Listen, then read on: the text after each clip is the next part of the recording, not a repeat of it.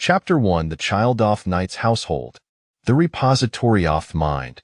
Grip your sword tightly, don't tremble, thrust it forward, keep it level, doyo harm? Understood, I hear ya. The youthful voix soft little Barivia led a noticeable impatience. Nevertheless, he continued to swing the sword vigorously, one stroke after another. The boy, named Linley, had just celebrated his 8th birthday. Although he was a transmigrator, disobedience would soon result in thick landing upon his backside, will dead Benoni other than his father in this life. 2 months prior, Linley had suffered from a high fever, which lasted 3 days, during which he suddenly awoke from a coma, recalling memories of his previous life. In his former existence, Linley was a university student, who spent nights gaming with his dormitory mates.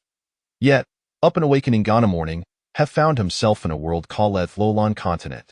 Transmigration wasn't a thing jit was noting commonite the vast realm of phone line literature where there shad tirfity cinderful soft trucks. He, on the other hand, had merely fallen asleep and arrived here unscathed, thought pondered in silence about the fatave experience from his previous life. After several days of fiddly thoughts, Hecamediderms with his situation sure now, and there was no turning back. He resolved tolerable. Yet, he found it peculiar that there was no system accompanying him. During his first few days, he had desperately called due to never conceivable eminer, but no avail. His parents, worried, assumed the fever had left them dazed, and indeed, it seemed the tales from online and novels were misleading. Had thought that, being gone adult in his past life, even in a child's body, he would possess the intellect of an adult, along with the experiences and memories from his previous existence. Surely, he could thrive in this world. However, he was utterly unprepared for the reality he now found himself standing in the backyard, practicing swordsmanship day in day out. In this otherworldly realm, where a magical beast romadan dancy and true and slay scattered, the opportunity to cultivate martial skills from you engage was indeed a coveted privilege among commoners. Yet, Linley bore different aspirations. He had heard whisper soft magician this world, of esteemed sorcerers. Why toy lay saw eerie warrior when own could aspire to be noblemage? The Luolon continent epitomized the quintessential fantasy world, brimming with swordplay and sorcery, magical sandragons, orc sandals. Upon his arrival, Linley had wondered if he were atraped in a dream, for it bore an uncanny resemblance to Theta Leshi Hadred in his past life. Nonetheless, Linley felt tastes of anticipation, especially with the prospect of meeting be-steered maiden sandelves. Yet, 2 months shad passed since his awakening, and he had yet to encounter evenazingion. Throughout the settlements, Linley had garnered some understanding of this world, primarily through conversations with his father. Magic is indeed formidable. What science could achieve in his previous life, magic could accomplish as well. In areas where Eshian cephaltered, magic of Tim prevailed. However, magic wasnable pursuit, sono bleath attack night skyled kuden li laborious li practice wordplay. After 2 weeks of arduous training, Linley felt as though he had endured more hardship in these few days than in his entire 20 years of existence. Linley's father, Val Lay, was originally a commoner. In this kingdom, commoners typically born of surnames. The surname Lewis adopted by him of being official ignited by Viscount Sco. Ash's swordsmanship was known as thunder sword technique. According to Val, this technique was a master-level skill he had obtained from a tunsi and true enduring his time as an adventurer. Martial arts were categorized into various levels: low, intermediate, advanced, elite, master, legendary, mythical, and divine. The level of team martial arts determine the limits of a warrior's potential. At a Cadigo, asked the leader of an adventurous party, he had fought alongside death at Hinbaron's Paul Garcia's Gointhe Kingdom's defense, achieving notable feats, including saving the Viscount's life. Following Thor, he accepted Paul Garcia's invitation and was formally ignited. Duetto his remarkable talent in swordsmanship and cultivation, he served as the chief instructor for the military under Ska's domain. His days were spent training soldiers in Themmerning Gondhenning, Isin Skilsathelmine the afternoon. In this world, a warrior's training involved a specific setoff movement sword technique sorther forms combined with matching breathing techniques to absorb theum, activating the battle markings inscribed upon their bodies. These battle markings were fut most importance to a warrior, as they were the carif their strength, primarily serving to store magical energy, which could then enhance their physical capabilities. The sword technique and breathing methods were employed to accelerate thine, Hansmin tof T body through magicali, energy absorption and ordina. Every movement must synchronize with the hour breathe ingevin when fatigued. You cannot falter. Your posture must be correct, and your exertion must align with the hour breath. Only thin can absorb the magicali ner guy from the heavens sander thin to thebital markings inscribed upon you, fortifying jorbity. Breathless sandwary, linless arms saturated with fatigue, making it difficult for him to recall the proper breathing techniques. He pleaded, gasping, Dad, I can't gun. I can't. Letmaris. If I continue like this, MID. Your heavy breathing suggests you forgot the breathing techniques I taught you. Continuing without proper technique Willia eld nor salts. Go take a break, Val replied. Up in hearing this, Lin le prompt, le dropidis word Dan collapsed on the ground. Hate hot to hemsel foul wonder fulitude bito becomimage. He had heard that majeskud enhance a their mental strength through meditation, communicating with the element softworld, manipulating various elemental attributes, and controlling them to form different magical markings, there be casting corresponding spells. As for incantations, Thaservid to bolster the majes contra lover the elements for a quicker your release of magic. After resting for a while, he stood up, grabbed a cup, and gulped down to utter in on a breath. Then, panting, he sked, do perhaps misprint my battle markings? If this been half a month, Annie haven't felt in a magicali energy. The markings shown a response either. Ash spoke, he lifted his her toins pecked thebital marking over she art. Rest assured, there is no mistake. Vine scribe this basic battle marking countless times the soldiers in my unit talber markings I created. Uvi and Labin practicing for half a month it's entirely normal not a sensi in a magicali nerge yet. In me time, it took me 3 months. My master said thut sumion like him, hakud sin semagis in 3 months, ways exceptionally gifted to nature roll to lin tin cultivation, and I wash farmer diligent than you back then. Used her TED training, and I am only it no. Linla scoffed at false words. That's we yori allo tourist now. If it weren't for yauri engage, yo would be given such leniency. Oh, soyado recognizethidem stiliao. Still talking back, Aru? It seems you've restednug. Continue practicing jurenitallod tossed up until dinner. Lin leaned you read the torment toff's word practice until dinner. At the deninctable, his mother gazed at them with concern. Thought her heart take head for him, she said nothing. Although knights were a considered nobility, his lowest rank was another hereditary. Thus, while Val was indeed noble, Linley remained a commoner. Huud hava torleon his own merits to achieve greatness if have failed to attainable status, his future equildrin would lack sure names, should Val pass away, Linley wold lo sethesure name lie as well. In this kingdom, commoners were unworthy of surnames. There was, however, an exception becoming. Once Ioni tained Theranko fallow levelmage, they were regarded as honorary nobility, recognized be all human nations. Chapter 2 Look into Dora. Powerful mages not only wield the ability to obliterate world but also possess a paralleled wealth. Typically, one cannot become image without substantial financial resources. To embark in Thepathoth magic, one must possess formidable mental strength those born with such strength are exceeding lyrae, often onin a million. To increase the number of mages, a potiongness the awakening elixir was developed. This Batushon can't slightly augment the mental strength of fat children theirformative years, butit may and libby consumdantier. Overindulgent fidomagy themed, rendering thusaraful. Children to un cannot take height, as their mind scanatin do rai theme and immumish for consumption assate. Ifaniriac is 14 without awakening their mental see, they will likely never become image. Many, however, take the risk of consuming ganic strabodily at 14.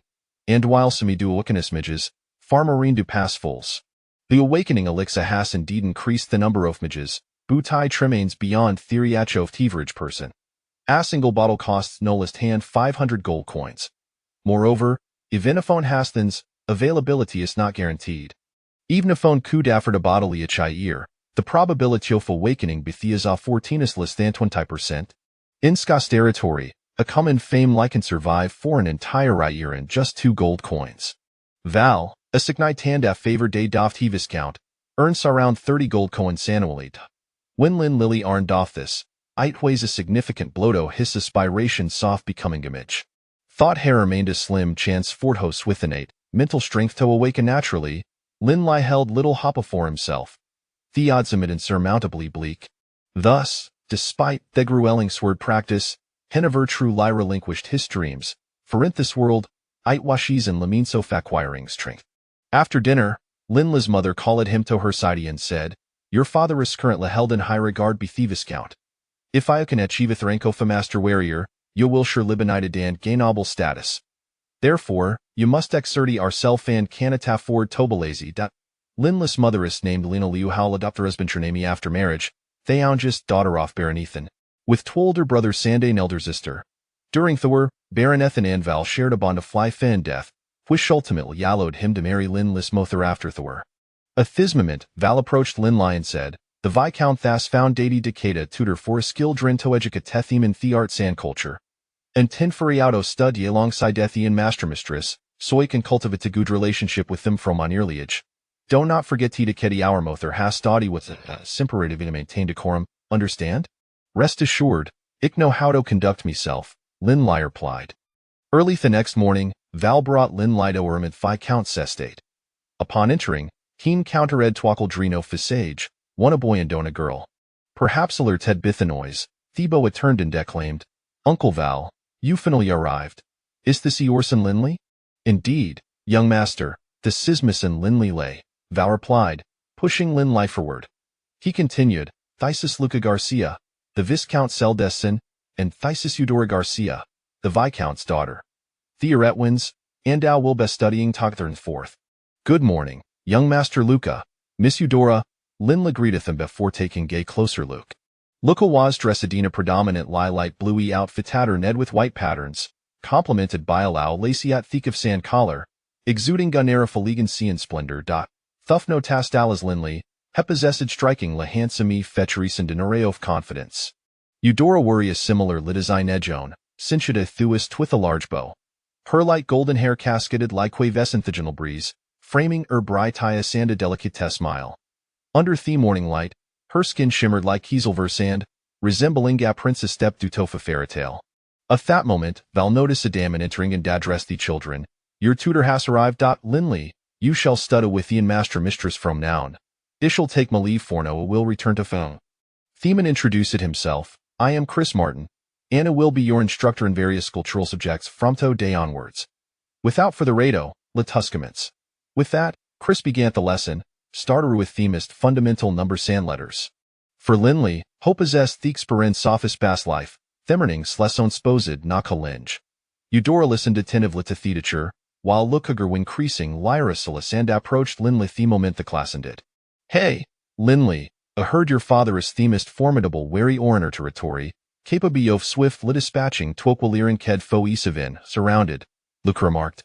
Linley was well aware of Thistle, a sight represented Doni off Val's most illustrious achievements, saving Thelafif Viscount during that battle. "My father mentioned it as well," he said. "Viscount twice among those surrounded at the time," Linley replied. "The majority of Tenemius focus said high retention on Viscount, while me father's lightning sword technically emphasizes speed, it twasonly with Viscount's cooperation. That such an accomplishment was possible," Luke explained. Val often boasted about this event, recounting how valiant and dashing he was, turning the tidy and rescuing Viscount's party from encirclement. However, Linley did not full a belly evithated twas all Vol's merit, and Heffel tight prudent remain modest in front of the nobles. At that moment, Eudora Kimidin, Ehavielsa heard my father speak off thys event said the it not being for Uncle Val, Hewd hopperish for the country. My father holds Uncle's lightning sword technique Wayne Hireguard, claiming it'll be the fastest sword technique Hoss ever witnessed. Yet it pales in comparison to Viscount's flowing sword technique, which combines offense and defense seamlessly, leaving not a single flaw. Linley thought o' himself, feeling slightly embarrassed be their praise off his father, asked the two warn by offspring. Although Linley was father was a master level warrior, he did not fully grasp the implications of such a title. In truth, only valiant Viscounts were a master level fighters in the entire territory of Sko, and the kingdom of Frias, where Sko is located, was merely as small kingdom. Master level warriors were talents not to be overlooked, even in the royal capital. "Linley, ye need not return home for Lunkawabu to explore the market instead?" He heard from the butler that many adventurers shave come to Arter retort to hunt bears, and there even rumor so far as its arrival. "Should go see what wizard looks like thighs of Ternoon," Luca proposed. "That will be the white moon bear, a level 5 magical beast," Linley responded. Eudora then turned to her brother. Luca, you still have a sword practice at thighs of Ternun. If father can at Findia, your back Sid Wilshire Lepathaprite. Upon hearing his sister's words, Luca deflated like he deflated balloon. Slumping gover the double with a look of utter despair. Seeing Luca splite reminded Lin Lethatha too, had sword practice to endureth afternoon, and a felt a pang of sympathy. Luca, oh Luca, how I'd have a thought that Thessano Faviscount, Mostel Satoil through sword training? This thought brought Tasons of balancy to Linless own predicament. Father shows favoritism would did he not be me an awakening potion? I also wish to be commisered, Luca lamented. Chapter 3. The novice warrior brother Luca, even if one consumes the awakening potion annually, there remains a substantial chance of not becoming a magician by the age of 14. At that point, you will still need to practice swordsmanship. The reality is, our family cannot afford to purchase 2 vials of the potion each year, she stated. What? Has the lady been consuming the awakening potion? 1 vial each year until the age of 14? Leanly exclaimed in astonishment. Indeed, my father has expressed that I cannot inherit the title, hence he hopes I might become a magician. This would grant me the status of a noble by reputation, allowing me to take control of my own destiny. How enviable! I initially thought that the Viscount's family could not bear the cost of the awakening potion, which is why Luca was practicing swordsmanship. I never imagined they were pursuing dual paths, leanly mused. The son will inherit the title regardless, so they are investing heavily in their daughter's chance to become a magician. I hope to awaken as a mage in the future, Eudora remarked, lapsing into silence thereafter. Leanly perceived that Eudora did not appear particularly joyful about her ability to consume the awakening potion. Especially with her statement, it was evident that this young lady possessed a maturity beyond her years. At that moment, Val arrived to take Leanly home, bidding farewell to the siblings as they boarded the carriage. During the journey home, Val inquired, "How did you find your interaction with the young master and lady?" After class, we exchanged a few words. They were nothing like the arrogant offspring of nobility I had imagined. They were quite amiable. Both of them are easy to get along with. Well, they are indeed the children of Viscount Scar. So I feel reassured, and I have great confidence in you as well, Val replied with a considerable air of self-assurance. Father, you hold the Viscount in such high regard, Leanly noted. Without trust, how could I choose to follow him? I am a master-level warrior, after all, and will be valued wherever I go. It seems the Viscount Koss is indeed commendable. At the very least, he is a good father, willing to invest thousands of gold coins in his daughter's future. If she fails to awaken as a magician, those thousands of gold coins would amount to naught. Upon returning home and finishing lunch, the grueling afternoon commenced, as Leanly practiced swordsmanship repetitively until he lay exhausted on the ground. Gazing at the crimson hues of the horizon, he thought, Luca must be lying half dead on the ground, just like me at this hour. Thus, Leanly spent his mornings studying academics and his afternoons honing his swordsmanship. Over 6 months had elapsed since his arrival in this world. Delicate snowflakes fluttered gently down, and the trees in the backyard had long lost their vibrant green, now adorned with a pearl-like blanket of white snow. Leanly stood beneath a tree, swinging his sword repeatedly. 5 months had passed since he began his training. His physique had considerably strengthened, and he could wield the thunderbolt sword technique with considerable finesse. Suddenly, Leanly felt a warmth in his chest, as if something was gradually coalescing around the battle mark on his heart. Tears welled in his eyes as he realized he had finally sensed magical energy. In that moment, his once fatigued body felt rejuvenated with newfound vigor. Val, noticing Leanly's condition, encouraged him, "Do not cease. Focus intently on sensing the magical energy." He thought to himself, at this age, it took just 5 months to become a warrior. The talent is quite commendable, not much inferior to my own. Val's mood was evidently buoyant. As Leanly continued practicing his swordsmanship, he meticulously sensed the magical energy gathering within the battle mark. The energy circled within the mark before slowly permeating through his body, gradually enhancing various aspects of his physique. After completing a full set of sword techniques, Leanly paused and turned to his father, exclaiming, "I have finally sensed the magical energy. Indeed, after such extensive training, you have activated the battle mark within you." Val affirmed. "Then does this mean I am now a novice warrior?" Leanly asked, his voice brimming with excitement. "Yes, You have made your entry into this realm. However, do not relax just yet. Remember that only when practicing swordsmanship can you swiftly absorb magical energy to strengthen your body. Simply relying on breathing techniques for absorption is utterly insufficient for bodily enhancement. Focus on sensing the magical energy within the battle mark. When not training, control the mark to prevent the energy from flowing into your body. Leanly concentrated, and when he ceased practicing swordsmanship, he discovered that only a minuscule amount of magical energy was absorbed into the battle mark through breathing alone. This energy swiftly flowed throughout his body, and he could sense the areas where the magical energy had been absorbed were slightly reinforced. The magical energy accumulated from his recent practice of sword techniques vanished in an instant, leaving him feeling drained and fatigued once more. Leanly picked up his sword and practiced the techniques again, this time controlling the magical energy within the battle mark to prevent it from flowing into his body. The minuscule amount of energy he had cultivated felt as insignificant as a drop of water in a vast bowl. Direct the energy you just cultivated towards your arm, Val instructed. Following Val's guidance, Leanly felt his arm surge with strength as he forcefully chopped forward, distinctly sensing an enhancement in both speed and power. Why is it that I can absorb magical energy so swiftly while practicing swordsmanship? Leanly inquired, puzzled. In novels from my previous life, one could simply meditate to rapidly cultivate. When you practice swordsmanship, your entire body absorbs magical energy, and when combined with the appropriate breathing techniques, the absorption rate is accelerated. When you only breathe, the absorption rate cannot possibly compare, Val elucidated. That makes perfect sense. It seems the novels from my previous life were misleading. How could one possibly grow stronger while merely sitting still? Sitting idly would only lead to stagnation. What must I do to advance to a mid-level warrior? Leanly asked again.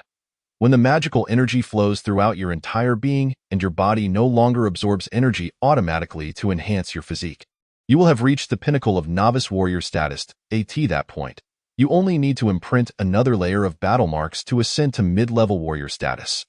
Your current task is to fill the battle mark to its capacity, and only then, with ample magical energy, can you reinforce your body. Otherwise, in battle, you will merely be a stronger ordinary person. Very well, the day is drawing to a close. Training requires persistent dedication. Let us conclude for today and take a moment to rest before dinner. In the training grounds, Leanly and Luca were engaged in a sparring match. With a resounding crack, they clashed blades before swiftly disengaging. Leanly pivoted rapidly, twirling his sword in his hand before executing an upward slash from below. Luca, as if anticipating this move, positioned his sword behind him, effortlessly deflecting the incoming strike. I knew you would employ that technique. I learned my lesson last time. Did you think I would fall for it again? Luca declared triumphantly. The two resumed their duel, exchanging blows in a fierce contest. Unfortunately, they were too familiar with each other's styles, and their strengths were closely matched.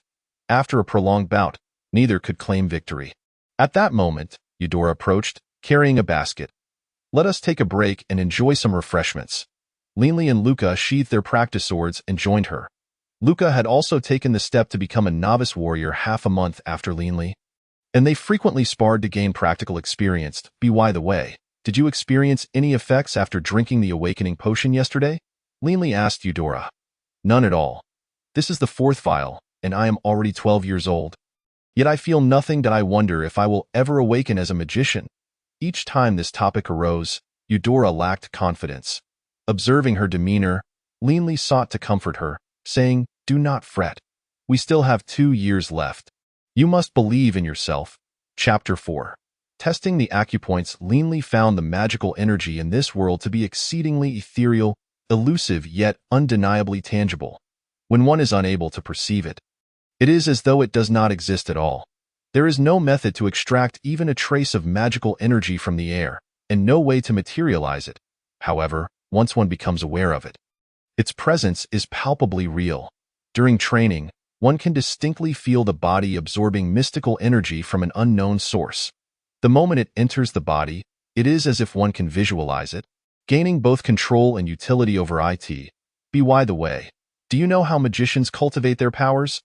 Leanly inquired of Eudora. I have heard that once the spiritual sea awakens, a vortex of mental energy forms in the center of the forehead, which gradually absorbs magical energy. Meditation techniques can enhance one's mental power, but I am unsure of the specifics. In contrast to the abstract nature of magical energy, elemental forces are far more concrete. Water, fire, wind, lightning, ice, earth, wood, life, light, darkness, and so forth. These elements can be directly manifested and utilized. The most common manifestation is the magical core found within magical beasts. In essence, the magical core is a crystallization of elemental energy. Beyond elemental magic, powerful magicians can even unleash spells associated with the soul, mind, time, and space. At that moment, Lucas set down the water jug, picked up some food, and asked while eating, leanly, "How much longer do you think it will take for you to become a mid-level warrior?" "It should be soon. You should also strive harder. Don't let me pull ahead too far," leanly asserted confidently. Who knows who will surpass whom? After conversing a bit longer with the siblings, Val returned to escort them home. Upon entering the house, Leanly spotted his mother, Elena, seated on the sofa, her hands rhythmically tapping her thighs, appearing quite fatigued. Seeing this, Leanly walked over to gently massage her legs and asked, "Have you been out shopping with the Viscountess again? Why have I not seen Aunt Celis?" The maid of the household, originally my mother's personal attendant, has always been by her side and accompanied her upon marriage. Normally, when you are weary, does she not assist you with a massage? I returned a bit late today, so I asked her to prepare dinner first, fearing that you might return home famished. Seems Elena is still quite fatigued. Linley, while helping his mother remove her shoes, remarked, "Let me massage you today. Come and lie down on the sofa." "You can massage." Elena looked skeptical, yet she turned and lay down on the sofa. "I assure you it will be comfortable," Linley replied. In his previous life, the nation was vigorously promoting traditional Chinese medicine, and he had followed suit by enrolling in a program focused on acupuncture and Tuina. Although he had mysteriously arrived in the Roland continent before graduating, he had studied for 2 years and was well versed in human acupoints. Thus, even simple massages came naturally to him. He began to massage, recalling that to alleviate fatigue, one could apply pressure to the blood C point, foot 3 miles, 3 in intersection, and Yongquan points, among others. As he reminisced about his studies from his previous life, he massaged his mother's legs, relieved that he had memorized the acupoints well, especially since he had only traversed into this world 4 years ago. If he waited a few more years, he might forget much of it. After some time, Linley inquired, "How does that feel? Is it more comfortable than what Celis does?" "Indeed, it is quite soothing, even more so than Celis's massages. My technique has been specifically trained. How could it possibly be inferior?" Linley stated as he took hold of his mother's foot, saying, "I will press on the Yongquan point. It might hurt a little, so bear with it." Elena initially responded affirmatively, then curiously asked, "What is the Yongquan point?" "It is an acupoint located on the sole of the foot, and massaging it has numerous health benefits," Linley casually replied while continuing his motions. "What is an acupoint?" Elena remained perplexed.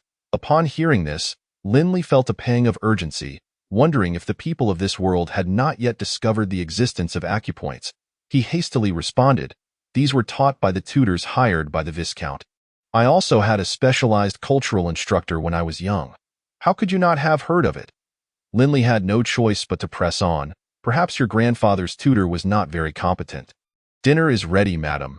Young master, please come to eat," Celis's voice echoed. Linley quickly interjected, "Let us eat first.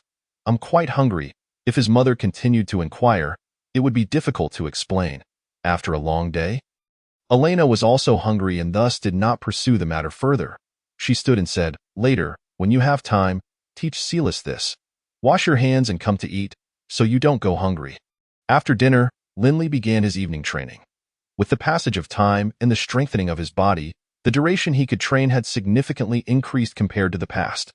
Unlike when he first started, where a mere afternoon of practice would exhaust him, now he could train longer without the need to retire early for rest, lest he struggle to recover the following day.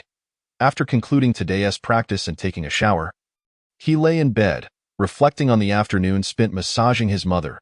It turned out that the people of this world were still unaware of the existence of acupoints.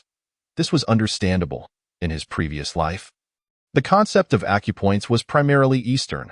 The Western nations only came to know of acupoints through traditional Chinese medicine in modern times, and many who studied Western medicine did not even acknowledge the existence of acupoints or meridians.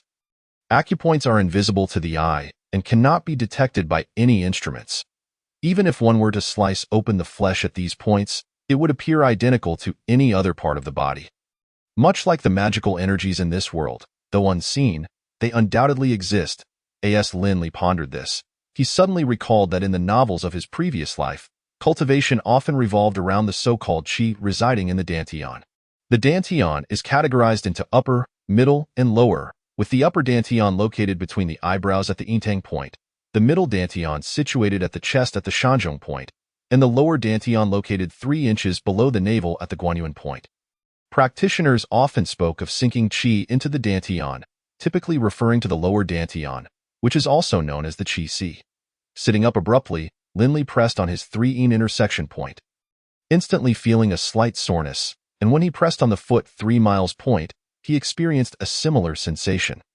However, pressing elsewhere yielded no such feelings. It seemed that the human body in this world, much like in his previous life, possessed acupoints, and their locations were likely no different. In those cultivation novels, practitioners stored the qi, spiritual energy, true energy, in the dantian, then opened the meridians to allow the qi to flow through them.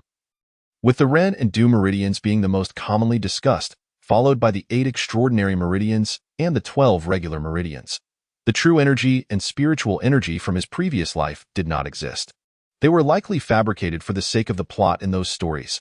However, the internal martial arts were indeed real, with Taijiquan being the most renowned. Linley's great-grandfather practiced it exceptionally well and was always the leading instructor in their neighborhood's morning exercises.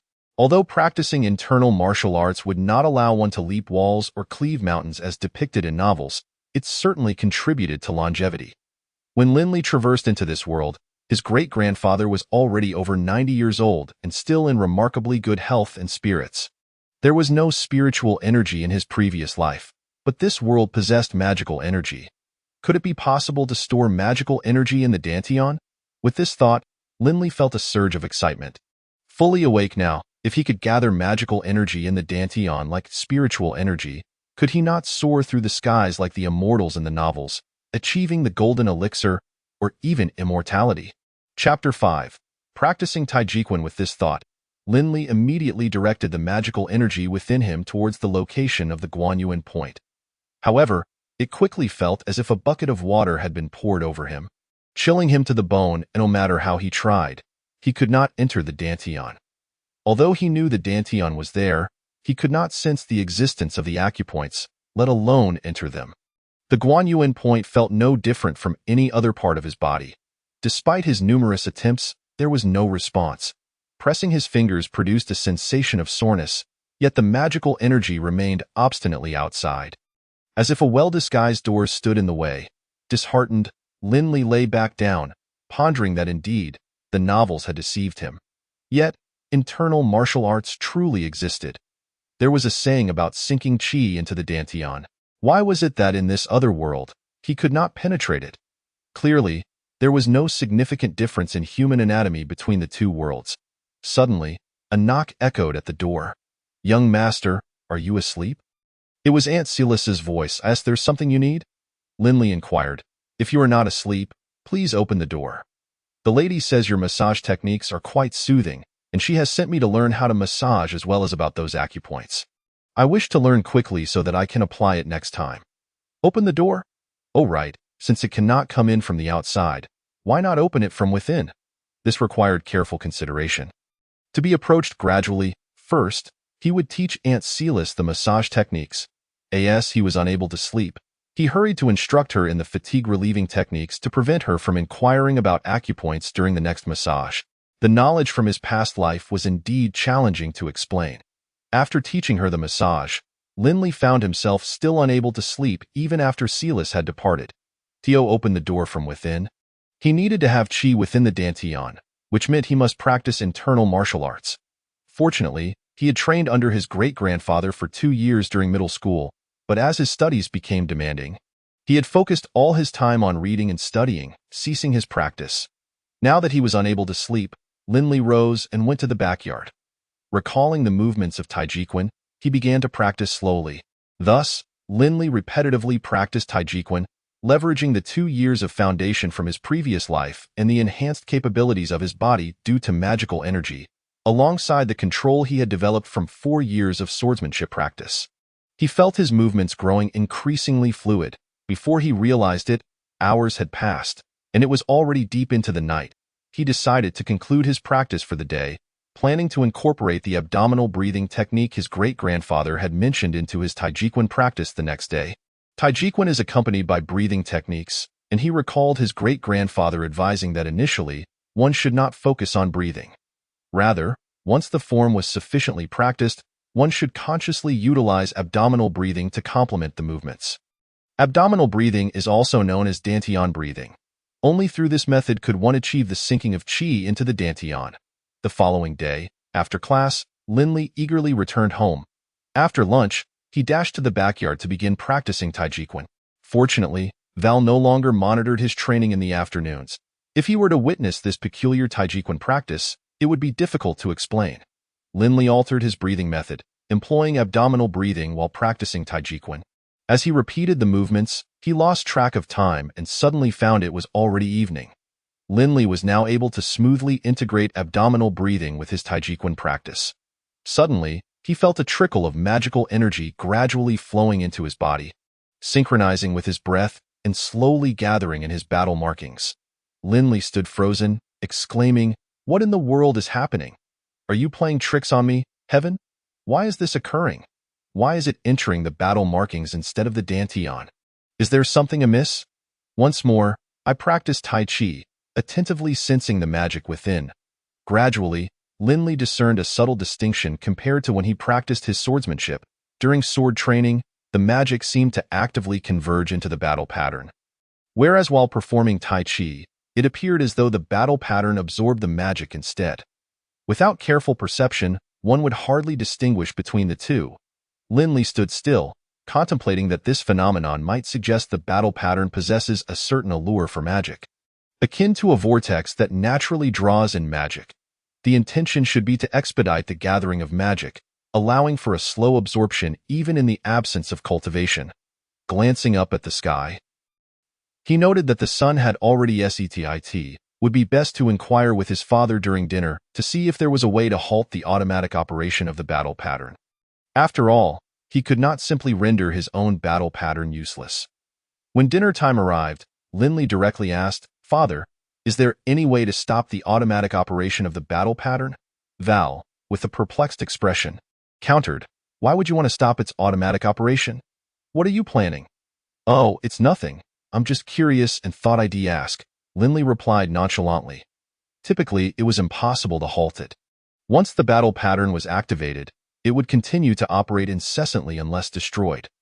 Upon hearing this, Linley, feeling quite anxious, pressed further, "Is there truly no way at all?" Val, casting a curious glance at Linley, inquired, "Why are you so anxious? Have you encountered a problem in your cultivation?"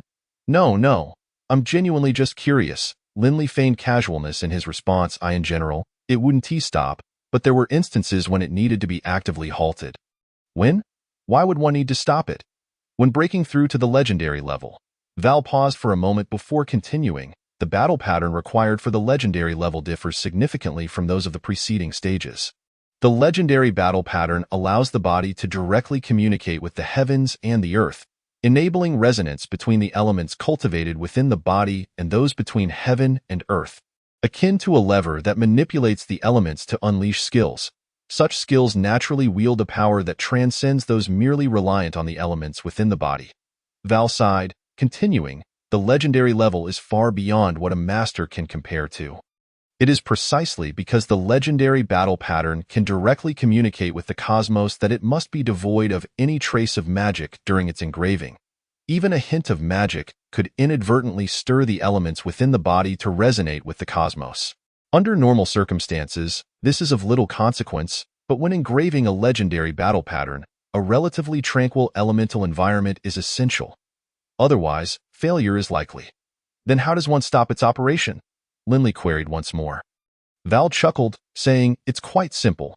Just ensure that all the magic within the battle pattern is completely emptied, retaining only a minimal amount in the designated area, and control this magic to create a barrier between the battle pattern and the body. Be careful not to allow the battle pattern to absorb this little bit of magic. After a while, once the battle pattern is devoid of magical propulsion, it will cease its operation. After successfully engraving the legendary battle pattern, you can reactivate it through cultivation again. Upon saying this, Val sighed again. Ah, the legendary level is truly something to aspire to. Is it really that simple? How long will it take to reactivate the battle pattern? Will it take several months like when I first began cultivating? Of course not.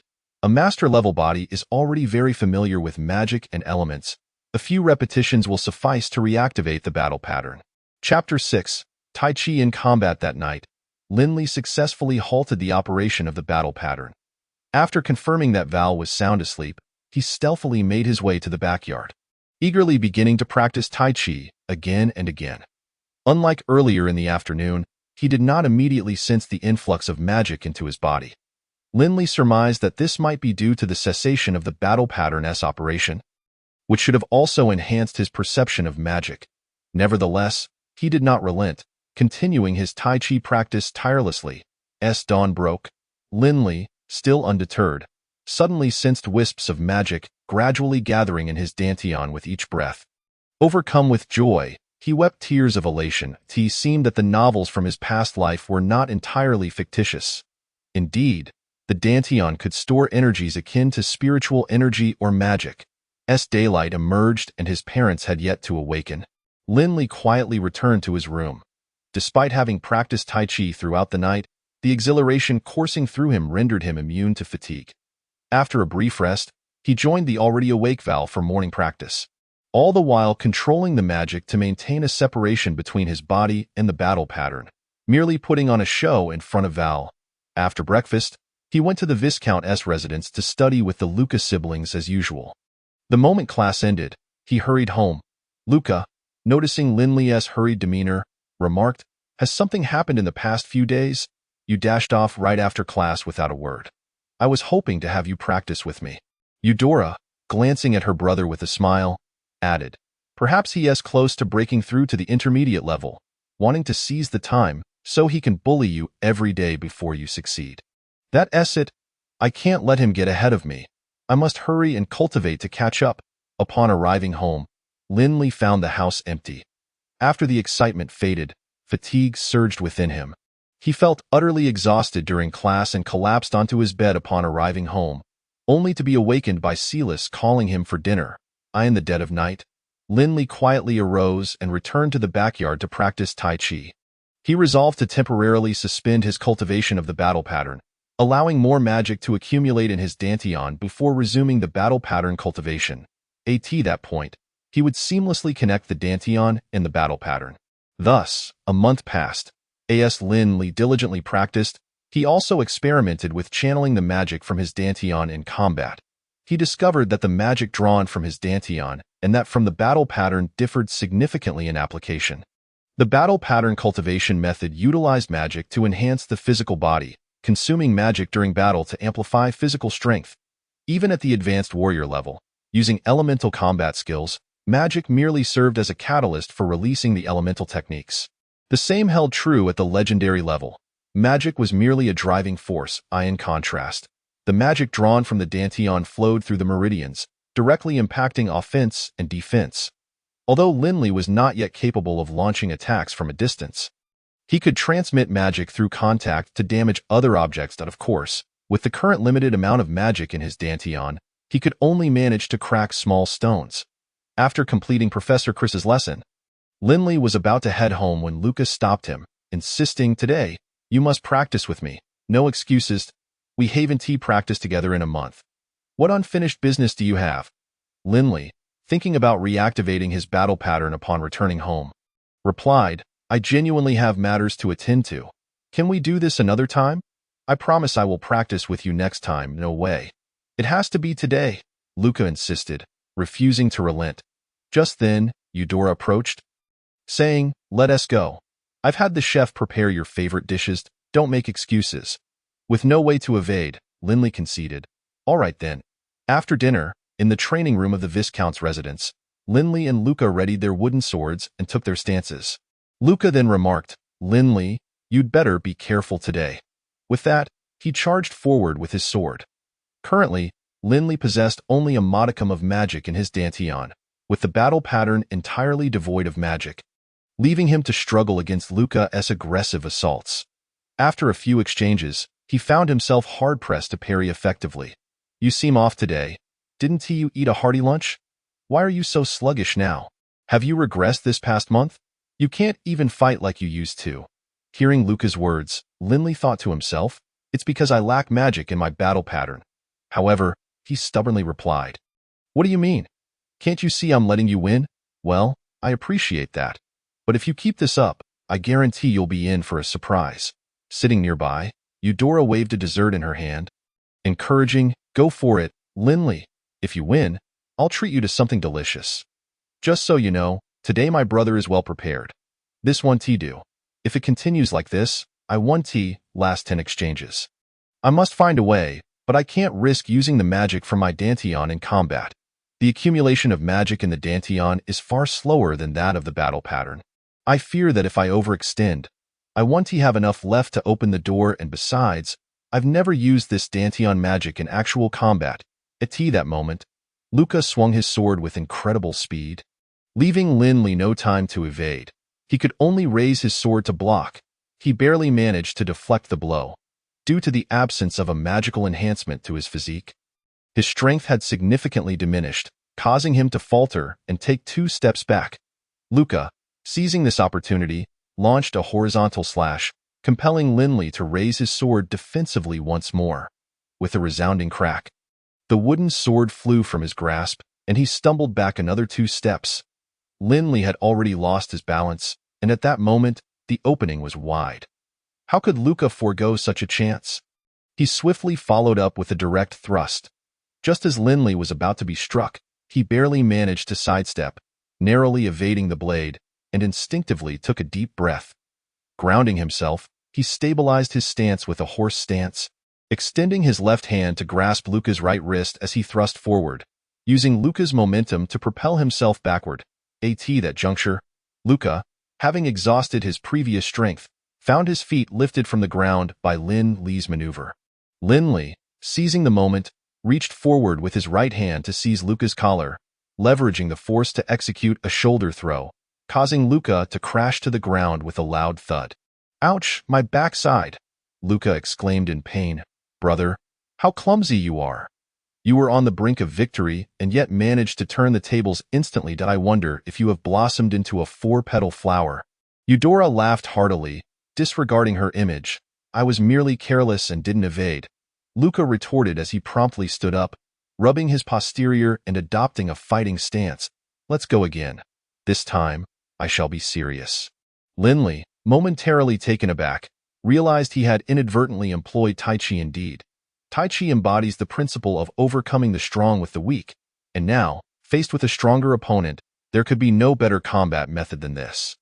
With that thought, Linley refrained from retrieving his sword, planted his stance firmly, and extended his hands into a guard, declaring, "Come forth and witness the martial arts I have recently practiced." "Martial arts? Spare me the boasting. I've never seen you practice any. What happened just now was merely my moment of inattention," Luca replied skeptically. Observing Linley's refusal to fetch his sword, he asked in confusion, "Are you serious?" Linley confidently affirmed. "Why would I jest? Come on." Chapter 7. The Catalyst of Magic. "Since you insist, I shall experience your martial arts." With that, Luca charged forward once more. Linley, calm and composed, evaded Luca's sword strike with minimal movement, swiftly grasping his wrist and employing a Tai Chi technique to neutralize Luca's power. Following this, he executed a classic technique, sending Luca sprawling once again with a resounding impact. "What kind of martial arts is this? It's so peculiar," Luca remarked, astonished.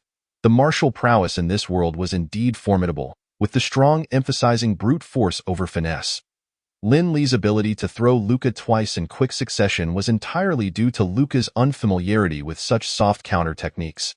Linley executed the most iconic move and slowly began to articulate the principles of Tai Chi. That's somewhat impressive, Eudora exclaimed, rising to applaud.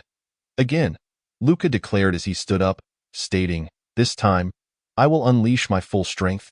So be cautious. He charged forward once more, but Linley sensed trouble. Feeling the rapid approach of Luca, he barely managed to dodge, preparing to receive the strike, only to realize too late that the force was overwhelming.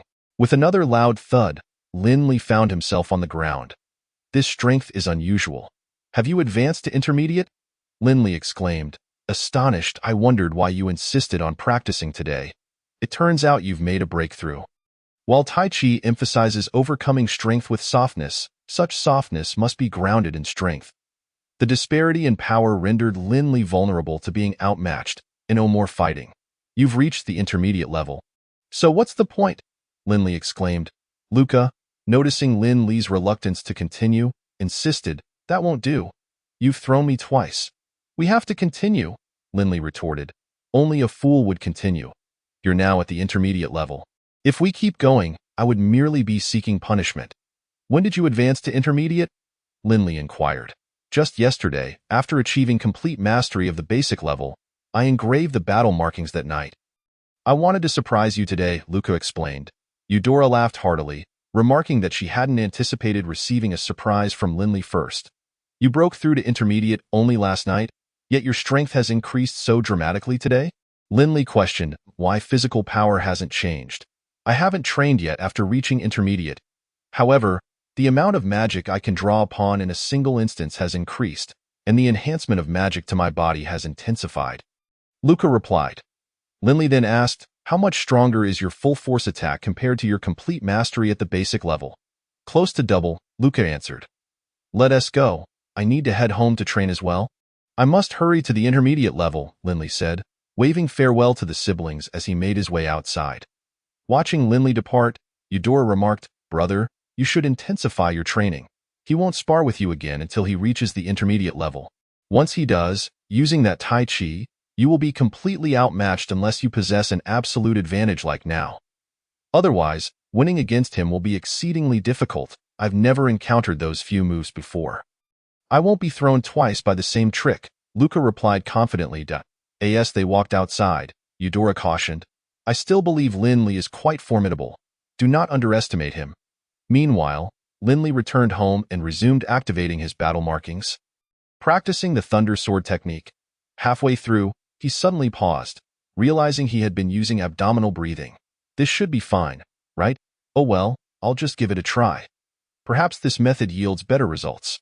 After practicing several times, a trickle of magic flowed into his body, gradually activating the battle markings, accumulating within, though not entirely. A small portion of the magic also entered his dantian. Observing this, Linley paid it no mind, thinking that as long as he could cultivate the battle markings normally, everything would be fine. Days passed, and eventually, he filled the battle markings completely. During this period, Linley refrained from using magic to enhance his body. Focusing entirely on storing magic in the deep of night, Linley sat cross-legged on his bed, fully prepared. The connection between the battle markings and the dantian would be tested tonight. Linley first directed the magic within the battle markings to the exterior of the dantian, applying pressure towards its center. Then, he gathered all the magic in the dantian, moving it towards the periphery, attempting to sense the magic outside the dantian.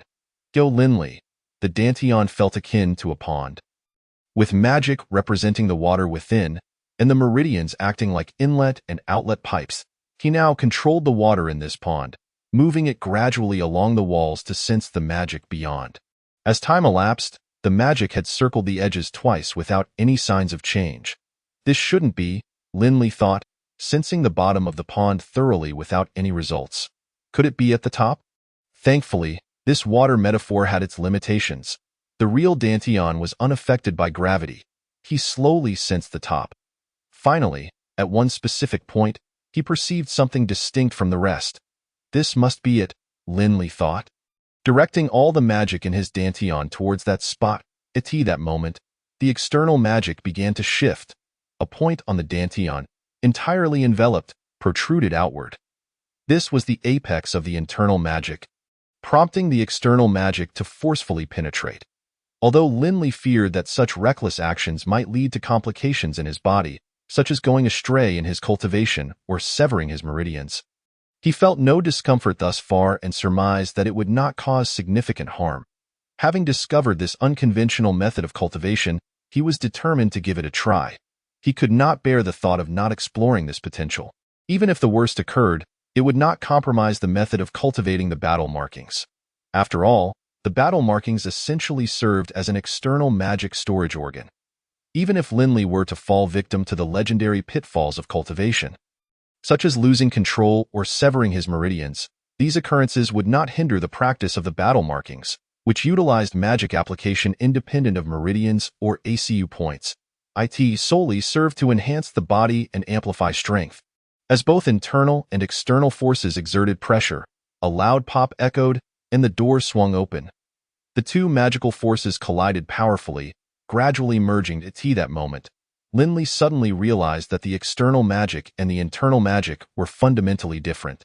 The magic within the Dantian appeared to be mixed with other elements, though its overall form remained relatively unchanged.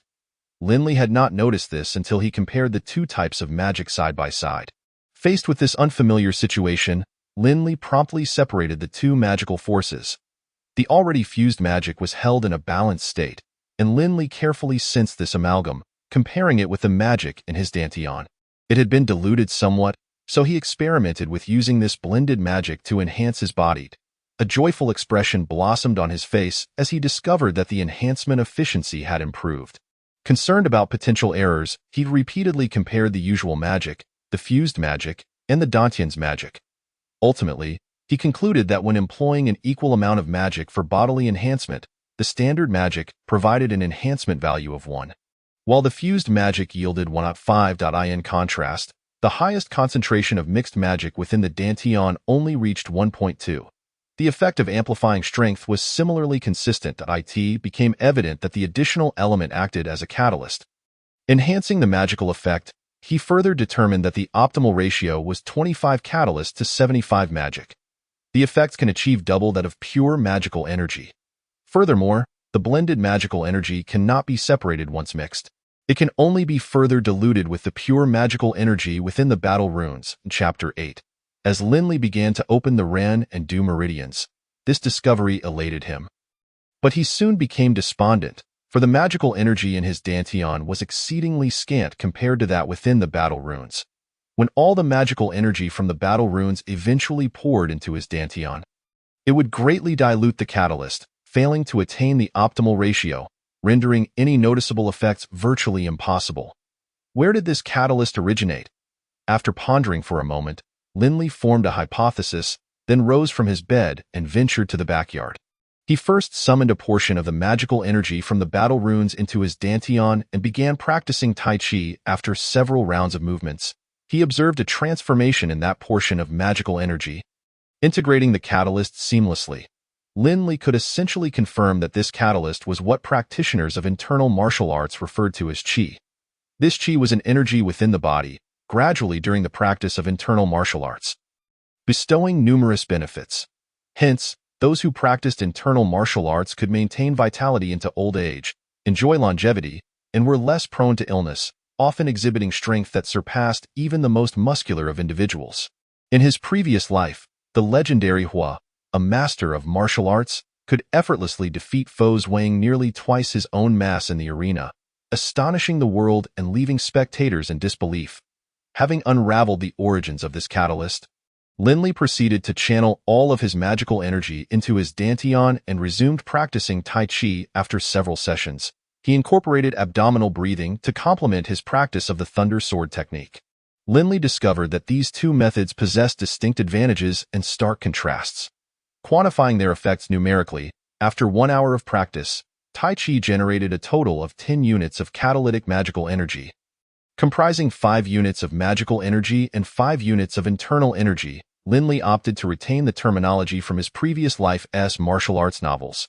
In contrast, the sword technique enhanced by abdominal breathing yielded a total of 50 units of catalytic magical energy, though it produced a mere 0.5 units of internal energy.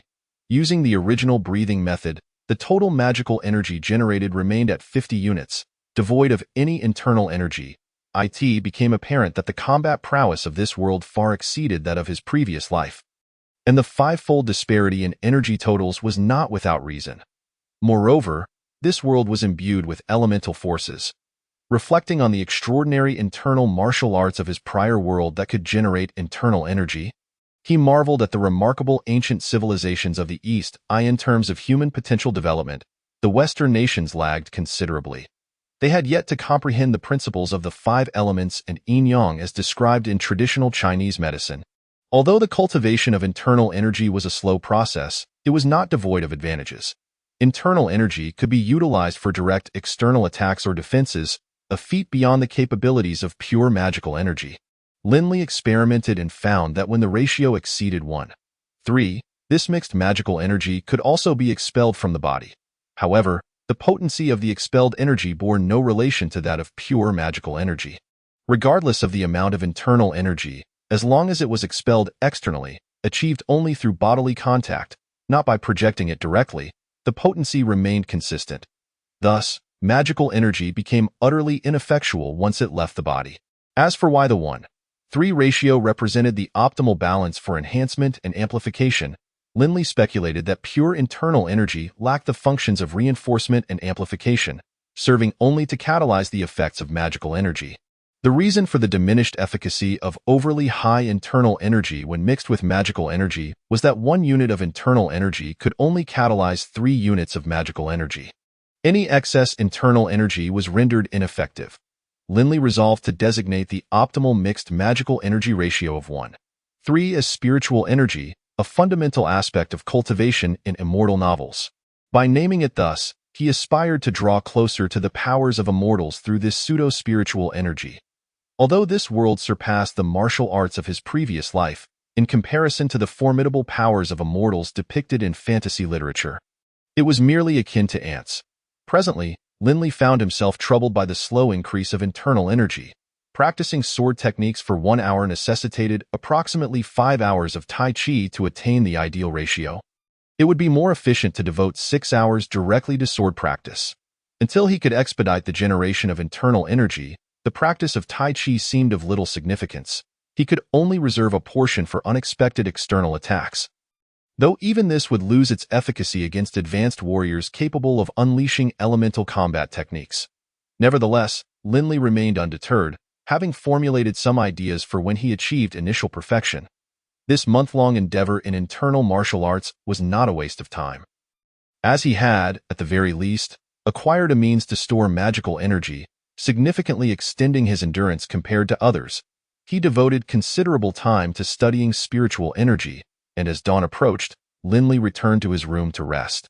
Life resumed its usual rhythm, and Lin was now determined to reach initial perfection as swiftly as possible. Each time class ended, he hurried home to practice diligently, rebuffing Luke's daily invitations to train together. Thus, after half a month, his body could no longer be enhanced by magical energy. Lin found himself on the verge of a breakthrough to the intermediate level, though he had no intention of advancing just yet. He aimed to fully saturate his battle runes and dantian with spiritual energy. Indeed, it was spiritual energy, not magical energy. Lin now possessed a dantian with a maximum capacity for magical energy several times greater than that of others. While others could fill their battle runes in 3 or 4 days, Lin required over half a month to fully store magical energy, and nearly 3 months to convert it entirely into spiritual energy. As for why he sought to convert it all into spiritual energy, Lin had discovered that both magical energy and spiritual energy could be utilized to open the meridians. Magical energy could entirely replace internal energy for this purpose. Additionally, the quality of energy was relevant, making the optimal ratio of spiritual energy yield the best results. The difficulty of cultivating internal energy in his previous life made the prospect of using magical energy as a substitute in this world seem exceedingly worthwhile, even if it required an additional 3 months of waiting. However, those 3 months were spent enduring Luke's incessant mockery, with even Val suspecting Lin of slacking off, keeping a watchful eye on him for several days. In the dead of night, such clandestine matters could only be pursued in the stillness of darkness. Lin sat cross-legged on his bed, speaking to himself. "Just wait, Luke, for when I open the run and do meridians, I will surely bring you to your knees. Over the past few days, Luke had continually provoked him. Linley discovered that as magical energy entered his dantian, the Ren meridian was already open from the lower point at the Huin acupoint to the upper point at the Chengjiang acupoint. Thus, he directed the flow of spiritual energy toward the Huin acupoint, progressing toward the Du meridian along the back of the body. Yet upon exiting the Huin, he encountered an obstruction. Linley concentrated his spiritual energy into a sharp spear. Forcefully advancing along the meridian in a human's pre-birth state, the Ren and Du meridians are interconnected, but they separate upon birth, and as one ages, the difficulty of reopening them increases, culminating in complete closure of the Du meridian by adulthood. Reopening them typically requires decades of cultivation. At merely 12 years old, Linley was still pre-adult, making the task of opening the Ren and Du meridians relatively simpler, albeit still a considerable challenge. At this moment, Linley was drenched in sweat, his entire body racked with pain, trembling incessantly. The agony hindered his concentration, yet he gritted his teeth and persevered, finally reaching the Changjiang acupoint, the first point of the Du meridian. Unlike the Ren meridian, which was open, the Du meridian was largely closed. Linley did not pause at the Changjiang acupoint. He gathered his spiritual energy and continued onward, determined to open both the Ren and Du meridians in one go. Such pain was sufficient for a single occasion. If he had to endure this daily, he would surely go in Chapter 9, awakening the spiritual sea and connecting the meridians. Linley was unexpectedly relieved to find that the subsequent meridians were not as challenging as the first. Once the initial hurdle was crossed, the process became considerably easier. Enduring the excruciating pain, he pressed forward, reaching the Baihui acupoint at the top of his head. Suddenly, he felt a surge of magical energy flooding into his body from the Baihui, replenishing the previously diminished spiritual energy. Although this diluted the spiritual energy, the Du meridian was now over half open. Linley reflected on the Baihui acupoint's significance. It was said to connect to the heavens. Indeed, differing from other acupoints. Continuing from the Baihui, he proceeded to the Yintang acupoint, also known as the upper dantian. As the diluted spiritual energy entered the Yintang, a tremendous sensation erupted, as if his mind had exploded. Linley feared his head might burst, teetering on the brink of unconsciousness, taking a long moment to regain his composure. He was utterly bewildered by the experience and truth. The Yintang acupoint housed an enigmatic, indescribable energy, spiritual power. This spiritual power was originally a singular entity, inaccessible to the average person, akin to an enormous boulder lodged within one's mind. Unable to lift it, one could not wield its potential. As one ages, this energy grows, becoming immensely hardened by approximately 14 years of age. Thus, mages must awaken before turning 14. The so-called awakening potion directly injects a pure form of spiritual power to stimulate the original energy mass, allowing it to disperse. While one cannot lift the large stone, smaller stones can be moved. The dispersed spiritual power becomes usable, subsequently facilitating the expansion of the Yintang acupoint. And of course, in this world, the Yintang is referred to as the spiritual sea. The size of the spiritual sea directly influences a mage's ability to perceive the external world. It is somewhat akin to the concept of divine awareness in novels from Lin Li's previous life. The further one can perceive, the more elements one can manipulate, naturally extending the range of attacks. Mages who awaken naturally possess spiritual power so potent that it ruptures the Yintang acupoint, causing the spiritual power to expand alongside it. Consequently, naturally awakened mages generally have a higher baseline compared to those awakened through potions. After all, at the very beginning, the mental sea was briefly expanded, and Lin Li's mental strength was significantly higher than that awakened by consuming potion. However, the upper limit remained the same. The diligence cultivated through effort is what truly matters. Lin Li's current situation is somewhat exceptional. The awakening potion stimulates the mental cluster using pure mental energy. This stimulation is minimal, but if successful, it spreads out, awakening the individual into a magician. If it fails, the mental cluster absorbs it, enhancing one's mental strength, potentially reaching the intensity required to expand the mental sea. In contrast, Lin Li gathered all his magical energy to open his meridians. Although there was little left by the time he reached the Yintang point, It was incomparable to a single bottle of awakening potion. And the influence of magical energy on the mental cluster was far beyond that of pure mental energy. This resulted in the mental energy exploding upon contact with magical energy, akin to ignited explosives. The reason one cannot consume 2 bottles of awakening potion consecutively is that excessive stimulation could lead to a situation akin to Lin Li's. When the mental energy exploded, it expanded too rapidly. If it could not quickly reconsolidate, the individual would become a fool, present. Lin Li's mental sea expanded excessively, causing the mental energy to diffuse rapidly. Lin Li felt his consciousness becoming increasingly hazy, accompanied by a growing sense of dizziness. Though he was unsure of the cause, he recognized that this was untenable and feared something might go awry. Gritting his teeth against the dizziness, Lin Li controlled the remaining magical energy to pursue the diffusing mental energy. However, he was at a loss for how to use magical energy to regather the mental energy. At this point, Lin Li felt as though the world was spinning, and he could faint at any moment.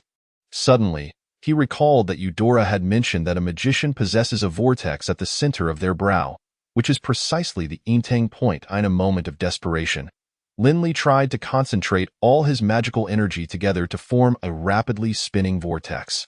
As the vortex of spiritual energy spun, it seemed to possess a pulling force, gradually drawing back the diffusing mental energy. Unexpectedly, in addition to the mental energy being pulled back, an unending stream of magical energy flowed in from the Baihui point. As the magical energy increased, the originally small vortex transformed into a massive tornado, absorbing all the scattered mental energy and causing it to spiral rapidly alongside the magical energy. At this moment, Lin Li felt much better, and his consciousness began to return. He realized he was likely in the clear. Yet, he remained unaware of how close he had come to becoming a fool, uncertain about what had transpired within him. He could not clarify it now. However, since he was apparently fine, he resolved to continue focusing on opening the Ren and Du meridians, postponing other matters for later. With the magical tornado continuously drawing in magical energy from the Baihui point. And this energy, upon passing the Intang, behaving like a rotating electric drill, the process of opening the meridians felt almost divine. In one breath, he reached the final Yinjiao point and, with a final surge, directly connected to the Chengtang point of the Ren meridian, last. The 2 meridians were linked, as if piercing through the heavens and earth, instantly invigorating him. Having successfully opened the Ren and Du meridians, Lin Li felt utterly transformed compared to his previous self. Simply sitting and controlling the swirling magical vortex, a continuous flow of magical energy surged from Baihui to the Intang mental sea, then spiraled down to the Dantian, proceeding to the Huin, and back up to the Baihui, continually cycling through this grand vortex of the mental sea. Lin Li discovered that maintaining this cycle allowed him to generate magical energy at more than 10 times the speed compared to when he practiced sword techniques. Furthermore, as the magical energy passed through each acupuncture point, each one would yield a trace of inner strength that fused with the magical energy. This revelation filled Lin Li with immense joy, prompting him to leap with excitement. In that moment, the magical vortex lost Lin Li's control and gradually began to slow down. However, the mental energy that had adhered to the magical vortex did not come to a complete halt. It merely slowed significantly, rotating gently, with a feeble pulling force only able to draw in a trickle of magical energy from the Baihui point. The entire cycle of magical energy through his body also decelerated. A substantial amount of magical energy began to accumulate in the Dantian, with only a thin thread of magical energy managing to traverse the Dantian to complete the cycle. And the inner strength generated from the acupuncture points dwindled to a pitiful amount. Lin Li sensed that this current natural cycle was roughly equivalent to the magical energy produced during his usual sword practice. This meant that he would effectively be training at all times. If he concentrated fully on controlling the magical energy in the mental sea, it would equate to a training speed exceeding that of others by more than tenfold. Moreover, he did not have to toil tirelessly as others did. He could simply sit and cultivate. Lin Li mused, "Is this akin to meditation? Goodness, the novels did not deceive me. It turns out that merely sitting can truly enhance one's strength." He expressed gratitude to the authors of those martial arts and cultivation novels, and even more to the creators of internal martial arts. You are all remarkable individuals. Chapter 10. A Breakthrough. Speaking of internal martial arts, it was never heard that others experienced an explosion at the Yintang while opening the Ren and Du meridians. After some contemplation, Linley hypothesized that it might be related to magical energy. As in his previous life, there was only pure internal strength, devoid of magical energy. In reality, Linley was correct. Internal strength would not stimulate the mental cluster, thereby preventing it from exploding. Regarding the mental sea, Linley carefully observed his own mental sea. He then realized he had opened the door to a new realm. By concentrating his attention on the mental sea, it felt as though he had acquired a unique vision, enabling him to perceive many colorful dots of light in this world. Linley speculated that these were likely elements, suggesting that he had awakened as a magician. This aligned with what he had heard about the situation following the awakening of a magician. Linley also discovered that he could clearly see the details within his body. Due to the presence of magical energy, he could sense the situation vaguely before, but now he could see everything distinctly. Every acupuncture point, every meridian, every organ, every muscle, and every bone were remarkably clear. Of course, this was not true vision. It was a form of perception, significantly stronger than before. Linley recalled a passage from his previous life regarding the Yintang point, describing the Upper Dantian as the residence of the spirit, a place for cultivating the spirit and stillness. It was said to enhance intelligence, facilitate inner vision, external perception, and increase bodily sensitivity and agility. This description resonated with Linley's current situation. The residence of the spirit is the mental sea, the locus of mental energy. Inner vision allows one to see the state of their body. External perception enables one to sense the existence of elements in the world. As for enhancing intelligence, Linley speculated it might pertain to memory, as magicians are said to possess excellent memory. The increase in bodily sensitivity and agility could be tested later, but he was utterly perplexed by the phrase cultivating the spirit and stillness, finding it too mystical. Although he had awakened the mental sea and become a magician, he could not yet cast a single spell, as he had not studied magic or learned the methods of a magician. He was entirely clueless. Linley contemplated whether to inform his parents of his newfound status as a magician. Ultimately, he decided to keep it to himself for the time being. After all, he now possessed a training speed exceeding that of others by more than tenfold. He could develop in two directions simultaneously. When he turned 14, he would reveal it, as he still had more than a year and a half. He had ample time, for he was only 12 years old. Originally, Linley intended to break through to the intermediate level after opening the Ren and Du meridians, but he changed his mind upon discovering that magical energy could generate inner strength after passing through the acupuncture points. However, this inner strength still could not achieve the optimal ratio with magical energy. Thus, he planned to open the remaining 6 of the 8 extraordinary meridians, in addition to the 12 primary meridians. Linley's rapid intake of magical energy from the Baihui point made the process of opening the meridians feel as effortless as using an electric drill. Aside from the pain, it was excruciating pain. Nothing could deter Linley's resolve to grow stronger. Therefore, Linley spent the month absorbing magical energy during the day and opening meridians at night, enduring the pain and then resuming the cycle, absorbing magical energy during the day, opening meridians at night, and enduring the pain. Gradually, he became accustomed to the pain, retracting his earlier statements. He would not go mad even if this pain were to visit him daily. He was immensely grateful for memorizing all the acupuncture points and meridians in his previous life. On a crisp autumn morning, with a hint of chill in the air, the leaves on the trees no longer exuded the vibrant green of summer, but had taken on a shade of yellow. Some were already drifting in the wind, slowly returning to the earth. Today, Linley was eagerly awaiting Val in the backyard for morning training. Standing alone beneath the tree in the backyard, he watched the leaves fall one by one. This past summer had come to an end, yet it would undoubtedly be the most pivotal time of his life, bestowing upon him infinite possibilities for the future. "What are you standing there for?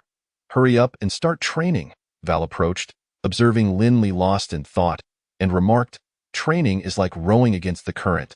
If you do not advance, you will fall behind." For months ago, Luca was already at the intermediate level. "Why aren't you feeling any urgency?" Linley turned around, smiling, and said, "Dad, help me inscribe the intermediate battle rune. I have laid the foundation. From today on, I will soar to new heights. This world will surely have a place for me." Val walked over and playfully slapped Linley's head. "Soar to new heights? A place for you? Luca is already 4 months ahead of you. What gives you such confidence? If you don't reach the legendary level, you cannot be considered a true powerhouse. Since you've already achieved the initial completion, we won T-Train today. I've been preparing the potion for inscribing the intermediate battle rune for months. Follow me." Linley stood before Val, bare-chested, as Val meticulously etched magical runes around the battle insignia on Linley's heart. After a considerable time, Val exhaled with relief, declaring it complete.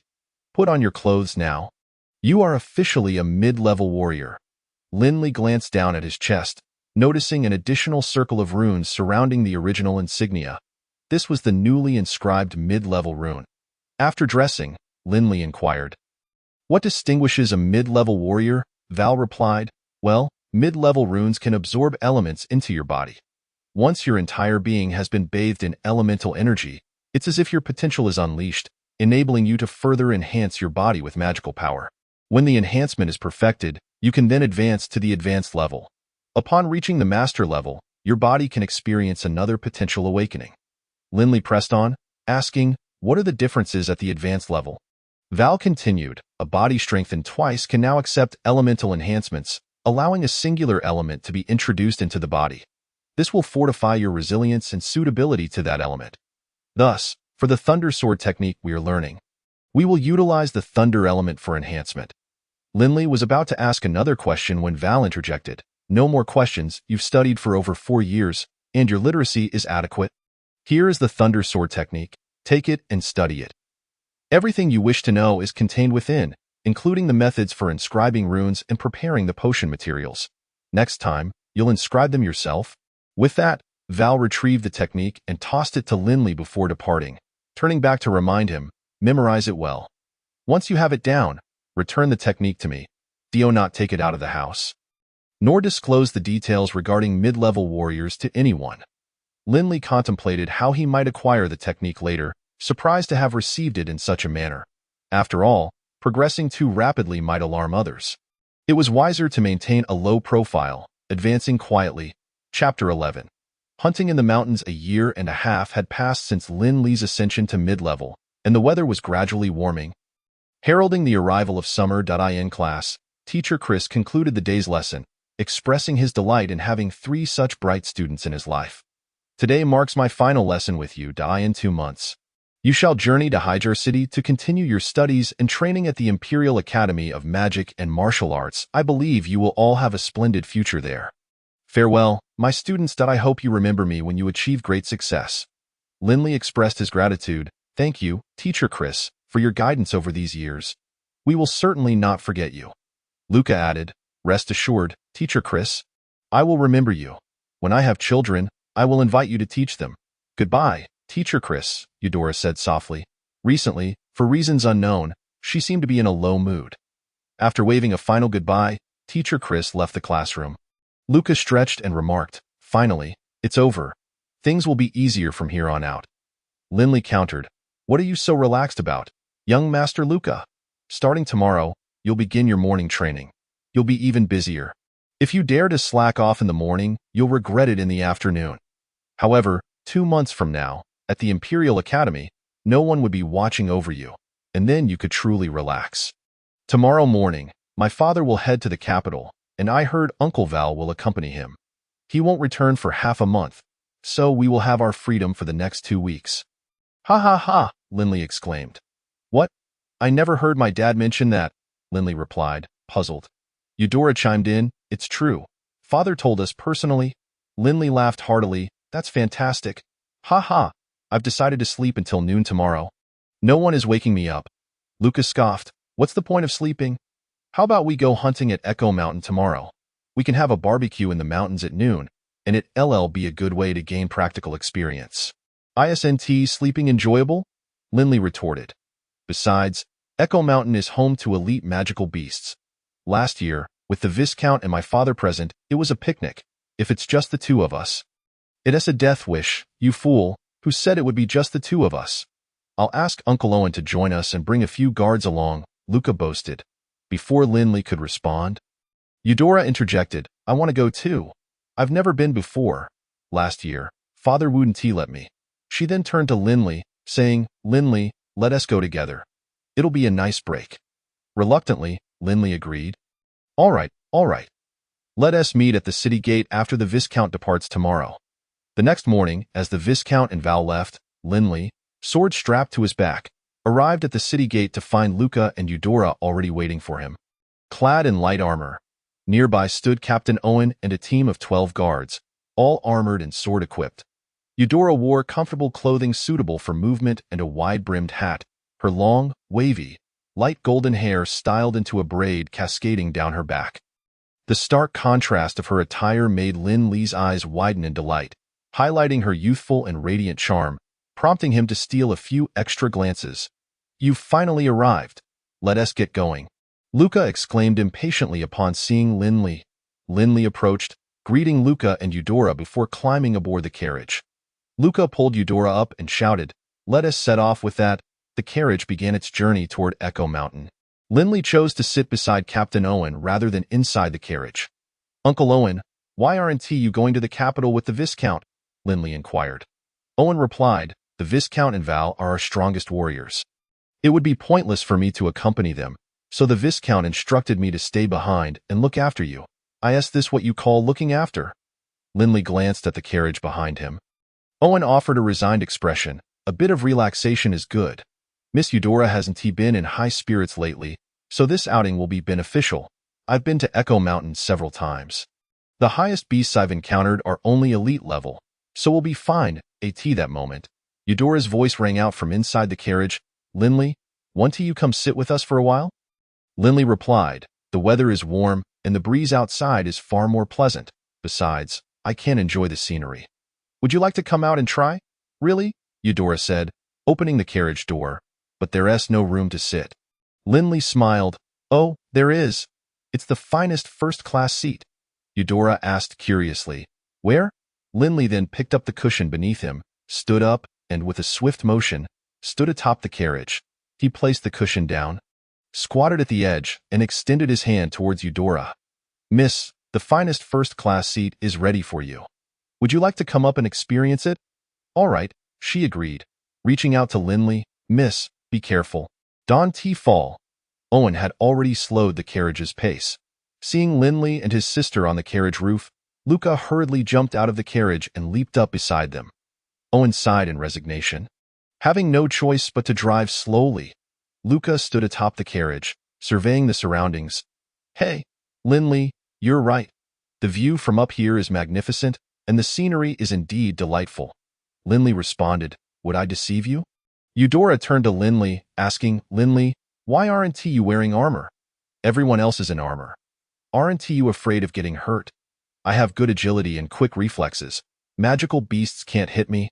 Linley replied, Stop boasting. We're on the same level, Luca retorted, seizing the opportunity to tease Linley. What do you mean on the same level? I was just letting you win, can't you see that? Haha, you were knocked down by me the other day, Luca chuckled. That was because I was careless and didn't dodge. At that moment, Eudora interjected. All right, you two, stop arguing. Isn't it nice to sit down and enjoy the breeze? The three settled down, enjoying the wind as Eudora mused. If only we could be this happy every day. Luca replied, Sister, you will surely be happy every day. Before long, the carriage reached the foot of the mountain. Owen halted the carriage, announcing, We must ascend the mountain from here. The carriage cannot go any further. Please disembark. Miss, take care. I will support you.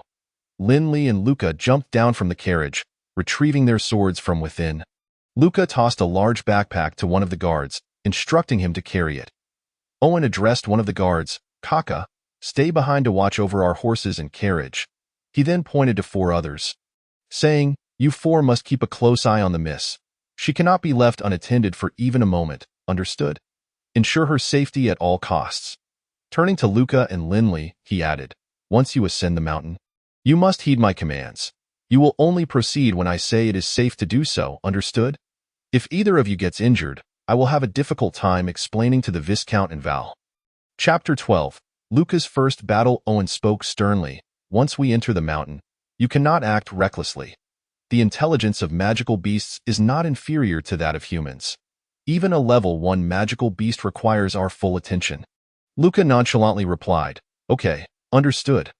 Linley added, Rest assured, we know our limits. Then let us ascend the mountain. Owen spoke as he led the way up the mountain. Linley, Luca, and a group of guards followed closely behind, gradually making their way to the mountainside, yet they encountered not a single magical beast. How is it that we haven't seen a single magical beast? Luca inquired impatiently. Owen replied, We are still at the mountain's entrance. Adventurers typically traverse this path, and this area has long been cleared of monsters. Magical beasts are not foolish. Naturally, there will be none here. Eudora then asked, Uncle Owen, how much longer until we reach the area where magical beasts appear? Not long now. Do you see that pavilion ahead? We will rest there shortly, and once we pass this halfway pavilion, magical beasts will start to appear, Owen replied. Before long, they arrived at the pavilion, where everyone took a brief respite. Particularly Eudora, as the guards were all intermediate warriors, and one was even a senior warrior. Among them, only Eudora was an ordinary person. Linley noticed a sign beside the pavilion that read, Caution. Magical beasts are known to appear in the mountains. After a short rest, Eudora stood and said, All right, let us continue our journey. Not long after they resumed, Owen suddenly exclaimed, We are in luck, young master. Ahead lies a level 1 frost deer. This frost deer possesses a natural magical ability, Ice Spike, which can unleash 5 spikes in one breath before it must resort to using its antlers to charge. I'll go, Luca said excitedly. Then you shall go, Owen replied, holding back Luca. Wait a moment, young master. He then turned to the guards behind him, instructing, You 3, each take a different direction and quietly encircle it to prevent the deer from escaping. The meat of this deer is a delicacy. Once the 3 were in position, he said, All right, young master, you may proceed. As Owen's words fell, Luca charged forward with his sword drawn. The sound of Luca's approach startled the frost deer, which had been happily grazing. Upon seeing an intruder, it let out a shriek but did not flee immediately. Instead, it launched a half-meter-long ice spike towards Luca. The spike flew swiftly, but Luca seemed well prepared, deftly sidestepping the attack. Realizing that a human could easily evade its ice spike, the frost deer sensed danger and bolted. Luca, moving swiftly, pursued it. An intermediate warrior's speed was hardly inferior to that of a level 1 magical beast. Sensing that Luca was closing in, the frost deer abruptly halted, its body turning just enough to deliver a powerful kick backward. Luca, on the verge of catching the frost deer, readied his sword to strike, only to see the deer suddenly stop and kick back. If he were to be struck, not only would he be injured, but he would also suffer great embarrassment. He could only retract his sword and position it defensively across his chest. With a resounding thud, Luca was sent stumbling back several steps, and in that moment, the frost deer turned around, unleashing a rapid succession of 4 ice spikes towards the retreating Luca. Luca managed to deflect the first spike with his sword, avoided the second, and barely swatted away the third. However, as he prepared to dodge the fourth, he realized it was too late. He crouched just in time, but the spike struck his left shoulder. Fortunately, his shoulder guard held firm, preventing it from piercing through, though he felt a chilling sensation seep into his body. At that moment, Luca finally regained his footing, only to see the frost deer lowering its head, charging at him with its massive antlers. Being an intermediate warrior, although Luca had been somewhat flustered by the frost deer's earlier maneuvers, he now faced the creature head-on, as it had exhausted its ice spike attacks. Bring it on, Luca shouted, raising his sword to strike at the antlers. With a loud clash, his sword met the antlers, but Luca's left hand braced the sword against the blade's back, sliding backward for over a meter due to the force of the impact. Finally, he managed to halt the frost deer's advance, and with both hands, he exerted his strength, letting out a fierce roar as he pushed the deer's head to one side, then swiftly thrusting his sword into its neck. Drawing back his sword, blood spurted from the wound, and the frost deer collapsed to the ground, convulsing as its breaths became shallow and labored, clearly on the brink of death. Luca stepped forward and kicked the creature with force. Humph! Today's lunch is decided. It shall be you. At this moment, the others approached. Eudora looked at Luca with concern and asked, "Are you all right? Is your shoulder hurt?" "I'm fine. It's all good," Luca replied. "Young master, you are still too reckless. Remember, in these mountains and forests, all creatures fight for their survival. Do not underestimate any enemy, regardless of their level. This frost deer may only be a level 1 magical beast, but it has survived many battles to grow this large. A single mistake could turn it into another beast's meal. Indeed, I underestimated it and was caught off guard. Had it not been for my shoulder guard, I might have been injured today. I will be more cautious next time," Luca acknowledged. Linley patted Luca's shoulder and said, "Use your magic to dispel the cold.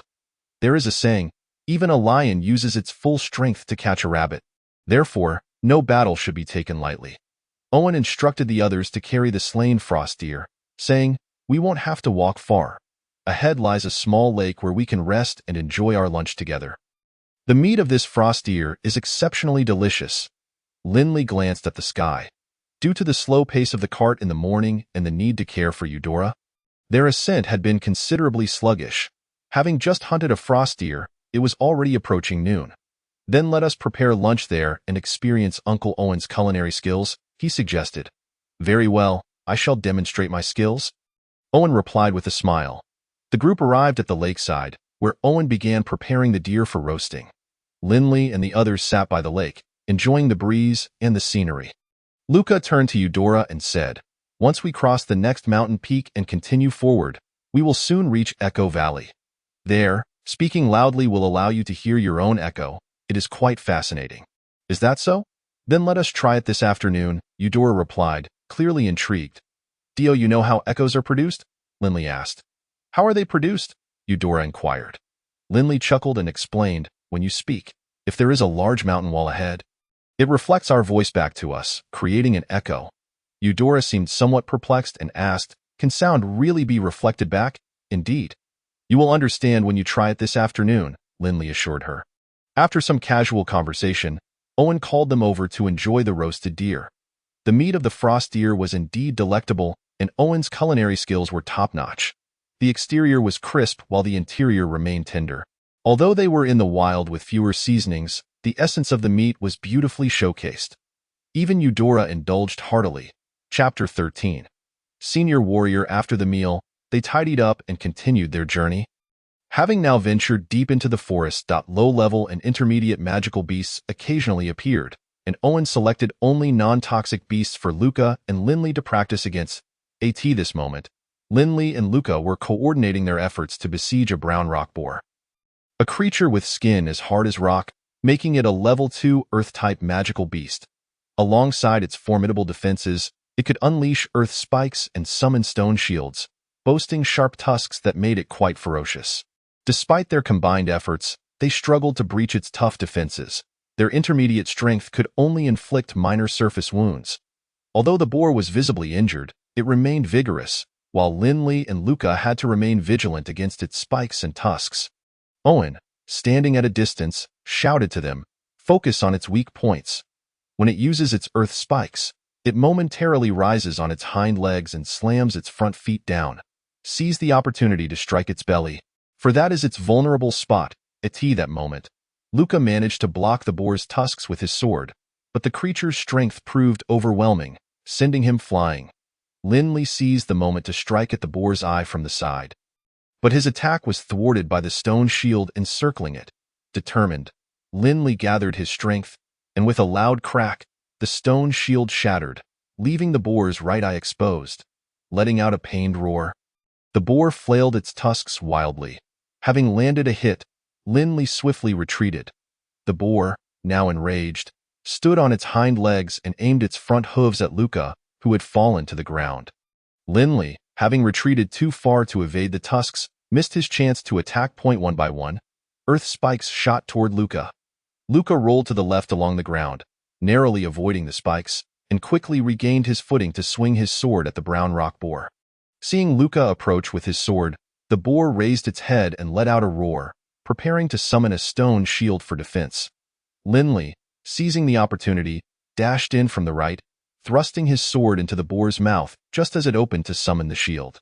Having noticed this pattern during its previous summon, Lin Li's strike was successful, and with its right eye compromised, the boar could not foresee the attack. It was struck directly in the mouth, interrupting its summon, and Luca took the chance to deliver a powerful blow to its neck.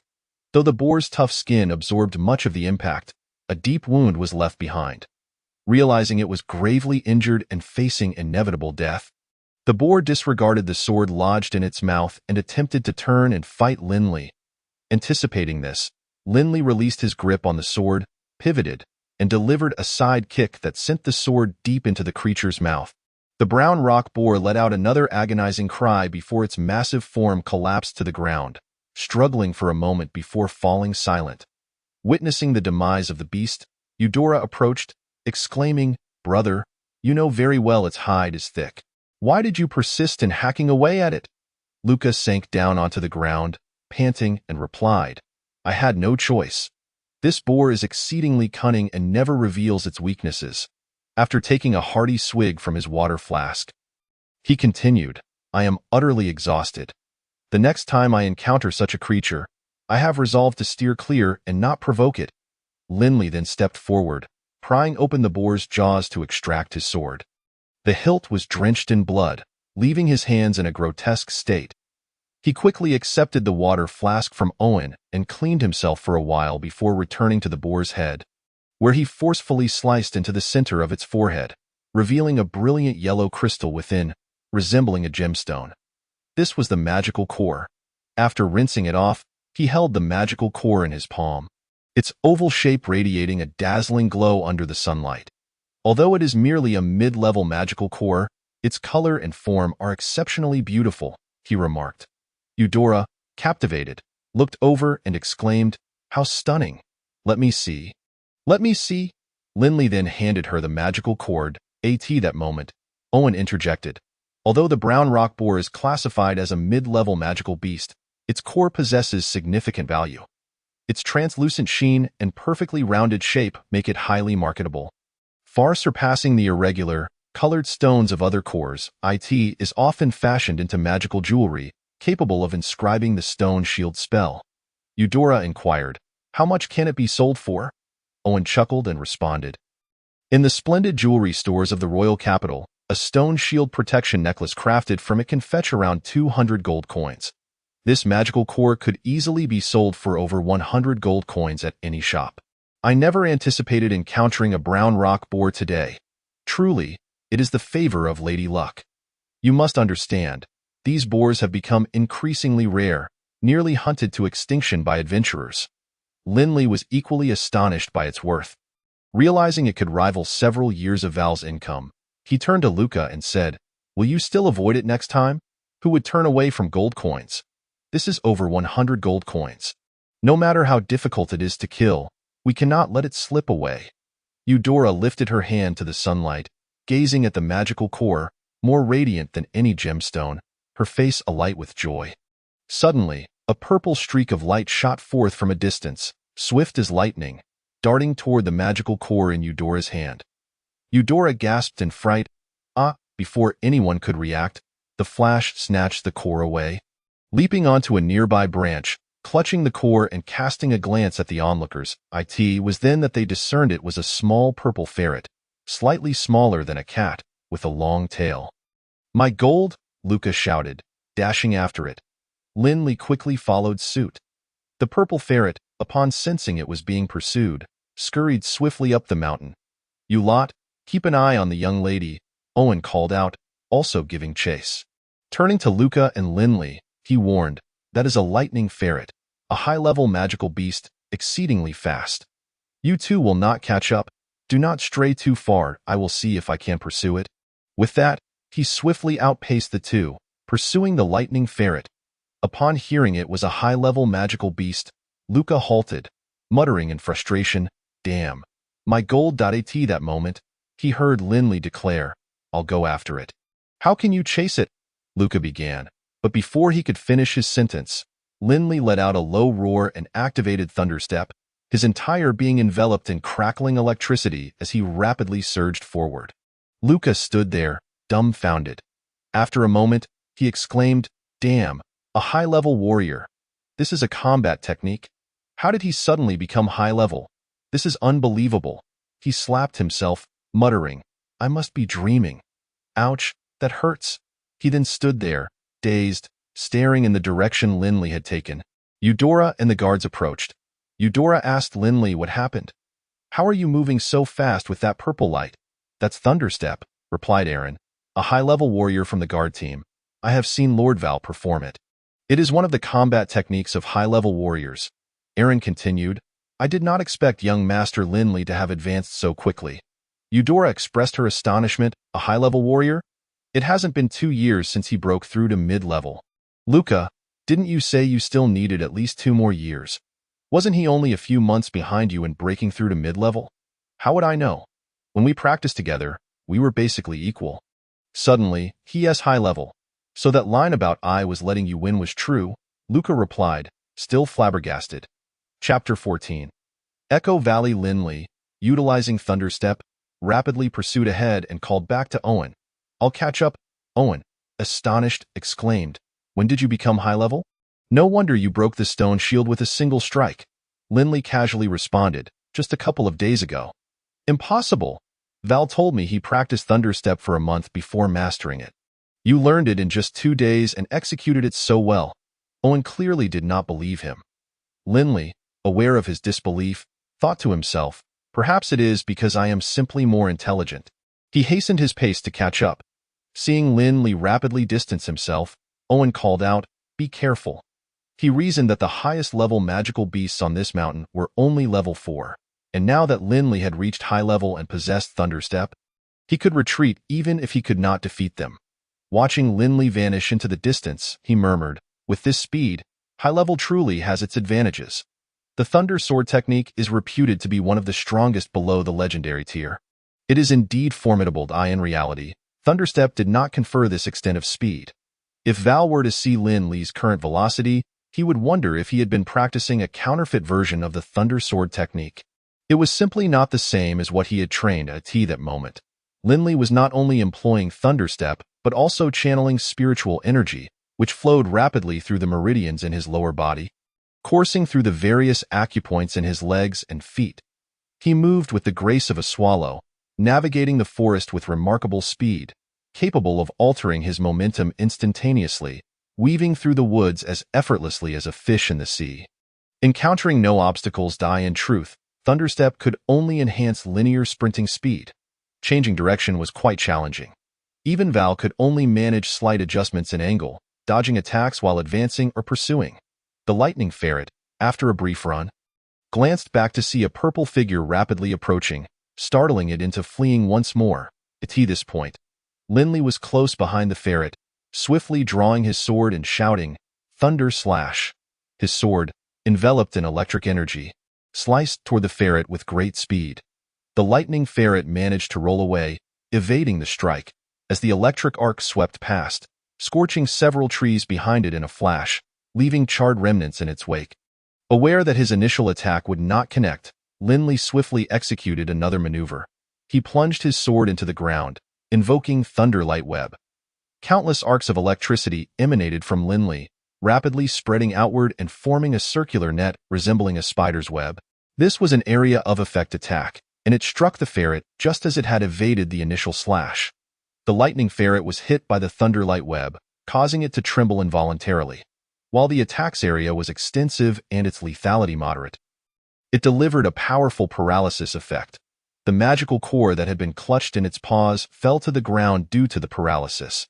Seeing the core drop, Linley quickly bent down to retrieve it. Recognizing its worth of over 100 gold coins, the lightning ferret, also a lightning element magical beast, had a far greater resistance to electricity than ordinary beasts. The paralysis from the Thunderlight Web lasted only a fleeting moment, and the core lay just at its feet as Linley bent down to grab it. Noticing he was slower than the ferret, Linley promptly shifted his target from the core to capturing the lightning ferret. The ferret, realizing it was the object of pursuit, abandoned the core and swiftly retreated, its long tail trailing a purple glow. When Linley saw he could not catch the ferret, he picked up the magical core. But as he straightened, he saw numerous lightning serpents emerging from the ferret's tail, rapidly advancing toward him. Linley, realizing he could not evade in time, summoned Lightning Dragon Guard, and a great dragon of electricity coiled protectively around him. All the approaching lightning serpents were blocked by the lightning dragon. The lightning ferret, observing that its assault was futile, lost interest in reclaiming the magical core and dashed deeper into the forest. Having retrieved the core, Linley lost the desire to chase the lightning ferret and dispelled the lightning dragon. Making his way back along the path he had come, he had not traveled far when he encountered Owen, who was following behind. "I retrieved the magical core, but let that lightning ferret escape," Linley reported. Owen glanced at the core and said, "As long as you got the core back, that ferret's small size and speed make it difficult to capture." "Even for me, let's head back," agreed. The two soon returned to the location of the fierce battle with the brown rock boar. Upon seeing Linley return, Luca rushed over, inquiring, "When did you become high level? How did you advance so quickly? This isn't at all magical. Why didn't you tell us? I only just broke through to high level a couple of days ago. I didn't mention it to avoid discouraging you. I feel like I still need at least 2 years. How can you advance so quickly? Did you consume some rare treasure?" Luca questioned. "My family's vegetables are not even as good as yours." "Rare treasures? You think I can afford that?" Linley replied. "Then how did you suddenly become high level?" Luca still found it hard to believe. Linley patted himself and declared, "I am a genius. You cannot compare the disparity in talent." "Genius? You broke through to mid-level much later than I did. If we talk about talent, it should be me who has the advantage." Linley glanced at Luca, who seemed eager to inquire further, and said, "All right, enough questions. I too am uncertain how I reached the intermediate level. I just broke through a couple of days ago." Luca, fixated on Linley, asked, "So you managed to master the thunderstep technique in less than 2 days?" Linley replied, "Hence, I declare myself a genius." Upon finishing his statement, he noticed Udula approaching and handed her the magic cord. "I retrieved this. It must be safeguarded." "Understood," Udula responded, accepting the magic core. "Congratulations on advancing to the rank of advanced warrior." At that moment, Owen interjected, "All right, let us continue our journey. The Echo Valley lies ahead." The group swiftly arrived at Echo Valley, where Owen announced, "We shall spend the night in this valley." He gestured towards the 4 guards and instructed, "You lot, set up the tents." Luca then suggested, "There's still some time until dinner. Let us explore the vicinity." Owen glanced at the sky and agreed, "Very well, I shall join you." Luca took Udula's hand, and they dashed off, with Linley quickly following suit. "Sister, if you stand here and shout loudly, you'll hear an echo," Luca exclaimed. "Is that so?" Udula inquired. "Indeed," Linley confirmed. "The walls on either side are mountains. Your voice will bounce off them and return, allowing you to hear several echoes from a single phrase. Just remember to speak loudly."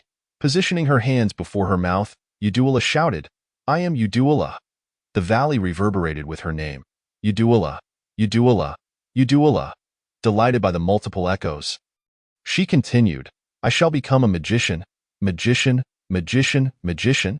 It seemed that Udula's recent melancholy was indeed linked to her aspirations of becoming a magician. The final moment was approaching.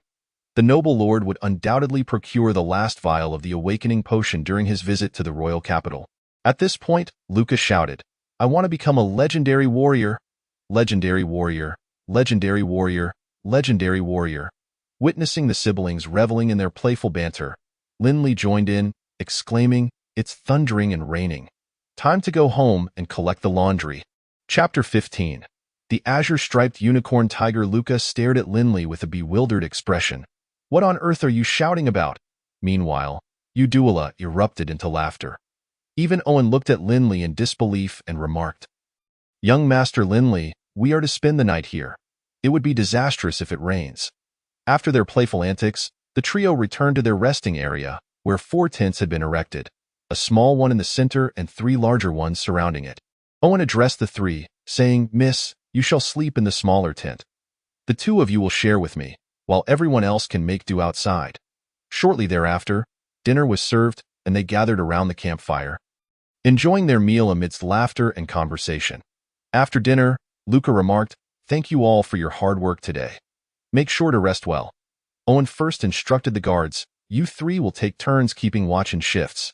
He then turned to Luca, saying, "Young master, we must not be complacent while camping outside at night.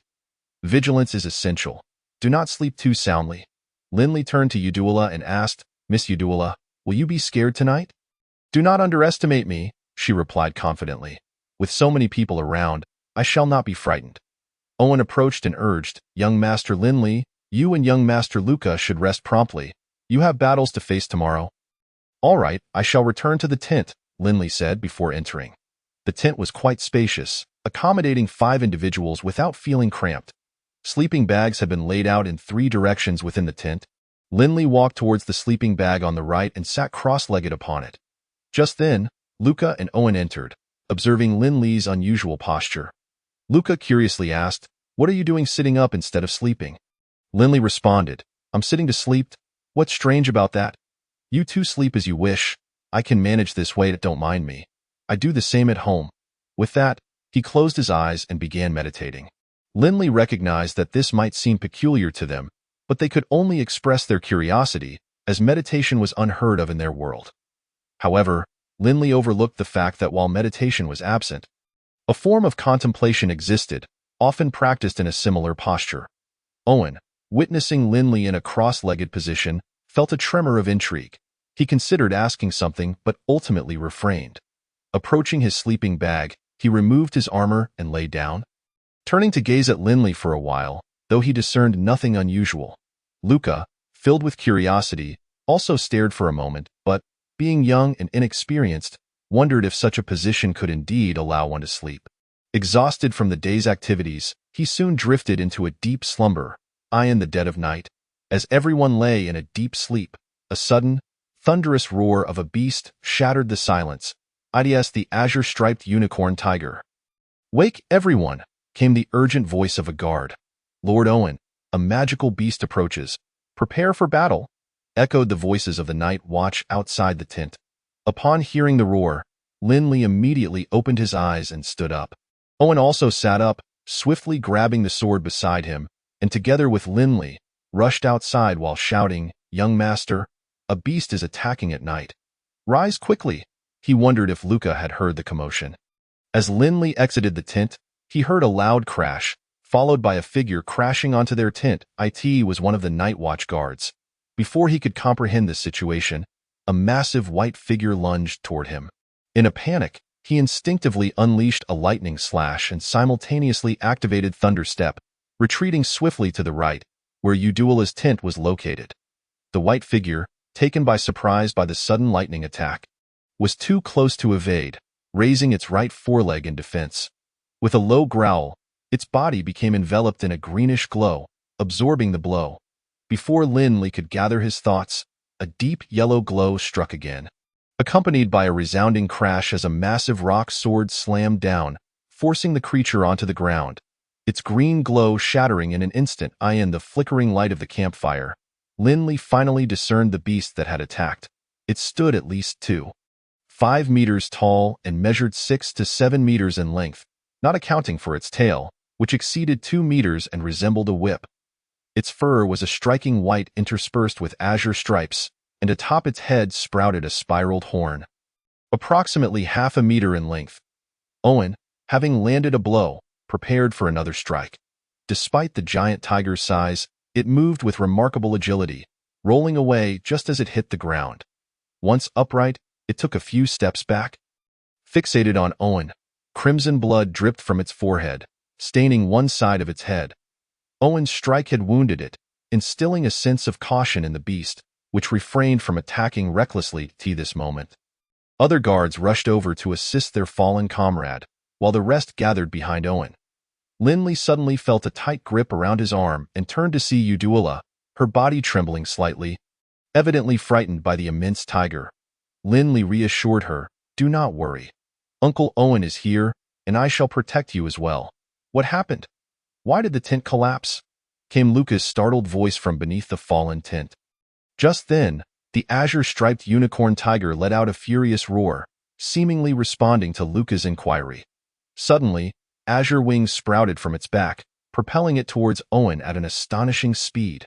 Rock armor, Owen shouted, and instantly donned armor resembling stone. Charging to confront the azure-striped unicorn tiger, the fierce battle between man and beast had begun. It's this moment. Luca scrambled out of the tent in a fluster, exclaiming, "What is going on? Good heavens, that's a massive tiger." The guard who had previously collapsed the tent was now rescued by another, who was carrying him, as he had lost consciousness. Linley observed the azure-striped unicorn tiger, now equipped with wings and moving with incredible speed, forcing Owen into a defensive position and overpowering him. Linley declared, "Aaron, keep them safe and retreat to a distance. I will assist Uncle Owen." With that, he activated Thunderstep, racing forward and aiming for the massive tiger's head with a lightning slash. Shouting, "Uncle Owen, I'm coming to help." Owen, noticing Linley's speed rivaling that of the azure-striped unicorn tiger, cautioned, "Linley, be careful. This beast is among the top tier of level 4 wind-type magical beasts. It possesses great speed, strength, and can launch wind blades as ranged attacks. Its defense is fortified by Wind Guardian, leaving it nearly without weaknesses.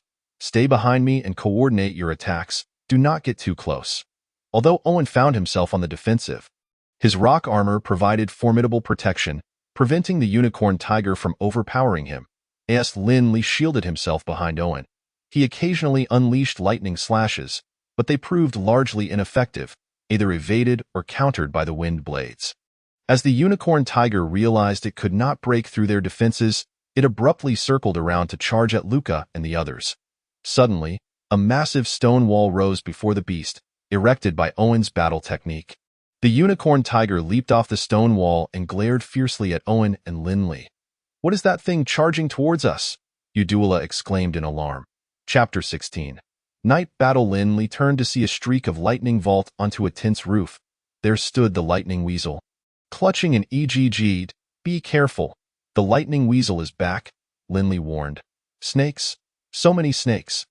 One of the guards shouted and panicked. A colossal serpent, exceeding 2 meters in length, swiftly glided towards them, trailed by dozens of snakes of varying sizes. It halted before a group of guardians, flicking its tongue as it surveyed the nearby unicorn tiger and Linley, then glanced at the assembled guards and the lightning weasel atop the tent, clutching an egg in its embrace. This was a horde of fire serpents, with the largest among them reaching level 3. Aaron paused momentarily before suggesting that the lightning weasel must have lured them here by stealing their eggs. The unicorn tiger also stood aside, observing the serpents and the lightning weasel, yet refrained from attacking Owen. The snake swarm, whether intimidated by the unicorn tiger or wary of the lightning weasel damaging the eggs, remained stationary, tongues flicking in the air. Linley and Owen gradually retreated to the safety of the crowd. "What now?" Linley inquired. "I don't know. Let's wait and see. If a fight breaks out, ensure the lady's safety. Especially keep an eye on the lightning weasel. Its speed is formidable. I will hold off the unicorn tiger," Aaron stated, coordinating with the guards to block the serpents. At that moment, the lightning weasel suddenly darted towards Eudora. Linley swiftly gathered Eudora in his left arm while raising his sword for a thunder slash aimed at the lightning weasel. The weasel nimbly leaped aside, retaliating by hurling the snake egg with great force. Linley instinctively slashed at the egg, splitting it in two, though the yolk splattered onto both Eudora and himself. "Not good," Linley exclaimed. Upon witnessing the shattered egg, the leading fire serpent surged towards the group. Owen, seeing the oncoming serpents, stomped the ground, unleashing a mighty roar as rocky spikes erupted before him, impeding part of the snake swarm. A massive figure suddenly soared over the spikes, lunging at the crowd. It was the unicorn tiger. Attempting to bypass Owen to attack others, Owen bellowed again, conjuring a colossal wall to obstruct the unicorn tiger, then engaged in battle with it. The lightning weasel seemed fixated on Eudora, forcing Linley to defend against its assaults while holding her securely. Meanwhile, the snake swarm clashed with the guards. The sheer number of snakes, combined with their venom, quickly resulted in several guards being bitten and injured. Linley surmised that the serpents were drawn by the egg yolk on himself and Eudora, stating, "This snake swarm must be here for the eggs. Now that the yolk is on us, I'll lead Eudora away. You all retreat and let the snakes chase after me." After saying this, He dashed towards the mountain top with Eudora in his arms, hearing Luca's voice behind him, urging him to protect his sister. "Rest assured, I'll ensure her safety," he replied. The lightning weasel, seeing Linley flee with Eudora, quickly followed. The remaining group fought while retreating, and indeed, the snake swarm surged through, pursuing Linley. Linley, while cradling Eudora, did not accelerate to his full potential, wary that if the snakes failed to catch him, they might revert to attacking the others. The lightning weasel, for reasons unknown, relentlessly pursued them, occasionally lunging forward with electric claws. However, its singular attack style, despite its speed, was no match for Linley, who deftly deflected its strikes with his sword. Thus, Linley maintained a steady pace, leading both the lightning weasel and the snake swarm up the mountain. Noticing the entire snake swarm had passed through the group to chase after Linley, Aaron quickly inquired, "Young master, are you uninjured?" "I'm fine, no injuries," Luca responded. Observing Owen still entangled with the unicorn tiger, he added, "Those bitten by the snakes should consume antidotes immediately. Everyone retreat to a safe distance. I will assist in dealing with that damn tiger." Aaron, like Owen, wielded the guardian's sword, lacking Linley's swiftness, yet having fought alongside Owen for many years, their teamwork proved superior to Linley's. They utilized the previous tactic, hiding behind Owen and striking at the unicorn tiger when the opportunity arose, while also using the rocky walls for defense. Owen finally managed to free a hand to attack the unicorn tiger, significantly enhancing their effectiveness compared to his earlier collaboration with Linley. Realizing that Owen, who had previously been on the defensive, could now threaten him, the unicorn tiger sought to disengage and slowly retreated into the woods. Having collided with the walls several times that night, Owen, seeing the unicorn tiger withdraw, refrained from pursuit, allowing it to escape into the forest, and approached the guards to inquire, "How many are injured?" Aaron replied, "One is severely injured and unconscious, for others have minor injuries, and those bitten by snakes have taken the antidote. Abandon the tents, gather what you can, and let us leave promptly to prevent the snake swarm from returning to vent their anger on us." Luca urged. At this moment, Luca questioned, "Are we just letting the unicorn tiger escape? That tiger is empowered by the wings of wind, why speed cannot match its own. My utmost effort was to block it and ensure your safety. You should be grateful it was only a level 4 creature. Had it been a level 5 azure-striped unicorn tiger, its wings of wind would have transformed from ethereal to tangible, granting it even greater speed and the ability to fly. However, there should be nothing in Echo Mountain to facilitate its advancement," Aaron explained. The group quickly tidied up and changed direction, making their way around to the mountain top. Linley sprinted with Eudora for quite some time. Gauging that they had likely gained enough distance, he said, "Hold tight. I'm about to accelerate." With that, he tightened his grip on Eudora and surged forward, leaving the pursuing snakes behind. After running for a while, the snake swarm was no longer visible, yet the lightning weasel continued its relentless pursuit, closely tailing them. Eudora queried, "Why does the lightning weasel persistently follow us?" "How would I know? Perhaps it still covets the magic core of that brownstone boar."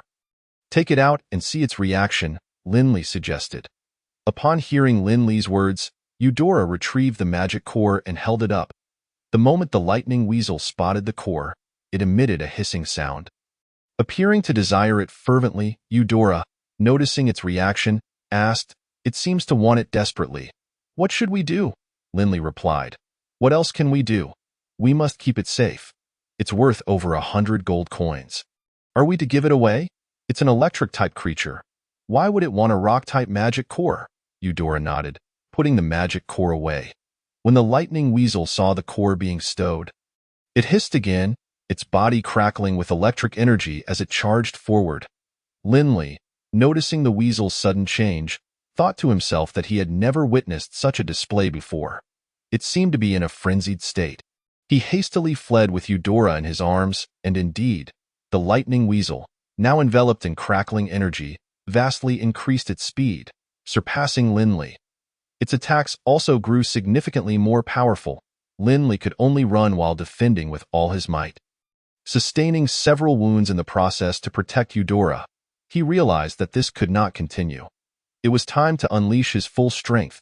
As the lightning weasel launched another rapid attack, a voice called out, Thunder Dragon Shield. Instantly, a dragon formed of lightning materialized beside Linley, guarding both him and Eudora. The weasel's attack was thwarted, and it leaped aside, fixated on the lightning dragon beside Linley. Earlier that afternoon, this very technique had completely deflected its chaotic lightning dance. Chapter 17. The second battle against the azure-striped unicorn tiger Eudora, startled by the sudden appearance of the lightning dragon, took a moment before asking, "What kind of combat technique is this? I've never seen it before. Aren't dragons supposed to be colossal beings with massive wings?" Linley could only respond, "I can't explain it right now. We'll discuss it later. Wait a moment, high-level warriors can only possess 2 combat techniques. How did you summon an additional one? I am an elite warrior. Let us not dwell on that. We need to deal with this lightning weasel first." The lightning weasel stared at the lightning dragon for a moment before suddenly turning to flee, seemingly deciding to abandon the fight. Seeing it retreat, Linley thought to himself that after chasing him all night, it now sought to escape. Upon realizing it could not defeat him, he immediately tightened his hold on Eudora and gave chase. The lightning weasel dashed ahead, while Linley, carrying Eudora, strained to keep up. Eventually noticing that the weasel's electric aura had suddenly faded, causing its speed to drop considerably, far slower than before. It appeared to be in a state of weakness following its burst of energy.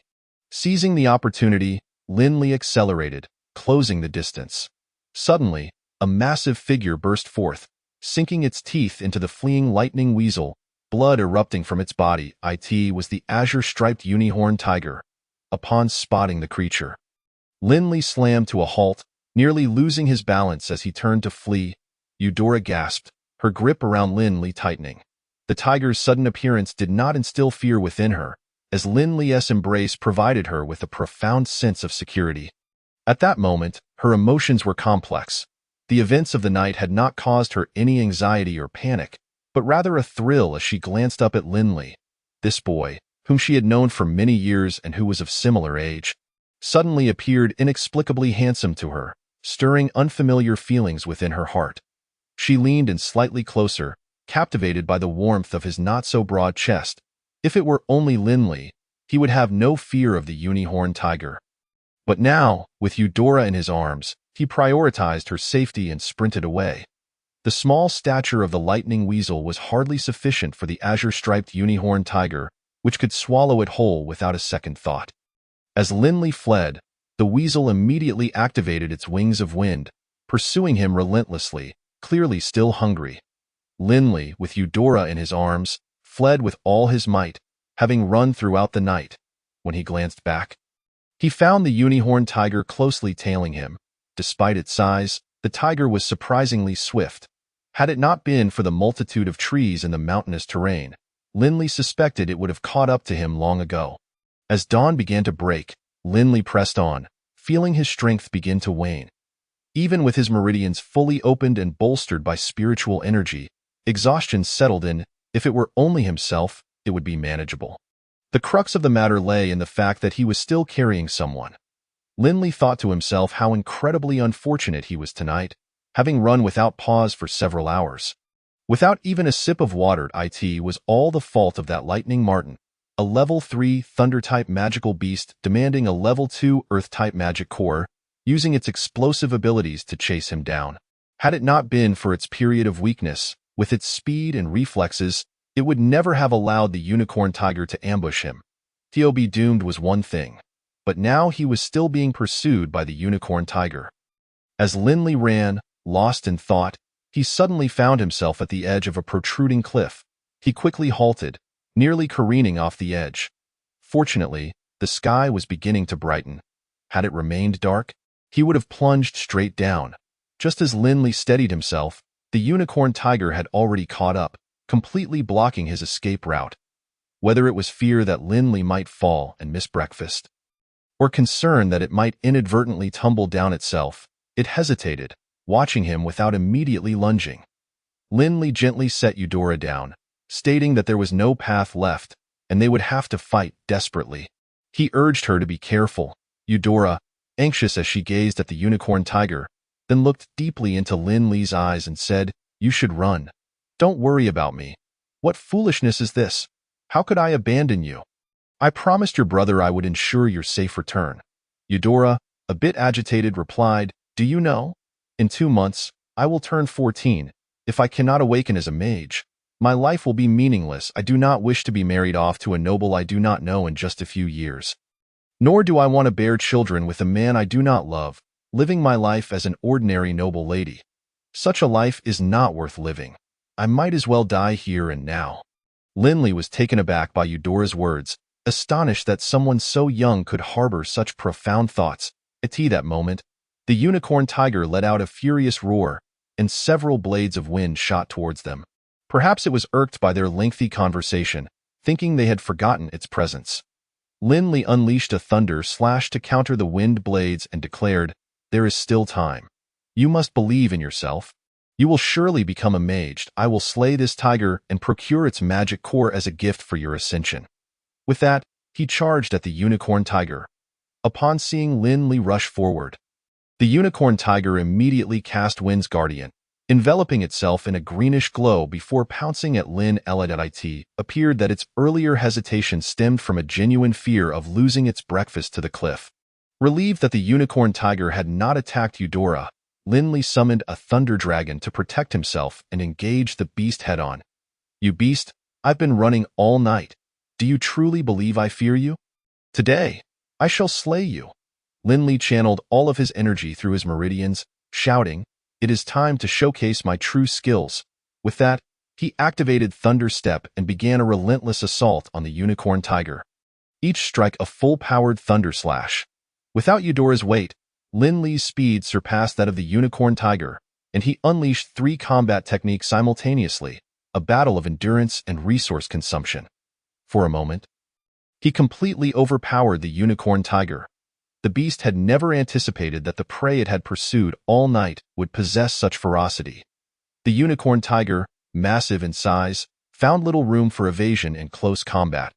Enduring Linley's thunder slashes despite the protective wind barrier, while Linley braved the wind blades, for Eudora was right behind him, he dared not evade. Only claws and bites warranted dodging or blocking. The unicorn tiger, having been injured by Owen's sneak attack and having spent the night pursuing Linley with its wind wings, was heavily drained due to its size. Linley took a hit from a claw strike, stumbling back 2 steps, but countered with a thunder slash that shattered the wind barrier and struck the tiger's face. Seeing an opportunity, Linley roared, Thunder Dragon Roar. The nearly shattered Thunder Dragon suddenly flared with intense lightning, colliding with the unicorn tiger's head in a powerful explosion. This was the strongest technique Linley could wield, held back for this crucial moment. The attack sent the massive unicorn tiger rolling several times, its face a gruesome sight, bloodied and torn. Seizing the moment, Linley rushed in to deliver a finishing blow, but noticed the unicorn's horn beginning to glow. Suddenly, a gust of wind swept through, and countless wind blades surged towards him from all directions. Chapter 18. Plummeting into the abyss faced with the unicorn tiger's sudden burst of power, Linley utilized Thunder Step with all his might, dodging to the side while enveloping himself in energy. Swiftly maneuvering his sword to deflect as many wind blades as possible. Despite his efforts, several blades struck him, instantly staining his body with blood, his garments reduced to mere tatters. Fortunately, he had avoided any mortal wounds. Linley, are you all right? Eudora exclaimed, her voice filled with alarm upon seeing him drenched in blood. This seemed to trigger something in the unicorn tiger, for it turned its gaze from Linley to Eudora, staggering to its feet.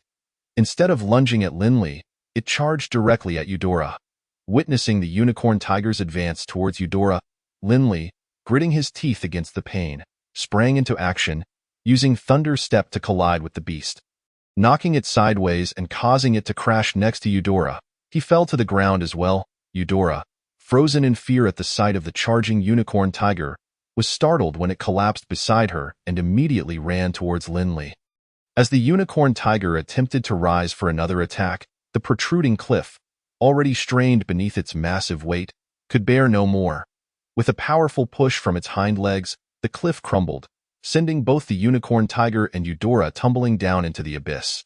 Linley leaped forward, narrowly catching Eudora's wrist, but before he could pull her up, he felt her weight shift downwards, dragging him along. It turned out the unicorn tiger's tail had ensnared Eudora's waist as they fell.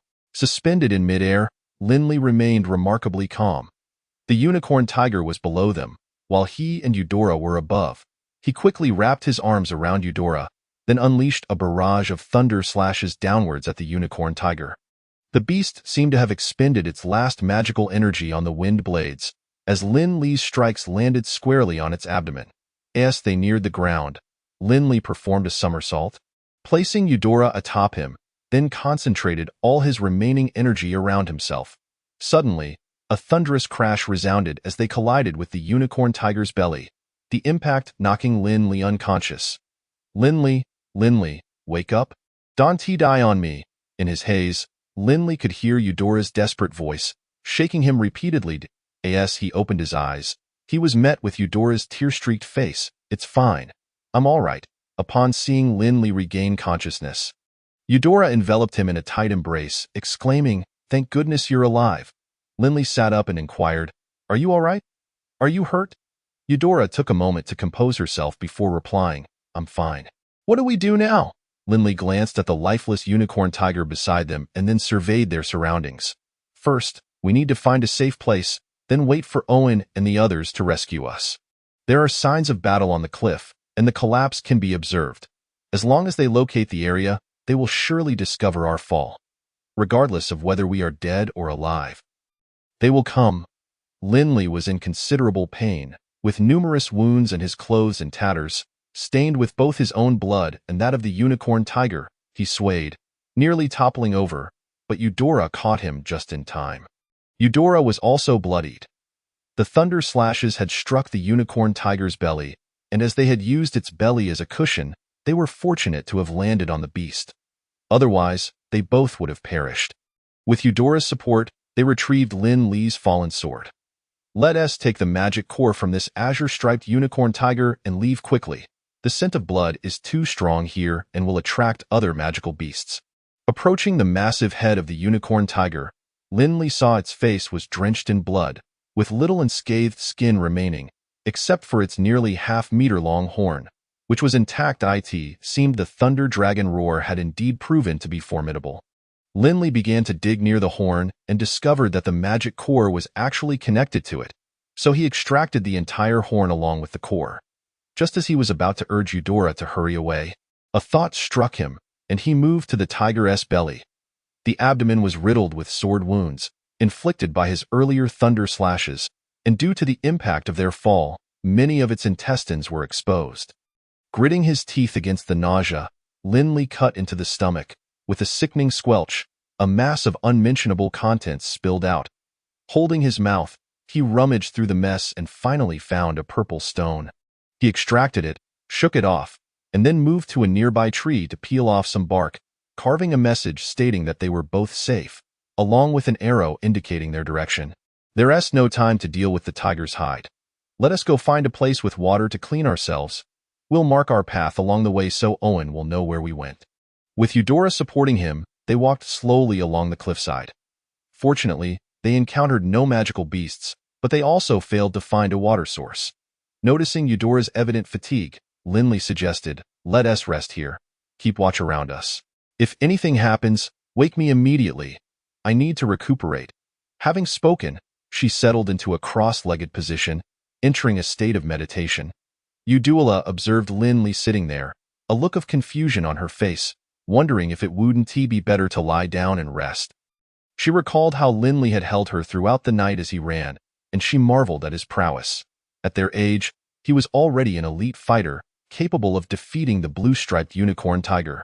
Lost in her thoughts, she suddenly felt a warmth rise to her cheeks and quickly shook her head to dispel such notions.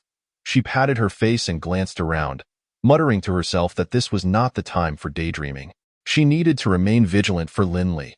Since Linley had opened all his meridians, he could generate a perfect ratio of spiritual energy simply by allowing the magical power absorbed at the Baihui acupoint to circulate through his body.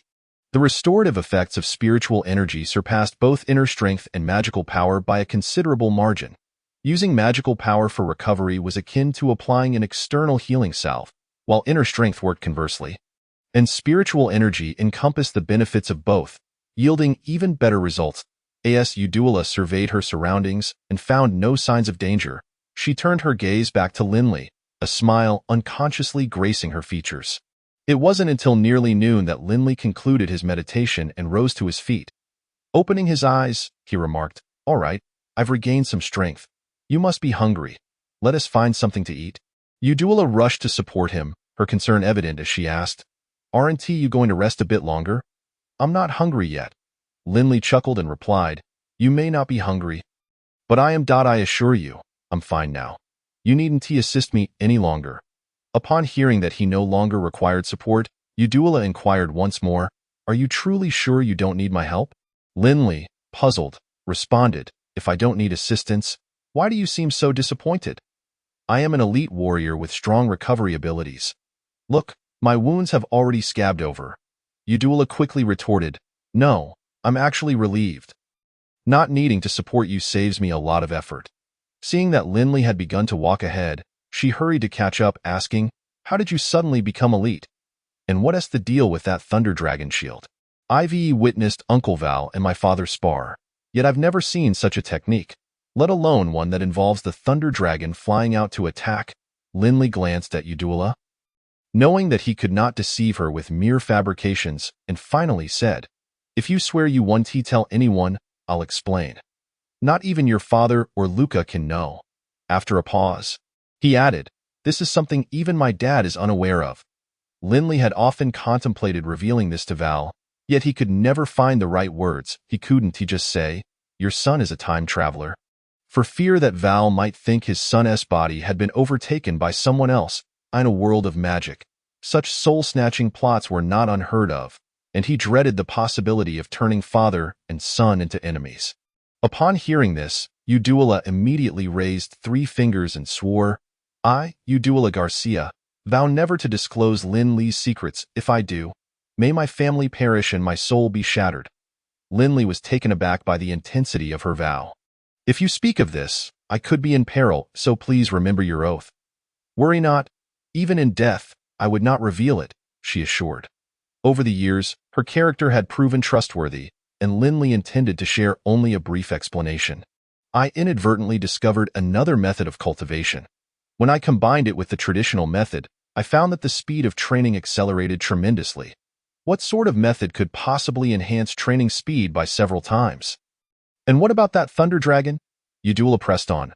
"What I just did in meditation was part of that training, which also hastens physical recovery. As for the Thunder Dragon, I improved the original Thunder Shield technique from the Thunder Sword style using that method."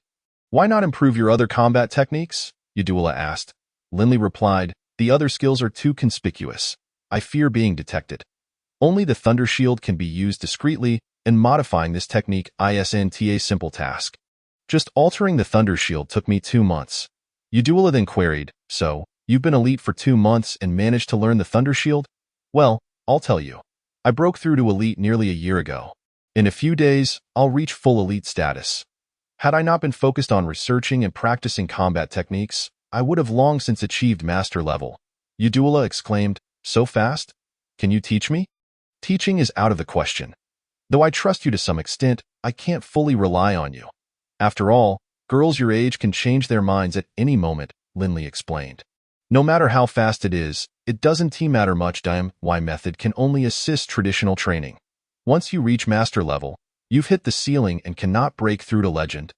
It merely shortens the training time by a few years at best, making you slightly stronger at the same level, and it may not even be without side effects. You should wait until after you drink the last awakening potion. Becoming a mage is the ultimate goal. If you can't become a mage, I'll teach you later. Practicing sword techniques is arduous and exhausting, as Luca surely knows." Upon hearing about the awakening potion, Udula's spirits sank as she said, "It's impossible. This is the last awakening potion, and I feel utterly hopeless. I can't become a mage." Linley looked at Udula, about to continue encouraging her, when she suddenly made up her mind and tightly embraced him, burying her head in his chest. "Take me away from here. Let us leave the Sko territory in a few years, when we have children. We can return. Given the relationship between our families, my father won't blame you then." Linley was momentarily stunned. Regaining his composure after a while, He gently set Udula down and said earnestly, "Miss Udula, please don't jest about such matters." Their eyes met, and Linley noticed a difference in Udula's gaze. It was filled with determination and tenderness. He averted his eyes slightly, unsure of what to say. When Udula unexpectedly wrapped her arms around his neck and pulled him closer, in the midst of Linley's astonishment, her soft, rosy lips met his. The gentle sensation overwhelmed Linley's mind, leaving him momentarily at a loss for how to react. His rational mind urged him to push her away, yet his hands instinctively yearned to embrace her. As he hesitated, Udula tightened her grip, and a wave of warmth enveloped him. Linley's defenses crumbled, and his instincts triumphed over reason as he gently embraced her in return. After a long moment, they locked eyes once more, and her gaze was filled with affection. "Linley, I think I may have developed feelings for you," Udula confessed, her voice both tender and resolute. Unlike other noble ladies, she bore no arrogance or prejudice. Instead, her character was gentle and kind, making her an exceptional girl. However, Linley, with the memories of his past life intact, had never considered Udula in that light, despite their family's close ties. After all, her following him could be seen as a form of downward marriage, a rare occurrence among the nobility. Looking at Udula, Linley softly replied, "Miss Udula." "Just call me Udula," she interrupted. "I know it may be hard for you to believe, but this sudden confession of feelings is genuine. I, too, am uncertain about my own feelings. Last night, as you held me and ran, I noticed that you were different. You were strong and confident. Even when the unicorn tiger appeared, I felt no fear in your embrace. Only safety. I even wished to be held by you forever. When you spoke of taking its magic core as a gift for my becoming a mage, you shone with an extraordinary brilliance. Captivating me. It was only when you fell unconscious after tumbling down the cliff that I realized I couldn't bear to be without you. I've fallen for you, and I want you by my side for eternity." As a lifelong bachelor in both lives, Linley was deeply stirred by her confession. Yet, he recognized that this surge of emotion was likely a byproduct of their harrowing experience together, a natural dependence born from vulnerability. "Miss Udula," he began, "it's best if you simply call me by my name." "Just call me Udula," she reiterated firmly. "All right, Udula," he conceded, "we have experienced too much together last night, and we remain in danger. I believe this may be a reflexive dependence stemming from our current situation, as we are alone together. You need to take some time to reflect on your feelings. Once we return, consider everything carefully before speaking again." Udula gazed intently at Linley, shaking her head. "No, Linley, I am completely calm. That I understand my feelings. I like you. Even if this emotional state is merely a fleeting illusion, I will make it a reality." She stepped closer, embracing Linley once more, her head nestled against his chest.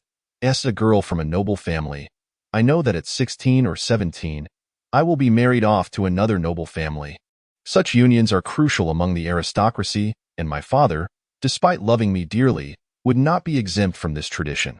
He would merely assist me in selecting a noble scion whom he deems commendable. Whether I would take a liking to the individual is utterly inconsequential, and no one would care. They would proclaim that all of this is for my own good, suggesting that marrying into nobility would grant me a lifetime of luxury and affluence. I cannot speak for how other girls feel, but I desire none of that. It is not the life I yearn for. I refuse to live my days like a canary trapped in a cage, resigned to a life meticulously orchestrated for me. I wish to be with the one I love, even if it means foregoing lavish comforts, living in humble circumstances, or wandering without a fixed abode. As long as I can be with the one I cherish, that is sufficient. The mere thought of you stirs my heart, even if it is merely an illusion. My mother once told me that if I encounter a boy who makes my heart flutter, I must take the initiative to pursue him, marry the one I adore. I must actively seek him out. Passive waiting will only lead to unions founded on convenience. Such is the nature of the nobility. It was my mother's assertiveness that allowed her to wed my father, who was then the heir to a barony. She, the daughter of an earl, approached him directly at a ball. It is due to this that our lives are filled with happiness. Thus I too must boldly pursue my own love. At this moment, Eudora lifted her gaze to Linley and spoke with heartfelt intensity. "Linley, I like you. Take me away. Let us leave this place together. Chapter 20. You will become a mage. The noble girls of this world indeed reflect Eudora's sentiments, at least as far as Linley is aware. Most of them are wed by the age of 16 or 17, some even younger. Even daughters with inheritance rights, or those who have already inherited titles, must secure a noble husband by 20, although they possess more agency in their choices. Even a princess of the kingdom cannot escape the fate of early marriage. The thoughts and feelings of women are of little concern to anyone, not even to themselves. Many are indifferent. In the Western continent, the status of women is lowly, and as Eudora has mentioned, marriage alliances remain one of the most significant forms of collaboration among the nobility. The only way to escape this predicament is to possess power. The sole method is to become a mage. Becoming a warrior holds little value, as even the most gifted individuals only reach the elite level by the age of 16. Mastery is of no consequence, for warriors have a cap on their capabilities. Slightly more capable noble families can easily procure master-level techniques, and legendary techniques are tightly guarded by the families that possess them. Their offspring can only reach master-level cultivation, while the methods for inscribing legendary battle runes are reserved for true heirs. It is essential to understand the distinction between warriors and mages. A warrior's limits are defined by the level of their cultivated techniques. To transcend this limit, one must seek a mage proficient in the same elemental path of cultivation, who must also excel in runes and magical formations. Furthermore, this mage's level should ideally exceed the level one wishes to surpass. It is a rare genius who can develop a battle rune of the same level as oneself. Such individuals are seldom seen in a century. Battle runes are essentially a form of magical formation. Crafting advanced or higher magical formations demands a significant expenditure of mental energy. Lower-level formations do not engage elements and thus do not consume mental energy. To draw a magical formation that matches one's own level requires nearly all of one's mental energy. Generally, it must be executed in a single attempt. Only with special materials can one draw multiple times. The human body lacks such capabilities. The study of runes and magical formations is inherently challenging. Although mages endeavor to learn it, the vast majority are unable to inscribe formations of their own level. For a mage to develop battle runes that break through limits, the crucial factor is whether the mage can create techniques that a newly empowered warrior can utilize. Techniques are, in essence, magic that enables warriors to wield weapons in their release. A mage must compress a magical formation to countless degrees, inscribing it upon the human body while also ensuring that the magic becomes convenient for a warrior's use. This presents considerable difficulty. Only high-level mages can conduct such research with relative ease at lower levels. Moreover, legendary mages are already scarce, and those capable of creating battle runes of the same level are even fewer. As for those above the legendary tier, most people may never encounter one in their lifetime, and even if they do, they must be able to afford their services. Of course, even if one becomes a mage from a young age. No one can reach legendary status by the age of 15 or 16. However, mages have no upper limit. It is uncertain whether a mage may one day attain legendary status. This depends on talent, insight, and opportunity. Furthermore, achieving legendary status is not something that can be forced. Most mages find themselves stuck before reaching it. Once one becomes a mage, they are afforded the protection of the Mage Association, which stipulates that every mage has the right to refuse any involuntary marriage before the age of 20. This regulation is primarily to safeguard the children of noble families, as those who can become mages are typically of noble lineage. Commoners cannot afford the awakening potion. The natural awakening probability is exceedingly low. The association hopes that mages will focus on advancing their skills and researching magic, as premature marriages would hinder their growth. Furthermore, no noble would readily relinquish their mage to another. A warrior, no matter how formidable, is merely an individual combatant. Mages are different. Magical formations, scrolls, and weapons can only be created by mages. Even advanced magical devices, such as magical warships, can only be wielded by mages. Even a non-legendary mage far surpasses a warrior in capability. Linley, take me away. Let us leave this place together. Hearing such a heartfelt declaration once more stirred Linley's thoughts. Despite having lived 2 lives, he had never experienced romance or received such a passionate confession from a girl. Although Linley had never entertained such thoughts, it was hard for any man to remain unmoved by a girl who boldly professes her feelings. especially when she is not only beautiful but also possesses a gentle and kind nature. Linley felt a flutter of emotions. To him, the issue of status was insignificant, for he was a mage. Nevertheless, he did not allow this sudden confession to cloud his judgment. Eudora likely held some affection for him, yet to label it as love might be premature. She probably believed she would never become a mage and did not wish to marry an unknown individual without thought. Rather than that, she preferred to choose someone she felt fond of, compounded by the events of the previous night. The accumulation of these factors had left her emotions somewhat heightened, resulting in her impulsive confession. However, Linley did not perceive this as a negative. If one has feelings for another, is it not natural to express them? As Eudora herself stated, passive waiting leads only to arranged unions. Having received education in the modern era, Linley was undoubtedly a proponent of free love. Looking at Eudora with sincerity, he said, "Eudora, it brings me great joy that you hold feelings for me. If, upon reflection, you still feel the same, I will strive for us to be together." Eudora lifted her gaze once more, looking intensely at Linley as she declared, "I am completely calm now. In fact, I have never been so composed. Trust me, I truly like you. I love you, Linley." Eudora reiterated her feelings. "Very well, I believe you. But are you truly willing to leave your home like this? To part from your parents and brother?" Eudora leaned against Linley once more. "We are not leaving forever. In a few years, when we have children, we shall return to be. Why then? My parents will have no choice." Linley sighed. Running away from home was undoubtedly not an ideal plan. He reached out to gently stroke her back, offering comfort. "Eudora, you need not feel this way. Trust me, you will surely become a mage." Eudora shook her head, stating, "That is impossible. There is no hope. Although awakening potions are expensive, for a great noble family, they are hardly a concern. Which noble offspring or child of wealthy merchants has not consumed one? Yet, how many can truly become mages? The situation is indeed as Eudora described, even with awakening potions. The chances of becoming a mage are exceedingly slim. This is precisely why the Mage Association offers protection to every mage." Linley contemplated seriously for a moment before deciding to take a risk. "Eudora, I may have a way to help you become a mage, so you need not leave your home, though I cannot guarantee success." Upon hearing Linley's reluctance to take her away, Eudora, in a fit of emotion, retorted, "You are deceiving me. Do you dislike me? Do you not wish to be with me?" Tears streamed down her face. Linley quickly reassured her, "Calm down. How could I ever dislike you? As long as you wish to be with me, I will always be by your side. I speak the truth. I genuinely have a method. You must trust me." "Really? You are not deceiving me?" Eudora still harbored doubts. After all, mages have existed for countless years, and she had never heard of anyone successfully awakening another. "I am not lying to you. I have a method we can try, but I cannot guarantee it will work, as I have never assisted anyone before."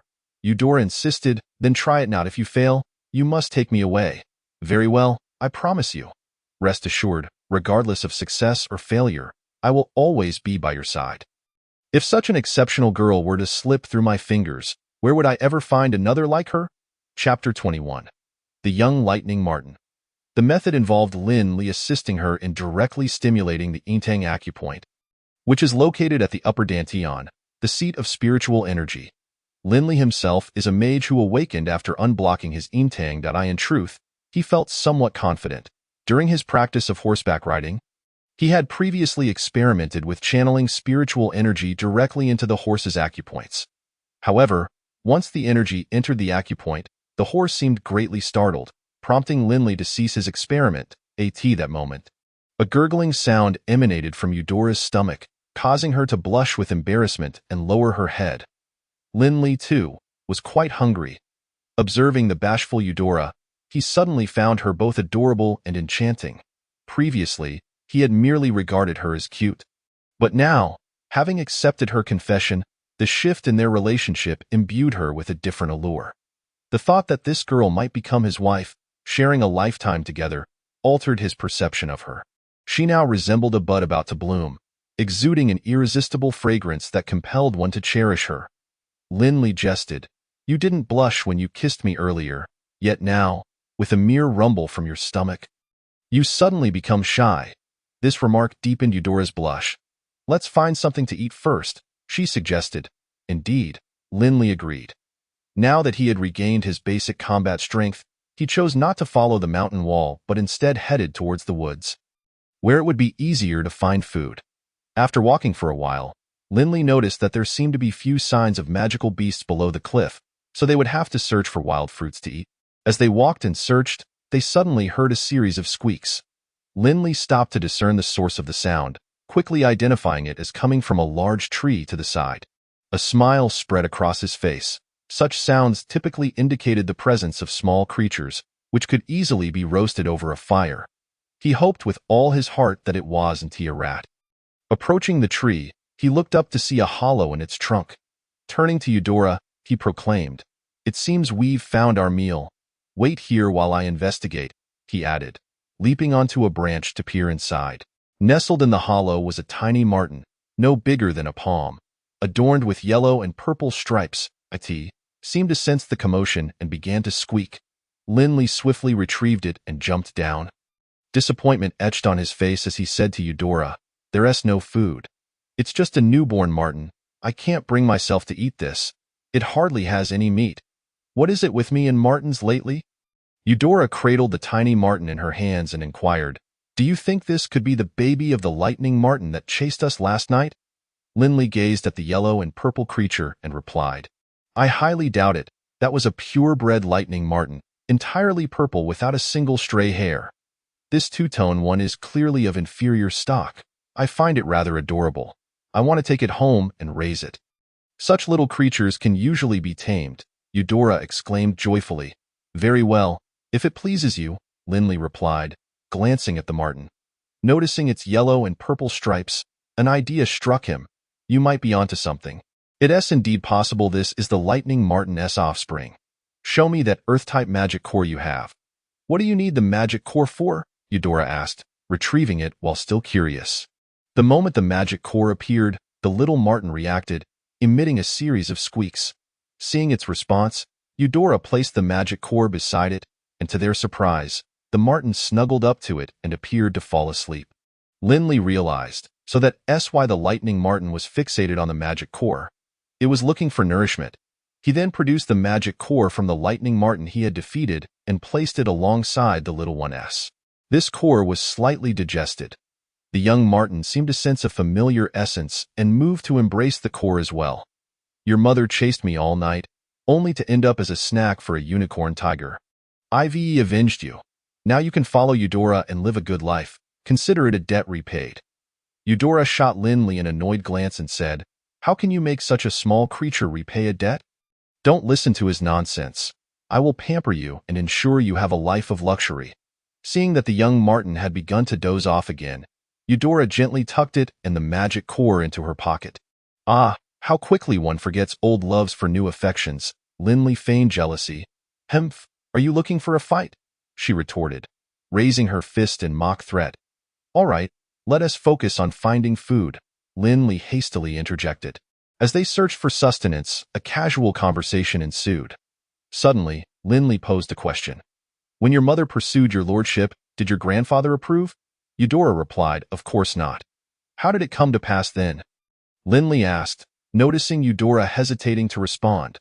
Upon seeing Linley's gaze upon her, Eudora lowered her head and confessed, "My mother secretly arranged to meet my father without my grandfather's knowledge.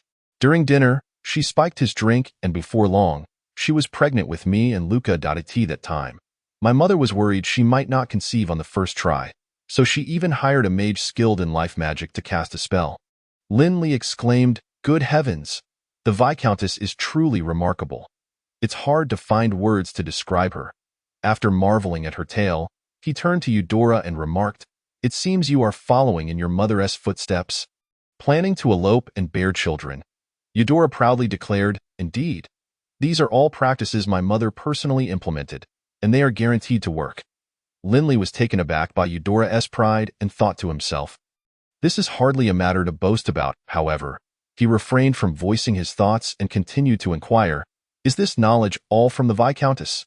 "Yes, my mother takes great pride in this matter.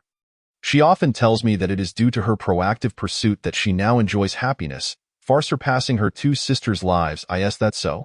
What kind of lives did your two aunts lead that could evoke such sentiments from the Viscountess? Linley asked, intrigued. Eudora replied, well, it's not too bad. After giving birth to my cousin, they both lived in solitude, feeling a bit lonely.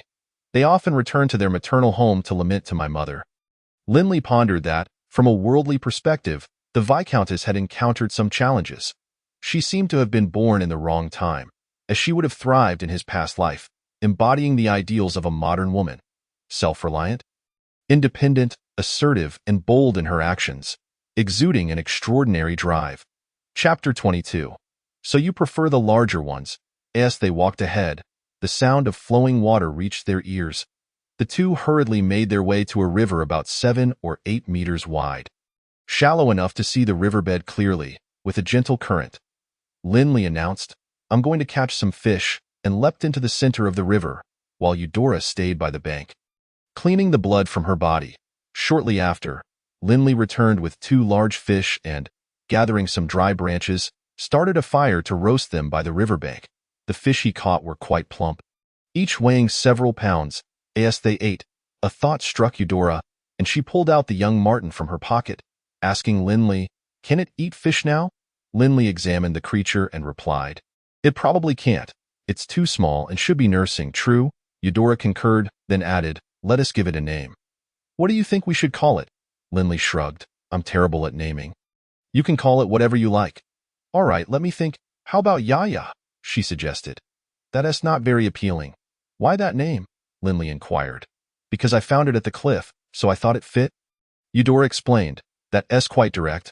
I thought you were referring to Teeth, Linley replied. Teeth would also be fitting. I hope this little one becomes formidable in the future. Let us just call it Tooth. He decided that you were rather nonchalant about this, Eudora said, rubbing her stomach. Now that we've eaten well, you should tell me how I can become a mage. Linley retorted, are you prepared? It's likely to be quite painful. Bring it on. A little pain is nothing, she replied resolutely. Linley said solemnly, this method is theoretically sound but has never been tested. If you experience any discomfort, let me know immediately. All right, what is the first step? Eudora asked eagerly, ready for the process. Linley instructed her to sit cross-legged and close her eyes. I'm about to begin. So be prepared, he said, extending his index finger towards her intang. Just as he was about to touch her acupoint, he hesitated, recalling that in novels, transmission of energy often began from the baihui acupoint at the top of the head. He shifted his focus there, gently pressing on the baihui. Linley then directed his spiritual energy through his arm to his fingertip, gradually channeling it toward Eudora's baihui. At that moment, he distinctly felt Eudora's body tremble. Does it hurt? He inquired. Somewhat, but it's all right. I can endure it. Please continue. Linley was exceedingly cautious.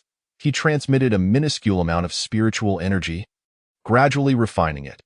Though this method was time-consuming, the sensation of pain was significantly diminished, remaining well within Eudora's threshold of tolerance. Linley meticulously opened the baihui acupoint, and everything proceeded smoothly without any unforeseen complications. At that moment, Eudora remarked, I feel something entering the crown of my head. Linley responded, that is my magical power. Are you experiencing any discomfort? No discomfort, she replied. It was quite painful before it entered. But now the pain has subsided.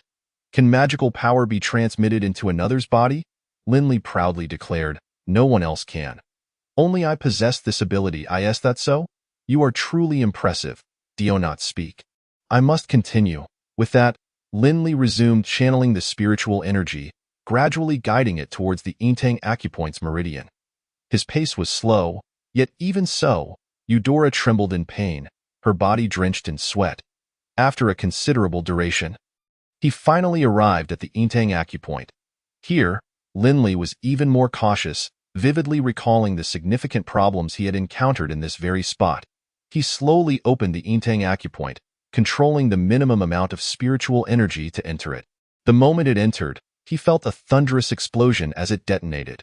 Upon witnessing this, Linley hastily directed his spiritual energy within to create a vortex, spinning rapidly in circles, ultimately drawing back the dispersed mental energy. Only then did Lin Li breathe a sigh of relief, contemplating not to retract the energy forming the vortex, but instead severing that stream of energy, allowing it to assist Eudora, who initially lacked magical power. In stabilizing the vortex, Lin Li's decision was also an experiment to see if he could awaken someone else's magical potential. Moreover, he was confident in maintaining their romantic relationship. Most importantly, he would not disclose the methods of unblocking meridians to her. This was the foundation of his entire plan. Only he could facilitate another's awakening as a mage. This was Lin Li's final safeguard. Lin Li withdrew his hand from her crown and said, "It is done. You must maintain the vortex without letting it cease." Hearing Lin Li's words, Eudora opened her eyes and carefully sensed the changes, then joyfully embraced Lin Li, exclaiming, "I can perceive the elements now. I have truly become a mage. Lin Li, you are incredible." With that, she excitedly kissed him. Lin Li reciprocated, and after an extended moment, they slowly parted. Eudora remained exhilarated, bouncing around, eventually bursting into tears. "I have finally become a mage." "We succeeded," Lin Li reassured her. All right, why are you crying?" "I am simply overwhelmed with joy." Lin Li then said sternly, "You must remember the oath you made earlier. You cannot disclose my ability to help others awaken. This must remain a secret, forever." Eudora inquired, "Why not? If you can help others awaken as mages, 1T people seek you out daily. Even the king would surely come to request your assistance." Lin Li replied, "You are too naive. They would only imprison me, using me as a tool. Even without imprisonment, they would keep a strict watch over me, leaving me with no freedom whatsoever. If it were merely that, it would be acceptable. Hostile nations would stop at nothing to eliminate me. I could very well die one day. Then seek protection from the Mage Association. They will certainly safeguard you," Eudora suggested. "But wouldn't he that be devoid of freedom as well? Besides, the Mage Association is not omnipotent." Eudora pondered for a moment, then concluded, "It seems this matter truly cannot be disclosed. The danger is far too great." Lin Li affirmed, "I'm glad you understand. Only when I have grown powerful enough can others know. Even a legend would not suffice, at least a status above that. Therefore, this matter must remain confidential." Eudora gazed at Lin Li, promptly raising 3 fingers and vowed, "I swear I will never speak of this." After making the oath, she grasped Lin Li's arm gently, saying, "I just thought of something. Let us elope. You are so powerful, already an elite warrior, on the verge of breaking through to master level. I am now a mage. And I can certainly assist you in the future. If we return home, I want to be able to stay with you 24/7. I don't want to be apart from you for even a moment." Lin Li looked at Eudora, bewildered. "Why are you always thinking about running away from home? You're 14, not a child." Lady Alice married King Xios when she was 14. As she held on to Lin Li's arm, it inadvertently brushed against her softness, prompting Lin Li to shift slightly. Eudora noticed Lin Li's movement and glanced down at herself. Could it be that Lin Li is not referring to age? Eudora lifted her head, looking at Lin Li, and said, "So you prefer well-endowed figures? Don't worry. Judging by my mother's proportions, I will not be lacking in that regard." Lin Li hurriedly clarified, "No, I was indeed speaking of age." "And for your age, you are certainly not small." Of course, he would not voice that last sentiment aloud. Chapter 23. The unicorn. Lin Li sighed helplessly, saying, "What are you imagining? I was speaking solely of age. Do you think I am a king establishing a nation? Or do you believe you are the queen of a new realm?" Eudora chuckled. "You can be the king, and I shall be the queen." "That works perfectly." Lin Li ruffled Eudora's hair, saying, "Continue dreaming your grand dreams. What mage would request our illustrious queen to demonstrate a trivial spell?" Upon hearing the mention of casting magic, Eudora froze, her expression a mix of embarrassment and confusion. After a long pause, she stammered, I can't cast anything." Lin Li, noticing her flustered state, did not mock her but remarked, "Think about it. If I can help you become a mage, then surely I must also be a mage. Right? Oh, that makes sense. By that logic, you should indeed be a mage." Lin Li then inquired, "Have you seen me cast magic during battle?" "Actually, no. I haven't seen you cast any spells." Lin Li explained, "Because, like you, I cannot cast at all. not a single one. Upon hearing Lin Li's admission, Eudora burst into laughter. So you can't either. Indeed. So we should return home and patiently wait for 2 months to attend the Haijia Magic Martial Arts Academy to learn how to cast spells. Lin Li then asked, you were quite clever before. Why do you suddenly seem so dim-witted? Did something go awry while awakening you? This is a normal occurrence. They say a woman in love has a negative IQ. The more negative points I have, the more I must like you. You should be pleased. Lin Li gave Eudora a thumbs up. I've never heard someone justify becoming foolish so boldly. And the key is that I should feel happy about it.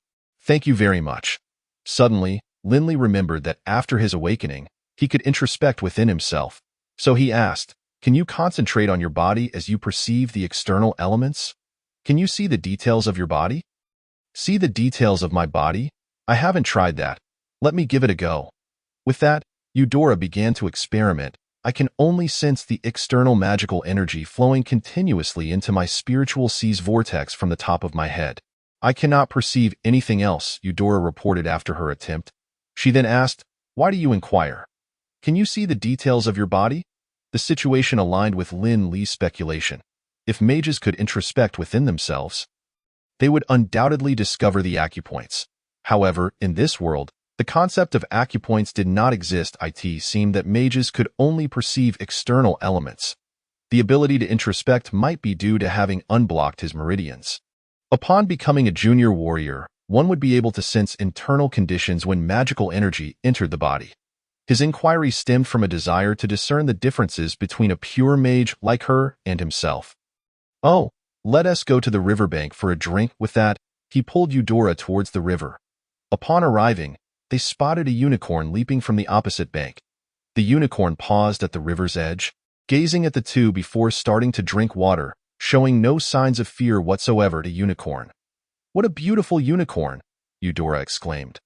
Adult unicorns come in various levels, with the lowest being level 3 and the highest reaching legendary status. There are even rumors of unicorns exceeding legendary ranks. The unicorn's level can be discerned from the length of its horn. The longer the horn, the higher the level. Furthermore, unicorns are a multi-elemental species. This does not imply that a single unicorn possesses multiple elemental affinities, but rather that different unicorns embody different elemental types. The elemental type can be observed through the color of their markings. Most unicorns have a white base color, and this one was no exception, with a bluish mane and a horn approximately 20 centimeters long, indicating it was a level 4 wind elemental unicorn. Lin Li's knowledge stemmed from this unicorn being a fantastical beast from the novels of his previous life. Thus, upon realizing the existence of unicorns in this world, a deliberate investigation was undertaken.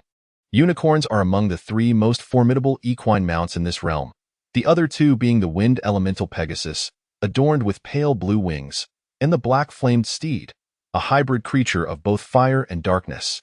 Each of these mounts possesses unique advantages. The Pegasus is inherently capable of flight due to its wings, while the black-flamed steed, being a creature of dual elemental affinity, boasts impressive stature and immense striking power. Conversely, the unicorn excels in the diversity and potency of its magical abilities, coupled with unparalleled agility. Despite the black-flamed steed's dual elements, when it comes to combat prowess, the unicorn has never been bested by its kind. The unicorn often stands as a solitary force in battle, whereas the Pegasus and the black-flamed steed are merely considered mounts. Lin Li had not anticipated encountering one today. However, he found it peculiar. As unicorns should not exist in this vicinity, it is well known that unicorns are social beings, primarily residing among the elven tribes. The region of Score would undoubtedly lack a herd of unicorns. Nevertheless, Lin Li was not concerned with the rationale behind the unicorn's presence. His sole intention was to capture it. He leaped across the 7 or 8 meter wide river, swiftly charging towards the unicorn. Upon noticing the human approaching, the unicorn raised its head and let out a piercing call, summoning 3 blades of wind that sliced toward Lin Li. Recognizing the wind blades, Lin Li thought, I am familiar with this technique. The wind tiger often utilized such attacks. He raised his sword to defend, effortlessly deflecting 1 blade, only to be met with a second. The moment he attempted to counter the second wind blade, his sword was cleaved in 2. Stunned for a moment, Lin Li executed a quick roll, narrowly evading the third wind blade, which sliced through a nearby stone, cleaving it smoothly in half. A cold sweat broke out on Lin Li's brow. These wind blades were increasingly powerful, far surpassing those of the wind tiger he encountered the previous night. However, Lin Li had no intention of relinquishing his pursuit. He called upon the protection of the thunder dragon and charged at the unicorn once more. Seeing Lin Li evade its wind blades, the unicorn stomped its hoof on the ground, unleashing a small whirlwind that rushed toward him. Lin Li, not daring to underestimate the situation, swiftly maneuvered to the side, only to realize that the whirlwind had unexpectedly changed direction to pursue him. As the whirlwind approached, numerous fine cuts appeared on Lin Li's skin. Not one to hesitate, he unleashed a thunder slash at the whirlwind, finally halting its advance. The unicorn remained stationary, once again stomping the ground, summoning 4 additional whirlwinds. Upon witnessing this, Lin Li felt a surge of anxiety, wondering how the unicorn could cast spells without pausing for breath. He halted his forward momentum and swiftly unleashed thunder slashes to dispel the whirlwinds. Just as he dispelled the last one, 3 blades of wind surged toward him anew. Lin Li managed to block the first one, rolling to evade the subsequent 2, and then resumed his charge toward the unicorn. That moment, the unicorn noticed Lin Li drawing near and swiftly turned to flee along the riverbank. Lin Li realized that the unicorn outpaced him, and as he contemplated giving up, the unicorn unexpectedly came to a halt and unleashed wind blades once more. By the heavens, this unicorn can also cast spells, Lin Li thought, narrowly dodging the incoming attacks, only to be met with yet more whirlwinds. He then noticed that the unicorn had run alongside the water's edge, its hooves still submerged. An idea struck him, prompting him to take a gamble. As the whirlwinds approached, Lin Li unleashed the protective thunder dragon. Upon contact, the thunder dragon exploded, causing the surrounding whirlwinds to dissipate in a similar explosion. The unicorn, taken aback by the human's thunder dragon, found itself momentarily stunned as a bloodied figure surged through the smoke, rapidly closing the distance. Lin Li, emerging from the explosion, saw the unicorn preparing to turn and flee. Without hesitation, he cast the thunder web, which, though originally out of range, spread across the water's surface, ensnaring the unicorn's feet and paralyzing it. Though Lin Li was also standing in the water and would have been affected by the thunder web, his resistance as a lightning warrior allowed him to recover swiftly. Seeing the unicorn still incapacitated, he dashed forward and leaped onto its back, discarding his broken sword and clinging tightly to its neck. His legs clamped firmly around its midsection. Once the paralysis wore off, the unicorn began to thrash violently, attempting to dislodge Lin Li while letting out desperate cries, likely thinking, "This human is dishonorable, launching a surprise attack when I still have magic left to cast." Lin Li held on tenaciously, enduring the unicorn's wild movements, when suddenly, a voice echoed from a distance. "Young Master Lin Li, Miss Udula." Upon hearing Owen's voice, Udula immediately shouted back, "Uncle Owen, come quickly, over here." Lin Li observed that only Owen was approaching, presumably having descended directly from the cliff. As Owen reached Udula's side, Lin Li's last reservations dissipated. It was now a battle of willpower.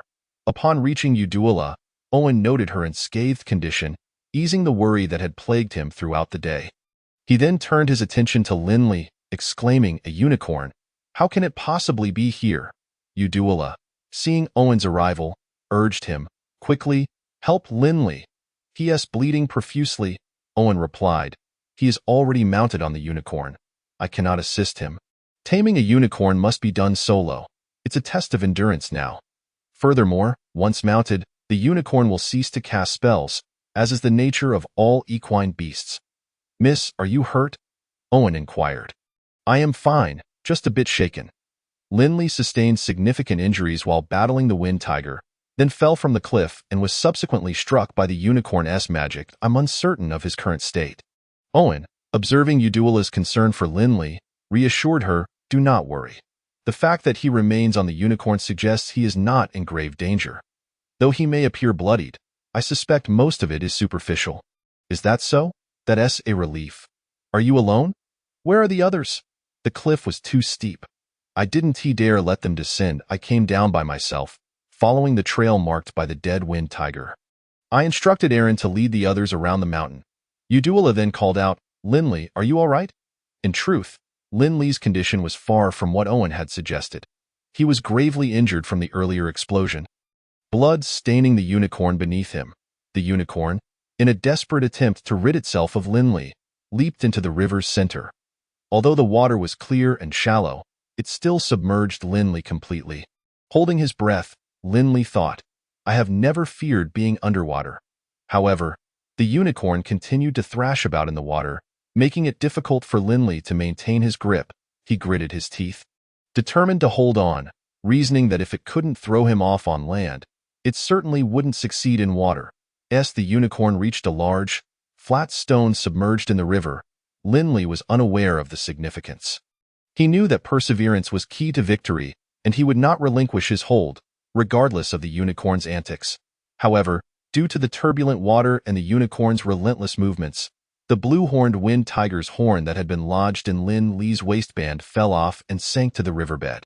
Linley realized this, yet the value of the horn and its magical core paled in comparison to that of the unicorn. Though he felt a pang of regret, he pushed it aside, hoping he might retrieve it later. The fallen horn rolled around underwater, eventually coming to rest in the middle of the stone. Suddenly, the magical core at its base emitted a radiant glow, and before Linley could comprehend the situation, the entire stone began to shine with a grayish-white light. Udula and Owen noticed the phenomenon. Udula anxiously asked, "What is happening? Why is the riverbed glowing?" "It's a magic array." "How can there be a magic array here?" Owen responded, his urgency mounting as he shouted, "This isn't good. Linley, get out." Realizing the danger, Linley promptly released his grip to escape, prioritizing his life over the unicorn. However, it was too late. A barrier emerged around the stone, enveloping both Linley and the unicorn within. The light emanating from the stone intensified. On the riverbank, Udula cried out in distress, "Linley, Linley," as she rushed toward him.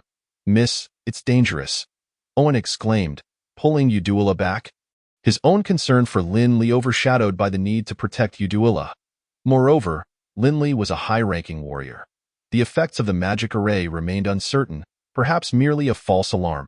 Linley, realizing he and the unicorn were trapped, recalled that the wind tiger's magical core had likely activated the array. Without hesitation, he dismounted the unicorn and grasped the submerged horn. Just as he contemplated how to halt the unicorn, the entire barrier trembled slightly, and then, along with Linley and the unicorn, the water surrounding them vanished in a surge of grayish-white light. Udula, witnessing Linley's sudden disappearance, immediately burst into tears, calling out, "Linley, Linley, miss, please remain calm. Linley may not be in any danger. Take a moment to collect yourself."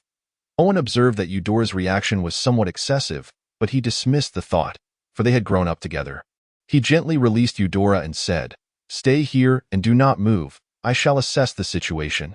You must promise not to budge until I return." Chapter 25. Unexpected teleportation. Owen approached the river and submerged himself at the spot where Linley had vanished. Discovering a relatively flat stone that now bore several fissures, splitting it into fragments, he refrained from acting impulsively and swam back to the shore. Eudora rushed over, inquiring, "What has happened to Linley?" After pondering for a moment, Owen replied, "What we witnessed earlier was likely a teleportation array. As far as I know, only such an array could cause everything within it to disappear in an instant. You saw it yourself. Not only did Linley and the unicorn vanish, but even the river's waters were swept away. A teleportation array? Then where could Linley be now? Is he in danger?" Eudora asked anxiously. Owen responded, "I cannot ascertain where he has been teleported, but if it truly is a teleportation array, he should be safe. Generally, such arrays are designed for relocation. It is uncommon for someone to set the destination as a perilous location.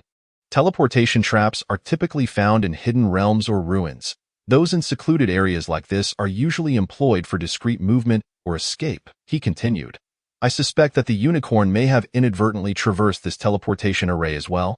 There should be no unicorns within our territory." Upon hearing that the teleportation array was likely safe, Eudora urged, "Then let us hurry and teleport to find Linley. Miss, we cannot go." The stone inscribed with the teleportation array has already fractured. Upon learning of the broken array, Eudora collapsed to the ground, weeping uncontrollably. Observing her distress, Owen comforted her. Miss, Linley has always been resourceful. Though young, he is already a seasoned warrior. There is no need for excessive worry. He can take care of himself. We must return and inform the Viscount, requesting a mage to see if the teleportation array can be repaired. Eudora, realizing that tears would not change their situation, stood up and declared, "Right, let us return swiftly and notify my father." As they made their way back, they encountered Luca and his companions. After explaining the situation, they all hurried back at full speed. Throughout the journey, Luca felt that Eudora's glances towards him were rather fierce. Upon arriving at the Viscount's residence, Owen stated, "You all should rest. I will head to Lord Vallès and explain the situation before pursuing the Viscount." With that, he mounted his horse and departed. Just as Luca prepared to sit down and rest, he was pulled into a room by Eudora. What awaited him were her fists and kicks, as she exclaimed, "This is what you get for insisting on hunting. Linley advised against it, yet you ignored him. Now that Linley is missing, it is all your fault. If anything happens to my Linley, you will pay dearly.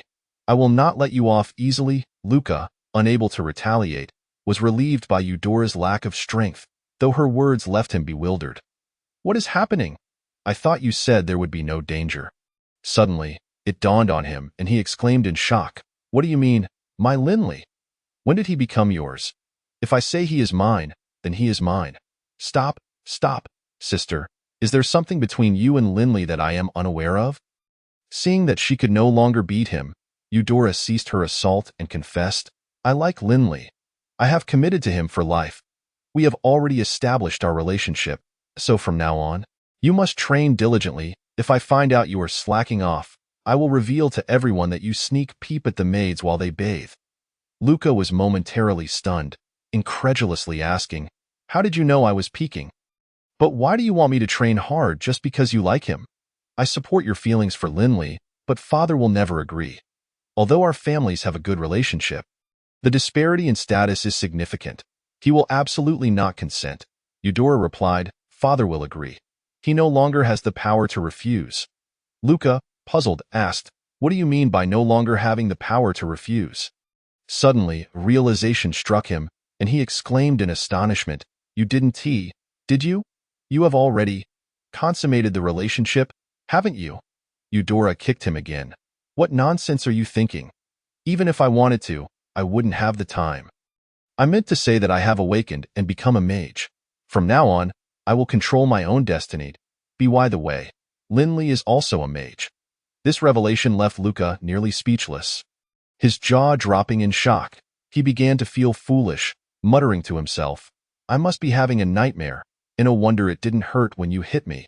He then slapped himself, and Eudora, after hitting him for so long, realized that this slap likely hurt him more than her punches. She crouched down, holding her face and exclaiming, "It hurts! It hurts! This isn't a dream. Out of the three of us, you two are mages, while I am merely a foolish warrior. The jester is truly me." With a look of despair, Luca squatted on the ground. Eudora then remarked, "It would be best if Linley returns. If he hasn't come back by the time we graduate, we will go find him. If you haven't reached the elite level by then, I will reveal your secret about peeping at the maids. You know about that too?" "Humph, I know so much more." As the barrier trembled, Linley felt a sudden sense of weightlessness, followed by a dizzying sensation, as if he were spinning. Just as he was about to succumb to nausea, the spinning abruptly ceased. Having been submerged in water, Linley was initially disoriented. He began to swim upward, only to discover that the unicorn had already fainted in the water. He quickly swam over, grasped it, and together they ascended. Breaking the surface, he looked around, only to find no sign of Eudora or Owen. The once familiar river had transformed into a lake. Linley managed to pull the unicorn onto the shore and gazed at the unfamiliar surroundings in confusion. Wondering, "Have I been transported again?" Glancing down at the unicorn, he concluded, "Yes, it appears we have been teleported." At that moment, the unicorn regained consciousness and, seeing Linley beside it, attempted to flee. It stumbled after taking a few steps and fell to the ground. Linley approached and firmly held it down, regardless of its struggles. Gradually, he noticed that the unicorn ceased its resistance. "Are you willing to submit? If so, let out a couple of calls." Linley understood that in this world, magical beasts possessed considerable intelligence, with most of those above level 3 exhibiting the intellect of a child, while those of levels 4 or 5 displayed intelligence akin to that of an adult. The unicorn complied and let out 2 calls. Testing its compliance, Linley loosened his grip and saw that the unicorn did not attempt to escape, allowing him to help it to its feet. The unicorn stood beside Linley, calling out to him twice, seemingly acknowledging him. Seeing the unicorn's obedient demeanor, Linley finally breathed a sigh of relief and sat down on the ground. Assessing his condition, he noted that it was rather dire. Not only was he injured all over, but he also lacked weapons, with nothing but a tattered cloth to cover himself. Looking at the unicorn, Linley remarked, "This is all your fault. Your tornado attack was weak yet humiliating, a true expert at shredding others' clothing." The unicorn responded with 2 calls, though it was unclear if it understood. After resting for a while, Linley decided to return to the water to discover how he had been teleported, but found nothing. Resigned, he swam back to shore, patted the unicorn, and climbed onto its back, stating, "Let us go and see where we are." Chapter 26. Adventurers Squad. Leaving the lakeside, they entered a forest. Linley rode the unicorn to the tallest tree nearby. He instructed the unicorn to wait below while he climbed to the top. Surveying the surroundings, apart from the lake he had just seen, all he could see were trees. Jumping down, he mused aloud, "It seems I have been teleported to a vast forest. What shall I do? I have no weapons or clothing, and I do not even know where I am. Most troubling is that I have no idea how to navigate out of this forest." Linley descended from the tree, resolved to find a location to recuperate and hunt a magical beast to acquire some clothing, at the very least to avoid being perceived as a pervert when encountering others. Heading east, Linley recalled seeing a tall tree from atop the previous tree and decided to investigate it. Along the way, he noticed numerous signs of magical beast activity. The unicorn moved swiftly, and soon they arrived at the base of the towering tree. From a distance, the tree appeared majestic. Up close, its massive trunk boasted a diameter of several meters, and it towered over 150 meters high, teeming with various birds and beasts nesting among its branches. Selecting a spot, Linley began to climb, quickly reaching the top. He hoped to see the forest's edge from such a height, only to be met with an endless expanse of green. Defeated, he climbed down and rode the unicorn back. Having previously noted the nearest water source was the lake, Linley searched around the lake for some time and eventually found a large tree with a diameter of 6 to 7 meters. Broken midway, he contemplated hollowing out the base to create a suitable resting space, but was disheartened as he gazed at his empty hands, realizing that without weapons, excavating a tree would be an extraordinary challenge. However, in order to remain here and achieve mastery, it is essential to have a place where one can rest adequately. Linley glanced at the only item in his possession, the horn of the unique horned tiger. This object was only sharp at one end, rendering it barely useful as a weapon, and utterly ineffective for tasks such as lumbering or excavating. At that moment, he thought of the unicorn, whose tornado seemed quite impressive. If controlled properly, it should be feasible to create a hollow in a tree. The unicorn observed Linley approaching with a mischievous grin, sensing something amiss in the gaze of this newly found companion. Linley patted the unicorn, addressing it as Brother Unicorn, and asked, "Do you see that large tree? Use your tornado to hollow it out." The unicorn responded with a couple of calls, completely ignoring Linley. "Brother Unicorn, could you lend me a hand?" Noting the unicorn's continued indifference, Linley speculated, could it be a female? Thus, he tentatively called out, "Miss Unicorn?" Upon hearing this, the unicorn let out a whinny, seemingly acknowledging Linley. "Miss Unicorn, could you assist me? Please help me create a hollow in that tree."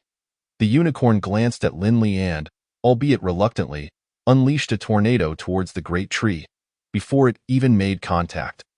Wood shavings flew everywhere, and by the time the tornado dissipated, a depth of about 1 meter had already been achieved. Observing the remarkable outcome, Linley quickly encouraged the unicorn, "Sister, give it your all. Create a few more, make it deeper and wider." Shortly, I will catch some fish from the lake for you to enjoy. The unicorn let out another call, which seemed to indicate agreement. Before long, a tree hollow approximately 4 meters square was completed, intentionally leaving an opening just large enough for one person to pass through. With the hollow finished, Lindley took the unicorn to the lakeside to catch fish for roasting. Although resembling a horse, the unicorn was, in fact, omnivorous, able to consume both meat and plants in battle. It could also bite the enemy if pressed. While roasting the fish, Lindley remarked, "Let me give you a name. It will make calling you easier." Seeing the unicorn call out without objection, he took it as consent. "What do you think of the name Chasing Wind?" The unicorn seemed displeased with this name, whinnying and shaking its head vigorously. "What about Shadowless or Lightning Bolt?" Noting the unicorn's persistent head shaking, Lindley found himself in a quandary. The few horse names he recalled from his previous life were limited, and he certainly could not call it Red Hair. As it was not red, after contemplating for a while, Lindley recalled the name of the Nordic goddess of the wind, Gyna. "What do you think of the name Gyna? In my homeland, she is the embodiment of the wind." Whether the unicorn genuinely liked this name or accepted it upon hearing that it represented the wind, it finally ceased shaking its head. Lindley did not rush to leave, primarily wishing to break through to the master level here. To achieve such a breakthrough, he required a magic core from a level 5 lightning-type magical beast in the SCO region. Acquiring a level 5 magic core without drawing attention was virtually impossible. The magic core he used during his elite breakthrough had been discreetly taken from Val's collection in this forest. Lindley sensed numerous powerful presences. Besides aiming to reach master level, he also sought to refine the Thunder Lightsword technique. Back at home, both movement and attack had created considerable noise, restricting his freedom of action. Now, he need not fear being seen, and he was eager to explore the myriad ideas he had asked for whether he could defeat a level 5 magical beast. Lindley had confidence in his improved combat technique, especially with the unicorn's assistance. At the very least, he was sure of his safety. Thus, the duo settled temporarily in this unknown forest. A group of 7, comprising 5 men and 2 women, traversed the forest, each fully armed and exuding a formidable aura. Leading the way was a warrior clad in full armor, who bore a massive sword on his back. He then announced, "We have officially entered the depths of the abyssal forest. Everyone, please restrain your aura." As he spoke, the others complied, concealing their auras. They intentionally emitted their presence earlier to allow weaker magical beasts to avoid them, thereby conserving time. However, the deeper parts of the abyssal forest were different. They housed level 6 and 7 magical beasts, and revealing their auras would be perceived as a provocation by these formidable creatures. Phil cast another aura concealment spell for everyone. A melodious female voice resonated from within a tightly wrapped magical robe. "All right, Stephen," Phil replied. Raising his staff and swiftly reciting incantations, a beam of white light enveloped the 7, only to vanish shortly thereafter. Seeing the spell take effect, Stephen urged everyone to remain alert. "Marshall, keep an eye on the biological energy detection device. Let's avoid unnecessary battles." "You're too cautious, Stephen. We just entered the depths. It's unlikely we'll encounter level 6 magical beasts so soon." Although Marshall acknowledged the low probability, he still followed Stephen's advice, pulling out a palm-sized disc and stating, "I told you, there's no reaction within a 10-kilometer radius."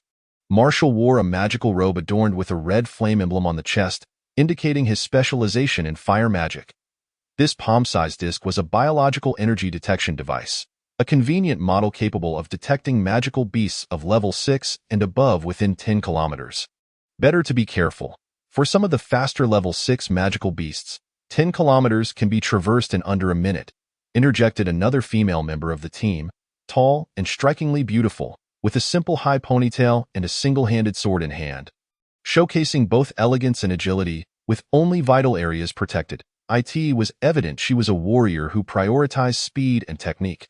"Rest assured, Lita, I will keep a close watch on the detector," Marshall replied. "Enough chatter. Let us move quickly," urged Patty, the only one carrying a bow and arrows. Chapter 27. Legendary Magical Beasts. Stephen led the group deeper into the forest. "William, Carter, stay alert for any movement behind us." The 7 fell silent, advancing further into the depths of the forest. This team, led by Stephen, had entered the abyssal forest with the intent of hunting a level 6 fire-type magical beast to obtain its magic core.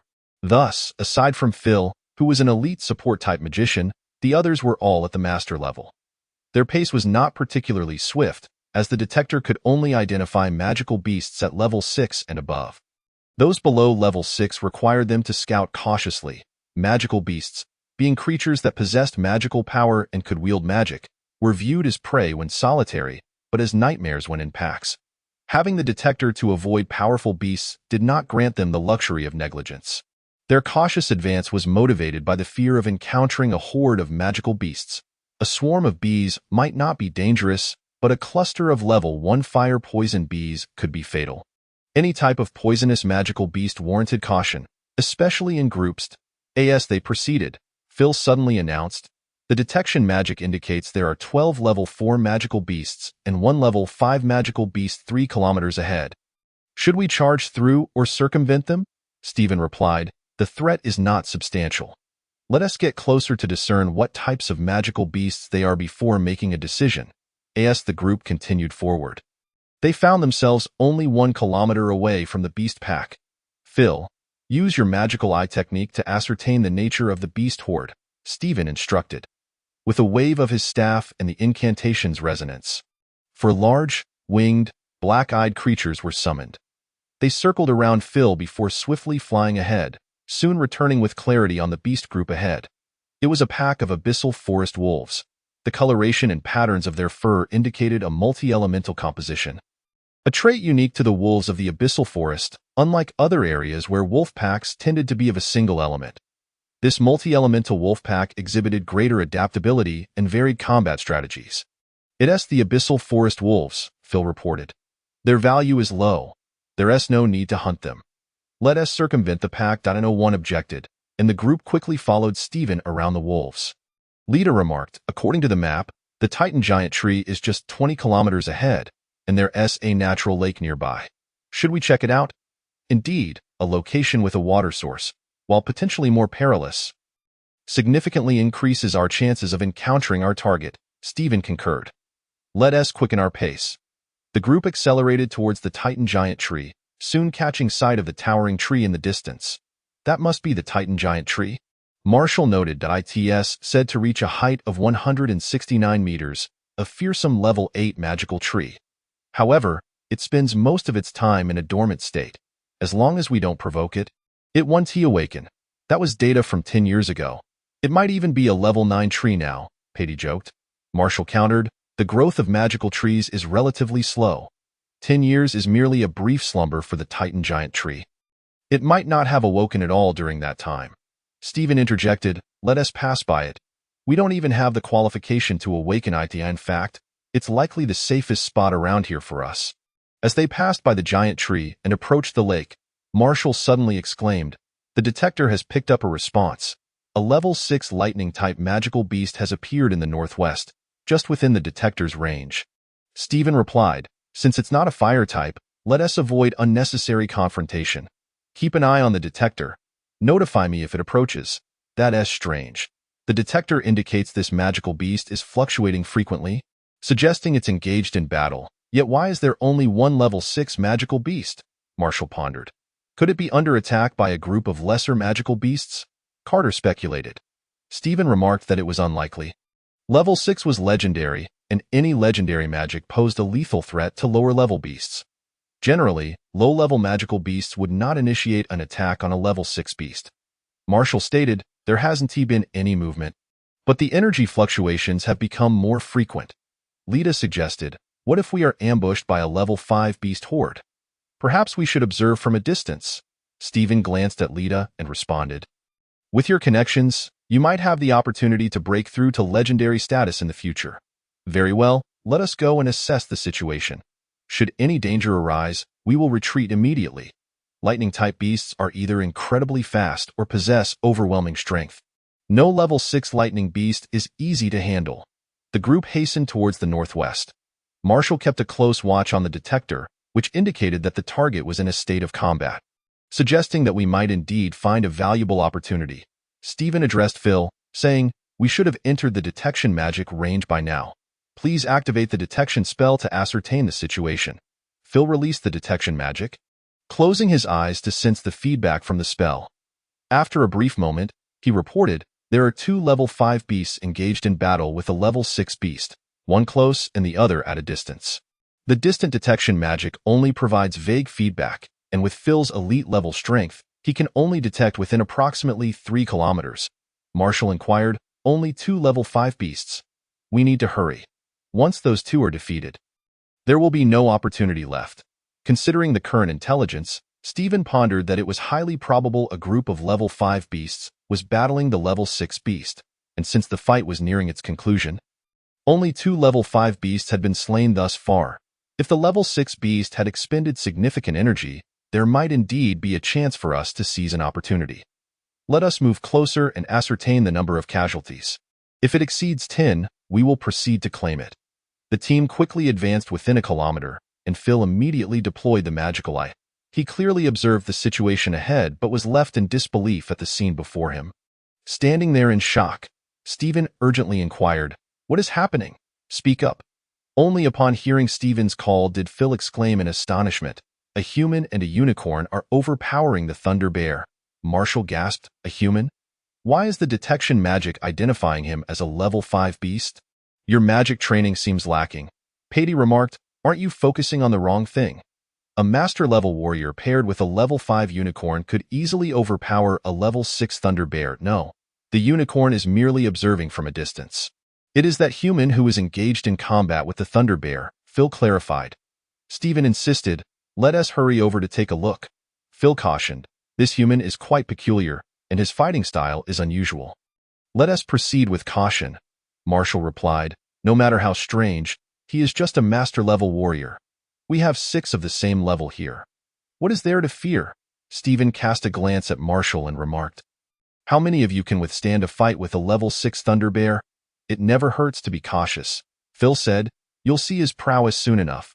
Chapter 28. Finally encountering a human, the team swiftly traversed the forest and beheld the battle between a human and a bear.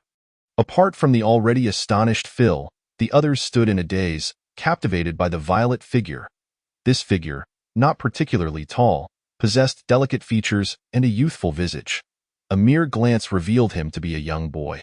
The beast's hide had been fashioned into clothing, yet his entire being shimmered with lightning. His long purple hair stood erect, and 2 unfamiliar elongated creatures composed of lightning elements encircled him, while his purple eyes glowed with electric energy. He bore no weapon. Such an appearance, though rare, was not what rendered the onlookers speechless. Rather, it was his method of combat that astonished them. Without weapons, he engaged in battle using an uncommon palm technique, sending forth those lightning element creatures with each strike, accompanied by formidable roars that echoed upon impact with the Thunder Bear. The bear's reaction suggested considerable force behind the boy's attacks, as each hit caused it to stagger backward. Each time he unleashed a strike, he would call out names such as Twin Dragons Draw Water, Dragon Battle in the Wild, Flying Dragon in the Sky, Crouching Dragon Hidden in the Depths, Seeing the Dragon in the Field, and Regret of the Overbearing Dragon. These elongated creatures were likely the dragons he referred to, although they differed significantly from the dragons familiar to the onlookers. The creatures exhibited some tracking capabilities, making it difficult for the Thunder Bear to evade. It could only withstand the blows, retaliating with its own lightning-infused paw strikes. The boy faced them fearlessly, calling out Regret of the Overbearing Dragon as he matched strikes. With both forces seemingly equal to it, should be noted that those lightning-infused paw strikes were no casual blows. They were the Thunder Bear's combat technique, Thunder Strike, which boasted immense power. Stephen believed he could not easily withstand such a blow. The 7-member team observed the spectacle for some time until the unicorn let out a fierce cry, seemingly aware of their presence. The boy quickly withdrew from battle, approaching the unicorn while remaining vigilant. The Thunder Bear, upon seeing the boy retreat, also chose to withdraw without hesitation, showing no inclination to continue the fight. This boy was none other than Linley. Having arrived in this unknown forest 4 months prior, he had since broken through to mastery. Not only had he refined his original combat techniques, but he had also adapted the fictional 18 dragons subduing palms he had seen in his past life. Although this technique was likely a fabrication, Linley had merely learned its form and developed his own application of it, yielding impressive results. Engrossed in his confrontation with the Thunder Bear, he had not noticed the adventurers approaching until Gyna had alerted him. As Linley observed the Thunder Bear retreat, he did not pursue but instead warily regarded the adventurers. "Who are you? Where did you come from? What do you intend?" Perhaps taken aback by Linley's prowess. Stephen replied, "I am Stephen, the captain of this adventurer team. Young brother, we are not foes, so there is no need for such wariness. We hail from the imperial capital, and we have come to the Ru Yuan forest primarily to hunt a level 6 fire-type beast for its magic core to break through to legendary status. So this place is called Ru Yuan Forest." Linley had been in this forest for 4 months and had begun seeking an exit last month but had found no way out. Each time he attempted to leave, he would merely end up back where he started. Moreover, powerful magical beasts lurked within, and Linley could sense their threat from afar, preventing him from wandering freely, forcing him to retreat. The Thunder Bear had only appeared in this area the previous week, and Linley had fought it 4 times since then, though he had managed to maintain the upper hand. He had always been the one to retreat after each encounter. The level 6 Thunder Bear, a lightning-type beast, was ferocious, with formidable defenses and incredible stamina. Linley could only keep it at bay using explosive skills, which were immensely draining and not sustainable for long. While it appeared that the Thunder Bear was at a disadvantage, the reality was different. Linley's attacks could not truly harm it, given that lightning-type beasts had even stronger resistance to lightning than Linley himself. However, the Thunder Bear too found itself in a difficult position. Its strength matched Linley's explosive power, and while it boasted great defense, its speed paled in comparison to Linley's agility. Linley could come and go as he pleased. While this legendary beast was reduced to a sparring partner, Linley was using it to hone his skills, rare opportunity for practice that could not be found elsewhere. This was also why the unicorn had been observing from the sidelines. Stephen inquired, "Might I ask your name, young brother? Why are you here alone?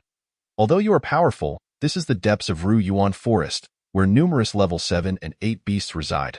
Linley looked at them, momentarily unsure of what to say. After 4 months, he had finally encountered humans. His ability to escape depended entirely on them. After contemplating, Linley realized he was completely without resources. Anyone could see that.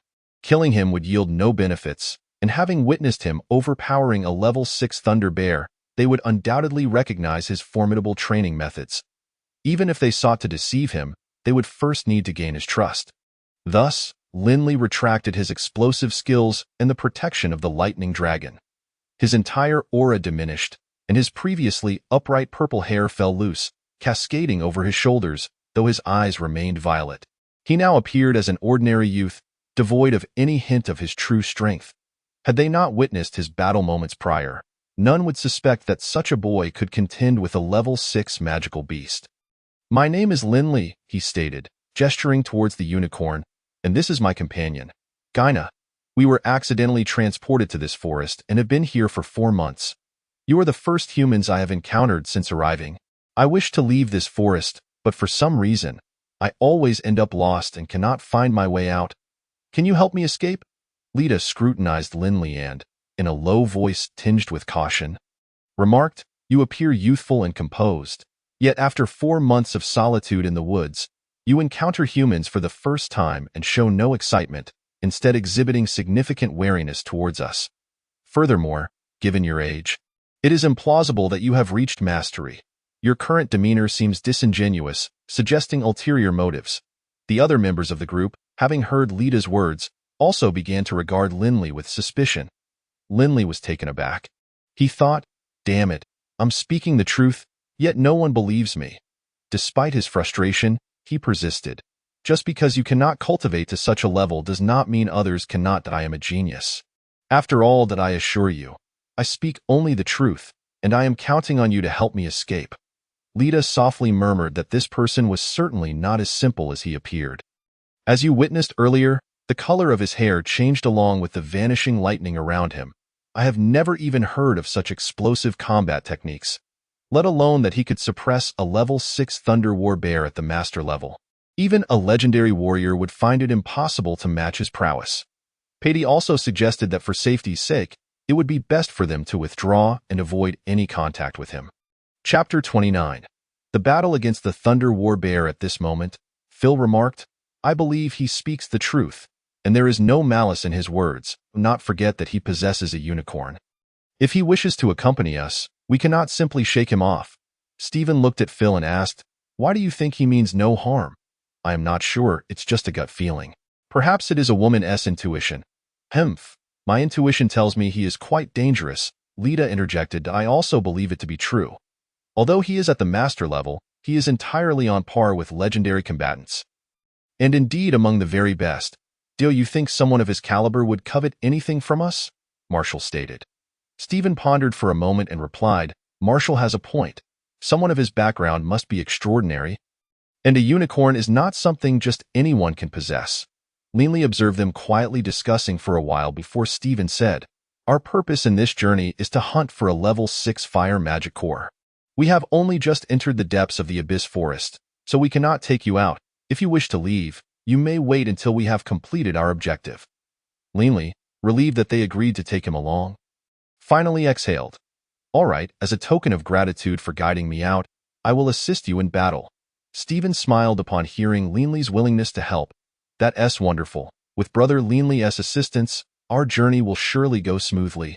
The Thunder War Bear should not have run far. Shall we practice our coordination with it first? You can choose the spoils afterward. What do you think?" Linley replied, "Thank you. Let us pursue it." "Marshall, see how far the Thunder War Bear has fled. We need to deal with it first." Marshall took out a detector and said, "It has been moving in a northwestern direction." Linley glanced at the detector, refraining from asking further, and said, "I will chase and intercept it. You all hurry and follow." With that, he mounted Gyna, and in a flash of azure light, his figure was already in the distance. Stephen exclaimed in astonishment, "So fast! Does a level 5 unicorn possess such speed?" "Absolutely not. We must remain cautious. Both he and that unicorn are not normal," Lita cautioned.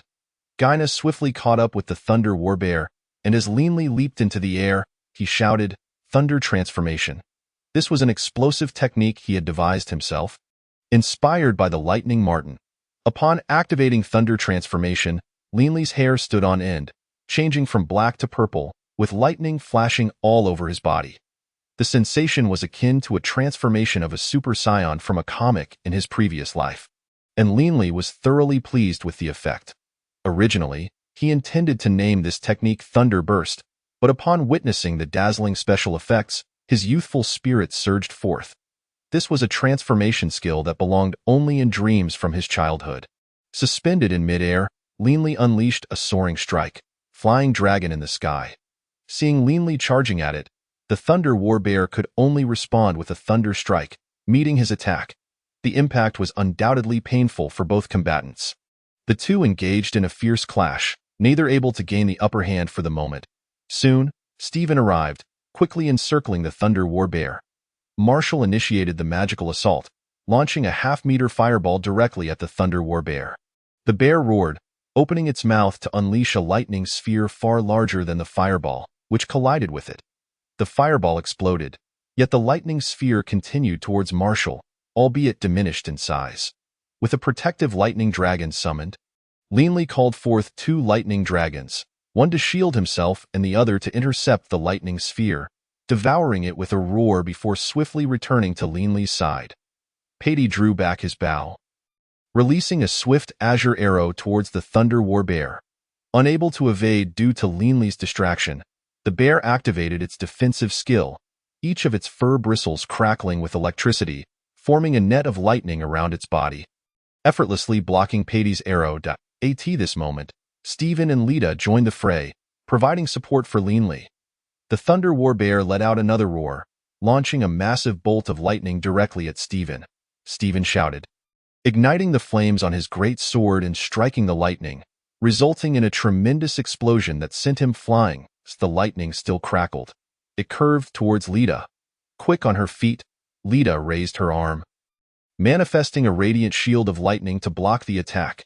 With another explosive sound, Lita staggered back a couple of steps, realizing that, being of the lightning element herself, the damage from the attack was considerably less severe. However, The chain lightning from the Thunder Warbear continued, striking William, Stephen's guardian, a rock-type warrior, who absorbed the 2 previous strikes against his rock shield with residual force, which then ricocheted towards Carter, AT that moment. A purple shadow surged towards the lightning, a protective lightning dragon summoned by Leanly. The dragon opened its massive jaws and devoured the diminished chain lightning, its size swelling as it roared, its power surging as it barreled towards the Thunder Warbear. The bear, witnessing the approaching dragon, launched yet another enormous lightning sphere. The collision with the dragon was thunderous, sending countless arcs of lightning bursting forth from the explosion's epicenter, rapidly spreading outward. All but Leanly and Lita, both of the lightning element, quickly retreated from the blast. Lita glanced at the remaining lightning dragon beside Leanly, her heart filled with awe. This lightning dragon could serve as protection, devour elemental skills to enhance itself, and could even be controlled with agility to attack directly. The protective lightning dragon was simply an unparalleled defensive technique. She had never seen or even dared to dream of such a thing before. The residual force of the lightning explosion posed little threat to lightning warriors like Lita, who, armed with her lightning shield, did not retreat like the others. Instead, she immediately joined Leanly in battling the Thunder Warbear. Providing support as a speed-oriented warrior, Lita positioned herself behind Leanly, unleashing ranged skills. After executing 2 combat techniques, she realized they inflicted minimal damage on the Thunder Warbear. Leanly and the bear clashed once more. Both taking a step back, following up with his left hand, he unleashed a palm strike, sending a lightning dragon soaring towards the Thunder Warbear, resulting in another explosive collision. Seizing the opportunity, Lita transformed into a flash of lightning, rapidly dashing towards the Thunder Warbear with a swift strike. The Thunder Warbear reacted quickly. Its paw crackled with lightning as it struck Lita's sword with immense force, the powerful lightning coursing through her body. Leanly, observing Lita's reckless advance, sensed trouble. Although it appeared that his subsequent attack had struck the Thunder Warbear, Lita mistakenly believed there was an opportunity to capitalize on it. In reality, Leanly had merely been creating an opening for himself to catch his breath. Seeing Lita charge forward, Leanly hurriedly followed. Just as the bear's paw collided with Lita's sword, Leanly struck her back with his palm. Lita felt a powerful surge of lightning entering her arms, but suddenly, an energy similar to magical power surged from her back, swiftly dispelling the invading lightning. She instantly felt as though her arms had been reinforced, enabling her to withstand the Thunder Warbear's fierce assault. Chapter 30. Thunder Explosion. Before Lita could comprehend the situation, Leanly seized the back of her collar and pulled her back. Charging in like that is far too dangerous, Leanly admonished. Just then, Stephen, who had rushed in, witnessed Leanly's palm strike Lita's back and feared Leanly was launching a sneak attack. Lita, caught between 2 attacks, seemed to be in mortal danger. Yet, to everyone's astonishment, she had managed to withstand the Thunder Warbear's fierce strike, only to be pulled back by Leanly. Stephen inquired, "What just happened? Why did you strike Lita?" Leanly quickly replied, "I just transferred some of my energy to her. Otherwise, she would have been injured by now." Transferred energy? Stephen looked at Lita in confusion. "We can discuss it in detail later." "Leanly just helped me," Lita responded, and a green glow enveloped them all, emanating from Phil's life magic, temporarily enhancing their physical abilities. Leanly immediately felt an increase of 10 in both strength and speed, allowing him to begin overpowering the Thunder Warbear. "Show some real skills. I cannot maintain this state for long," Leanly urged. Stephen shouted, "Brothers, give it your all. Don't let brother Leanly down." With that, Stephen charged ahead, followed by Marshall and Patty, who increased their output, unleashing various fire-based magical attacks and arrows at the Thunder Warbear. Gyna, limited to using only wind blades, began to unleash them, as other spells would risk harming their allies. Seeing his companions exerting themselves, Leanly also accelerated his pace, pushing the Thunder Warbear back under their combined assault. The Thunder Warbear seemed to realize that it could not let this day pass quietly. It roared in fury, its form swelling as its paws crackled with lightning. It bore the brunt of Stephen's giant sword as it charged towards Leanly, who, in a moment of desperation, could only meet its attack with his left palm. Upon contact, Leanly immediately sensed something was off. The bear's power had escalated to a level surpassing his own, even after his enhancement, sending him flying away, its going all out. Be careful! Linley executed several somersaults in the air, barely dissipating the force of his fall to avoid a humiliating landing. However, his left hand was now nearly incapacitated. Drenched in blood and trembling uncontrollably, with sporadic flashes of lightning crackling across it, Lita heard Stephen's startled exclamation. Just as Linley regained his footing, he saw Lita hurtling towards him, blood spewing from her mouth. He swiftly caught her with his right hand, staggering back a few steps in the process. Lita had been coordinating with Linley from behind, attacking the Thunder Warbear, but Linley had been sent flying by a powerful blow. Lita, momentarily disoriented, barely managed to raise her sword in time to feebly deflect the incoming paw strike, forming a makeshift lightning shield. However, the furious blow from the Thunder Warbear shattered her shield instantly, striking her down heavily, rendering her unconscious. Linley laid Lita down gently and turned to see William, the heavily armored warrior, struggling to fend off the Thunder Warbear with his rock shield wall. Realizing that worrying about Lita was not an option at the moment, Linley seized Lita's sword that lay nearby, grateful that his left hand was the one that had been injured. Grasping the sword, he felt the surge of lightning elements within him, recognizing it as a magical weapon. A green light enveloped Lita, and Linley glanced up to see Phil's healing magic at work.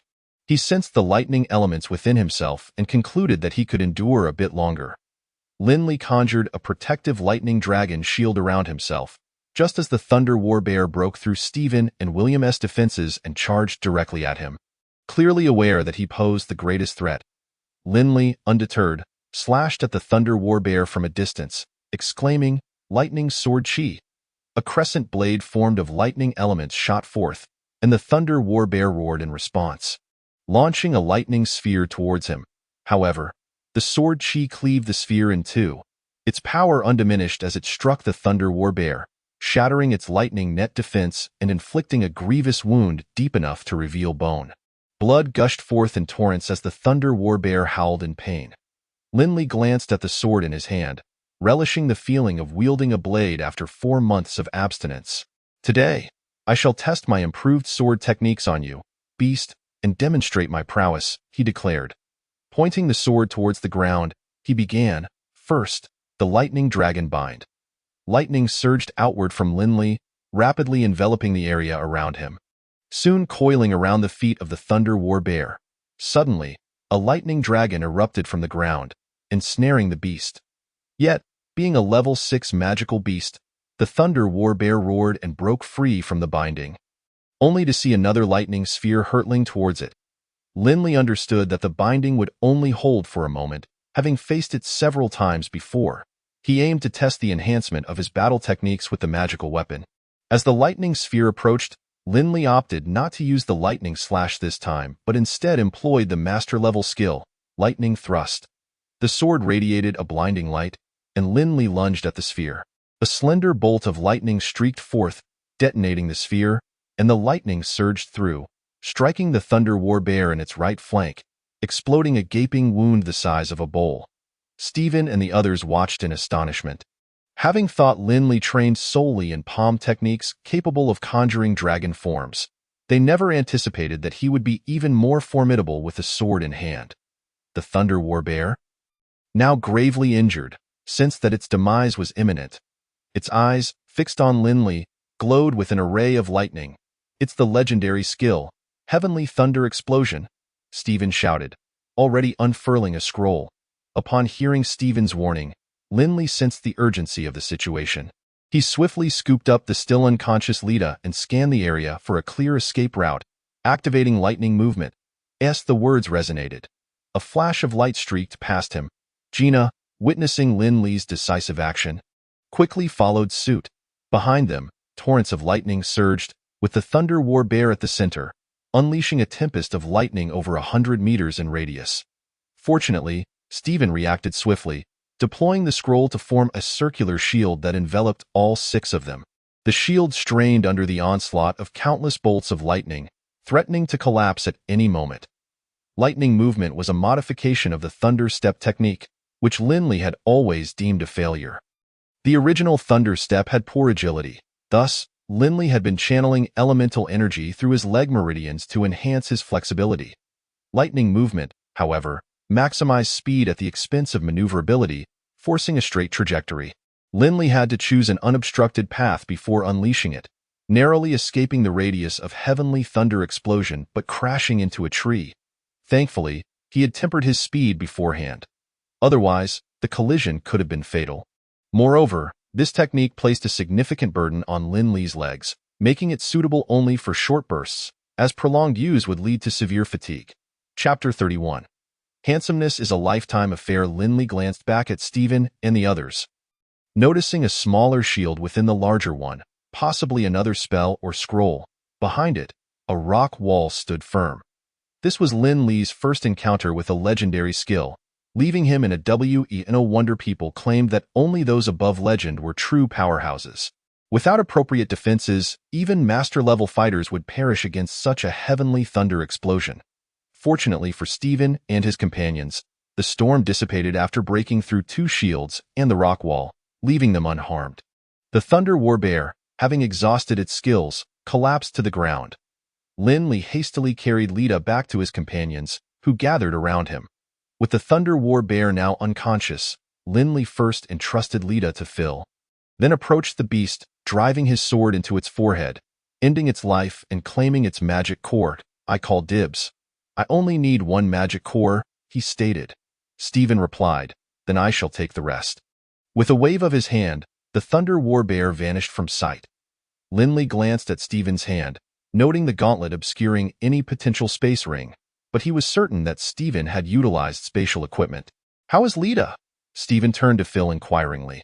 "She is not in any mortal danger. I'll cast a few more healing spells, and she should recover by nightfall," Phil assured as he continued his healing incantations. Breathing a sigh of relief upon hearing Lita was safe, Stephen said, "That's a relief." He then added, "I was so preoccupied with chasing the Thunder Warbear that I failed to properly introduce everyone. Lita, injured like you, is a master-level lightning mage, focusing on speed and technique. She was caught off guard by the sudden onslaught of the Thunder Warbear. Her skills are commendable." He gestured towards Marshall. Clad in a magical robe, this is Marshall, a master-level fire mage. The one wielding the great sword is my bodyguard, William, a master-level warrior of the earth element. The archer is Petty, a master-level wind mage. There are few who specialize in archery. He is quite a rarity. Phil is an elite-level mage, proficient in support and life magic. He is an invaluable asset to our adventuring team. And lastly, that is Carter, Phil's personal bodyguard, also a master-level ice mage. Lindley had always assumed Carter was merely idling in the background. It turned out he was a personal bodyguard, dedicated to a single individual. Lindley greeted each of them. Though he harbored numerous questions, he found himself at a loss for words. Stephen and the others appeared to have questions of their own, but the unfamiliarity among them led to a brief silence. Ahem. The group turned to see Lita awakening under the healing spell. Phil approached Lindley and said, "Extend your left hand. I noticed you were injured as well. Let me heal you." Lindley observed the petite mage, her face mostly obscured by the hood of her robe. He extended his left hand. As Phil began to quietly chant a spell, her hands directed towards his arm, a green light enveloped his injury, and Lindley experienced healing magic for the first time. The sensation was peculiar. It wasn't entirely comfortable, feeling slightly itchy and warm, yet it was remarkably effective. The pain in his arm diminished significantly, and the wound began to heal. That moment, Lita spoke. "Thank you, Lindley, that I heard that you saved me just in time. Since we agreed to work together, it is only natural to save you." He replied, "You're still recovering. Perhaps you should rest in my usual spot." Stephen suggested, "That sounds good. It's also time for a meal. Let us take a moment to recuperate." Lindley allowed Gina to carry Lita, though Gina appeared quite displeased, requiring considerable coaxing before she reluctantly complied. The group made their way to the tree hollow Gina had excavated. "You've done well with this tree hollow. You seem quite comfortable living here," Marshall remarked as he entered the hollow. "This was dug out by Gina using magic. I lack weapons and didn't know where to begin. Do you have any spare clothing? This beast's skin is stifling and unbearably hot." Lindley inquired. "Here, I have some spare garments," Though they may be a bit large on you, at least it's better than that disheveled beast skin, Stephen replied, offering a set of clothes. Thanks, I'll wash up by the lake first. You all rest for now. After finishing, he mounted Jaina and rode toward the lakeside. Linley arrived at the lake and thoroughly washed himself. He discarded the beast's skin without a second thought, as wearing poorly processed leather was truly uncomfortable and odorous. Once he changed into fresh clothes, Linley felt significantly lighter, finally liberated from the stifling heat. When Marshall saw Linley return, he remarked, "Ah, you look like a proper person now. When I first laid eyes on you, I thought you were some sort of humanoid beast. You stood your ground against the Thunder War Bear without losing your composure. I was utterly astounded. Indeed, I could hardly believe it myself." Stephen added, "It's remarkable that someone could contend with a master at that level and even hold the upper hand. That was merely an illusion." Linley replied, "I've sparred with that bear several times. While it may appear that I have the advantage, in truth, I couldn't inflict any real damage on it, as a fellow user of lightning attributes. Its resistance far exceeds mine. Its thick fur provides formidable defense. However, it cannot do much to me either. My strength matches its own, and my speed surpasses it by a considerable margin. Whenever I tire, I simply run away. Such a splendid sparring partner is hard to come by." Stephen regarded Linley for a moment, hesitating before finally asking, "At first, I noticed you employing palm techniques in battle. From the name you shouted, the entity you summoned must be called a dragon, correct? That is a fantastical creature from my homeland, quite different from a true dragon despite sharing the name," Linley explained. Stephen, puzzled, responded, "A fantastical creature? The dragon you summoned appeared so lifelike. It seemed almost tangible. It possessed immense power and remarkable agility, akin to a genuine elemental being. Indeed, it resembles summoning magic, especially with the accompanying roar." "It's not much different from summoning beasts," Marshall interjected. Linley rubbed his nose, attempting to mask his embarrassment. "The roar is actually simulated using spiritual energy vibrations. After all, I was employing the 18 dragon-subduing palms. It wouldn't be due to lack an accompanying sound. I spent several days perfecting that roar. As for the names I shout, they merely satisfy my inner desire for flair. Although I may call out various technique names, the effect and power of each palm strike remain consistent. I simply shout for effect. The roar is generated through magical vibrations, and the power is momentary, but the style lasts a lifetime. Who could resist a dashing battle technique or spell?" Marshall chuckled, "You're absolutely right. As long as the power is sufficient, what truly matters is style. Without charm, how can one attract the attention of the ladies? My young brother Linley, you have a promising future ahead. I have great faith in you. Is it really appropriate for you to be so straightforward? Don't you see Lita looking at you with disdain?" Chapter 32. Improved battle techniques. Perhaps Linley's timely rescue of Lita earlier had alleviated some of their wariness toward him. With the conversation flowing, everyone felt more at ease. Linley recounted in detail how he had been transported here. Inquiring further, he discovered that the kingdom of Shios was located far to the west of their current position. Only Phil had come across one or two books containing records about the kingdom of Shios.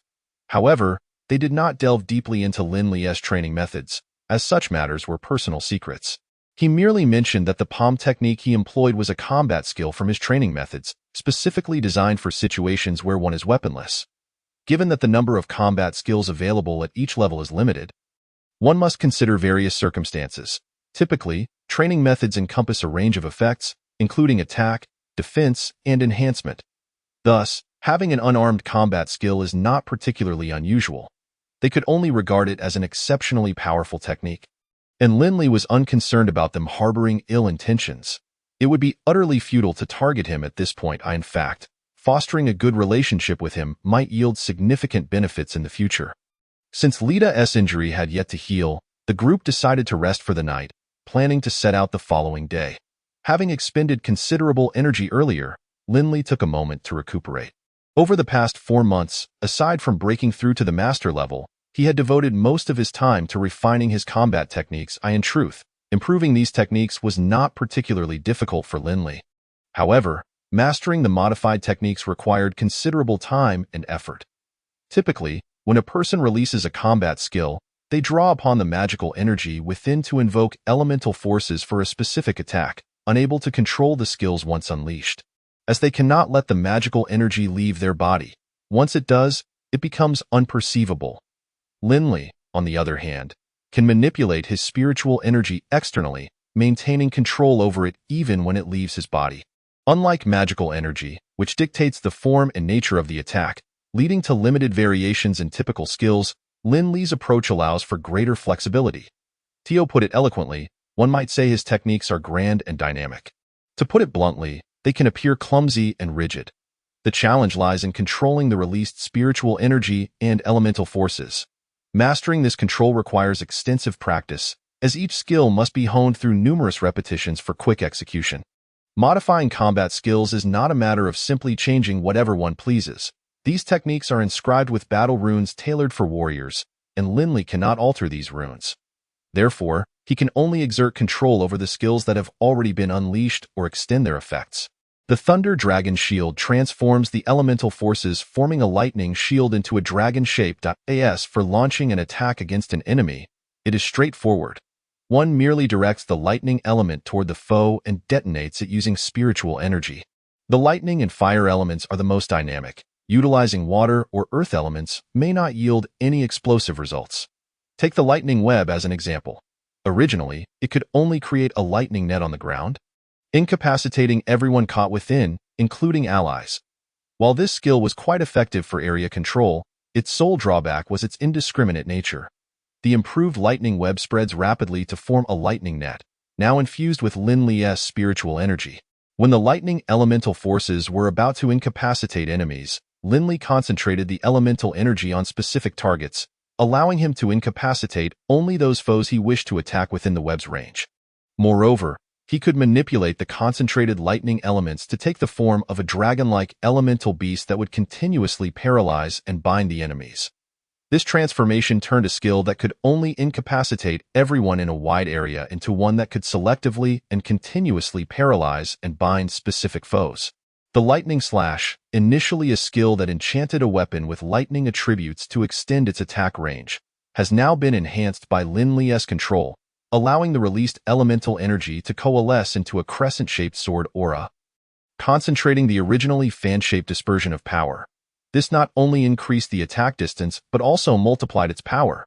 Linley could even unleash lightning sword energy without an enchanted weapon or maintain a weapon's enchanted state by forcibly preserving the elemental energy that would normally dissipate. This single skill now offers two distinct applications, far surpassing the original Lightning Slash. The Thunderstep only enhanced agility because it acted solely within the body. This technique could be controlled by anyone using internal magical energy to manipulate elemental forces, with speed depending on the amount of elemental energy expended. Moreover, this was the first skill of advanced warriors, merely intensifying the effects of lightning elements on the legs, leaving little room for improvement. Linley's enhanced agility stemmed from intensifying the lightning elements within the meridians of his legs. As for the lightning surge, it was learned after Linley broke through to the master level and subsequently improved upon the lightning amplification technique. Lightning amplification is quite similar to Thunderstep. It enhances the entire body with lightning elements, amplifying strength, defense, and speed. Unlike Thunderstep, however, this amplification is continuous rather than explosive, making it swift yet challenging to control. The amplification must be gentler to maintain its duration. This full-body amplification covers the internal organs and places a significant burden on them. It is essential to understand that, no matter how much one strengthens the body, the internal organs will always be much weaker than the flesh itself. Thus, the duration of this explosive skill depends not only on the available lightning elements, but also on the internal organ's capacity to endure. Typically, explosive skills are most common in lightning and fire attributes, as these elements are notably dynamic. Furthermore, they impose the greatest burden on the internal organs. Since Linley has always manipulated spiritual energy and elemental forces within his meridians, the original amplification of lightning elements within his body has transformed into an amplification of lightning elements within his meridians. This circulation does not place excessive strain on the internal organs. Thus, the duration of the amplification is now contingent on the meridian's capacity. Linley's meridians can handle the explosive intensification of Thunderstep without issue. Moreover, Lin Li can remain remarkably agile even while executing the explosive intensification of Thunder Step. Therefore, he transformed the lightning amplification technique into thunderous eruption, employing a straightforward and forceful method, directly executing explosive intensification throughout the meridians. The enhancements gained from thunderous eruption are revolutionary, allowing Lin Li to perform the incredible feat of contending with legendary magical beasts at the master level. It is well known that the strength of magical beasts typically far exceeds that of humans of the same rank. After acquiring thunderous eruption, Lin Li contemplated that the power of such amplification skills depends on the degree of intensification. Reflecting on Thunder Step, he conceived a new idea. Since explosive intensification could not fulfill his needs, he would modify the method of intensification, resulting in the creation of lightning motion, an explosive intensification of lightning elements.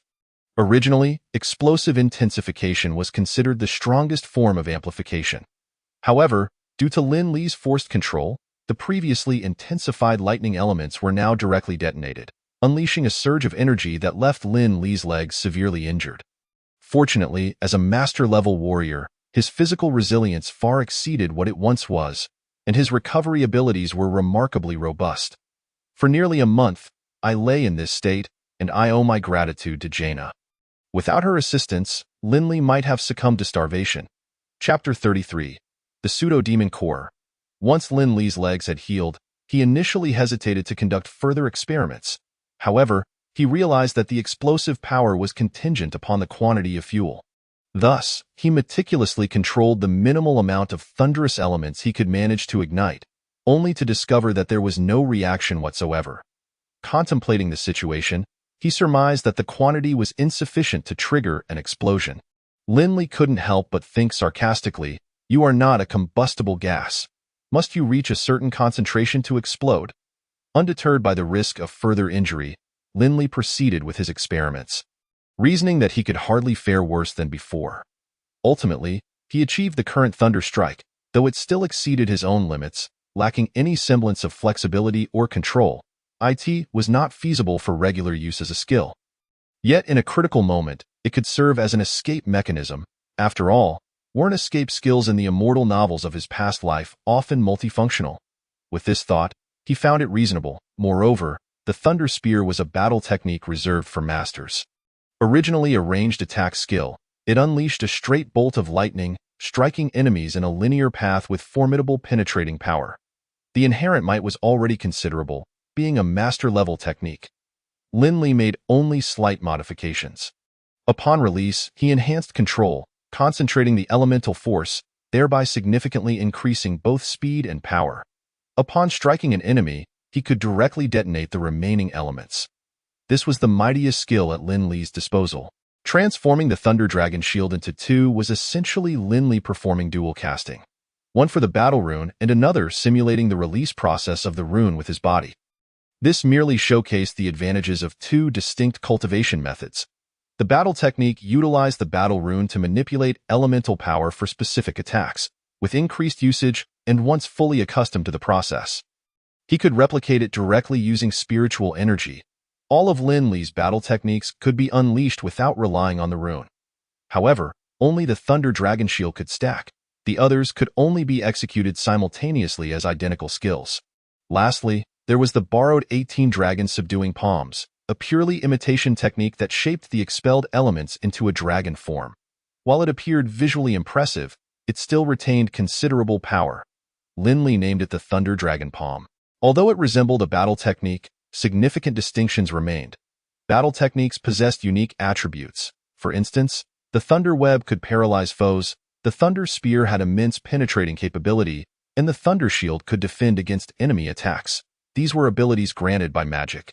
Even though Lin Li had modified them, the essential characteristics remained intact.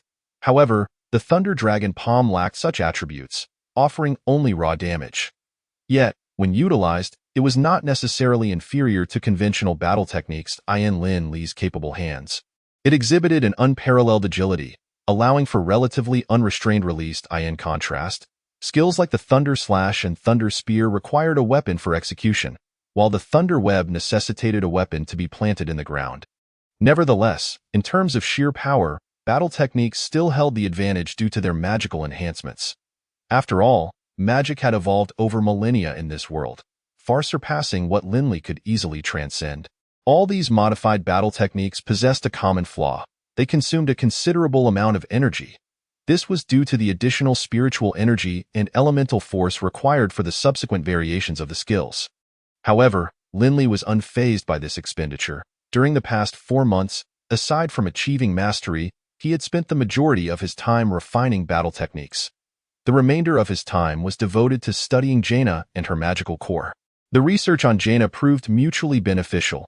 She had already ascended to level 5, a feat made possible due to Linley's assistance in unblocking her meridians. Meridians are not exclusive to the gifted. All living beings possess them to some degree. The process was arduous. Initially, Jaina resisted, as unblocking meridians was excruciating. Yet, Linley clearly articulated the immense benefits that would follow. Thankfully, being a level 4 magical beast endowed with high intelligence, she could comprehend Linley's words. Otherwise, this endeavor would have proven quite challenging. After unblocking her meridians, Jaina's cultivation pace accelerated remarkably, with her endurance and speed surpassing that of her unicorn counterparts. During this process, Linley discovered that the magical core resided precisely where a human's third eye would be located. The magical core of beasts resembled a fusion of elemental and spiritual energy. Linley meticulously compared the core's changes before and after her breakthrough. Not only had its size increased slightly, but its internal structure had also transformed. Linley speculated that this might explain why magical beasts could autonomously unleash spells corresponding to their levels post-breakthrough. He also noted that the high resistance of magical beasts was linked to their cores, which could automatically absorb elemental energy of the same type entering their bodies, while exhibiting a repulsive effect towards other elemental forces. In essence, the elemental attacks they received were mitigated. Another observation was that the elemental energy within magical beasts vastly exceeded their magical energy. Their physical forms contained minute traces of magical energy that continuously fortified their bodies, consuming and absorbing it in tandem, yet always retaining some magical energy.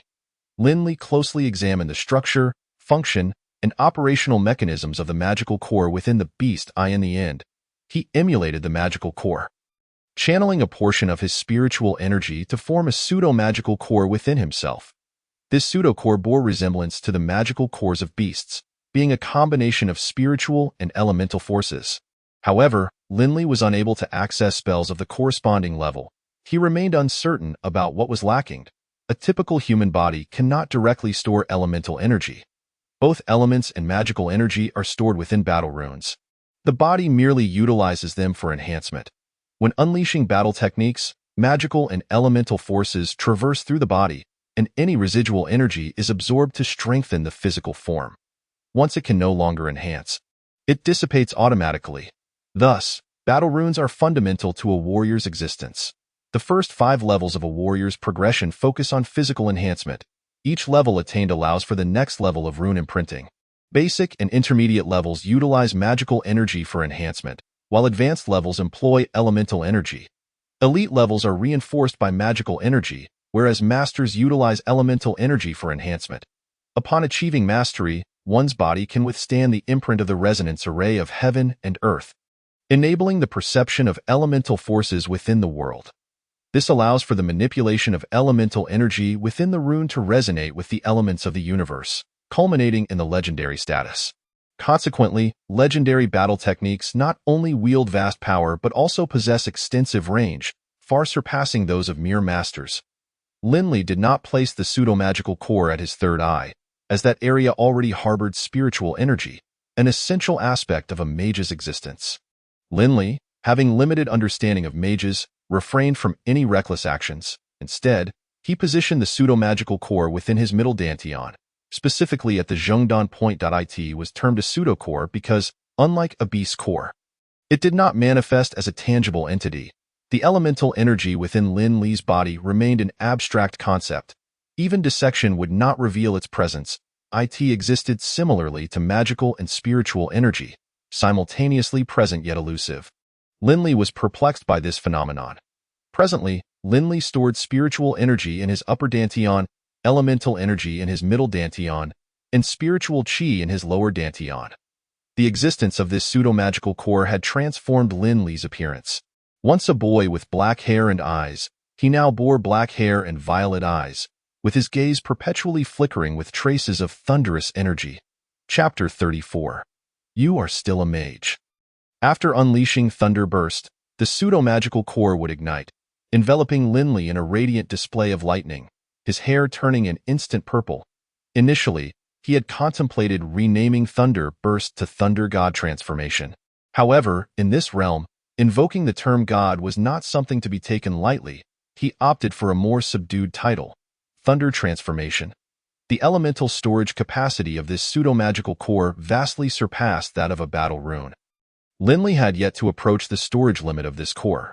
During periods of low elemental presence, it could swiftly absorb and store thunder elements, yet as the quantity increased, the absorption rate diminished. Nevertheless, even at a slower pace, it continued to accumulate. During the rapid absorption phase, its storage capacity was already several times that of a battle rune of the same level, providing Lin Li with remarkable endurance.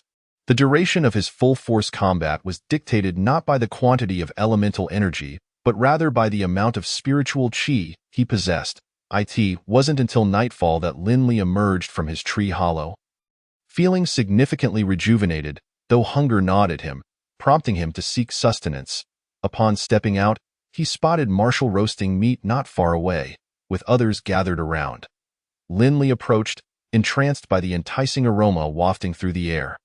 Nearly causing him to salivate. "Oh, you mind sharing a bit with me?" Lin Li inquired. "Of course," Stephen replied. "After all, you were the one who felled the bear. We're all benefiting from your efforts." "Is this the meat of the Thunder Warbear?" Lin Li asked. "Indeed," Lita responded. "It's not every day one gets to eat the flesh of a legendary magical beast." Lin Li turned to Lita, noting her wounds had nearly healed. "Are you all right now?" "I'm fine now," she replied. "Thanks to you and Phil. I was on the verge of meeting my end at that moment." Marshall extinguished the fire. Stephen handed Lin Li a piece of meat to taste. Having been expertly cooked using magic, achieving a perfect level of doneness. Lin Li took a bite, and as Stephen had said, it was cooked to perfection, generously seasoned, nearly bringing him to tears with emotion. It had been months since he had savored food of such exquisite flavor. The group gathered to share the bear's legs, enjoying the meal together. Lin Li observed Marshall and Phil. This is a rare occurrence in Scholing. To encounter a magician, especially one of elite and master level. Although Lin Li is also a magician, he is completely oblivious to the ways in which magicians cultivate their powers. Unable to restrain his curiosity, he finally inquires, "How do you magicians practice your craft?" Marshall, while savoring a piece of meat, responds, "You must be around 14 years old. Am I right?" "Yes, just a bit over 14. A master-level warrior at 14? I've never heard of such a phenomenon. Today, I've certainly broadened my horizons." The others also express astonishment at Lin Li's age, as reaching master level at such a young age is indeed extraordinary. Marshall continues, "Once you surpass 14, awakening the mental sea becomes impossible. Understanding how magicians cultivate their abilities will be of little use. I'm merely curious. I wish to know what distinguishes the training methods of magicians from those of warriors." Lin Li replies. At that moment, Phil, sitting across from him with her hat obscuring half of her face, raises her head and addresses Lin Li. "You must be more than just curious, correct? When I was close to you while treating your left arm, I sensed a faint trace of magical energy entering your mental sea. This magical energy was quite weak. It seems your mental sea has not undergone any training. Had it not been for my exceptional talent, I would have been completely oblivious to it. Did you naturally awaken your mental sea?" Phil's startling question leaves the others gazing at Lin Li in astonishment, awaiting his response. "I indeed awakened my mental sea. Since it has been discovered, there is no need for concealment." "What? You are truly a magician? And you awaken naturally? This is utterly unbelievable," Marshall exclaims, his expression akin to encountering a ghost. "And no wonder your dexterity in combat is so remarkable." "It makes sense now that you are a magician," Phil observes. Upon receiving confirmation, the others regard Lin Li with incredulity. Lin Li, feeling curious, asks, "How could you perceive the magical energy entering my mental sea? Furthermore, What is the connection between my high combat dexterity and being a magician? I sense the magical energy because I am not of the human race. The high dexterity in combat stems from the fact that a magician's mental strength allows for a degree of control over the combat techniques they unleash. Phil explains matter-of-factly. This revelation astonishes Linley. Phil is not of the human race. He feels an overwhelming curiosity about her true nature, but given her tightly wrapped appearance, it seems she prefers to keep her identity concealed. He ultimately refrains from asking further. Additionally, Linley has always employed his emitted spiritual energy to control and refine his combat techniques, leaving him with many unanswered questions, but no means to clarify them. Stephen gazes at Linley and remarks, "Is this the disparity between individuals?" A 14-year-old who is a master-level warrior and also a promising magician. Marshall pats Linley on the back, stating, "Then I suppose I am your senior. From now on, you shall be a specialized magician like me. It's surprising how swiftly you advanced as a warrior. Most people at 14 are merely intermediate warriors. Senior, what do you mean by that?" Linley asks, slightly perplexed by Marshall's words. Although Linley is a master-level warrior, he remains an apprentice in the realm of magic, so it is only natural to address him as senior. Advanced warriors enhance their bodies through the reinforcement of a single element, which alters their elemental affinity. Take yourself for instance. As you enhance your affinity for lightning, your affinity for other elements will diminish. Your perception of lightning will far exceed that of other elements, making it significantly easier to learn lightning magic in the future, while other forms of magic will become quite challenging. However, it is not impossible to cast magic from other elements, albeit at a reduced level. Upon hearing Marshall's explanation, Linley begins to grasp the situation. Indeed, as Marshall stated, his perception of lightning is greater than that of other elements, and absorbing other elemental affinities is slower than that of lightning. Linley has experimented with this while studying magic cores. He decides not to press further, intending to explore magic on his own later. So, does that mean you are also a fire element advanced warrior? Senior? Linley inquires of Marshall. Marshall chuckles and replies, "I am different from you. I voluntarily relinquished other elements for the sake of my family.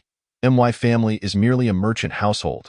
Although we possess some wealth, we pale in comparison to your noble families. It is rare for me to become a magician, and naturally, I wish to leave some legacy for my family. Becoming a specialized magician will facilitate the study of that specific element's battle patterns. My family expects me to develop legendary battle patterns, though that is a distant goal, and I am uncertain if I can achieve legendary status. You have only awakened your mental sea. You do not yet know how to meditate. Do you? Marshall asks. Linley responds, "I indeed do not know, which is why I wanted to ask you all. Let me provide you with a brief overview." Marshall begins, "After a magician awakens, they can use meditation to convert magical energy into mental strength, thereby expanding their mental sea. The level of a magician is determined by the strength of their mental power and the size of their mental sea. The larger the mental sea, the greater your range of perception. The stronger your mental power, the greater your ability to control it. The most significant difference between warriors and magicians lies in the fact that warriors use magical energy to drive elements in conjunction with battle patterns to unleash combat techniques, while magicians directly use mental power to manipulate elements to form magical patterns and release spells." Linley, somewhat confused, interjects, "What about magical energy? Is it not required to cast spells? Isn't magical energy transformed into mental power?" Magicians have long believed that mental power is a higher form of magical energy, or rather, advanced magical energy. After all, mental power is derived from the transformation of magical energy. Phil explains. My teacher and I hold the view that magical energy is a complex blend of energies, and mental power is merely one component of it. Meditation merely extracts the mental power from magical energy. That is heresy, Marshall retorts. Linley, do not listen to her. Mental power is the superior version of magical energy. Without sufficient magical energy, one cannot manipulate elements to form even the simplest magical pattern, nor can one cast a spell. However, the transformed mental power can. Oh, please, magicians don't need to belittle other professions to elevate themselves. The nobility of magicians is recognized by all races, Marshall insists, firmly standing by his perspective. Then those of you who advocate higher energy should be even more willing to set aside your arrogance and examine the essence of magical energy. The so-called noble mental power cannot provide any assistance to the body, while magical energy can enhance the physical form, granting ordinary people immense strength. Linley finds himself bewildered, unsure of how this argument erupted between the two. Stephen shakes his head helplessly and tells Linley, "Ignore them. They have been arguing for ages." Currently, magicians are primarily divided into two factions, the higher energy faction and the mixed energy faction. Each has its own reasoning, and neither can persuade the other. Linley, intrigued, asks, "What exactly is a magician?" Magicians are those who specialize in the study of magic. They typically do not emphasize the practical combat abilities of magic, focusing instead on innovation and application. In recent years, many magical daily necessities have been developed by their group. Magical daily necessities? Linley queries. Indeed, such as magical refrigerators, magical air conditioners, and magical stoves. These items are immensely popular in the imperial capital. Wow, that sounds like an industrial revolution. No, wait, a magical revolution. It seems my hometown is truly remote, as I have never heard of any of this. Marshall and Phil glare at each other, neither willing to concede. Stephen suggests, "You two should stop arguing and instead teach Linley how to meditate. I'll teach him." They both reply simultaneously. Is meditation something that can be taught at will? Linley asks. Phil responds first, "Every magician is a valuable asset. In the past, before the establishment of magic schools, the Magic Association mandated that if a newly awakened apprentice lacked guidance, they must unconditionally assist the newcomer on their path to magical cultivation. I will now teach you the most basic meditation method of the mixed energy faction." Wait, Linley is not only a magician but also a warrior. He should learn the meditation method of the higher energy faction from me. Linley is completely bewildered. Is there actually a distinction in mental power? Marshall asserts, of course there is a difference, though it may not be immediately apparent. Generally speaking, our higher energy faction's meditation method results in a more potent release of magical energy, enhancing the power of combat techniques as well. Do you believe Linley's combat techniques are weak? He should learn our mixed energy faction's meditation method, which would allow for more precise control over the techniques and spells he unleashes. Who would disdain having greater magical and combat power? Isn't it better to have more? However, if the power is too great and one cannot control it effectively, failing to hit the target is tantamount to wasted effort. Precise control can significantly increase the success rate. Linley watches as the two begin to argue again, feeling overwhelmed. However, he has at least grasped the difference between the two types of mental power. One emphasizes power, while the other focuses on control. He looks at Stephen with a sense of resignation, hoping he might intervene to quell their dispute. "Could you both be quiet? I require a peaceful environment to rest."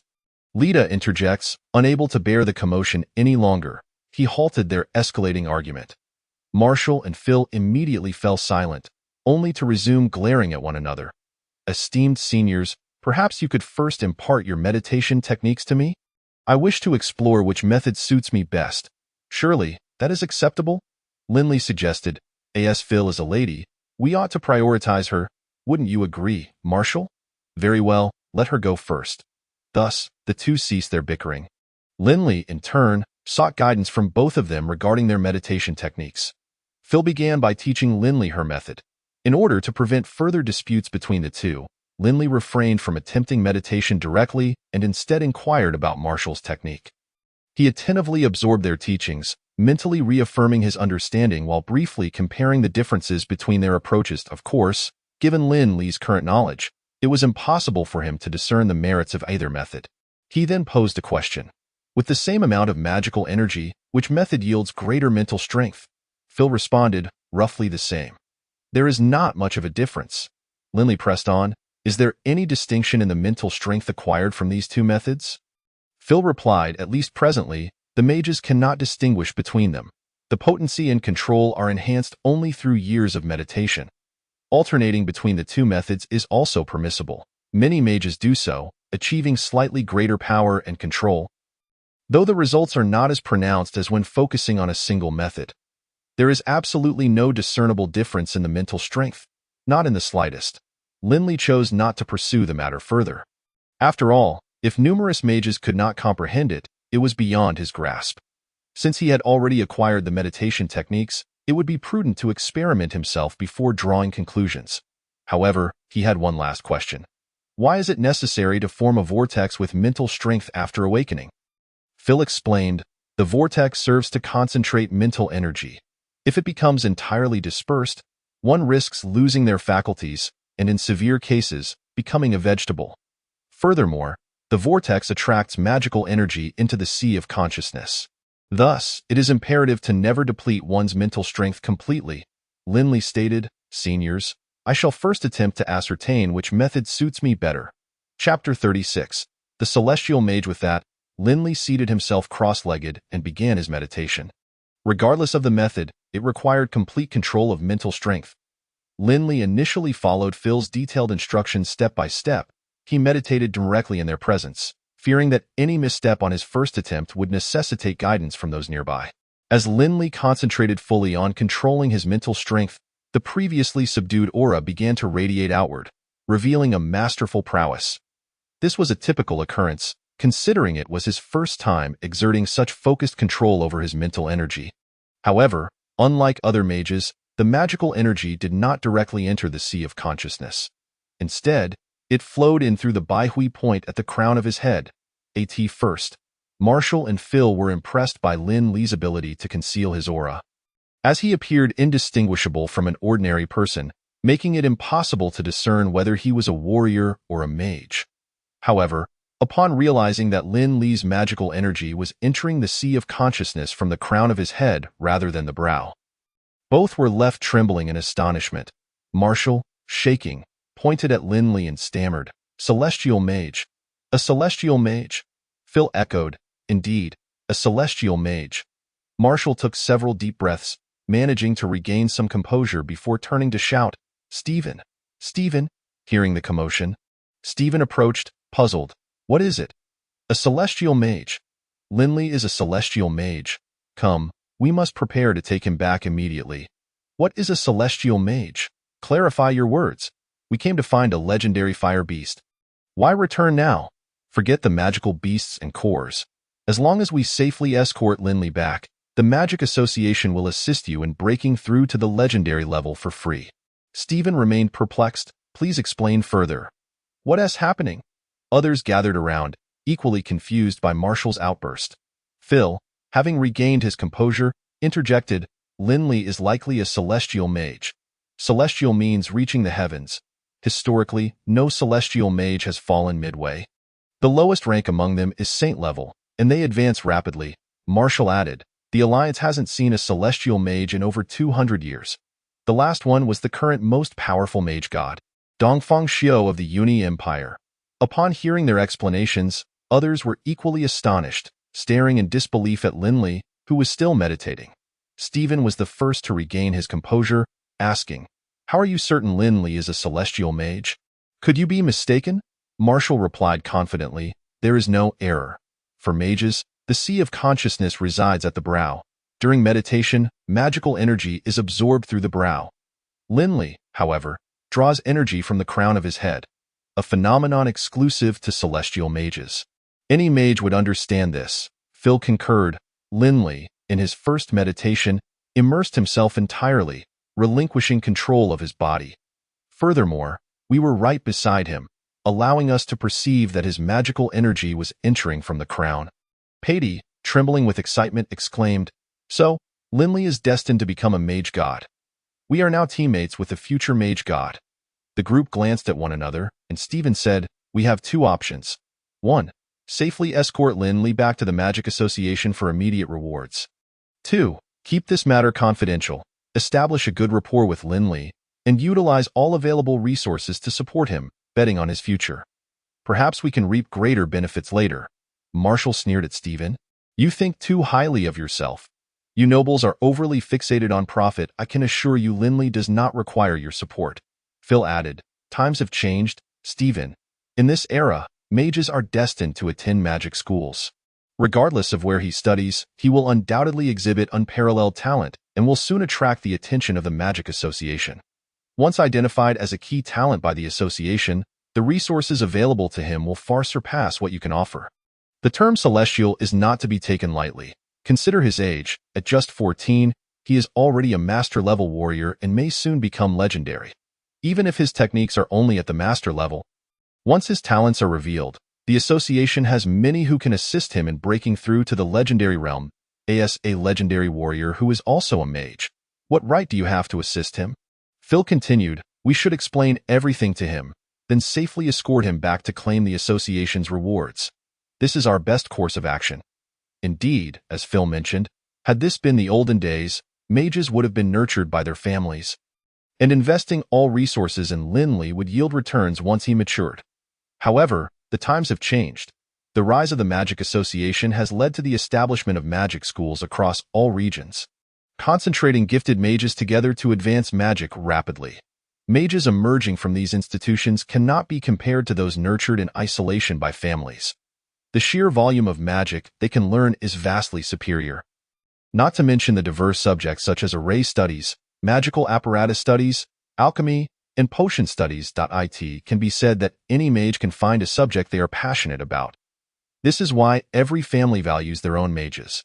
Only those within the family can wholeheartedly support it. Linley diligently sensed the differences between the two meditation methods. Just as Marshall and Phil had indicated, the mental strength derived from different meditation techniques was indeed the same. Linley could not perceive any differences. It appeared that only through practical application in the future would he truly understand. Linley opened his eyes to find everyone staring at him as if he were a national treasure. Their expressions somewhat unsettling. What is wrong with you all? Why are you staring at me? Linley, do you know what a celestial mage is? Phil inquired. A celestial mage? I'm not familiar with that. What type of mage is it? No, a celestial mage is a gift. Magical energy floods directly into the sea of consciousness from the crown of the head, with countless magical energies entering the sea at all times. During meditation, the control over the vortex of the sea of consciousness allows for an incredibly rapid absorption of magical energy. This phenomenon is known as heaven and earth infusion. You must be one of them, right? Linley, bewildered, replied, aren't you all like that? Shouldn't all mages be? Marshall sighed. We are not so fortunate. He then explained the differences between celestial mages and ordinary mages. Chapter 37. The Return Journey. Upon grasping the concept, Linley was elated, even trembling with excitement. So, I am that powerful? A celestial mage. This is what it means to be a celestial mage, a direct path to the mage god. The others found his exhilaration entirely understandable. They would likely feel the same in his position. However, they could not fathom that Linley was even more ecstatic, for he realized he could create a celestial mage, by unlocking the Baihui point to the Yintang. He could forge a celestial mage, a direct link to the mage god. What is the concept of a deity of magic? Only 5 humans currently exist across the entire continent. Linley felt that he was truly on the verge of greatness. He took deep breaths, forcing himself to calm down. This matter required discretion. For the time being, it could not be disclosed. Stephen then remarked, because you are now exceedingly important, we have decided to take you out first thing tomorrow morning and escort you to the Magic Association. Isn't that inappropriate? Were you not specifically here to hunt legendary fire beasts? As long as we return you, the Magic Association will reward us handsomely. We can choose any legendary magic core we desire. Everyone should rest well today. We shall set off early tomorrow. Linley suddenly interjected, wait a moment. I have just learned meditation and do not yet comprehend what magic runes are. I am currently unable to cast any spells. Marshall replied, do not worry about the magic runes for now. You can learn them once you reach the Magic Academy. The main issue is that neither Phil nor I can cast any lightning magic, so we have nothing to teach you. Oh, fine. The following morning, the group packed their belongings and set off with Linley, quickly arriving beneath the Titan tree. Stephen informed Linley, do you know? This is the Titan giant tree. An 8th-level magical tree. However, it has remained in a dormant state. Upon hearing that it was an 8th-level magical tree, Linley was taken aback. My goodness. I climbed over it several times when I was teleported here. Could it awaken suddenly? Lita chuckled and reassured him, rest assured. We do not possess the qualifications to awaken it. Even attacking it would not breach its natural defenses. After passing through the Titan giant tree, they swiftly reached the boundary between the depths and the outskirts. Linley remarked, I have been here several times. Every time I attempted to leave, I ended up lost. Moreover, I could distinctly sense a formidable presence behind us, which has deterred me from venturing deeper. That is why I was trapped here for 4 months. Stephen explained, the boundary between the outskirts and the depths contains an illusionary array designed to prevent magical beasts from escaping and to deter ordinary individuals from entering. An illusionary array? This forest is vast. How large could such an array be? This was arranged by the deity of magic. Although the array is only of 6th level and can only block legendary magical beasts, its scope is extensive. Furthermore, legendary beasts have their own territories and typically do not roam freely. Stephen continued, it is said that over 1,000 years ago, the Ruyuan forest frequently saw magical beast hordes escaping, causing significant trouble for the nearby cities. The villagers frequently suffered losses. Eventually, a mage emerged in the city closest to the Ruyuan forest. This mage surged forward, growing until they reached the status of a deity of magic. And this illusionary array was established by that deity. This deity is named Lilith, and the city was later renamed Lilith City. Even now, a statue of Lilith stands in the central square of the city. After we exit, we will first rest in Lilith City.at that time. I will take you to admire the grandeur of the deity of magic, Lady Lilith. Linley inquired, what is the lifespan of a deity of magic? Surely this esteemed individual cannot still be alive. How could she still be alive? A deity of magic can at most live for over 600 years. The greatest flaw of humanity is its lifespan. Aside from certain orc tribes that have similar lifespans, other races tend to live longer than humans. At that moment, Stephen produced a scroll. This is a guidance scroll. By following the instructions on it, we can navigate out of the forest. Linley glanced at the open scroll in Stephen's hand, which depicted a complex arrangement of magic runes forming a circular design with an ethereal pointer in the center. This is far superior to a compass. By following this pointer, we shall escape the illusionary array, Stephen stated. The group followed the pointer's guidance for over an hour, finally emerging from the illusionary array. Everyone, release your master-level auras. There are no formidable magical beasts in the outskirts, and sensing our collective presence will prompt them to retreat, saving us much trouble. As each member unleashed their auras, numerous birds and beasts fled the forest. Let us hasten our pace, Stephen urged, leading the charge. Linley and the others swiftly followed. As they navigated through the forest, the magical beasts they encountered kept their distance, most being of levels 2 to 3. With a few at level 4, they also came across numerous other adventurers, who, upon seeing such a large group of master-level individuals, made the same choice as the magical beasts. Retreating far away is quite dangerous in the wilderness. Stephen remarked. Point 1 must not only be wary of magical beasts, but also be cautious of fellow adventurers, as instances of betrayal for personal gain are common in places where strength dictates everything. Particularly on our return journey, others will be aware that we have obtained something valuable. However, we need not worry about this issue, as even legendary beings would think twice before challenging our 7 masters. Approaching the city now, it is quite safe within. Though Lilith City is not large, it houses the Magic Association.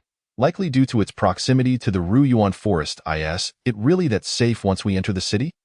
It seems the security in Lilith City is quite commendable, Linley observed. Stephen shot him a curious glance, saying, it appears you truly hail from a remote area. You are unaware of many common facts. Linley felt a bit embarrassed, replying, I had never ventured outside my city before being teleported here. My days were spent either learning basic knowledge or training. Indeed, otherwise you would not have reached master level at the age of 14. Even great talent requires hard work. Yes, indeed. I have been exceptionally diligent, leaving no time for play. Linley inwardly mused, if they knew I could elevate my warrior level simply by sitting, would they not seek to eliminate me? At that moment, Phil interjected, it is understandable that Linley, hailing from the West Continent, is unaware of these matters. Let me explain the current situation. Phil briefly outlined the circumstances of the East and West continents. Since the Abyss emerged in the northern part of the East continent 538 years ago, various races have faced invasions from demons. Demons are a collective term for all races from the Abyss plane, most of which are chaotic and entirely devoid of order, driven solely by slaughter and destruction. In response to the threat posed by the abyssal demons, the Elven race took the lead in forming an alliance among the 5 major races: humans, elves, orcs, dwarves, and dragons. Following the establishment of the alliance, large-scale wars among the various nations and races ceased. The magic association also rose rapidly during this period, as mages became the most crucial force against the abyssal demons. In the face of the demons' incursions, the Alliance mobilized nearly all the continent's formidable warriors to retaliate, successfully driving the demons back to the vicinity of the abyssal rift. However, the closer one gets to the abyssal rift, the more powerful the demons become. Ultimately, they could not fully expel the demons back into the abyss. The areas occupied by the demons have become entirely unsuitable for ordinary human habitation, having been completely corrupted by the abyss. Chapter 38. The Orc Girl. Unlike the East and Central continents, the situation in the West continent has remained chaotic. Although the total area of the West continent is slightly larger than that of the Cloudy Empire, it boasts at least 20 nations, with frequent changes in regional powers. Were it not for the separation by the Shilon Mountains, it is likely that the Ajin Empire would have unified the continent long ago. Moreover, due to its distance from the abyss, the rulers of those nations are largely indifferent to the situation in the abyss, focusing instead on their own petty interests. This has resulted in perpetual warfare throughout the West continent. After the rise of the Magic Association, branches were established in the capitals of each kingdom across the West continent to train the mages who awaken each year, sending talented individuals to the Central and East continents. The kingdom of Shiosi, where Linley resides, is located at the far west of the West continent, adjacent to the western coastline of the Luolan continent. Finally, before darkness enveloped the sky, the group of 8 and their beast arrived outside Lilith City.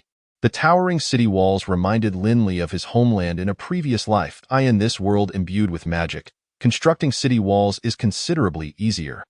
Thus, the walls of Lilith City are significantly taller than those he had previously known. Seeing Lin Li's astonishment at the city walls, Stephen explained, these walls were originally built to fend off beast tides. Ever since Lady Lilith established the illusionary array, they have not been utilized in earnest.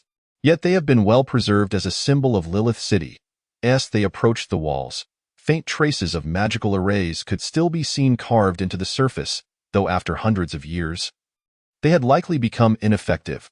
There were no soldiers stationed atop the walls. However, there was a registration process upon entering the city. The registrar's eyes widened in disbelief upon seeing the unicorn. A unicorn? Stephen addressed the registrar. Indeed, sir, as you can see, this is a unicorn named Gina. Gina responded with a melodic sound. It was only then that the registrar regained his composure, instructing them to register their names and levels before they could enter the city. After registering, they entered the city. Passing through the thick city walls, they were greeted by bustling streets.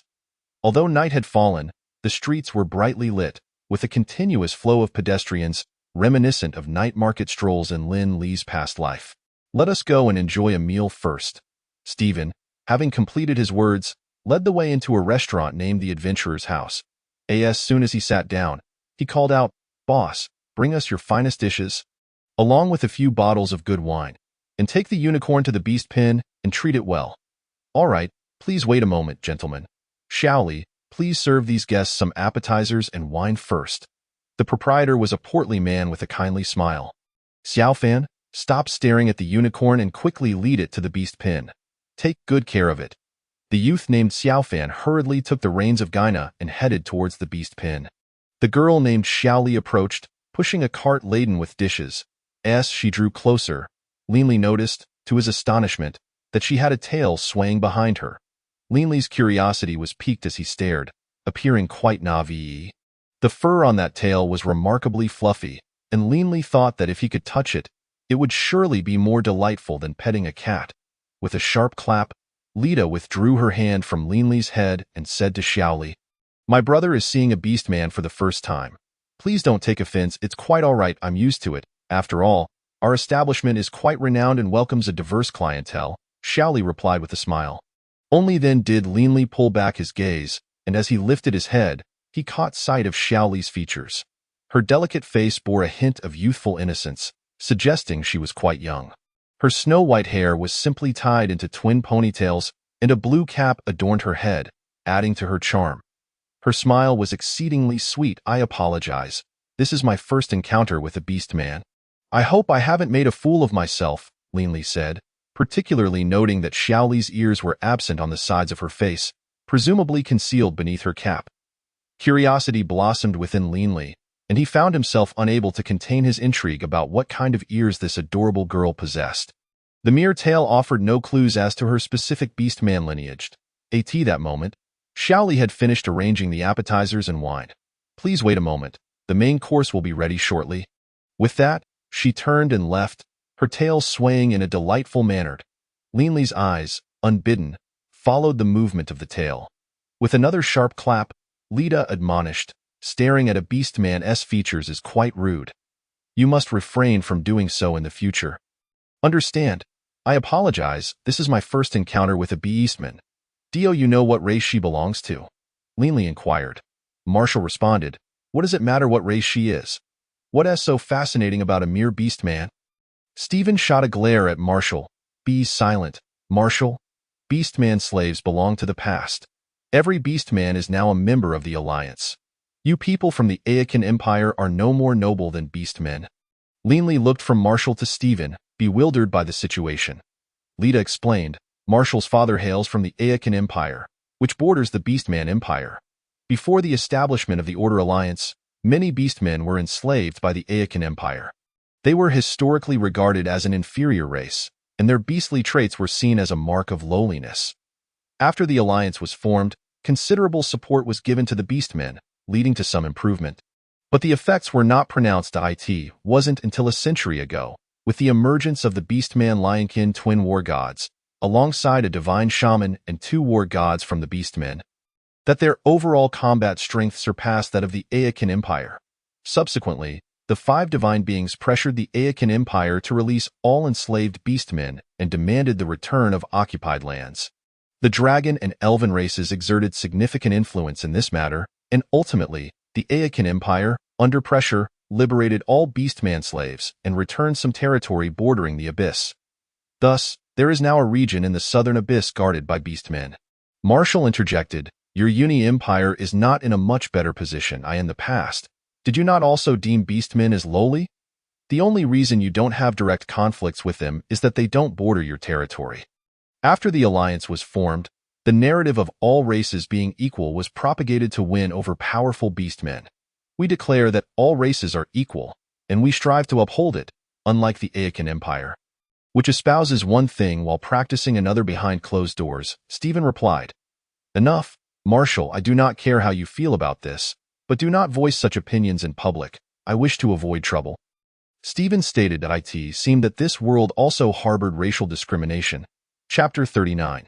An invitation from Phil. Linley asked, "Why are beastly traits regarded as a mark of lowliness? I find fluffy tails quite adorable." As soon as Linley finished speaking, everyone except Phil regarded him with perplexed expressions. Patty exclaimed incredulously, "Phil, why don't you check Linley's eyes? Something must be wrong with them." "No, I think it's his brain that's the issue." At that moment, another server approached, pushing a cart laden with dishes, signaling the start of the meal. Phil said, "Let us eat. After a long day of travel, aren't you all hungry?" Linley realized he might have misspoken and quickly added, Yes, let us eat. I haven't had a proper meal in months." Linley would never admit to having a problem with his vision.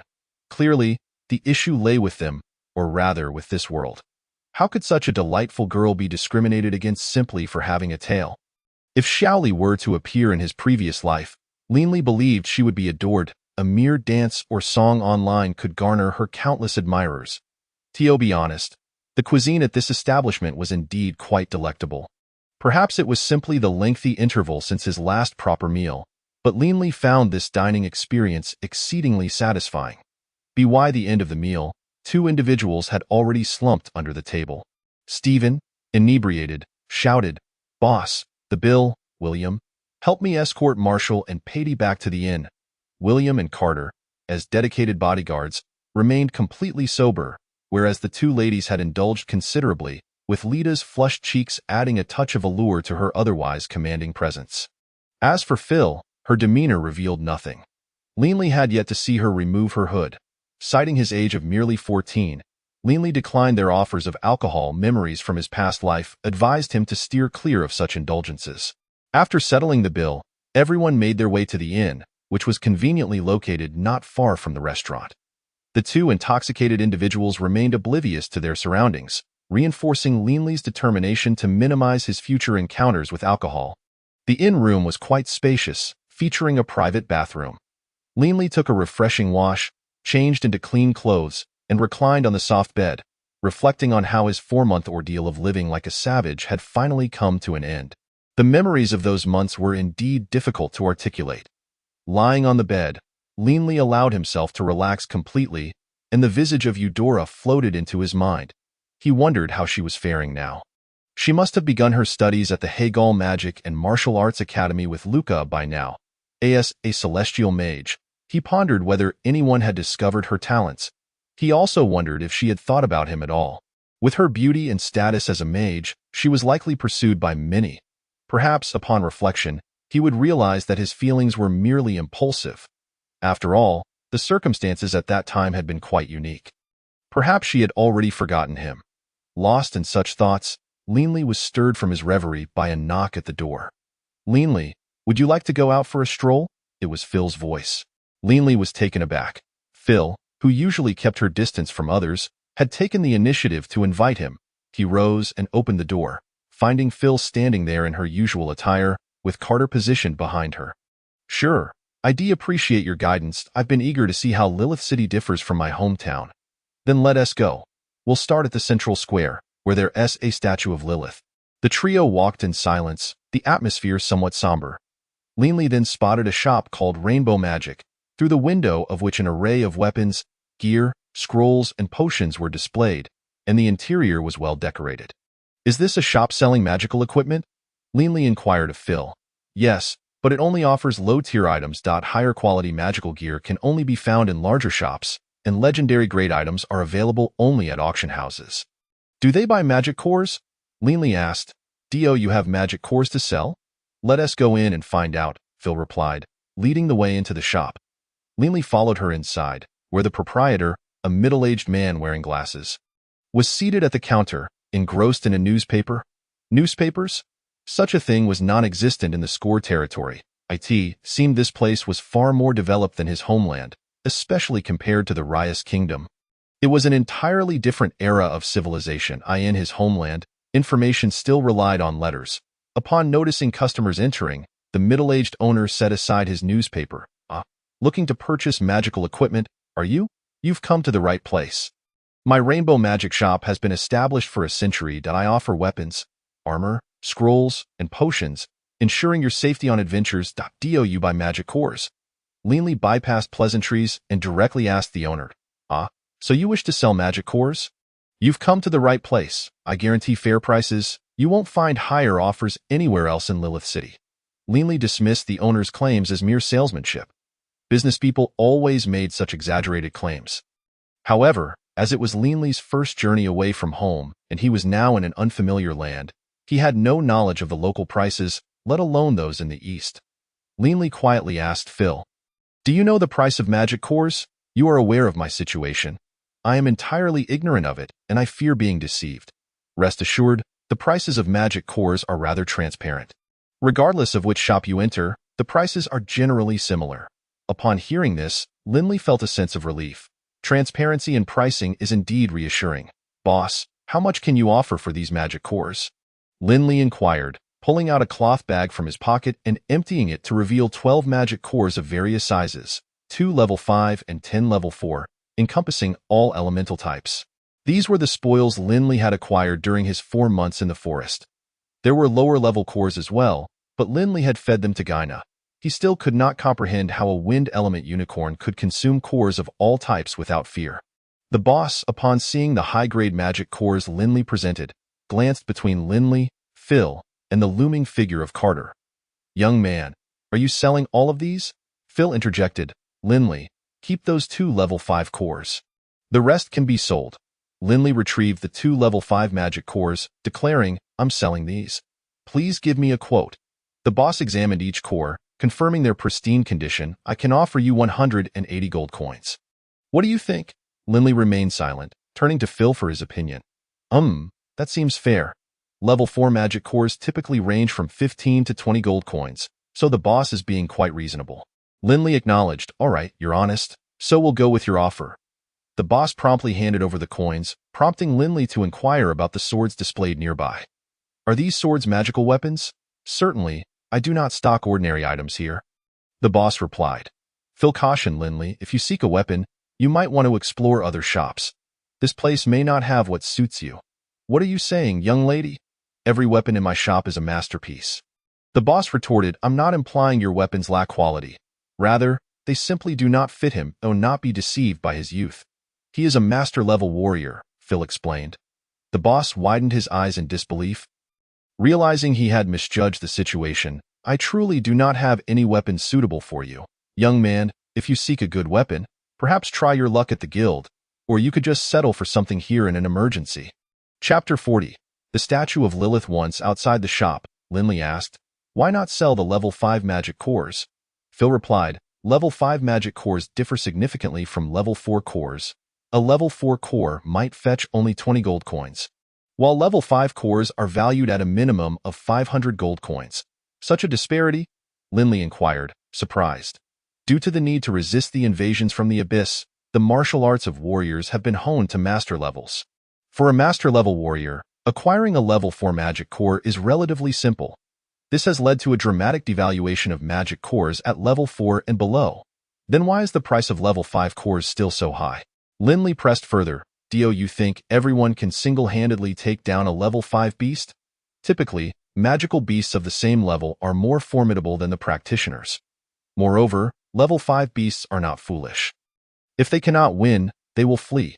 Additionally, their numbers are scarce. For instance, in the Ruined Forest, encountering a level 5 beast without venturing deep is nearly impossible. The critical factor lies in their utility, for instance.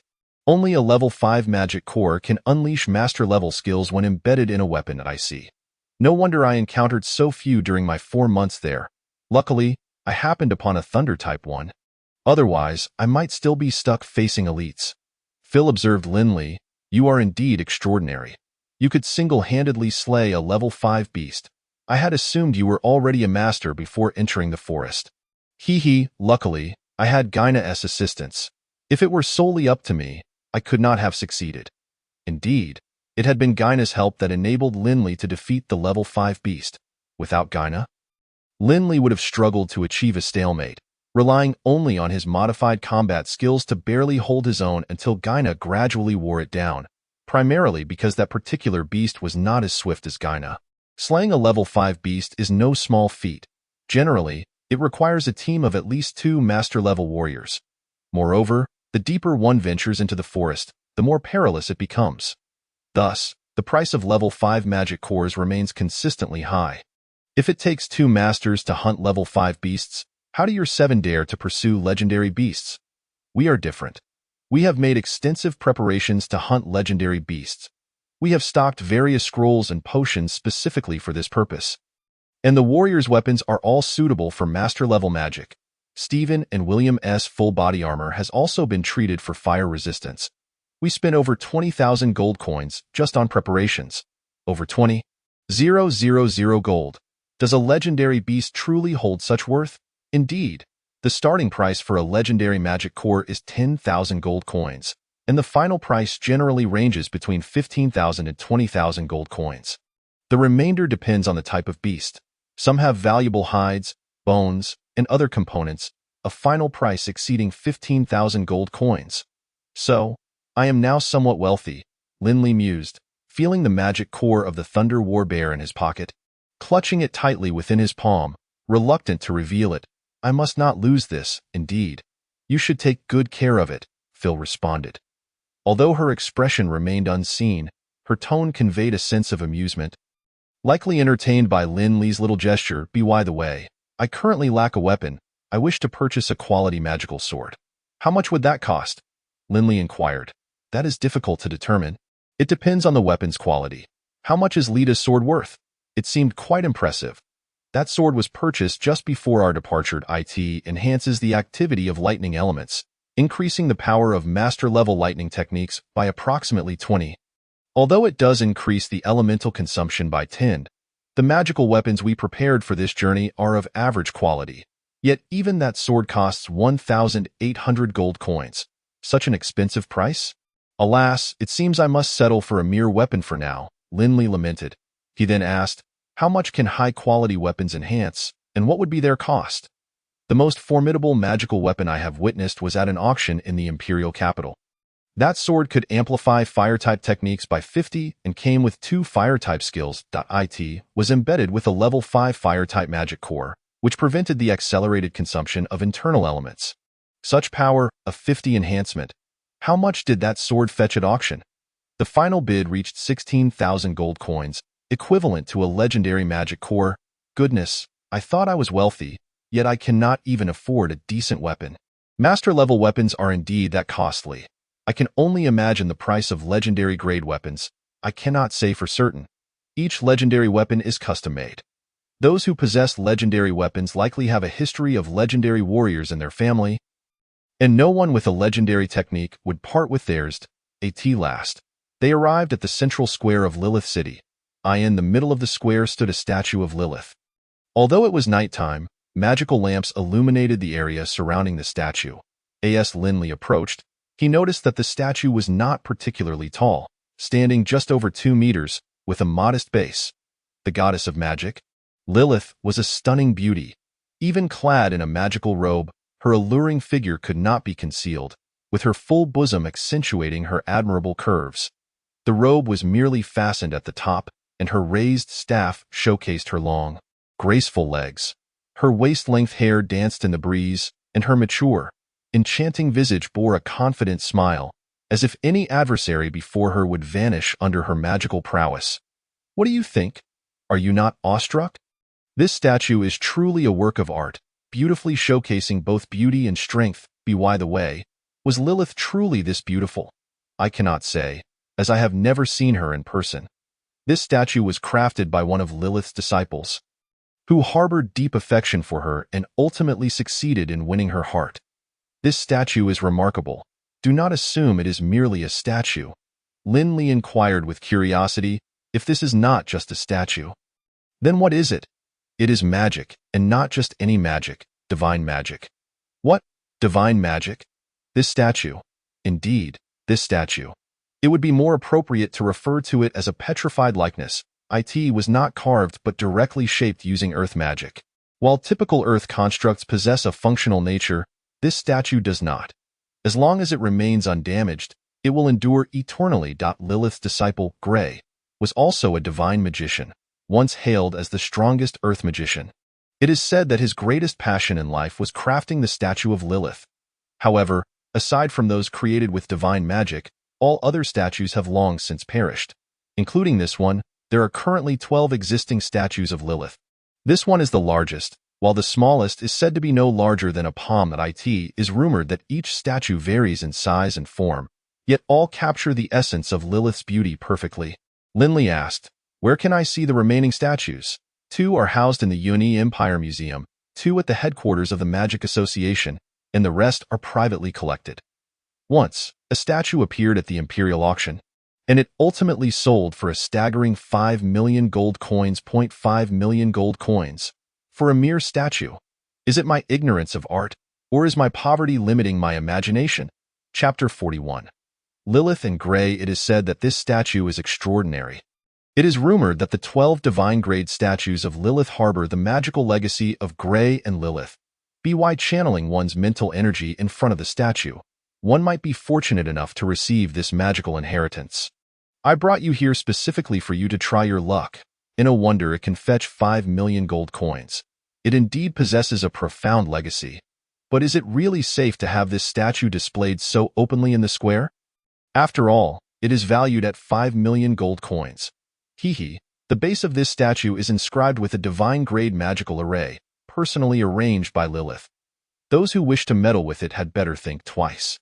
Lilith and Gray have permanently solidified the magical array in the base, ensuring it will not deteriorate with the passage of time. Otherwise, why would a spell capable of preserving a rock formation indefinitely be deemed divine-grade? Now, you should quickly attempt to sense the magic of this statue. Do not harbor too much hope, though. Gray has explicitly stated that only those with fate can sense it, regardless of their strength or mental acuity. I will give it a try. Linley released his mental energy to carefully probe the Lilith statue, but after a long while, there was no response. He switched tactics, enveloping the statue with his mental energy. Yet still, there was no reaction. It seems I am not one of the fated ones. There is absolutely no response. Phil remarked, do not be disheartened. Under normal circumstances, it would be unusual for you to sense anything. Not a single person has publicly claimed to have acquired the magical inheritance from the 12 statues. As for whether anyone has obtained it but kept silent, that remains unknown. Could it be that the notion of magical inheritance is merely a fabrication? My probing feels just like an ordinary stone. Phil replied, Gray himself has stated it, and the Magic Association has relevant records. This matter should not be false. Never mind, I am destined to specialize in lightning magic. Even if I were to acquire it, it may not necessarily be of use. Every mage can specialize in multiple schools of magic, but that is a matter for after one achieves legendary status. It is perfectly normal not to have obtained anything. Let us proceed. Linley raised his gaze once more to behold the visage of the statue of Lilith, feeling that confident smile suddenly brimming with allure. Unconsciously, he extended his hand, even crossing the protective railing. Just as Linley was about to touch the statue, Phil swiftly yanked him back. What are you doing? Are you not afraid of triggering the magical array in the base? Pulled back, Linley regained his senses. Looking once more at the face of Lilith, he found only that confident smile. The inexplicable allure seemed to have never existed. Linley shook his head and said, I do not know what came over me just now. My hand moved instinctively. It felt as though I had been ensnared by a charm for a fleeting moment. Phil gazed at Linley in astonishment, saying, How could that be? This statue has stood here for centuries, and there has never been a report of it enchanting others. You must have merely been bewitched by Lilith's beauty, right? This situation is rather peculiar.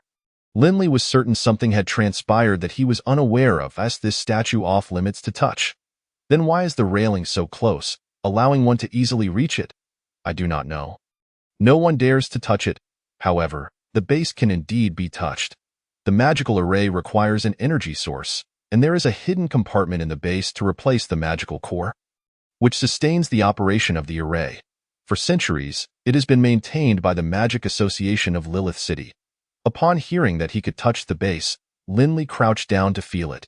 Phil, noticing Linley's actions, curiously inquired, What are you doing? There is no way to open the hidden compartment without special methods. You are not actually entranced by Lilith, are you? While it is quite valuable, it is not something one can steal, rest assured. Even if you lent me your courage, I would not dare to steal, Linley said, touching the base. The sudden feeling of allure he had experienced was undoubtedly connected to this statue. Just as Linley prepared to use his spiritual energy to sense the statue, he suddenly found himself in a room. There was a red heart-shaped bed, pink curtains adorned with floral patterns, an exquisite vanity, a luxuriously soft sofa, a coffee table, a wardrobe, and a desk, with all the furnishings complete, except for the lack of a door. Linley's mind was filled with questions. Where is this place? What is happening? Wasn't I just in the square? How did I suddenly end up in a room like this? Welcome to our couple's tomb. Startled by the voice behind him, Linley turned to find a handsome young man smiling at him. Hello, celestial mage. I am Gray Lorenzo. Gray Lorenzo, the god of magic. You are Lilith's disciple? Where is this place? How did I end up here? And how do you know I am a celestial mage? Linley asked in astonishment. Indeed, I am Lilith's disciple, but I would prefer you to address me as her husband rather than her disciple. May I ask for your name, young brother? Master God, my name is Linley Lay. Linley replied, Wife, come out for a moment. We have a guest. Gray called out. At Gray's summons, a beautiful woman appeared beside him. It was none other than Lilith herself.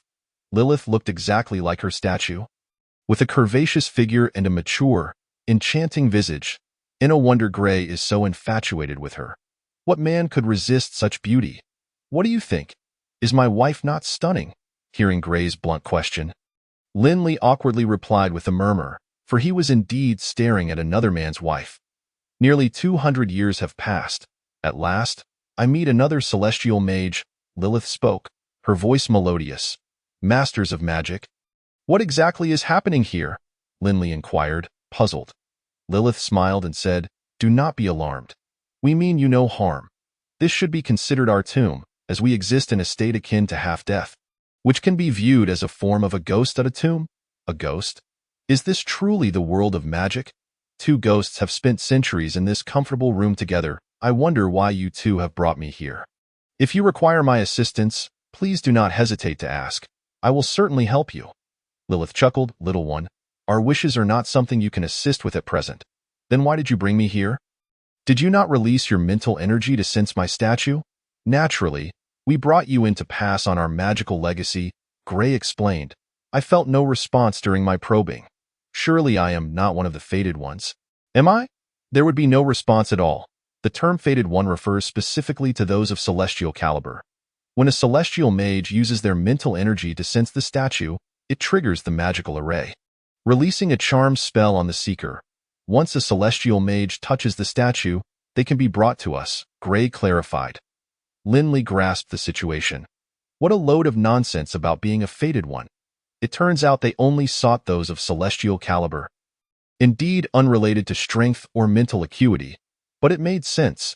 This was the legacy of two divine mages, and if they were to randomly select a fated one who could not grow into a divine mage, it would be a waste of their inheritance.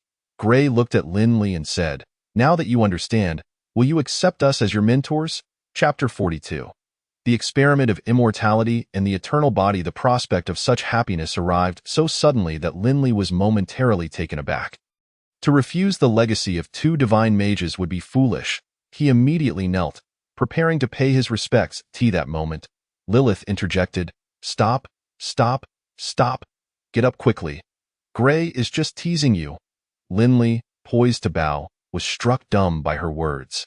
Is this divine mage legacy something to joke about? I am already kneeling. Have you two not seen a living person in centuries and grown weary of it? Gray burst into laughter at Linley's bewildered expression. Seeing him laugh like that nearly caused Linley to choke with indignation. If it were not for the fact that he could not contend with the two of them, he would certainly have retaliated. Oh, I almost forgot. You two no longer even have remains, Lilith remarked. All right, Gray, enough with the laughter. She reached out to help Linley up and said, Hurry and rise. It is not that we do not wish to impart our legacy, but rather that we have little left to teach you. The world outside has changed. The rise of the Magic Association and the establishment of magic academies have far surpassed us old-timers. Most of the spells we created have been thoroughly researched. You will naturally learn more in the Magic Academy, and in a more systematic manner than we could provide. If you are not giving me a legacy, then why bring me in? Have you truly grown bored after so long? Linley wondered, though he could only keep this thought to himself. After all, they were mages, and even if they were merely ghosts, Linley could not afford to offend them. You need not be disheartened. We still intend to pass on our legacy to you, but not at this moment. It is important to understand that even in this era of rapid magical development, many things remain challenging to research. The Saint Grade and Divine Grade spells available now are not substantially better than those from our time. Not to mention the high-tier 4-element spells. The mental spells have remained largely unchanged, while the soul and space spells are even inferior to those of our ERS for time magic. It has almost vanished. It was already rare in our time, and now it is even scarcer. Linley, somewhat puzzled, asked, How do you know so much about the current state of magic? Have you not been dead for several centuries? We have not completely perished. We are merely in a state akin to half-death. Is the current generation of celestial mages truly so naive? We can certainly bring you in, and naturally, we can also invite other celestial sorcerers, Gray remarked. Other celestial sorcerers? Are you referring to the formidable god of magic, Dongfang Xiao? However, since you two are still alive, what exactly is your current situation? Lilith responded. Indeed, it is Dongfang Xiao. He is considered a disciple of both of us, and he may very well become your senior brother in the future. As for our situation, to put it simply, we are purely souls, she continued. Linley inquired, Souls? Does that not mean you are dead? Lilith explained, the death of a being is not solely determined by the physical body. It fundamentally hinges upon the soul. For instance, necromancers embody a form of incomplete death. So, are you both necromancers now? Linley asked. No. A necromancer requires a physical body as a vessel, and during the transformation into the undead, Both the body and soul undergo irreversible changes. This alteration severs the connection between body and soul, leading to the gradual decay of the body, while the soul also encounters issues. Hence, the necromancers you are familiar with are deemed evil due to their corrupted souls. Does that imply that necromancers are compelled into evil? Lilith added, yes, once a soul is detached from its body, it amplifies its malevolent thoughts incessantly. Initially, necromancers merely sought methods for longevity. In the end, their lifespans indeed extended. But they no longer remain themselves. The various forms of the undead are the results of mages' experiments in pursuit of immortality, including ourselves. Upon hearing this, Linley instinctively took 2 steps back. So, does that mean you too could become evil? Ha ha ha, fear not. We are not the same, Gray chuckled.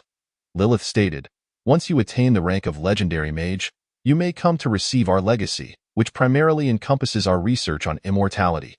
Our current state is the culmination of our studies. The more powerful a mage, the stronger their soul becomes.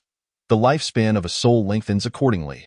A god-level mage's soul can live for at least 5,000 years, yet they can only exist for about 600 years due to the physical body dragging down the soul. The transformation into the undead seeks to separate the physical body from the soul, liberating the soul from bodily constraints, but the outcome is far from successful, proving that a soul cannot exist without a vessel. In addition to my mastery of formations, I also specialize in soul and mental magic. The primary distinction between us and necromancers lies in our use of mental power as the vessel for the soul. Whereas necromancers have their souls bear the mental power.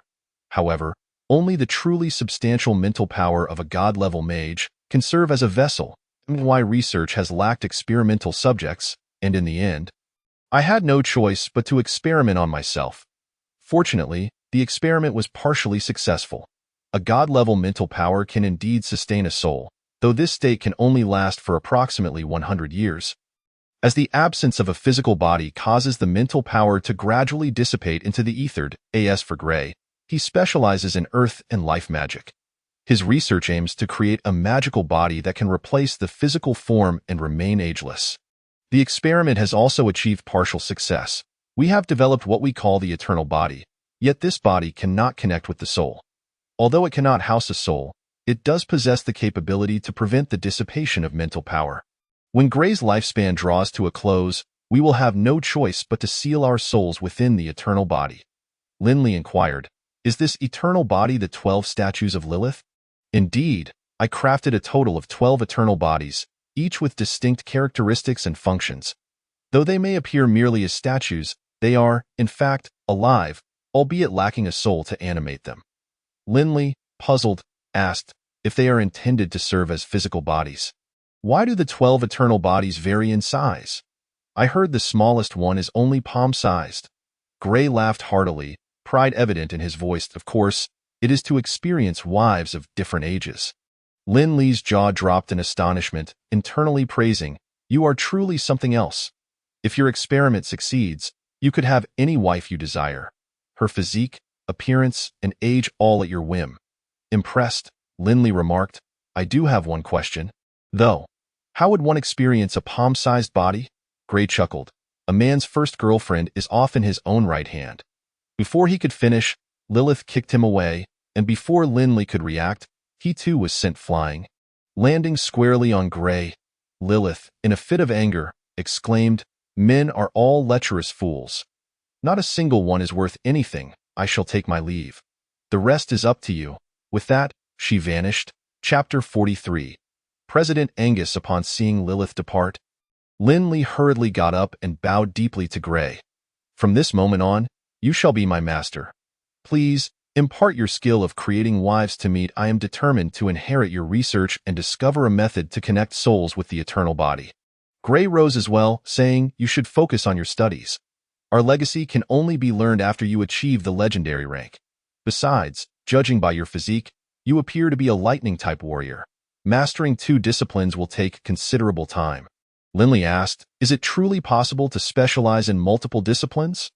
Of course, in our era, mages typically specialize in 1 or 2 disciplines upon reaching the legendary or saint rank, which effectively enhances their combat power. You are merely specializing in 1 discipline ahead of time. However, to learn my legacy, you must specialize in earth and life magic, in addition to your already initiated lightning magic, totaling 3 disciplines. Although you are a celestial sorcerer, mastering 3 disciplines will still require a significant investment of time, and the process is challenging. You see, both Lilith and I are celestial sorcerers, yet we have only specialized in 2 disciplines. Having said all that, you may return. Once you break through to the legendary rank, come seek us out. Any of the eternal bodies will suffice for your visit. Linley respectfully replied, Yes, Master, I will diligently cultivate and strive to break through to the legendary rank as soon as possible, in order to find a method to reconnect your souls with the eternal body. Gray drew back the curtains, revealing the central square of Lilith City from the window, likely the perspective from the eyes of the Lilith statue. You can simply jump out of the window. Return to us after you achieve the legendary rank. Linley acknowledged with a good, then leaped out the window, as the world spun around him. When Linley opened his eyes again, he found himself crouching beneath the statue, his hand resting on the base. Regaining his composure, Linley withdrew his hand and stood up. Still, there was no reaction. Forget it.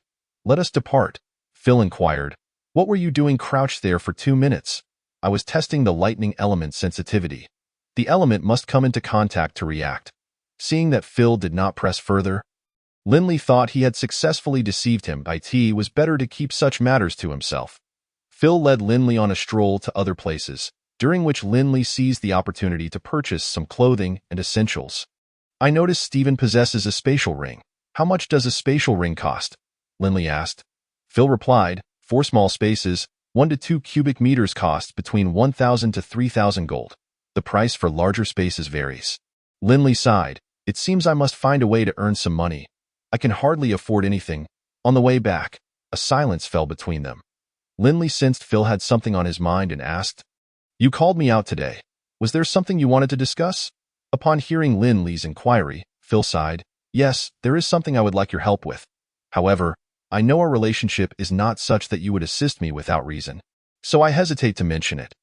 Regardless, you were brought out by us, and you have taught me quite a bit of magical knowledge. If I can help, I will.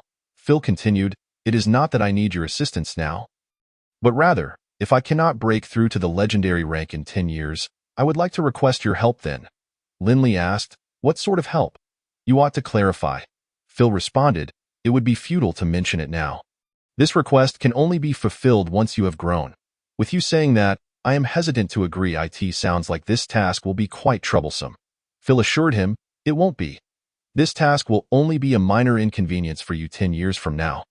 I believe in your potential. After all, you are a celestial sorcerer. If I manage to break through to the legendary rank within 10 years, there will be no need for your help. Very well.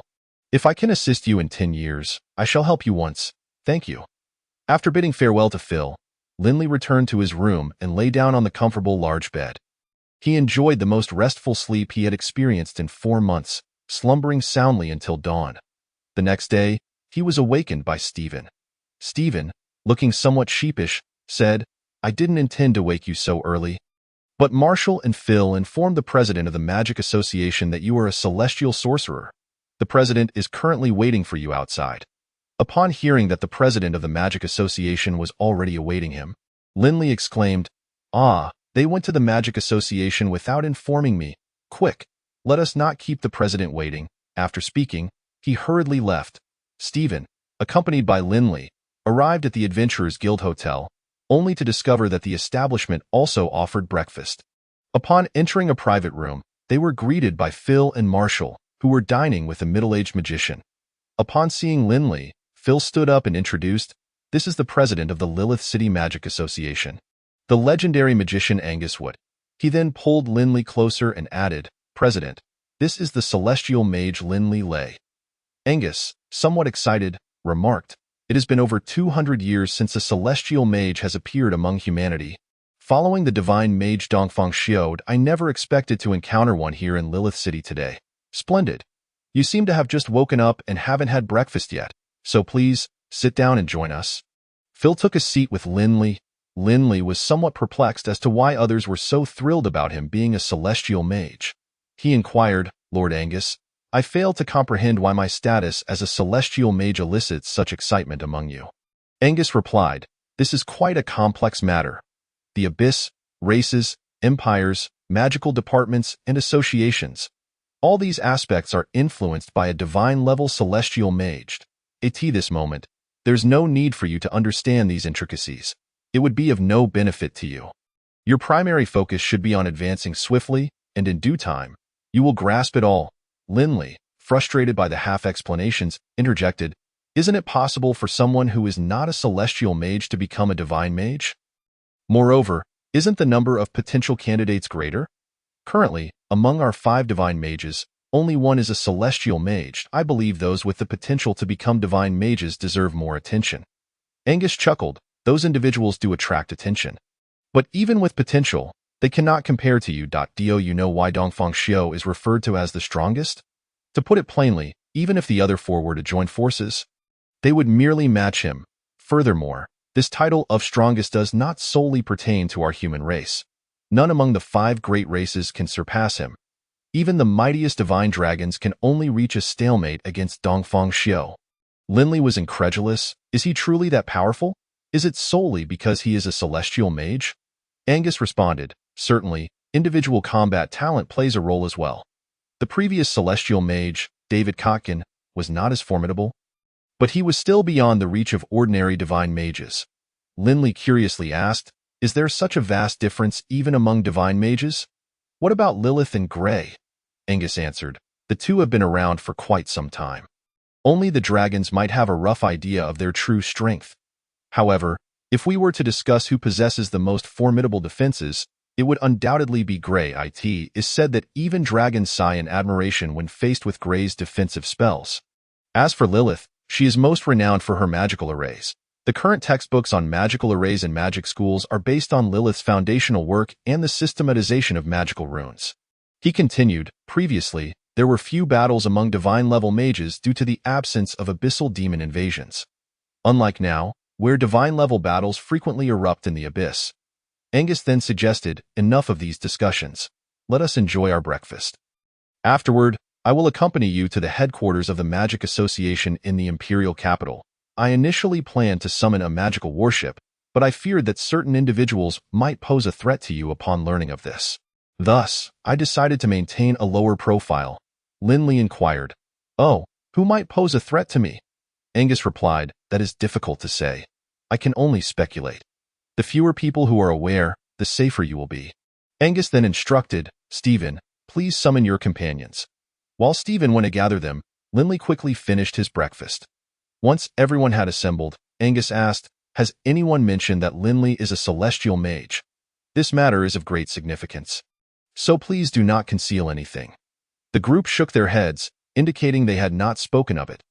Lita remarked, we returned quite late yesterday, had a fair amount to drink during dinner, and went straight to sleep upon returning to the inn. So we did not mention anything. That's good, Angus said. Prepare yourselves. We will meet at the East Gate in half an hour. With that, he exited. Linley quietly asked Phil, what if Angus himself is the one intending to harm me? Wouldn't we all be doomed?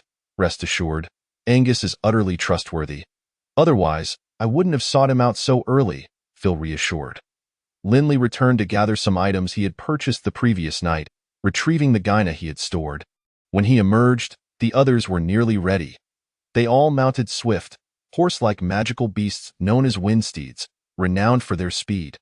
Upon reaching the city gates, they found Angus already waiting, riding a ground dragon. This creature, a sub-dragon magical beast, was relatively gentle and easy to tame, making it one of the most common mounts among sub-dragons. However, its mild temperament did not detract from its prowess. Its massive single horn offered remarkable charging capabilities, and combined with its rock-like thick skin, it boasted impressive defensive capabilities. With Angus leading the way, the group remained relatively quiet, as the presence of a legendary mage imposed considerable pressure. Even the usually mischievous marshal was subdued.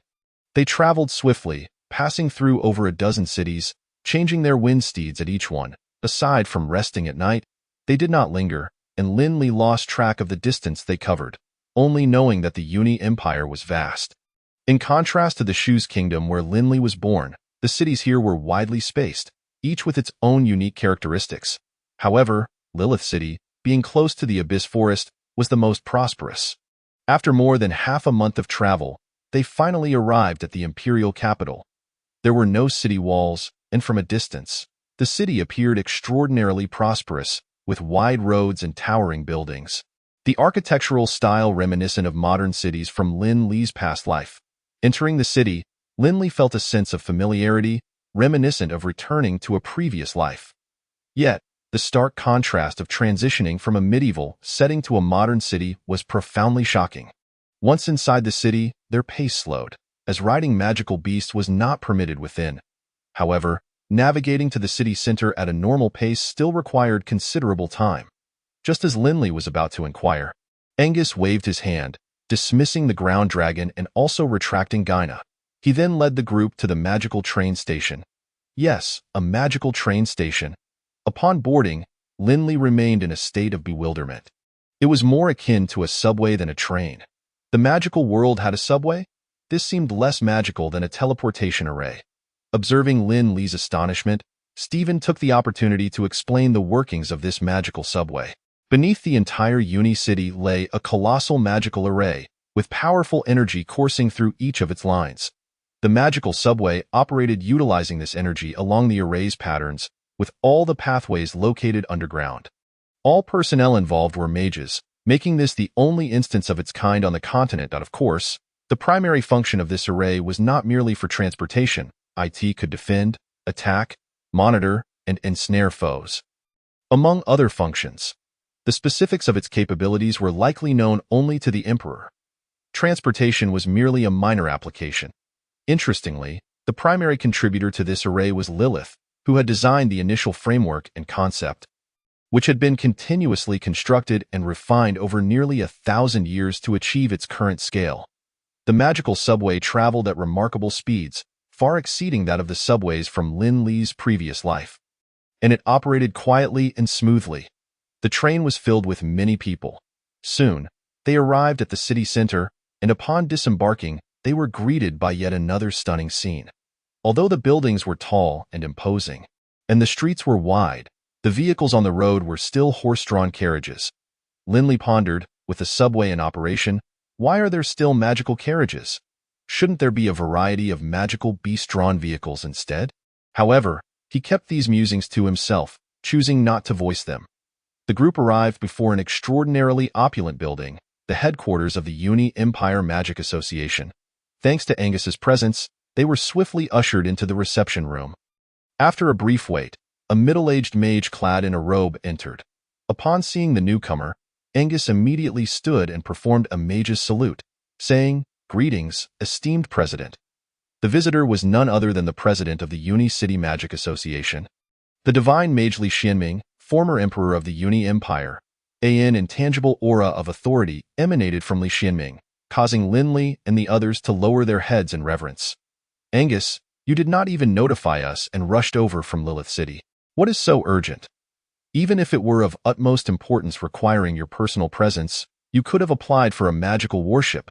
It would only take 2 to 3 days for a round trip. You abandoned your duties and have been away for over half a month. If you do not clarify, be prepared for punishment. President, this matter is of great significance, which is why I was compelled to act with caution." "Let us discuss it in your office," Angus replied. "The entire association is under magical surveillance. Only your office is exempt." Upon hearing this, Li Xianming understood the gravity of the situation. He glanced at Angus and the group behind him and said, "Follow me." With that, he led the way out. Angus and Lin Li followed silently behind. Arriving at the president's office, Li Xianming took his seat and waved his hand to close the door. "Now, speak. What is this matter?" Chapter 45. President Li Xianming. Angus introduced Lin Li Lei to Li Xianming. "This is Lin Li Lei, a resident of the Kingdom of Ruxius in the Western Continent. I have confirmed that he is a celestial mage." Upon hearing that Lin Li was a celestial mage, Li Xianming rose from his seat, fixing his gaze intently on Lin Li. "A celestial mage. A celestial mage. Ha ha ha. Excellent. Splendid." At that moment, Lin Li felt a tumult of anxiety within him. Terrified by the implications, The demeanor of Angus and Li Xianming suggested that this celestial mage was undoubtedly problematic, and he feared he was about to face significant trouble. Regret washed over him. He lamented his impulsiveness and wondered why he had been so hasty. He cursed the backwardness of the Western continent, where the concept of a mage was shrouded in mystery for its inhabitants. Originally, he had intended to inform them about the existence of another celestial mage once he had settled down, hoping to facilitate the arrival of Udula.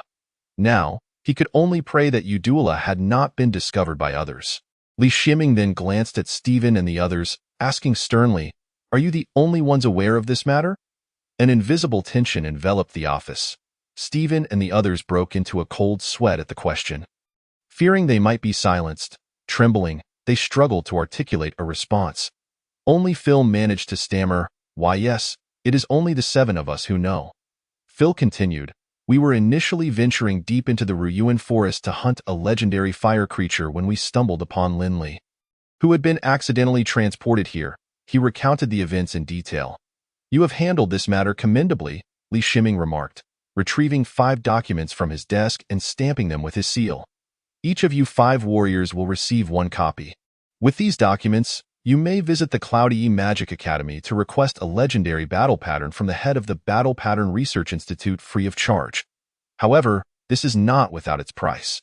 You will need to undergo a memory sealing magic. I shall seal your memories of this period." Upon hearing about the memory sealing, the group felt a wave of relief. They had feared for their lives. But now, not only were they safe, but they were also being granted a free opportunity to advance to legendary status, better than they had anticipated. As for the memory sealing, Stephen and the others were eager to forget everything they had just learned, realizing just how perilous knowledge could be. The pressure exerted by Li Xianming had been overwhelming. He continued, "As for you 2 mages, I shall provide each of you with a spirit light fruit." Pressing a specific spot on the table marked with a magical array, he instructed, "Fetch 2 spirit light fruits from the warehouse." "Is this some kind of magical telephone?" Linley mused, observing the others' apparent safety and their rewards. His curiosity piqued. He fixated on the magical telephone, puzzled by how such an array could facilitate communication like a phone. Noticing Linley's fascination with the communication array, Li Xianming explained, "This array transmits sound to a designated counterpart." He then instructed Linley, "Meditate for a moment. Although Angus has confirmed your status, I wish to ensure it once more." Reluctantly, Linley complied with the meditation. After Li Xianming personally verified his status, he patted Lin Li's shoulder and said, "Though you hail from the Western continent, as a human mage, you will one day have the duty to confront the abyss. I do not ask much of you. Simply focus on your rapid growth. If you have no further questions, you may enroll at Cloudy Magic Academy. I will assist you with the necessary paperwork." At that moment, a knock echoed from the door. "The spirit light fruits have arrived," came the announcement. Marshall and Phil each received 1 fruit, and the ornate jade boxes indicated that these fruits were indeed precious. "Everything is in order. I will now perform the sealing magic on you. Rest assured, I will only seal your memories for 10 years. After that, you will recall everything. Angus, you should join in as well, President. I think I shall pass. Dio, you not trust me? Very well then. Your absence from the sealing will make things easier for me." Li Xianming produced a magnificent staff, taller than himself, atop which a massive gem began to glow, though not resist. Simply relax. The wave of energy enveloped Stephen and the others, and soon they all collapsed to the ground. "All right, Angus, take them to the reception room to rest. Inform them that they have received rewards for completing the association's secret mission, and their memories will be sealed for 10 years. With a wave of his hand, Angus guided Stephen and the others, who floated gently out of the president's office. Only 2 remained in the room. Li Xianming's imposing aura dissipated instantly as he slumped into a reclining chair, lazily exclaiming, "Oh, I am utterly exhausted. At over 500 years of age, I still have to work every day, and I must maintain a proper image while at it." Linley stared at the transformed Li Xianming, puzzled by the stark contrast to the authoritative president he had just witnessed. "Who is this laid-back, middle-aged man?" Li Xianming, addressing Linley, said, "You need not feel so constrained. I am merely an old man yearning for retirement. The previous display was merely for the sake of appearances." Lindley wished to retort that he, too, was an outsider, but he refrained from speaking. Li Shinming continued to vent. You cannot fathom the fatigue of maintaining a facade every day. This presidential role is burdensome. With no respite, I haven't fished in 50 years. My fishing rod is likely rusted. Lindley longed to interject but held his tongue. Instead, he resolved to listen obediently, or better yet, to remain as silent as possible. Lindley, come, let us engage in conversation. They mentioned you are already a master-level warrior. Moreover, you possess a long-duration explosive skill that allows you to match a legendary creature? Lindley replied, indeed. I began practicing swordsmanship at a young age and awakened my mental C at the age of 12, BY 14. I had achieved master-level status. It seems that being a celestial mage also has its benefits for warriors. It is a pity that our human warriors' training methods are flawed. We cannot reach the divine level. If only you could attain divine warrior status and then unleash your explosive skills, your combat prowess might rival that of Dongfang Xiao. Lindley inquired, flawed? Unable to reach divine level? Are there not 3 divine warriors among our kind? Yes, there are 3 war gods, but there are indeed limitations. The training methods of human warriors partially mimic those of the dwarves. Yet our physiques differ significantly. Thus, we require battle patterns for assistance. Each breakthrough necessitates a corresponding magic core, but divine status is not so easily attained. Even with a divine magic core, it is of little use. Ultimately, someone did discover a method, which, while effective, requires the use of a divine dragon crystal of the same element. The current 3 war gods are a legacy passed down through generations, with the 5 major races now allied. Slaying a divine dragon is no longer feasible. However, do not despair as a mage. You can directly train to reach divine status. Yet do not abandon your warrior training. It will serve as a safeguard until you have matured as a mage. After all, celestial mages have rapid breakthrough speeds. Whenever you are ready to advance, you may seek my assistance in researching battle patterns. Upon hearing that he could advance to legendary or even divine status for free, Lindley exclaimed joyfully, thank you, President. By the way, you seem quite charming. Would you like me to introduce you to some lovely ladies? What is your type? Women from the Cloudy Empire are renowned for their allure. Chapter 46, Schooling and Girlfriend Assignments? Isn't that a rather abrupt shift in topic? I should focus on my training. I am still young and ought to dedicate myself to learning. You do not understand? As a celestial mage, your breakthroughs will come swiftly in a few years. When you contemplate seeking a partner, can you ensure they are not drawn to you solely for your status? Now is the time to find true love. I have a childhood sweetheart back home. We are already in a relationship, Lindley replied. The Western continent is so far away, and you cannot be together now. You are young, vibrant, and full of vigor. Of course, you should seek someone here. If one is not enough, you could always find a few more. In any case, when you become a divine mage, who would dare to say anything? Training is paramount. Learning is essential. I am still young, so there is no rush. But you mustn't delay. I know several delightful young ladies. They are quite lovely. How about I take you to meet them tonight? If you find someone to your liking, marrying them would not be out of the question. How did we leap straight to marriage? At that moment, a knock sounded at the door. Upon hearing it, Li Shinming instantly transformed, re-emerging as the imposing president. Come in. Lindley felt a wave of relief upon seeing Angus enter, thinking to himself that had he delayed any longer, he might have been cornered into a marriage proposal. Angus stated, I have already made arrangements for those individuals. Do you expect me to linger here for days? Leave the matter of your enrollment to me. Very well. Li Shinming retrieved a document, stamped it, and handed it to Lindley. Report to the academy tomorrow. Angus, accompany him for the enrollment process. Thank you, President.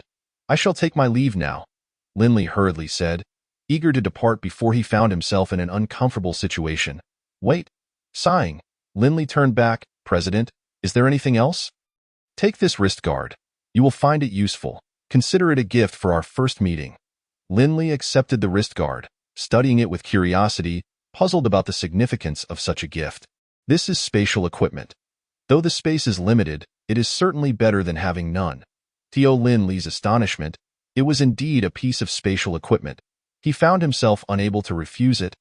Merely expressing his gratitude before accepting it, go ahead. I wish you a fulfilling experience at the academy. Fulfilling experience? What nonsense. I'm here to study, not to engage in romance. Do they really assign girlfriends in school now? Linley dared not inquire further. He simply wished to leave swiftly. This place was not suitable for him. It felt perilously distracting. Linley, upon arriving in the Uni Empire, you are now one of us. You cannot escape.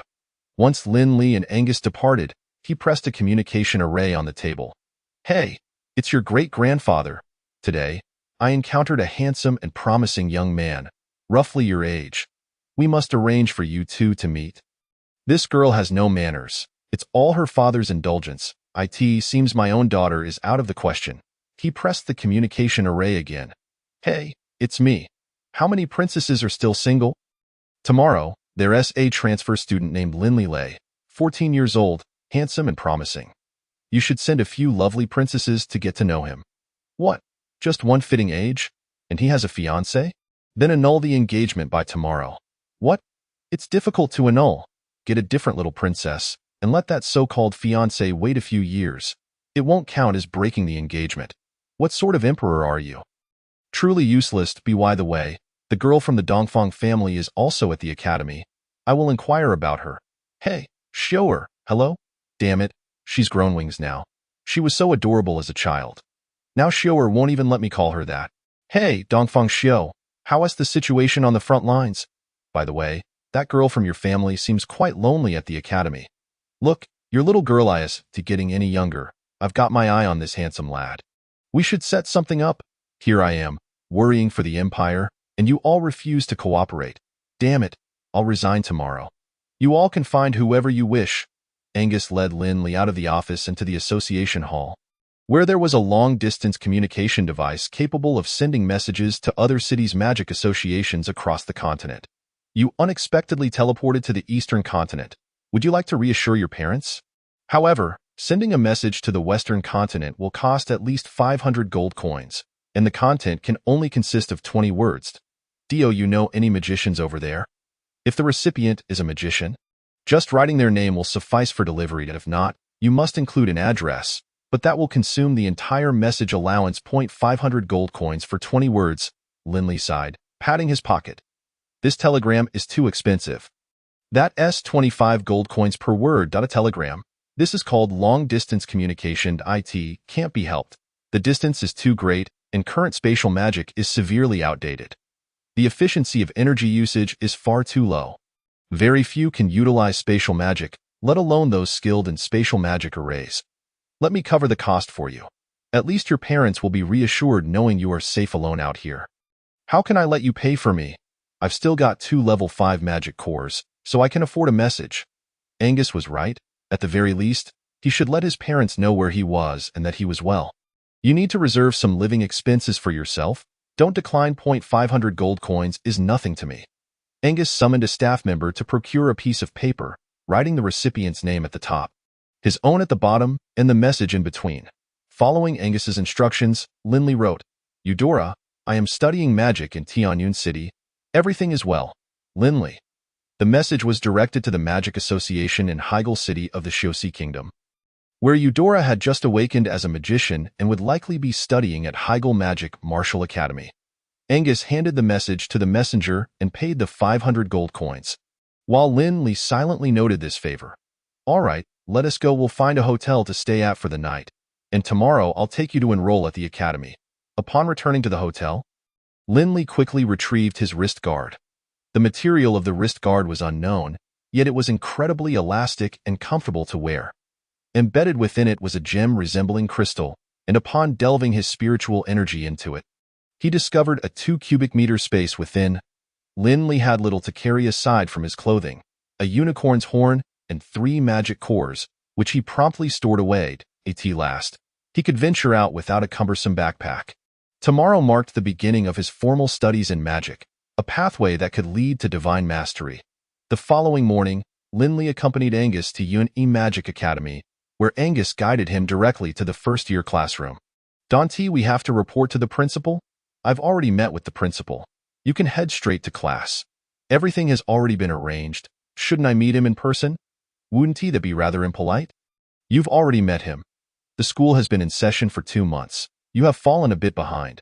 During your free time, be sure to study hard and catch up. In this era, magicians do not solely pursue combat prowess. The study of magic is equally vital. Chapter 47. Attending school. As Linley pondered when he had met the principal, Angus had already brought him to the classroom door. Since class had yet to commence, they waited outside for a while as the arriving students curiously regarded the two of them until a middle-aged magician approached. Angus, what brings you here? Angus promptly presented a document, gesturing toward Linley. This is Linley Lay. He will be joining your class starting today. All the paperwork is in this. For any inquiries, refer to the principal. He then patted Linley on the back. I've arranged for your unicorn to be placed in the school's beast management department. The paperwork is complete. You can check it out later. He handed Linley a stack of textbooks. These are your course materials. Off you go to class with your teacher. I must be off. Contact the principal if you have any issues. Wait, could you please tell me who the principal is? Linley called out. Angus had already turned the corner, glancing back to say, Didn't you meet him yesterday? With that, he departed, leaving Linley in a state of bewilderment. Sighing, Linley turned to the middle-aged magic teacher, inquiring, Excuse me, who is our principal? The principal is the head of the Magic Association in the imperial capital. The teacher then led the way into the classroom as the class erupted into whispers. Likely having overheard Angus's earlier remarks, the middle-aged teacher flipped through the documents in his hand, glancing at Linley. I'm John, your homeroom teacher. Although you are 2 months late, we still welcome you. Be sure to catch up on the lessons you missed. You can come to me with any questions. Now, please take your seat. Linley stepped up to the podium, and the chatter instantly hushed as all eyes focused on him. John prompted, Why don't you introduce yourself and then find a seat? Hello, everyone. I am Linley. Due to personal reasons, I arrived 2 months late. I hope to get along well with you all. As he introduced himself, Linley quickly scanned his classmates. There were over 40 of them, evenly split between boys and girls, all around the ages of 13 to 14, exuding youthful vigor. After his introduction, Linley chose a seat at the back by the window. He mused to himself, the back row by the window. The home of kings. Even arriving 2 months late, I've landed this spot. It seems I truly am the chosen one. Just as Linley settled into his seat, a tall, burly figure burst through the door. Striding directly toward him, upon noticing Linley in his seat, the newcomer paused. Who are you? Don't you know this is my seat? Move aside. Feeling awkward, Linley stood up, apologizing. I just arrived today. I saw this seat was empty and thought no one was here. I knew it. How could the main character's seat be given to anyone else? Linley glanced forward, noting that there were no other empty seats available. Fortunately, a few vacant chairs were stacked at the back of the classroom. So he had no choice but to grab one and sit down in the back. As the class bell rang, John commenced the lesson, explaining how to use spiritual energy to draw magic patterns. Linley, having missed this content previously, found it difficult to comprehend, so he simply took notes for later reference. The class continued until the bell rang, signaling the end of the first session. As soon as John exited the classroom, Linley found himself surrounded. A group of students bombarded him with questions. Those purple eyes, I've never seen anything like it. So mysterious. Linley, where are you from?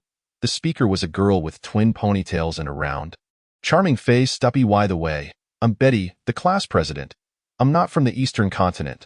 I hail from a small country in the Western continent called Shiosi. The Western continent? I've heard it's quite far from here. Is that why you were 2 months late? Interjected Paul, a cheerful boy sitting in front of Linley. Linley, wishing to maintain a low profile, offered only vague responses to their inquiries. If they were to discover that he had accidentally teleported to Yun-E and had just emerged from the Ruayuan forest, he might never escape the confines of his seat today. He would much rather face a legendary beast than deal with these inquisitive children. At that moment, an exceptionally beautiful girl approached. Linley had noticed her during his self-introduction. Among all the girls, she had matured the most, appearing far beyond what one would expect of a 14-year-old. She possessed a well-developed figure, standing taller than the average girl, with black hair and black eyes, exuding an elegance that was unmatched, a clear indication that she hailed from a distinguished family. It is quite challenging not to notice. Are you Linley? The girl gazed down at Linley with a scrutinizing look. Not appearing particularly handsome, He simply looked like any other. Linley, let me make this clear. Regardless of what my great-grandfather has said, I will never agree to anything. He is he, and I am I. You think you can marry me? You should give up on that notion. Humph. With that, she tossed her head and walked away, leaving Linley bewildered. What was going on? Linley could only shout at her retreating figure. Classmate, who are you? Who wants to marry you? Who is your great-grandfather? Have you mistaken me for someone else? She did not look back and returned to her seat, seemingly unwilling to engage with Linley any further. After her outburst, Linley, who had intended to remain inconspicuous, found it impossible to do so. Do you know Li Ruoxue? What is your relationship with her? Did you come from the Western continent? How do you know her great-grandfather? Have your elders arranged a marriage? Are you planning to marry Li Ruoxue? Your family must hold significant power. Are you a prince from your country? A crowd of students surrounded Linley, bombarding him with questions. Causing his head to spin, Linley could only say, I don't even know her. I just arrived in Yue City yesterday. Who is her great-grandfather? Paul replied, her great-grandfather is the principal of our school, the 27th emperor of Yue, and the current president of the Magic Association in Tianyun City, the divine mage Li Xianming. What the hell? That old man. Linley now understood why he wished him happiness. It turned out he intended to matchmake him with his great-granddaughter. How could that old man, over 500 years old, have a great-grandson who is only 14? Linley explained. So it's him. I met him briefly when I reported to the association yesterday. I truly have no connection with her. My family barely qualifies as a minor noble in the kingdom of Xios. How could the president possibly be interested in me? There must be some misunderstanding. Despite Linley's earnest explanations, his classmates remained skeptical, suspecting he harbored some mysterious identity. It was not until the class bell rang that Linley finally found relief. During the second class, Linley was, of course, unable to comprehend anything, dazed. He endured the end of the second period, and it was already time for lunch. Compared to his previous life, the classes here were significantly longer, with only 2 periods in the morning. Paul turned to Linley, saying, Since you're new and unfamiliar with the place, let me treat you today and take you to try our academy's cuisine. Linley, unsure of where to eat, naturally did not refuse the offer. He stood up, preparing to go out with Paul when a stunning young girl in a lavish dress entered the classroom. With black hair and black eyes, she resembled Li Ruoxue. Although she had not developed as well as Li Ruoxue, she was still quite impressive. After surveying the classroom, she walked up to Linley, who had already stood up. Hello, Linley, I am Li Shulan. I heard about your exploits yesterday, and I admire you greatly. May I invite you to dinner? I wish to learn more about you. Linley was once again taken aback. Another person with the surname Li? What was happening? I just arrived here yesterday. What exploits could I possibly have? A nap counts? Linley noticed the astonished expressions on his classmates' faces. Paul, seeing Li Shulan, quickly placed his hand on his chest and bowed slightly. With the princess here, it seemed I wouldn't need to treat after all. In school, we are all classmates. There is no need for formalities or to address me as your highness. Just call me by my name. A princess? Why is she inviting me to dinner? It must be that old man Li Xianming. How deep a pit has he dug? Can I even study peacefully here? Given the situation, Linley felt he could not refuse. If he rejected the princess's invitation in front of the entire class, his future days would undoubtedly be more challenging. With a sense of resignation, he endeavored to appear delighted. It is my honor to receive an invitation from your highness. Please, call me Li Shulan. There is a newly opened restaurant that has received good reviews. Let us go try it. As she spoke, she took Linley's hand and led him out, passing by Li Ruoxue, who had yet to leave the room. Oh, dear grandaunt, would you care to join us? Li Ruoxue huffed, turning her head away, clearly displeased. Li Shulan chuckled softly, pulling Linley out of the classroom. Linley followed Li Shulan to a restaurant called New Taste, which had a fresh and modern decor, being a newly opened establishment. The restaurant did not have a hall but rather individual private rooms. The waiter guided Li Shulan and Linley into a small room and began introducing the restaurant's specialty dishes. Today's special was a slime series, featuring slime scrambled eggs, steamed slime, and slime broth. Additionally, the restaurant's signature dishes were quite delicious, including roasted soft mud monsters, cold mixed abyss worm tentacles, and braised tentacles. The more Linley listened, the more he felt something was amiss. What on earth are these dishes? Slime is one thing, as it is an emergency food for adventurers, but how could soft mud monsters and abyss worms come into play? Li Shulan, noticing Linley's astonishment, smiled and said, "That's why this restaurant is called New Taste. It guarantees dishes you have never tasted before. I heard the textures are quite novel, so I specifically came to try them today." Linley looked at the waiter. "Are you certain these are suitable for the table?"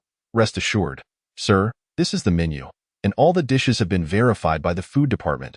They are safe for consumption." Li Shulan took the menu, perusing the various dishes, and instructed the waiter, "Please bring us one of each of your signature dishes." Linley glanced at the menu, realizing this was far more food than two people could consume. "Isn't this wasteful? It's a rare opportunity, so we must try everything. Many of the ingredients are sourced from the abyss, which we rarely get to eat," she replied. "All right, since you're paying, I'll go along with you." Linley conceded. To be honest, just looking at the names had already dampened his appetite. He couldn't fathom why the princess wished to dine with him. "What had that old man said to you?" "The old man? He is both our principal and the president of the association." Li Shulan covered her mouth with a light laugh. "He is my ancestor, the current president of the Magic Association in Tianyan City. If he finds out, you could be in big trouble. But he is indeed quite the old man. I am treating you to dinner first and foremost to express my gratitude." Linley, puzzled, asked, "Gratitude? We have only just met. Why are you thanking me?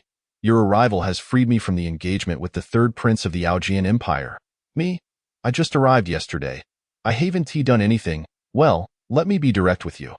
My ancestor holds you in high regard and wishes for me to marry you. Currently, in the royal family, the only ones close to my age are you and my grandaunt Li Ruoxue." As you saw, her attitude is quite dismissive. Although she is also of royal blood, she is a descendant from several hundred years after my ancestor abdicated, and thus she is no longer a central figure in the royal family. My ancestor dotes on her, allowing her to be a bit willful. I am different. I am the current princess and have no freedom. We have had marital alliances with the Augean Empire for nearly every generation. Originally, this generation was meant for me to marry into the Augean Empire, but you seem quite different. My ancestor persuaded the emperor, allowing me to date you to see if we are a match. Therefore, I cannot be bound by any engagement." "What the hell? That old man is quite the schemer, trying to use beauty to ensnare me. So you are being so straightforward with me." "I am a princess. Everyone knows me and my identity cannot be concealed. I heard my ancestor mention you yesterday, and given your personality, it seems unlikely you would pursue me. Hence, I must take the initiative. Moreover, if the imperial princess withdraws from an engagement with the Augean Empire and then pursues you, everyone will surely suspect something. It is better to clarify matters now. Consider this a sort of blind date. I quite like you. Not only are you a mage, but you are also a warrior and rather good-looking. Much more pleasing to the eye than that third prince." At that moment, the waiter began serving the dishes. Linley looked at the food on the table, and at least it didn't look as terrifying as the name suggested. He decided to give it a try. After all, he was here, and refusing to eat would be wasteful. Although the texture was quite unusual, the taste was surprisingly good. "Linley, did you know? This restaurant is run by the Dongfang family, and only they can transport abyssal demons to the imperial capital. The purpose of opening this restaurant is to let us know that abyssal demons are not as fearsome as we think. Like magical beasts, they are also edible." Linley considered this and realized that while the method was rather peculiar, it was indeed effective. If people frequently consumed these abyssal species, would they continue to fear them? Once accustomed to such food, the abyssal demons would merely be considered a formidable ingredient. "Do you think we should explore a relationship?" Li Shulan asked as she spoke. "At our age, we should focus on our training. Romance feels rather premature." Linley rejected the proposal without a moment's hesitation. Although Li Shulan was undeniably beautiful, she was a princess, and engaging in a relationship with her would undoubtedly lead to significant troubles. Besides, he was already involved with Uduilla. "I can't be that undesirable, right? Her Highness the Princess is wonderful, but I simply wish to focus on my cultivation," Linley stated sincerely. "I heard you have a childhood sweetheart from your hometown?" Chapter 49. Study diligently. Knowledge brings me joy. Linley regretted his indiscretion from the previous day. Since the princess was aware of his childhood sweetheart, why would she come to court him? You are favored by my ancestors. Our family's wealth and status are among the best in the continent. My ancestor must have recognized your potential, allowing me to break my engagement with the third prince of the Augene Empire. I believe you will at least reach the saint level, and possibly even the god level. Is it not normal for powerful mages to have multiple women? This woman is truly clever. Linley couldn't help but wonder if that old man had revealed his identity as a celestial mage to her. With a resigned tone, Linley said, "All right, let me be frank. Engaging in a relationship with you would inevitably bring a myriad of complications, and I do not wish to be tied to royalty. Moreover, I genuinely want to concentrate on my cultivation. Afraid of complications? Yes, there will be some, but we have countless resources. If we were together, the benefits would surely outweigh the drawbacks," she countered. Linley firmly declined. "No, thank you. I only wish to focus on my cultivation." "Very well," she replied. "Though you have rejected me, I will still seek you out. After all, it is because of you that I can annul my engagement. I at least need to put on a show for my ancestors. If you ever change your mind, we can pursue a relationship at any time," Eli Shulan said with a smile. The meal hosted by the princess was certainly not as delightful as expected. After finally finishing, Linley escorted Li Shulan back to the school. In the afternoon, Linley chose not to attend classes. The school offered formal magic lessons in the morning, while the afternoon classes were electives focused on magical auxiliary skills. Attendance was optional. Seizing the opportunity, Linley decided to catch up on his studies, as he had missed 2 months of lessons and needed to make up for lost time on his way. Linley casually asked a student for the library's location. The student paused, looking puzzled, and responded with a question, "The school library?" Linley thought to himself, "Why is this person acting strange?"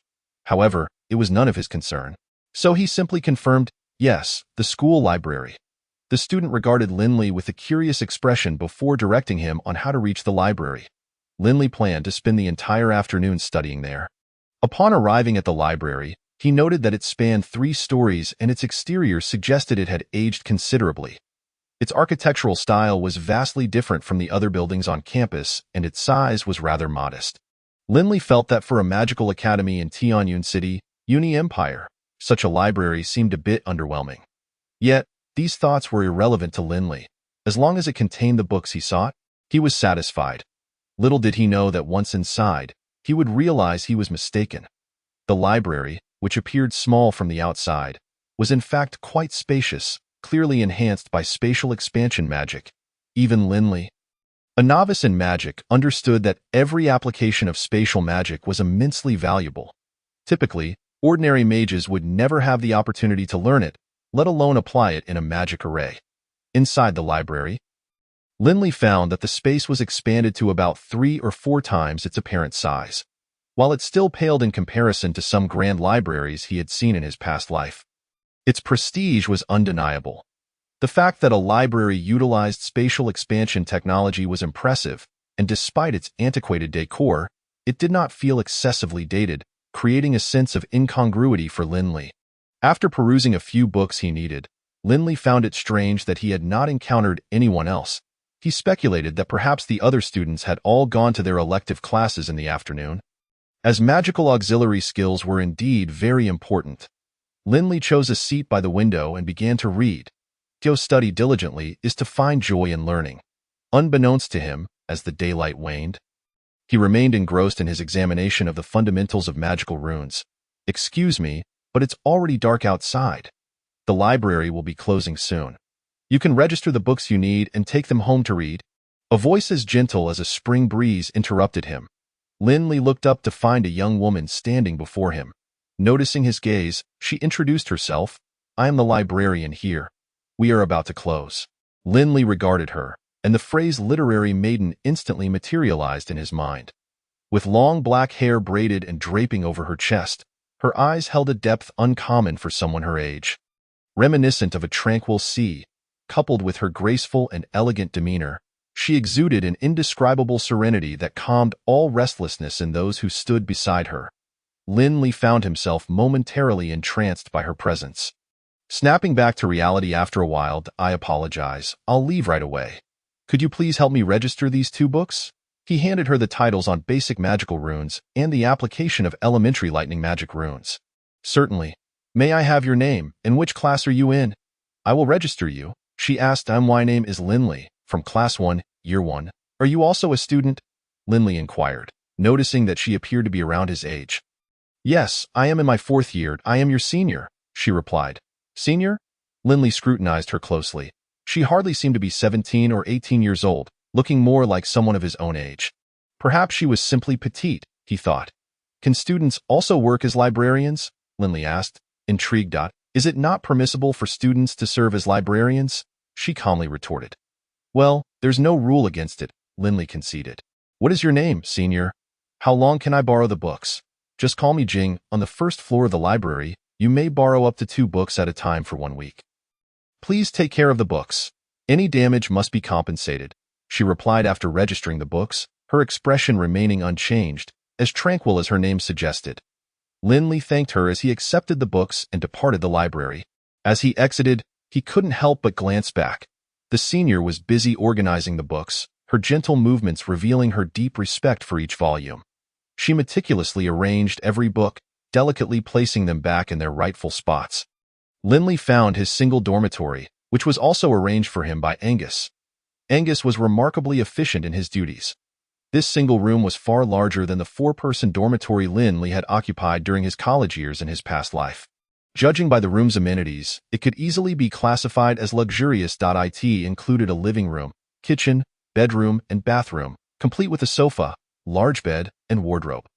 Most notably, it featured magical daily necessities. The half-height square box was a magical refrigerator. And in the corner of the room stood a 2-meter-tall magical air conditioner. The kitchen was equipped with a magical stove and magical oven. Stepping into this room felt akin to a return to his previous life. The living standards were rapidly approaching those of his past, save for the absence of a smartphone and internet. These magical daily necessities were products of recent years' research and were only available in the imperial capital. Ordinary families could hardly afford them, as they were powered by magical cores. The living standards here were incomparable to those in the Western continent. Linley began to contemplate whether he should bring his parents over to live with him. The comfort of this large bed was leagues beyond that of his home.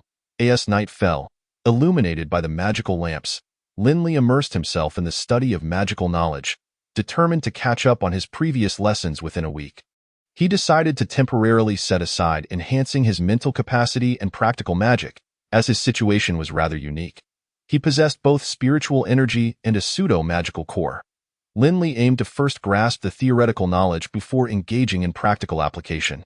At the very least, he wanted to understand the typical effects and processes of a mage's training, so he could compare them to the peculiarities he might encounter. Despite his curiosity about how spiritual energy would enhance his mental capacity, he had refrained from experimenting thus far. Chapter 50. Refining Qi into Spirit. It took Linley 10 days to catch up on the lessons he had missed, which was slightly slower than he had anticipated due to his weak foundation. Many fundamental concepts were foreign to him. He had to consult his teachers to clarify his understanding. As the 10 days passed, his classmates no longer regarded him with the same curiosity as at the beginning. Linley had become known for his diligent study habits, always seen with a book in hand, preferring silence and solitude over socializing and playing. His behavior was deemed eccentric, leading most of his peers to ignore him. While a small group harbored disdain for him, mostly male students who were envious of him for frequently being visited by Li Shulan. Aside from them, there was Paul, who sat in front of him. This fellow was remarkably friendly, turning to chat with Linley as soon as class ended. Linley often asked him about various basic concepts he was trying to grasp. At last, there stood the proudly Ruashua. Though she had not uttered a single word since that day, her hostility towards Linley was unmistakable. The murderous glint in her eyes was impossible to conceal. Linley was utterly bewildered as to what offense he had committed against her. In recent days, Linley had devoted himself earnestly to his studies at school, yet Li Shulan approached him daily, bringing him lunch without fail. This woman, however, was quite adept at maintaining boundaries. She did not encroach excessively upon Linley's time, merely sitting beside him to chat for a while before taking her leave. Of course, it was mostly her speaking while Linley listened. Only on a day off did she invite him out for a meal. Lindley understood that she was merely putting on an act for the sake of others, and he did not decline her invitation. The key was her remarkable sense of propriety. She never disturbed Lindley more than necessary. Therein lies the merit of a clever person, knowing what actions are appropriate and which are not. During class, the teacher lectured on various common meditation methods, and Lindley listened attentively. The two methods he was familiar with were the most fundamental.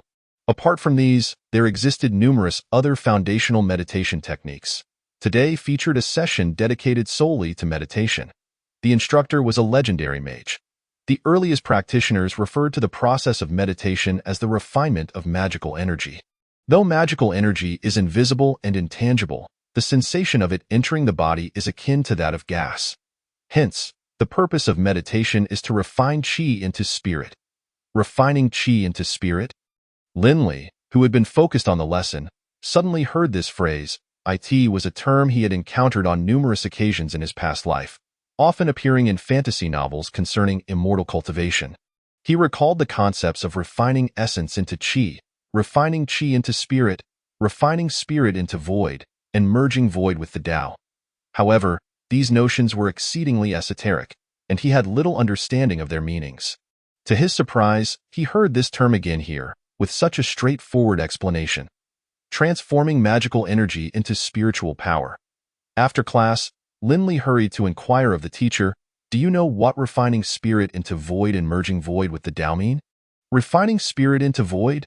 Merging void with the Tao? I've never heard of them. I heard you spend all your time in the library reading. What kind of books do you read? You should avoid those novels and biographies, and instead, dedicate your time to studying magic and magical inscriptions. As expected, he was unaware. This legendary mage specialized in meditation techniques. If he did not know of such terms, it was likely that this world held no such concepts. The notion of refining qi into spirit was probably mere coincidence. That afternoon, Lindley did not visit the library. He declined Li Shulan's invitation for lunch and returned directly to his dormitory. Sitting cross-legged on his bed, he began to meditate using the method taught by Phil. The two meditation techniques taught at school were the same ones Phil and Marshall had imparted to Lindley. These were the foundational, universal versions. However, one should not underestimate these basic methods. There are very few meditation techniques that surpass these two in efficacy. Certainly, the school possessed superior methods, yet those more advanced techniques often came with certain restrictions, such as requiring special bloodlines, unique physiques, elemental affinities, or even gender-specific criteria. These limitations rendered them unsuitable for everyone. Thus, the best meditation methods that could accommodate all were these two, which had undergone countless refinements. Moreover, these techniques were not fixed. They could be adjusted and expanded based on individual circumstances. Perhaps, in the future, Lindley would develop a meditation method more suited to himself, building upon this foundation. Of course, none of this was relevant to Lindley in his current state. He had only just begun to explore the world of magic. This time, Lindley chose not to use conventional magical energy for meditation, but rather spiritual energy.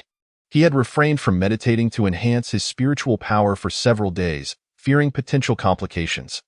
Lindley was acutely aware of the dangers associated with opening his spiritual sea.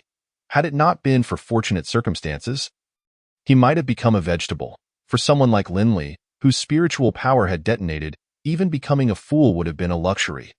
Lindley had thoroughly examined the text concerning the potential dangers associated with mage meditation. He had mastered the strategies for coping and self-rescue. Only now did he dare to experiment with his spiritual energy.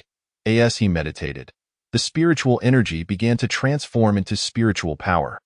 Lindley discovered that the resulting spiritual power was distinct. Not only was it greater than that obtained through conventional magical energy meditation, but it was also more viscous, one might say, denser. The sensory experience was entirely different. This was no longer the same entity. Was this still spiritual power? Lindley found himself perplexed, deciding it prudent to conduct further experiments before drawing conclusions, especially since he had yet to observe any adverse effects from this newly manifested energy on his body. Lindley meditated throughout the afternoon, only concluding as night fell, when he ventured alone to the cafeteria for dinner. He then proceeded to the magical experimentation arena, for it was only in designated areas that students were permitted to release destructive spells. Typically, students would practice new spells here. Linley had come to this place for the same purpose. He had already mastered a spell, Palm Thunder, an intermediate lightning spell. He had completely memorized its magical inscriptions and incantation. As a lightning warrior, Linley's control over lightning was significantly stronger than that of other elemental types, and his affinity for the lightning element was exceedingly high. Consequently, learning lightning spells was considerably simpler for him. The process of casting magic involves using spiritual power to manipulate elements to form specific magical inscriptions, thus producing spells. Once a spell has been cast, one can still control the magical inscriptions with spiritual power.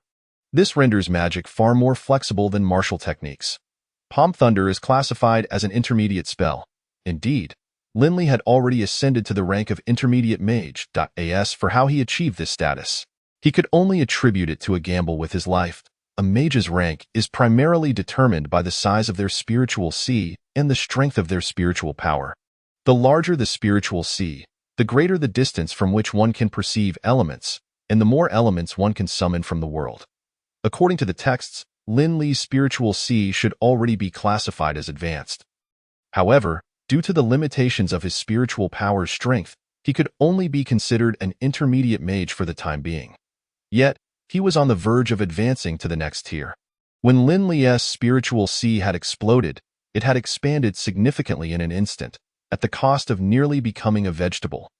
Others who had just awakened as mages lacked the magical energy necessary to create a vortex to draw back their spiritual power. If someone else attempted such a reckless endeavor, it would likely lead to certain death. Chapter 51.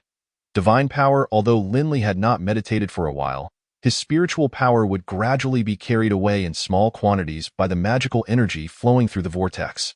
This minuscule portion of spiritual power would traverse his body in a grand cycle, during which the magical energy would transform into spiritual energy, thereby enhancing the carried-off spiritual power.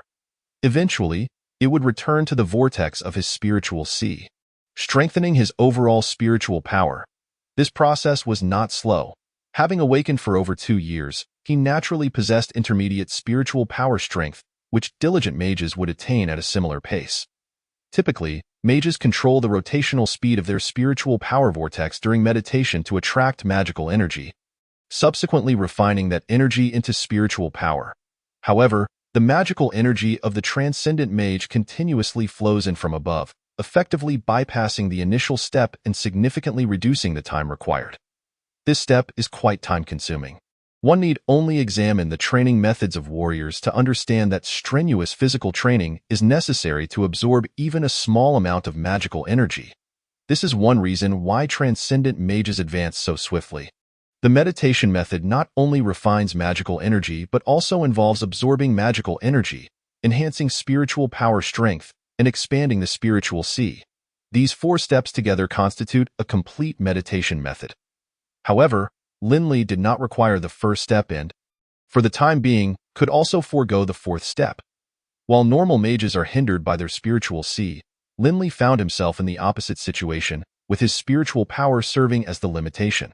A rather peculiar circumstance to disclose. Linley had come to practice Palm Thunder to observe the differences between his new and old spiritual powers. The Palm Thunder spell he had learned was among the more powerful second-tier spells. Though it suffered from a short range, under normal circumstances, it could only strike out to 2 meters, categorizing it as a melee spell. Most mages tended to shy away from it, as engaging at such close quarters would allow a warrior to close the distance and potentially endanger their life. Yet, this was precisely why Linley was drawn to it, as he was, after all, a warrior in truth. Not only Linley but also others like him, who practiced both martial and magical arts, favored such melee spells. Each elemental type at every tier typically has its own close-range spells. The results of experimenting with Palm Thunder were nothing short of astonishing. The spiritual power refined from spiritual energy was so flawless that Linley struggled to believe it. The primary function of spiritual power is to shape elements into magical inscriptions, forming spells. During castings, one can manipulate the magical inscriptions to control the power, range, trajectory, area, duration, and other aspects of the spell. Spiritual energy. Inheriting the characteristics of both magical energy and internal energy can enhance the body and amplify physical capabilities. It can also merge with elements, allowing spells or martial techniques to maintain control over elements even after being released, thereby not only increasing power but also enhancing flexibility and enabling endless variations, including transformations, dispersions, and concentrations. The new spiritual power perfectly encapsulated the traits of ordinary spiritual power and spiritual energy. It represented a flawless form of energy, even proving stronger in direct attack power than pure spiritual energy.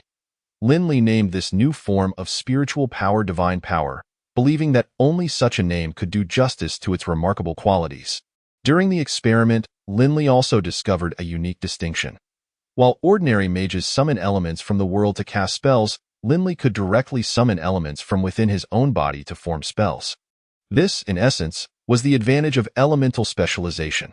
However, Lin had yet to fully grasp the concept of specialization, remaining somewhat unclear on the matter. Ordinary mages who choose an elemental specialization also possess elemental energy within their bodies, allowing them to summon internal elemental energy directly. However, it is true that most mages do not possess as much elemental energy as Lin does. Utilizing internal elements enables one to construct magical inscriptions more swiftly. Having become familiar with Palm Thunder, Lin could now achieve instantaneous casting with a mere wave of his hand, capable of releasing the spell simultaneously with both hands. It is precisely because one invokes the elements within oneself that divine power can be infused into those elements and released simultaneously. Should one invoke the elements of nature like others to cast spells, the divine power cannot be integrated within. Invoking internal elements generates magic directly from within, allowing for the free incorporation of divine power during the construction of magical runes. Conversely, invoking external elements produces magic externally, where the addition of spiritual energy can lead to the immediate collapse of the magical runes, resulting in a failed spell, and in severe cases, backlash may occur. Lin could not comprehend why this was the case. Eventually, he speculated that the direct invocation of internal elemental forces was more cohesive, which also made the construction of magical runes from internal elements exceedingly swift. Additionally, he discovered that his own spiritual energy could also manipulate elements to form magical runes, and even alter certain magical effects akin to mental power. However, the results were slightly inferior, and it was only now that Lin understood why he could so easily enhance combat techniques. After all, combat runes are a form of magical runes. It wasn't until the deep of night that he completed his entire experiment. Upon returning to his dormitory, Lin remained in a state of exhilaration. The last time he felt such excitement was when he uncovered the mysteries of meridians and acupoints. The significance of divine power is unparalleled. It directly melds the warrior and mage into one. Although there are individuals who cultivate both martial and magical skills, they must practice martial arts to refine combat runes while also meditating to enhance their mental prowess. Each of these paths of cultivation demands countless hours of time and effort, and human energy is limited. Thus, most individuals cannot achieve simultaneous development. Moreover, this approach holds little merit, for when both the mage and warrior reach mastery, they still cannot rival a legendary mage or legendary warrior. It would be more prudent to devote time to elevating their mage level rather than pursuing martial arts. However, Lin is different. Both his mage and warrior levels can be elevated through divine power.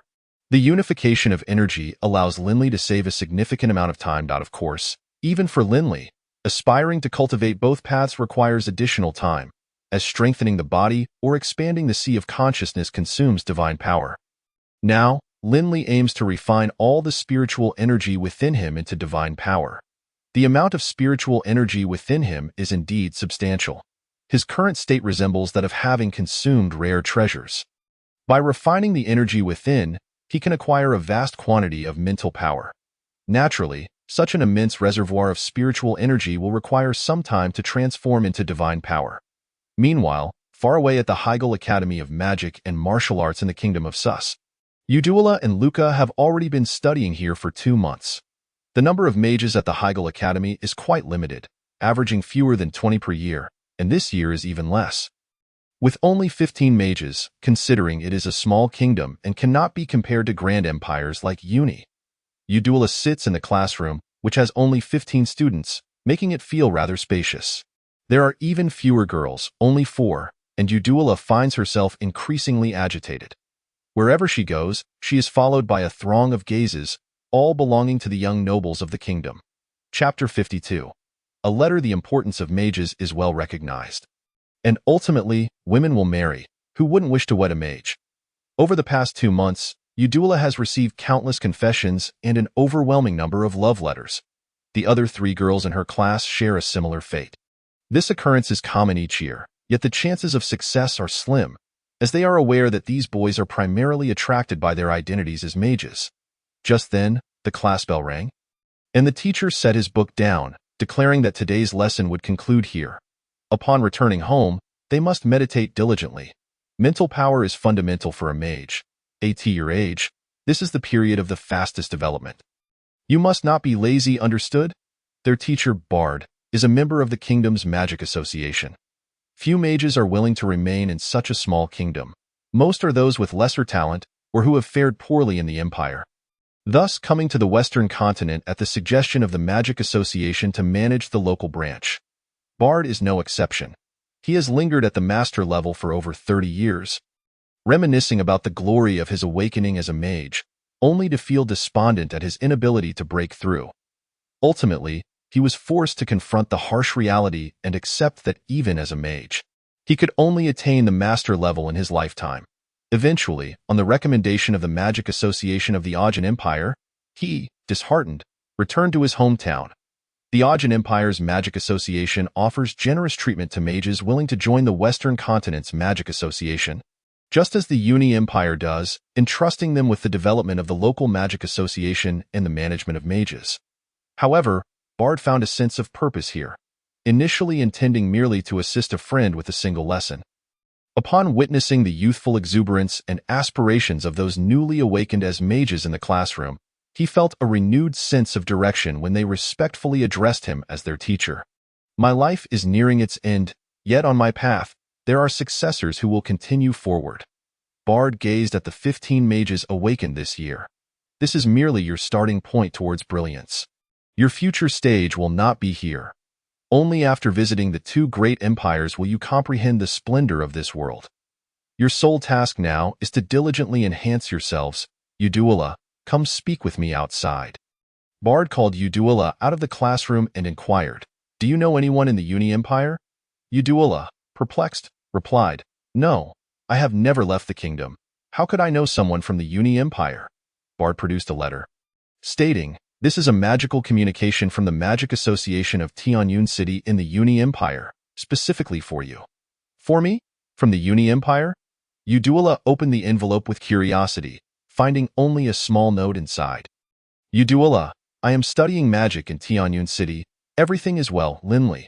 Upon seeing Linley's name at the end, tears streamed down Eudula's face. That's wonderful, you're safe, truly wonderful. Bard noted Eudula's reaction, saying, It seems this is from someone important to you. He is currently in the Uni Empire. If you wish to see him, you must work hard. Teacher, can I send a message to Tianyun City? Eudula yearned for Linley, with countless words she wished to convey to him. Sending a message to Tianyun City costs 500 gold coins for just a few words. Who is he to you? Bard inquired. Eudula did not withhold, declaring, He is the most important person to me. And also a mage. We grew up together. Did I ask that so? He is in Tianyun City now, a place that cannot be compared to here. The development of magic in the Uni Empire surpasses that of the Ajan Empire. It is a world of splendor. If you do not strive, he may well leave you behind. Eudula resolutely replied, Teacher, do not frighten me. I will work hard. I will certainly go to Tianyun City to find him. Strive on, Eudula. Bard observed the determination in her eyes, pondering that perhaps she could inherit his research. Let us observe for a while. If her talent is promising, I shall impart my lifelong research to her. As Bard departed, Eudula clutched the note tightly. Wait for me, Linley. I will come to find you soon. Upon returning to her quarters, Eudula began her meditation. Within a few days of school starting, she realized that she was not like the other mages. However, at that time, she was unaware that she was a transcendent mage, believing her distinction stemmed from Linley aiding her awakening. Because of this, she refrained from sharing her situation with others, apprehensive that it might pose problems. Concerned about her condition, she researched extensively in the library, although the available materials here were no match for those in the Empire. After a lengthy search, she finally found descriptions of transcendent mages. It was then that she realized her true identity as a transcendent mage and grew even more in awe of Lin Li's abilities. Becoming a mage is a formidable challenge, yet Lin Li not only succeeded in becoming one himself, but also helped others awaken as mages. Crucially, these are not just ordinary mages. They are transcendent mages capable of reaching divine levels. This only strengthened Udula's resolve to seek out Lin Li. In her heart, no one could compare to him. Not even divine mages. Udula intended to focus on her meditation today, but she was interrupted by Luca. Udula's residence, as a mage, was a single dormitory, more akin to a small villa in the Western continent. Those who become mages are typically from noble families, hence the school provides these mages with high-end accommodations, even allowing them to bring servants. Sister, you are working so hard, meditating whenever you have a moment. Udula shot Luca a disdainful glance. Why are you here again? Our warrior dormitories are shared among 4. This is far more comfortable. Since you have a room, just let me stay for a bit. I promise not to disturb you. You are already disturbing me. I didn't know you were meditating. Others only meditate at night. Who else would be training at noon like this? Do you want to exhaust everyone? Brother, it's not that I want to outdo others. I must do this to keep pace with Lin Li. She handed Luca the note she received today from Tianyun City in the Uni Empire. Tianyun City in the Uni Empire? Where is that? Luca took the note and read it. Lin Li sent this. He is currently in the Uni Empire?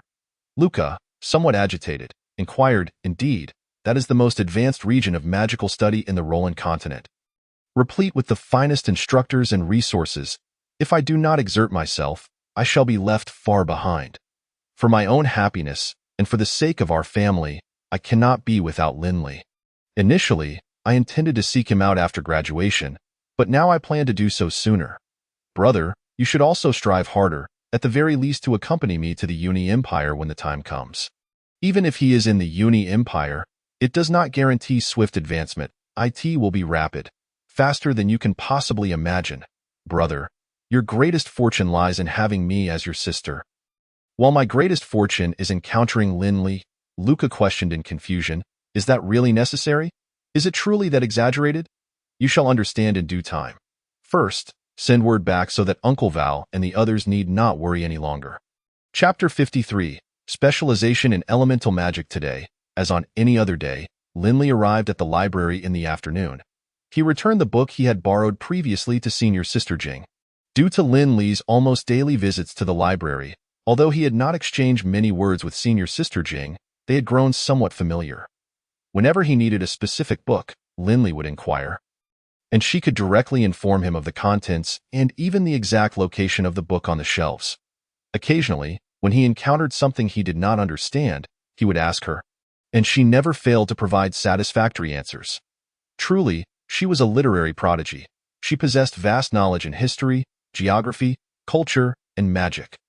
Although Senior Sister Jing's appearance and demeanor were precisely to Lin Li's liking, this was certainly not the reason for his approach.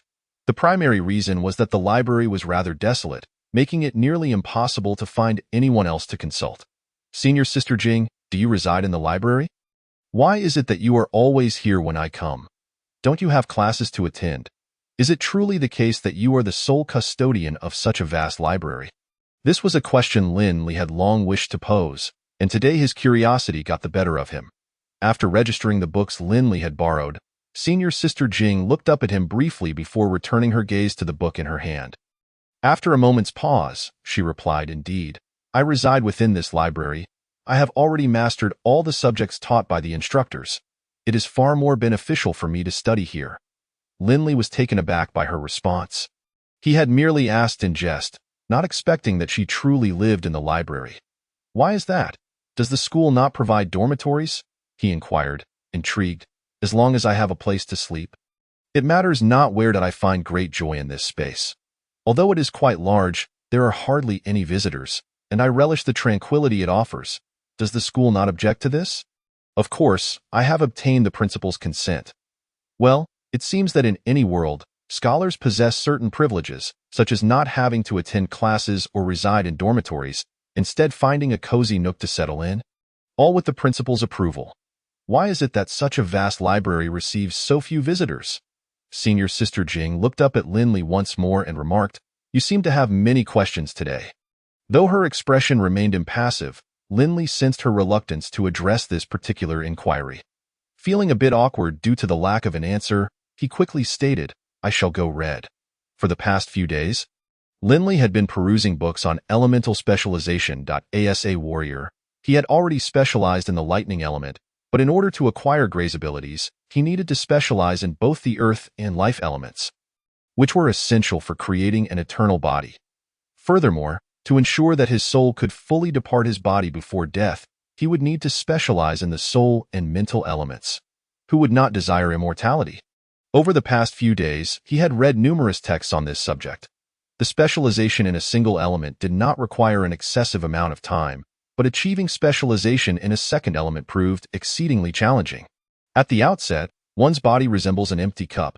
Pouring water into it is a straightforward task. However, once the cup is full, adding another equal amount of water becomes remarkably difficult. Elemental specialization feels much like this. To illustrate with his own experience, Linley's body had already been enhanced by the lightning element. His affinity and resistance to it were exceptionally high, qualifying him as specialized in the lightning domain. At this juncture, attempting to infuse other elements into his body became a formidable challenge, as he would face repulsion from the existing lightning elemental energies within. If only this issue were easily resolved. It would merely require additional time. The crux of the matter is that a body already fortified by the lightning element would endure excruciating pain when subjected to enhancements from other elements. And this process is lengthy. Typically, it takes a standard mage between 2 to 5 years to specialize in a primary element, while the time required for a secondary element can easily double. Maintaining one's body in a state of relentless agony for several years, or even over a decade, is not something many would willingly endure. And this is merely concerning a secondary element. Adding a third would be even more arduous. While the benefits of specialization are numerous, they also come with drawbacks. The control over other elemental systems diminishes significantly. Currently, Linley finds himself in such a predicament. He has mastered the magical rune for the fireball spell. Yet controlling the fire elements in the world proves relatively challenging, entirely unlike the lightning elements, which behave like untamed wild horses. This is a consequence of the repulsion caused by the dominance of the lightning element. Thus, it is rare for mages to opt for elemental specialization before achieving legendary status. Although specializing in one element allows for faster casting speeds and greater power, it also results in a loss of synergy among multi-elemental spells, rendering it somewhat counterproductive. Very few masters, like Marshall, choose to specialize in a single element. However, this situation tends to change after achieving legendary status. With the enhancement of mental capacity, control improves significantly, allowing mages below legendary status to forcibly manipulate elements to form runes through sheer mental strength.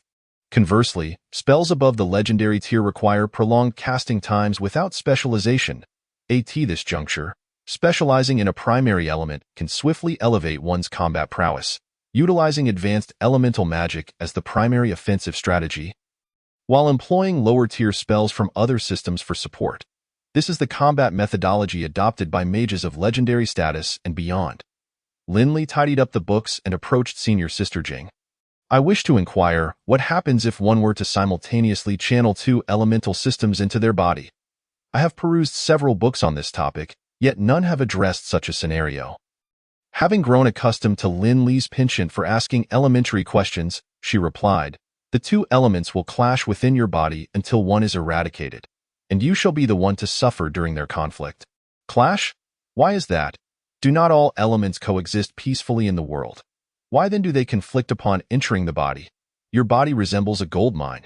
2 individuals without conflicting interests can coexist harmoniously until they enter the mine, at which point both desire to claim it for themselves, naturally leading to conflict. This explanation is widely accepted. As for the true nature of the situation, it remains unknown. In the past, many mages have explored the possibility of specializing in multiple elements simultaneously, and some even sought to achieve specialization across all systems. However, they all met with failure. Why do you wish to specialize in elements so soon, given that you have only just begun your study of magic? Such considerations can wait until you attain legendary status. Senior Sister, you may not be aware, but I was already a lightning warrior when I awakened as a mage. After becoming a mage, I developed an affinity for other elements, which is why I seek to understand this matter. Individuals with circumstances similar to yours have appeared numerous times before. For you, possessing exceptional talent in the warrior domain may not be entirely beneficial. However, once you reach legendary status, everyone will be on equal footing. I happen to possess a book on this subject. If you wish to read it, I can retrieve it for you. Thank you, senior sister. I appreciate your assistance. Please wait here for a moment while I go to the second floor to find it. As she stood to ascend the stairs, Linley, though aware that the library had 3 levels, had never ventured beyond the first floor, which was the only one open to the public. Before long, senior sister Jing returned with a slender, well-worn volume. She handed it to Linley, saying, "This book cannot be borrowed. You may read it here and return it to me once you are finished. Furthermore, the research contained within is largely comprised of failed attempts. I present it to you merely to emphasize that there are no shortcuts in the pursuit of magical mastery. One must progress step by step." Linley acknowledged her words with a simple "I understand," accepted the book, and seated himself beside her to begin reading. Chapter 54. The Forbidden Tome of Magic. This volume was indeed quite thin, comprising only a few dozen pages. Rather than a traditional book, it resembled a collection of experimental records and summaries.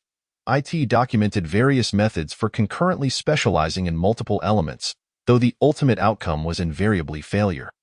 The methods for achieving specialization across all systems were also included. The latter half of the book delved into the study of magical beasts that are innately dual or multi-elemental. It appeared that the intention was to explore this avenue. Yet the disparities between magical beasts and humans are profound, with the most critical difference being the existence of the magical core, a tangible crystallization of elemental energy that magical beasts inherently possess but humans do not. The text then shifted focus to the study of the magical core, in their infancy. A magical beast's core exists in a latent state. It only solidifies into reality upon reaching level 1. And it continues to grow as the beast's level increases. The reason magical beasts are born with dual or multi-elemental capabilities is solely due to the presence of the magical core. Its primary function is not to enhance the body with elemental power, nor to improve elemental affinity or control. Rather, it serves to store elements. When a magical beast casts a spell, it directly draws upon the elements stored within its core, which accounts for their remarkably swift casting speeds. The subsequent pages detailed attempts to transplant magical cores into human bodies. However, the results were invariably failures. The experimenters concluded that the magic core contained the original mental energy of the magical beasts, which, upon entering the human body, would conflict with the individual's own mental energy, leading to the collapse of both the magic core and the individual's mental faculties. The magic core is formed by elements surrounding mental energy. Once the residual mental energy of the beast is removed, the elements would dissipate immediately. After reading this book, Linley understood why this experimental record was relegated to the second floor. The experiments described within were extraordinarily brutal. The researchers displayed an alarming level of madness, completely disregarding the humanity of the subjects. The most disturbing experiment involved direct transplantation into a fetus still in development. It was evident that the experimenter specialized in life magic.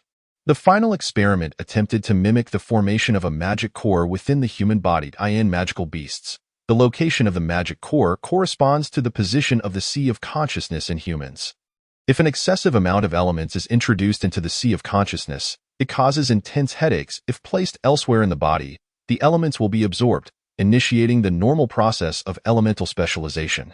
The researchers, unable to find alternative methods, chose to ignore the subject's headaches and continued the experiments, creating an illusory magic core from elements and mental energy. The excitement in the researchers' notes was palpable.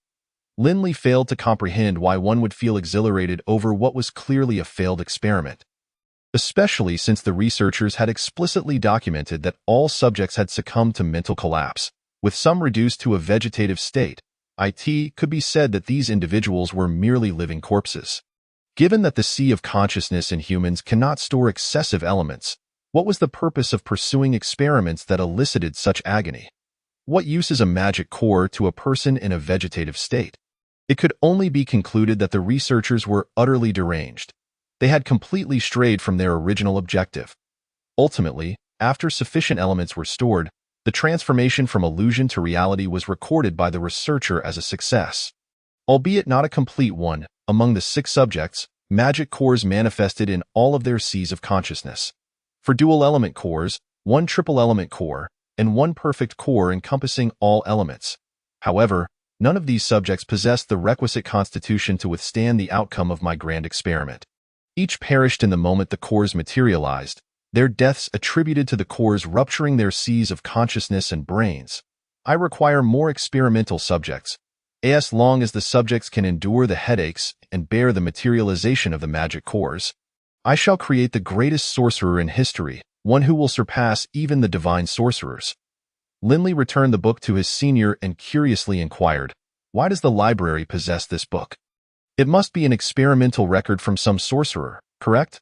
"Indeed," she replied, "for this sorcerer later captured newly awakened sorcerers for experimentation, ultimately drawing the attention of the Magic Association, which dealt with him.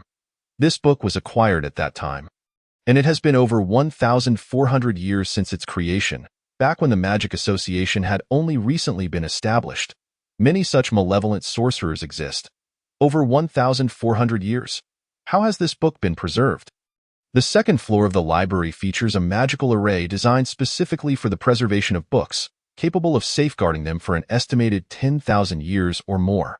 Over the past millennium, it has collected and confiscated over 103,000 tomes of forbidden magic. Sorcerers of the past conducted numerous inhumane experiments for various purposes, and most of these forbidden books contain the studies of wicked sorcerers or records of taboo magic. Even after the establishment of the Magic Association, such occurrences have persisted, with evil sorcerers proving difficult to eradicate completely. It was only when the association truly developed that the situation began to improve. Even now, there are still sorcerers lurking in the shadows conducting sinister experiments. Linley queried, "Are these tomes of forbidden magic accessible to me? Can you disclose this information directly?" The senior responded calmly, "This matter poses no significant issue.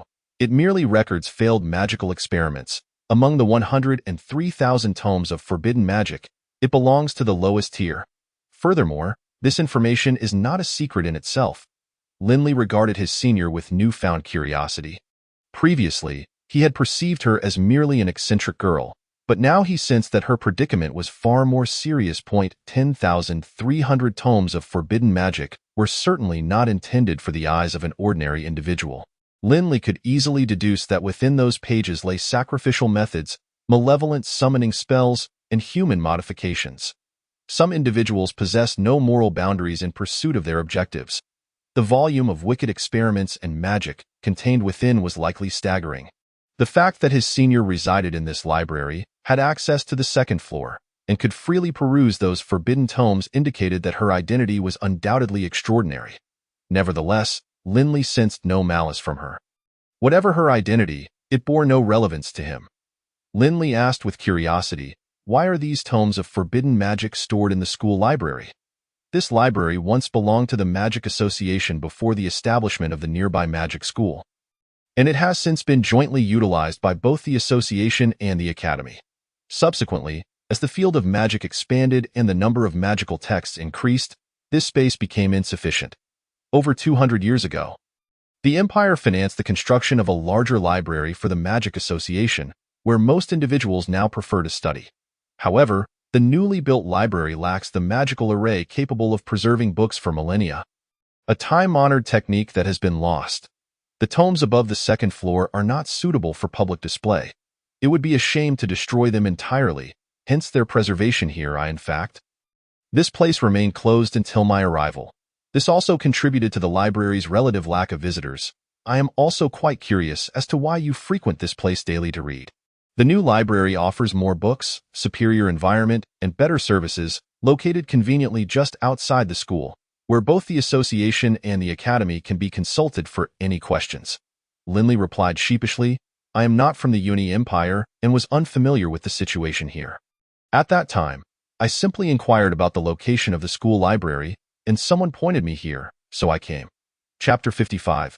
Gaina, Forgotten for a month, Lin casually picked up a brand new book and asked, "If this place was previously closed, how come there are new publications from the last few years?" Those books were newly acquired after my arrival.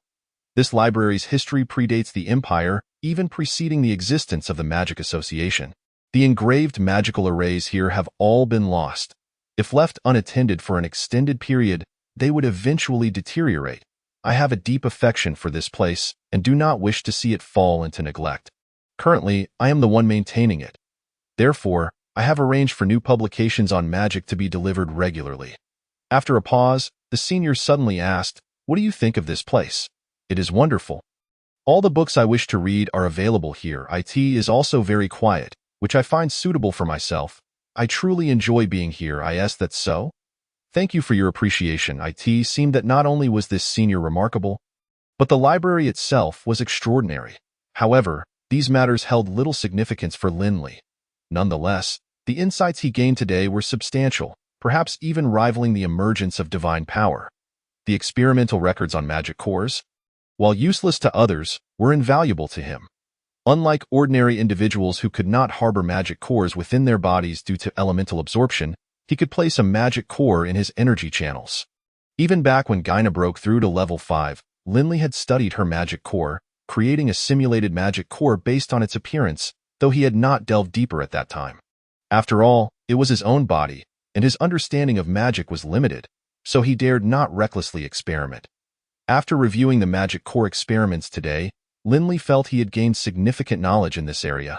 Most importantly, he realized that the path of creating a simulated magic core was indeed viable.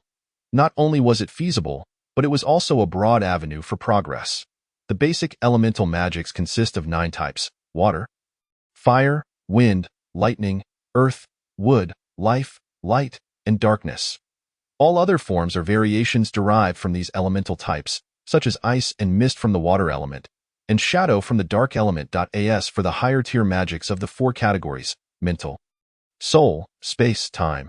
These are not elemental in nature and can only be accessed in legendary realms. He could utilize the methods described in the experimental records to create a universal magic core and place it within his central energy channel, thus achieving specialization in all elements. Upon returning to his dormitory, Lin immediately commenced his specialization experiments. According to the experimental records, an artificial magic core could be incrementally added 1 element at a time, or all elemental systems could be absorbed simultaneously. However, regardless of the chosen method, the amount of elements absorbed at any given time remains constant. Specialization is divided into 3 stages. The advanced stage allows for the first phase, the master stage allows for the second phase, and the third phase requires legendary status. This is equivalent to the method warriors used to draw elements to enhance their bodies. Naturally, Lin chose to increase 1 element at a time, as each addition would convert into combat strength.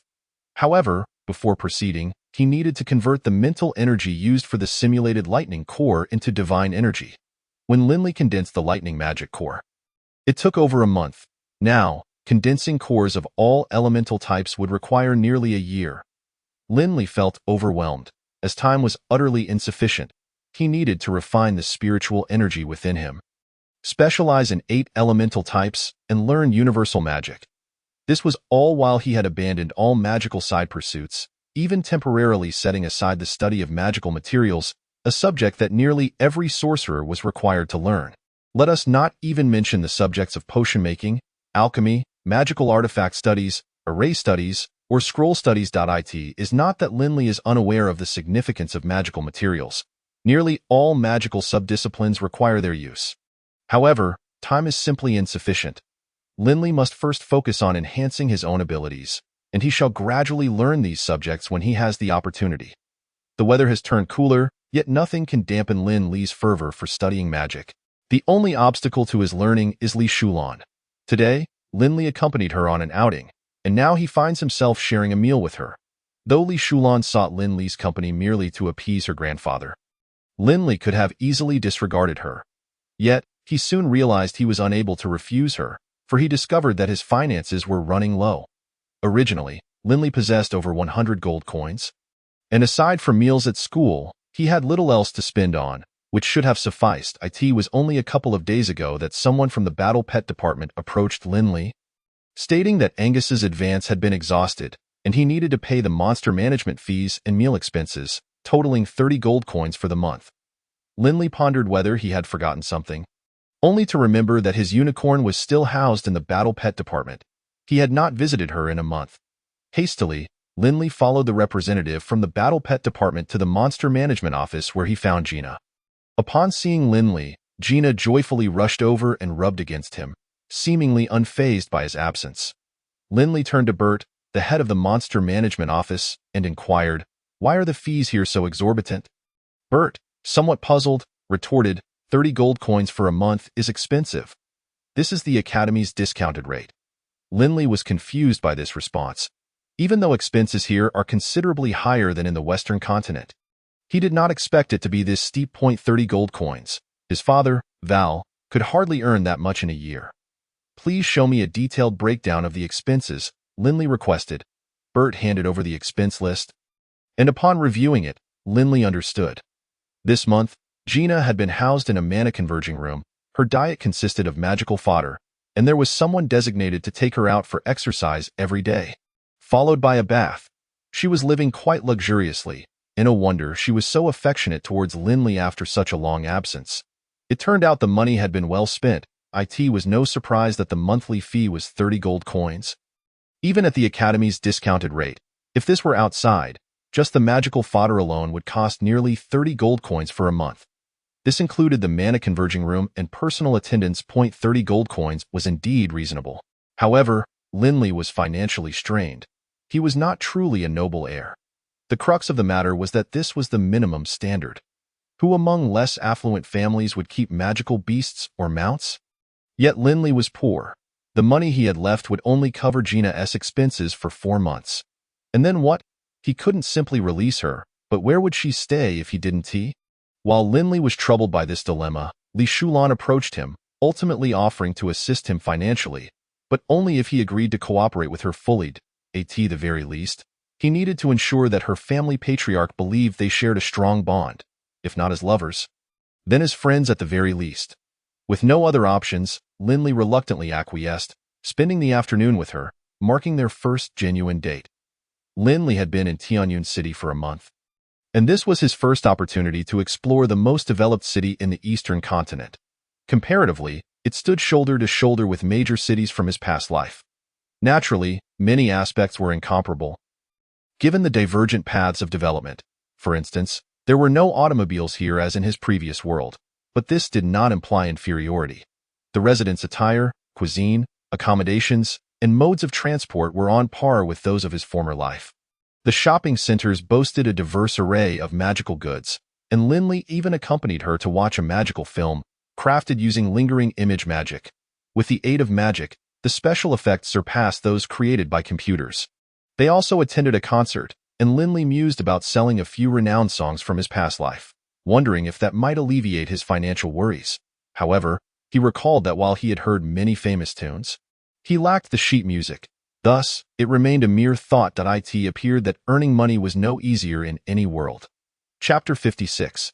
Senior Sister Dongfang Jing. However, during dinner, Linley was taken aback, not by the peculiar food, but by the fact that they were having hot pot. Hot pot, a culinary tradition unique to his homeland, left Linley perplexed as to why it existed in this world as well. To his astonishment, he even spotted chopsticks. It was the first time Linley had encountered chopsticks since his arrival in this world. Could it be that he was not the only one who had traversed realms? Perhaps someone had opened a hot pot restaurant. Li Shulan led Linley into a private dining room. This establishment was reputed to be the most authentic hot pot restaurant in Tianyun City. Boasting a history of several centuries, it was said that the restaurant's ancestors had a connection with the Zhao family. Linley had always been curious about the naming conventions since his arrival.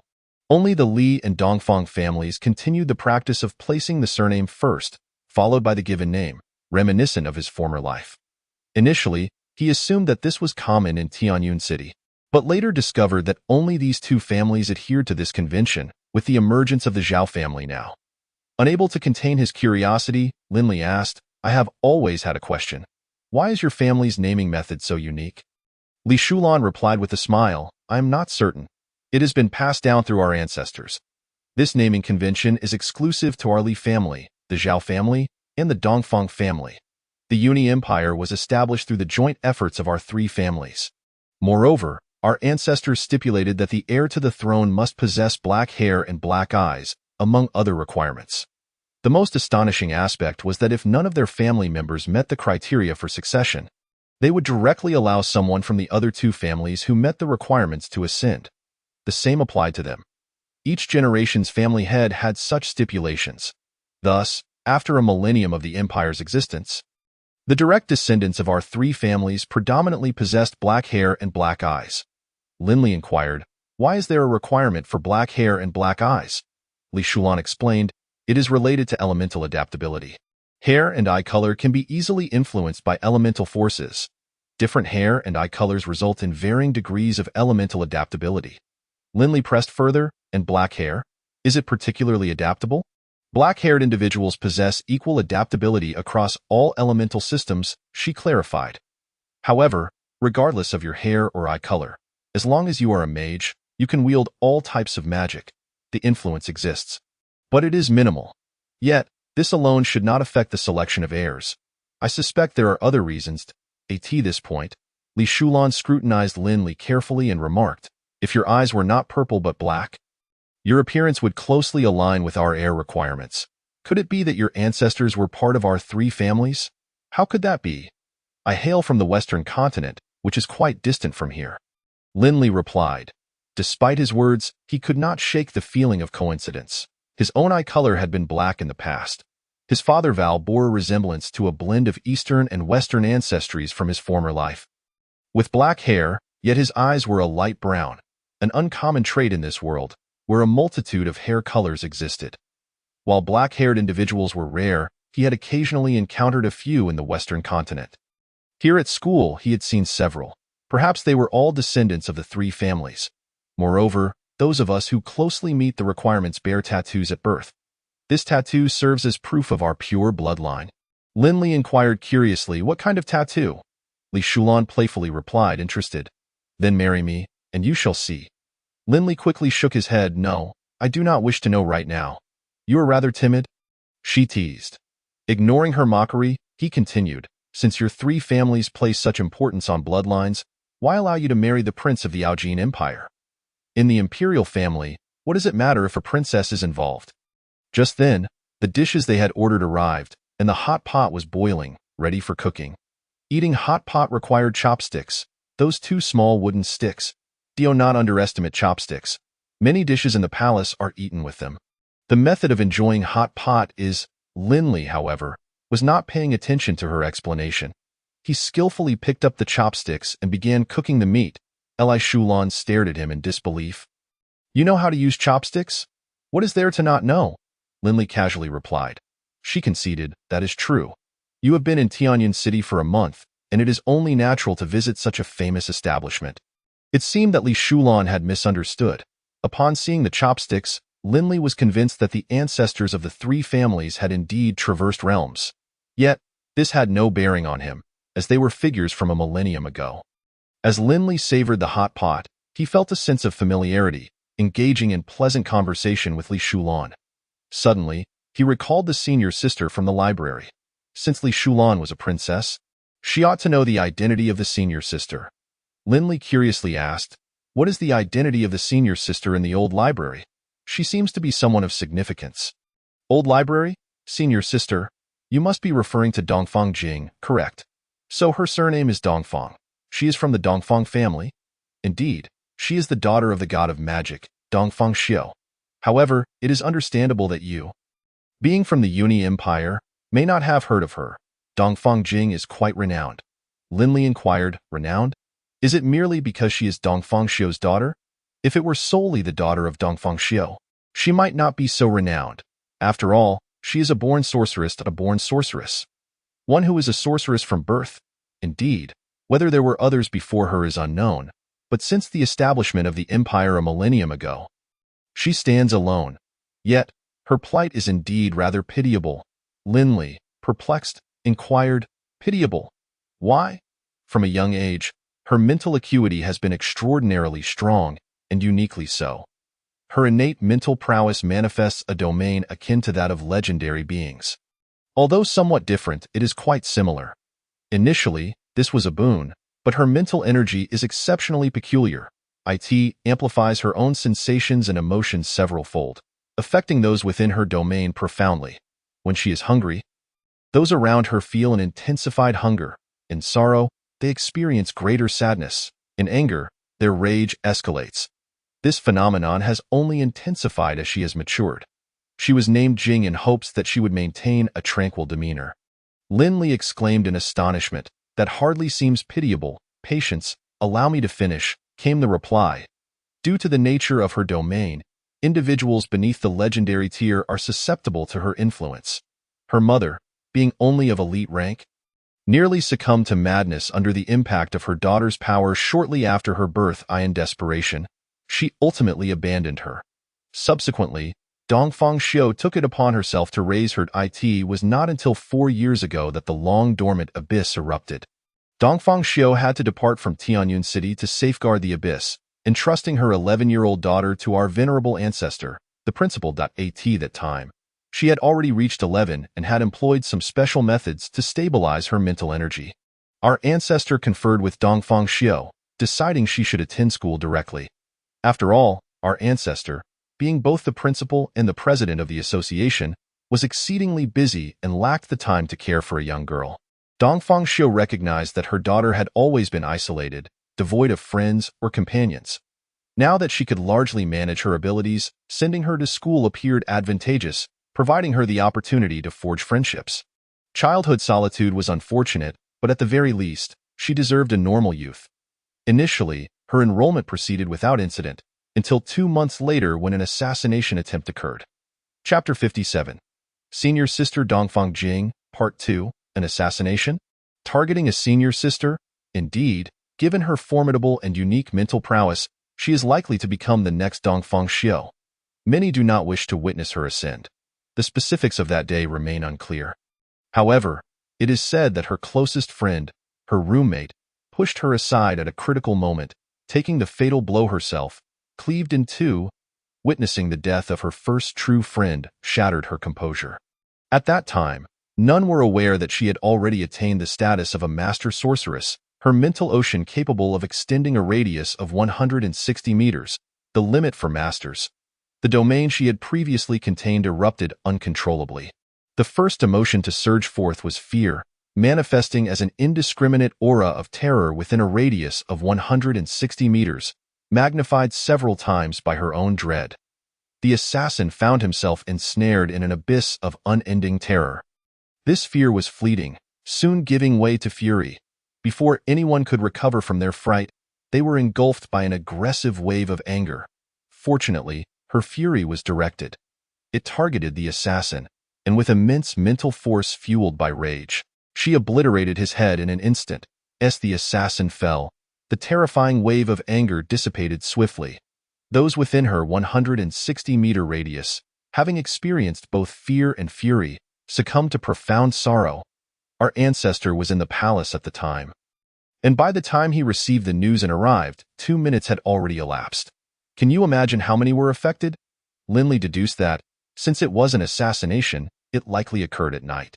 The dormitory housed 2 students per room, with 8 rooms per floor across 6 floors, totaling 96 individuals per building. Given the radius of 160 meters, at least 5 dormitories were impacted. Most students were in their rooms during the night. Lin Li conjectured, at least 500 individuals. Quite astute, came the reply. Although her building was not central, it encompassed 7 dormitories. It was not yet the dead of night, and some had yet to return, ultimately affecting 573 people. Among them, 1 fell into a comatose state due to mental trauma. 3 succumbed to suicide within those 2 minutes, while 7 others attempted but were saved. 9 were thwarted in their suicide attempts. 26 lost their grip on reality and required memory erasing spells. The remaining individuals suffered relatively mild effects, all receiving multiple sessions of mental therapy and support. The school expended considerable resources, dedicating several days to resolve the aftermath. The assassin's head was reduced to a bloody pulp, and despite efforts, his identity remained elusive.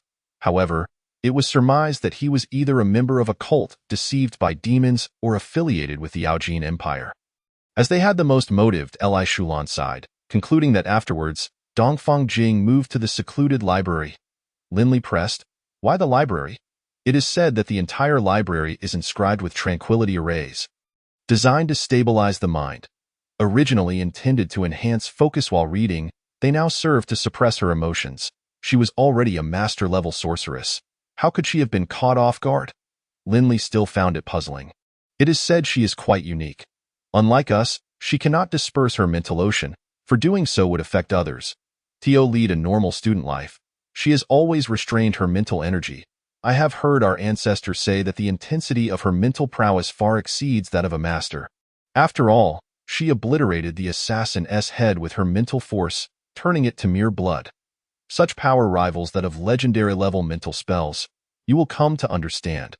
Although that library is now open, few dare to venture there. Everyone is terrified of her. To be frank, I share that feared. I encountered her once in my youth.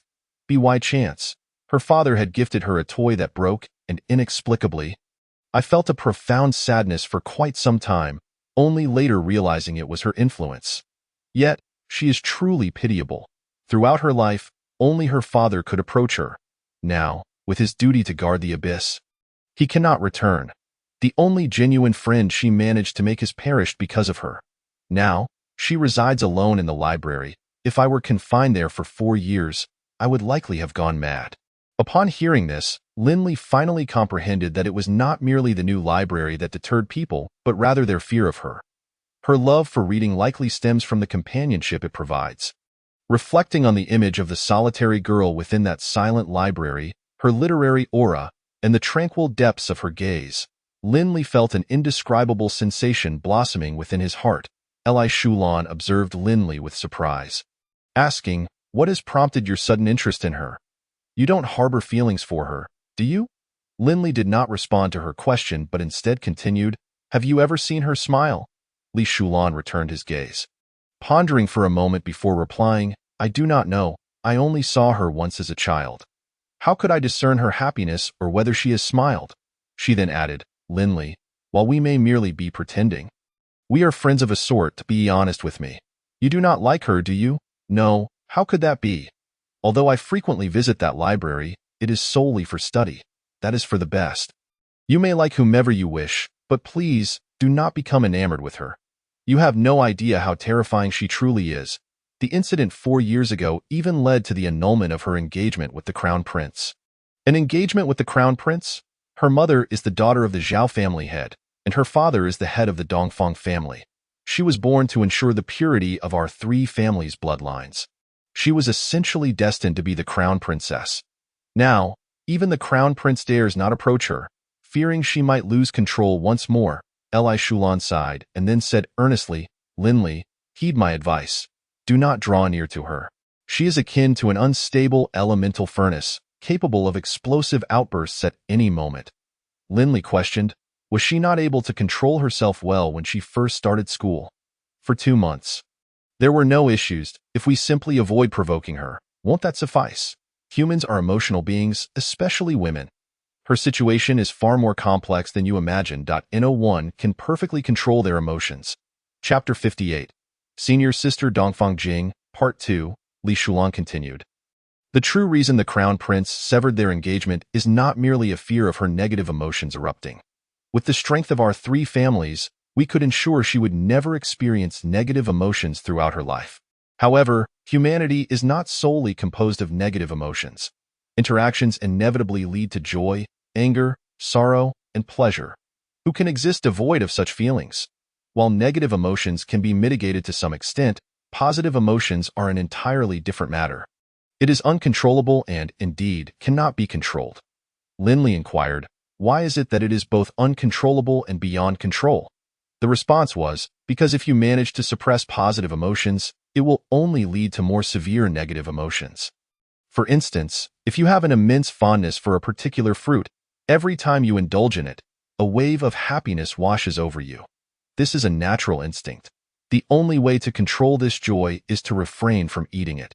However, when confronted with your favorite fruit and unable to taste it, negative emotions will inevitably arise. Thus, the optimal solution would be to have never encountered that fruit. Similarly, if you deeply love someone, being together with them brings you immense happiness. But can you truly govern that blissful sensation? No one can. When you fall in love yet cannot be together, can you remain composed? Therefore, the best course of action is to have never loved at all. Li Shulan finally remarked, hence, it is best to keep your distance from her, allowing her to exist in solitude peacefully. Lin Li pondered this and found truth in Li Shulan's words. With a resigned sigh, he questioned, must she truly live her life in isolation within the library? Is there no remedy for her mental struggles? If there were, her father and my ancestors would have resolved it long ago, rather than allowing it to linger unaddressed until now. Furthermore, she is not yet a legend. Should she break through to that level, her spiritual realm would connect with the heavens and earth. Even if she attempts to restrain it, it would naturally emanate outward, becoming even more terrifying. Lin Li asserted, then let her not break through. Haven't I mentioned before? As she ages, her influence will inevitably expand, and she has never practiced cultivation. Her level has been a natural progression. Given her circumstances, it is possible she might transcend a legend one day. Hence, it is prudent for you to keep your distance from her. While you still have no ties to her, it is beneficial for both you and her. After sharing dinner, Lin Li returned to his dormitory. To be honest, he felt a tinge of reluctance regarding the senior. This sentiment stemmed from the fact that Dongfang Jing embodied the image of his ideal partner more than any other woman he had encountered in this life or the past. In his previous life, Lin Li's favorite character was Nagato Yuki, a quintessentially aloof literary girl, and Dongfang Jing's essence mirrored that of Nagato Yuki remarkably. However, to say that Lin Li was infatuated with her would be an exaggeration.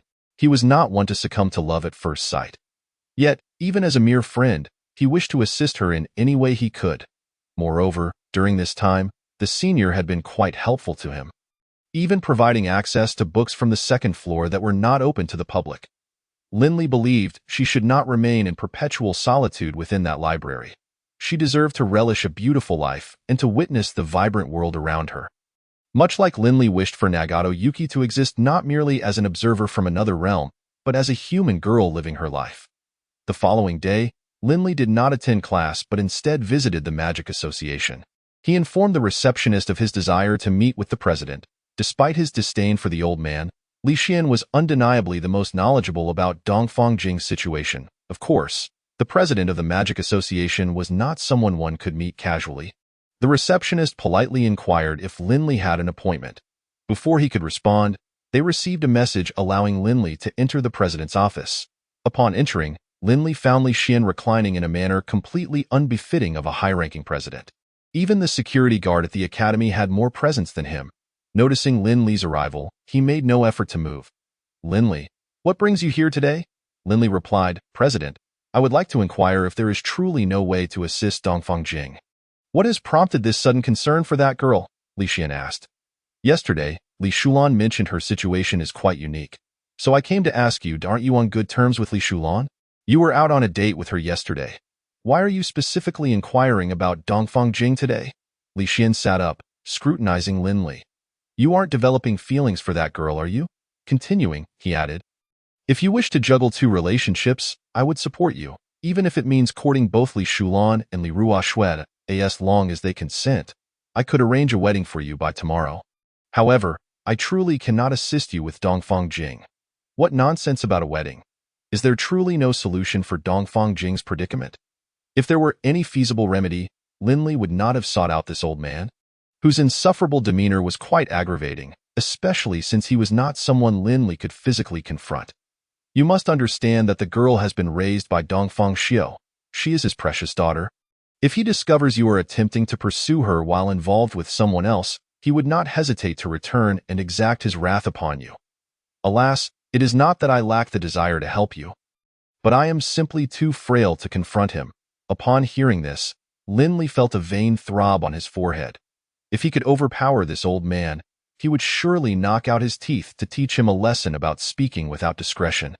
However, Lin Li could only clench his fists and take deep breaths, reminding himself to endure and wait until he achieved enough power to retaliate. I am speaking about Dongfang Jing's emotional realm. I have no intentions of marrying her. I merely wish to assist her as a friend. Li Xian looked surprised and said, You care for her that much? Could it be that you truly have feelings for her? Lin Li vehemently denied. No, don't jump to conclusions. She has provided me with considerable help during this time, and I simply wish to see if there is anything I can do for her. Just tell me if there is a way to resolve her emotional issues. Her problems are not urgent. You should focus on yourself more. You currently have a few issues of your own. You are the one with issues. How do you manage to provoke others with your mere words? Lin Li was genuinely tempted to strike him. Many wish to hit me, but none can best me. I relish seeing the frustration on your faces as you desire to strike yet refrain from doing so. Lin Li tightened his fists, then relaxed them again, reminding himself to endure. You still cannot best him. Forget it. There seems to be no resolution. As Lin Li reached the door, Li Xian leisurely remarked, There is a way, but the cost is rather steep, which is why I have delayed making a decision. Would you like to know what it entails? Chapter 59. It's not that I like her, but rather that she likes me. Upon hearing that there was a solution, Lin Li returned and immediately asked, What is the method? As I mentioned, her issues are not pressing. Let us first discuss your own. Haven't you noticed that you are overly concerned about her? I merely wish to help her as a friend. Neither I nor Dongfang Xiao can find a solution. What can you possibly do, moreover? Li Shulan advised you not to approach her any further, as it would be beneficial for both of you. You should understand this is for the best. Why are you here asking me today? Lin Li was momentarily stunned by Li Xian's question, unable to articulate a response. He shook his head, grappling with self-doubt. Could it be that I actually have feelings for her without realizing it? Li Xian continued, Consider your actions during this time. Why do you insist on visiting the library daily? When you see her reading, do you not wish to join her? When you read together, do you not feel a sense of comfort and ease? Lin Li remained in a daze for quite some time before finally coming to a realization. He muttered to himself, So I have unknowingly developed feelings for her. Hearing Lin Li's revelation, Li Xian burst into laughter. Yes, yes, yes, you have fallen for Dongfang Jing, the girl with a zombie face. How amusing. I never thought someone would be attracted to a woman who so clearly exudes an air of indifference. What nonsense. Zombie face is an absurd label. She is a 3-no girl. No words, no expressions, no emotions. Moreover, what does 3-no have to do with being emotionally distant? Li Xian countered, 3-no. Isn't that just another way of saying zombie face? You, an old man on the brink of being obsolete, cannot grasp the beauty of a 3-no girl. Furthermore, she possesses the essence of a literary girl. Upon hearing Lin Li's defense, Li Xian laughed even harder. After a while, he managed to contain his laughter and approached Lin Li, patting him on the shoulder. By the way, everything I said earlier was a jest. You do not actually like her. I merely wanted to see you squirm. So I misled you. Do not take it to heart. Lin Li looked at Li Xian with confusion. What do you mean? What do you mean by misleading me? Li Xian replied, Lin Li, let me be clear. You are merely influenced by Dongfang Jing's thoughts. You do not genuinely have feelings for her. Lin Li inquired, What do you mean? I have never felt her emotions, Li Xinming continued. If we calculate the time, she should have already broken through to the legendary level. Every mage experiences a profound enhancement of their mental power upon achieving this breakthrough. Her original mental power is already quite unique, as it forcibly carries her emotions and disseminates them throughout her mental sea. Both Dongfang Xiao and I have estimated that once she reaches the legendary level, even her subconscious may begin to radiate outward. Lin Li gazed at Li Xianming and inquired, What exactly are you trying to convey? Li Xianming, with a serious demeanor, replied, Your daily visits to the library are merely a reflection of her subconscious desire for companionship. It is not your intention to read with her, but rather her subconscious yearning for someone to share that experience with her. When you are together reading, it is not your sense of comfort that matters, but her own sense of security and ease. All of this stems from her subconscious thoughts and feelings, and you are simply being influenced by them. Lin Li stared blankly at Li Xianming before asking, So, are you saying that it is not I who likes her, but she who likes me? With a swift motion, Lin Li received a light smack on the head from Li Xianming. You are overthinking this. She is merely lonely and wishes for companionship, Li Xianming went on. If we dissect thought into layers, emotions reside at the very top. most often expressed overtly. In contrast, the subconscious is at the bottom. It typically remains undetected and manifests in behaviors and thoughts that are difficult to control. Some subconscious actions are even influenced by bodily instincts rather than the brain's directives, Lindley asked. How can you be so certain that after the senior sister breaks through to the legendary level, her subconscious will also influence others? At that time, we could not ascertain this, but I am now convinced. How did you come to that conclusion? Lindley inquired. I noticed your daily visits to her and felt it necessary to understand the situation, as she is quite significant. Therefore, I discreetly observed her and found that her subconscious is indeed affecting those around her. Not only you, but even I, without actively blocking it, have felt some influence. Lindley remarked, so, based on your observations, it is simply that the senior sister has been lonely for too long, subconsciously wishing for someone to accompany her.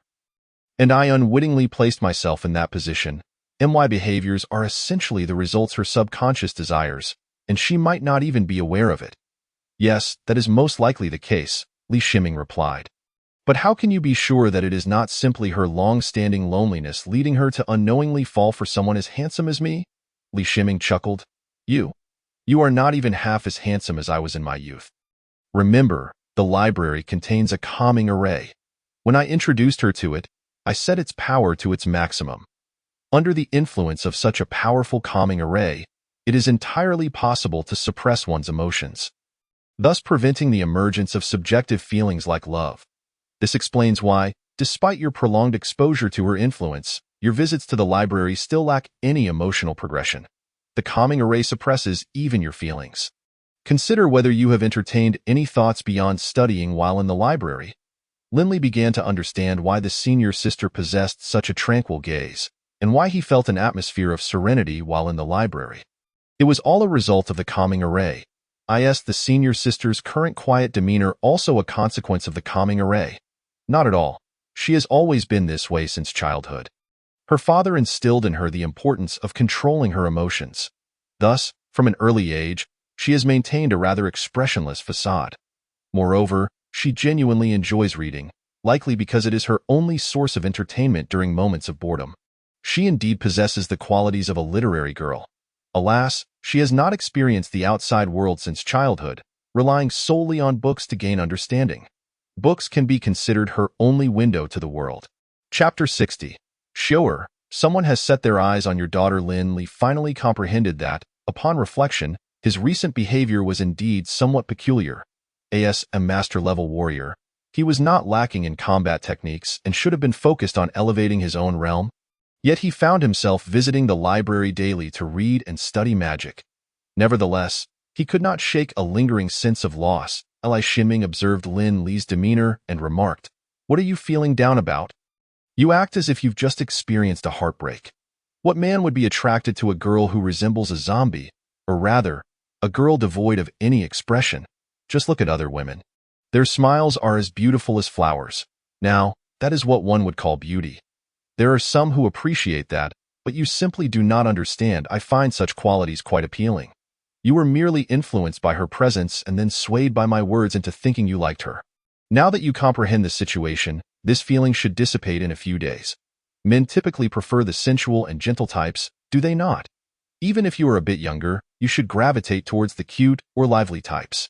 Even someone as proud as Ruo Shui is 1,000 times better than Dongfang Jing, who behaves like a puppet.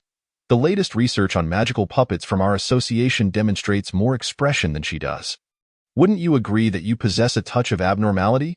Your childhood friend isn't like that, is she? You old codger, you are the one who is abnormal.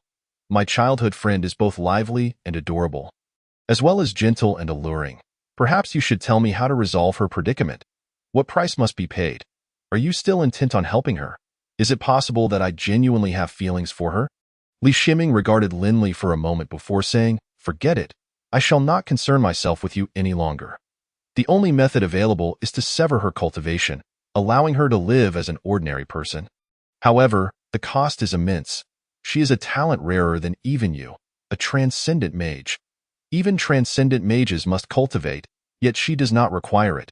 She grows naturally. It is nearly impossible to suppress her. Is she really that remarkable? Ordinary individuals enhance their mental power through meditation, but she increases her mental power without meditation at a speed surpassing others. She could potentially expand her mental C by the age of 35.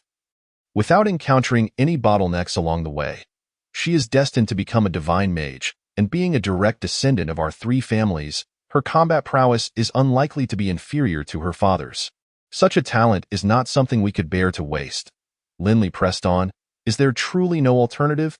Even a hint of a solution would suffice. I simply need some hope. There are some ideas. The issue lies within her mental power. If we conceal her mental power, we could temporarily stabilize her condition point 4 years ago. I sealed it once, but her mental power was too lively, and upon receiving any stimulus, it erupted. Linley expressed astonishment. Her ability to attend school is due to your sealing. It is not because she has restrained her mental C. Given her constantly inflated mental C, how could it be contained? I, a specialized mental mage, nearly failed to seal her. I currently lack the ability to seal her again, hence my inability to assist. Linley queried, is the problem with her mental power, not her mental C? The mental C merely affects the range. The true issue lies with her mental power. To illustrate, her mental power is excessively lively, carrying her emotions everywhere, while our mental power remains dormant unless we choose to control it. Therefore, we simply need to calm her mental power. Li Shiming continued. Let us put her issues aside for now. We should discuss your situation. Linley, puzzled, asked, my situation? What issues do I have? Regardless of whether you genuinely like her or merely wish to assist her. The crucial question is, what do you plan to do moving forward? Will you maintain the current relationship or sever ties? You need not worry. I know what I must do. Observing Linley's expression, Li Shiming said, in truth, I do not oppose the idea of you two maintaining your current status. That library is more formidable than you realize. As long as she remains inside, there should be no major consequences. Even if she experiences intense stimuli leading to an emotional outburst, it will not affect the outside world. Since it does not impact the outside, why maintain the calming array? Without the calming array, I fear she might be unable to resist venturing out. We cannot simply confine her like a prisoner. For now, this is the best solution. Linley inquired, if I continue my relationship with her, what implications will it have for both of us?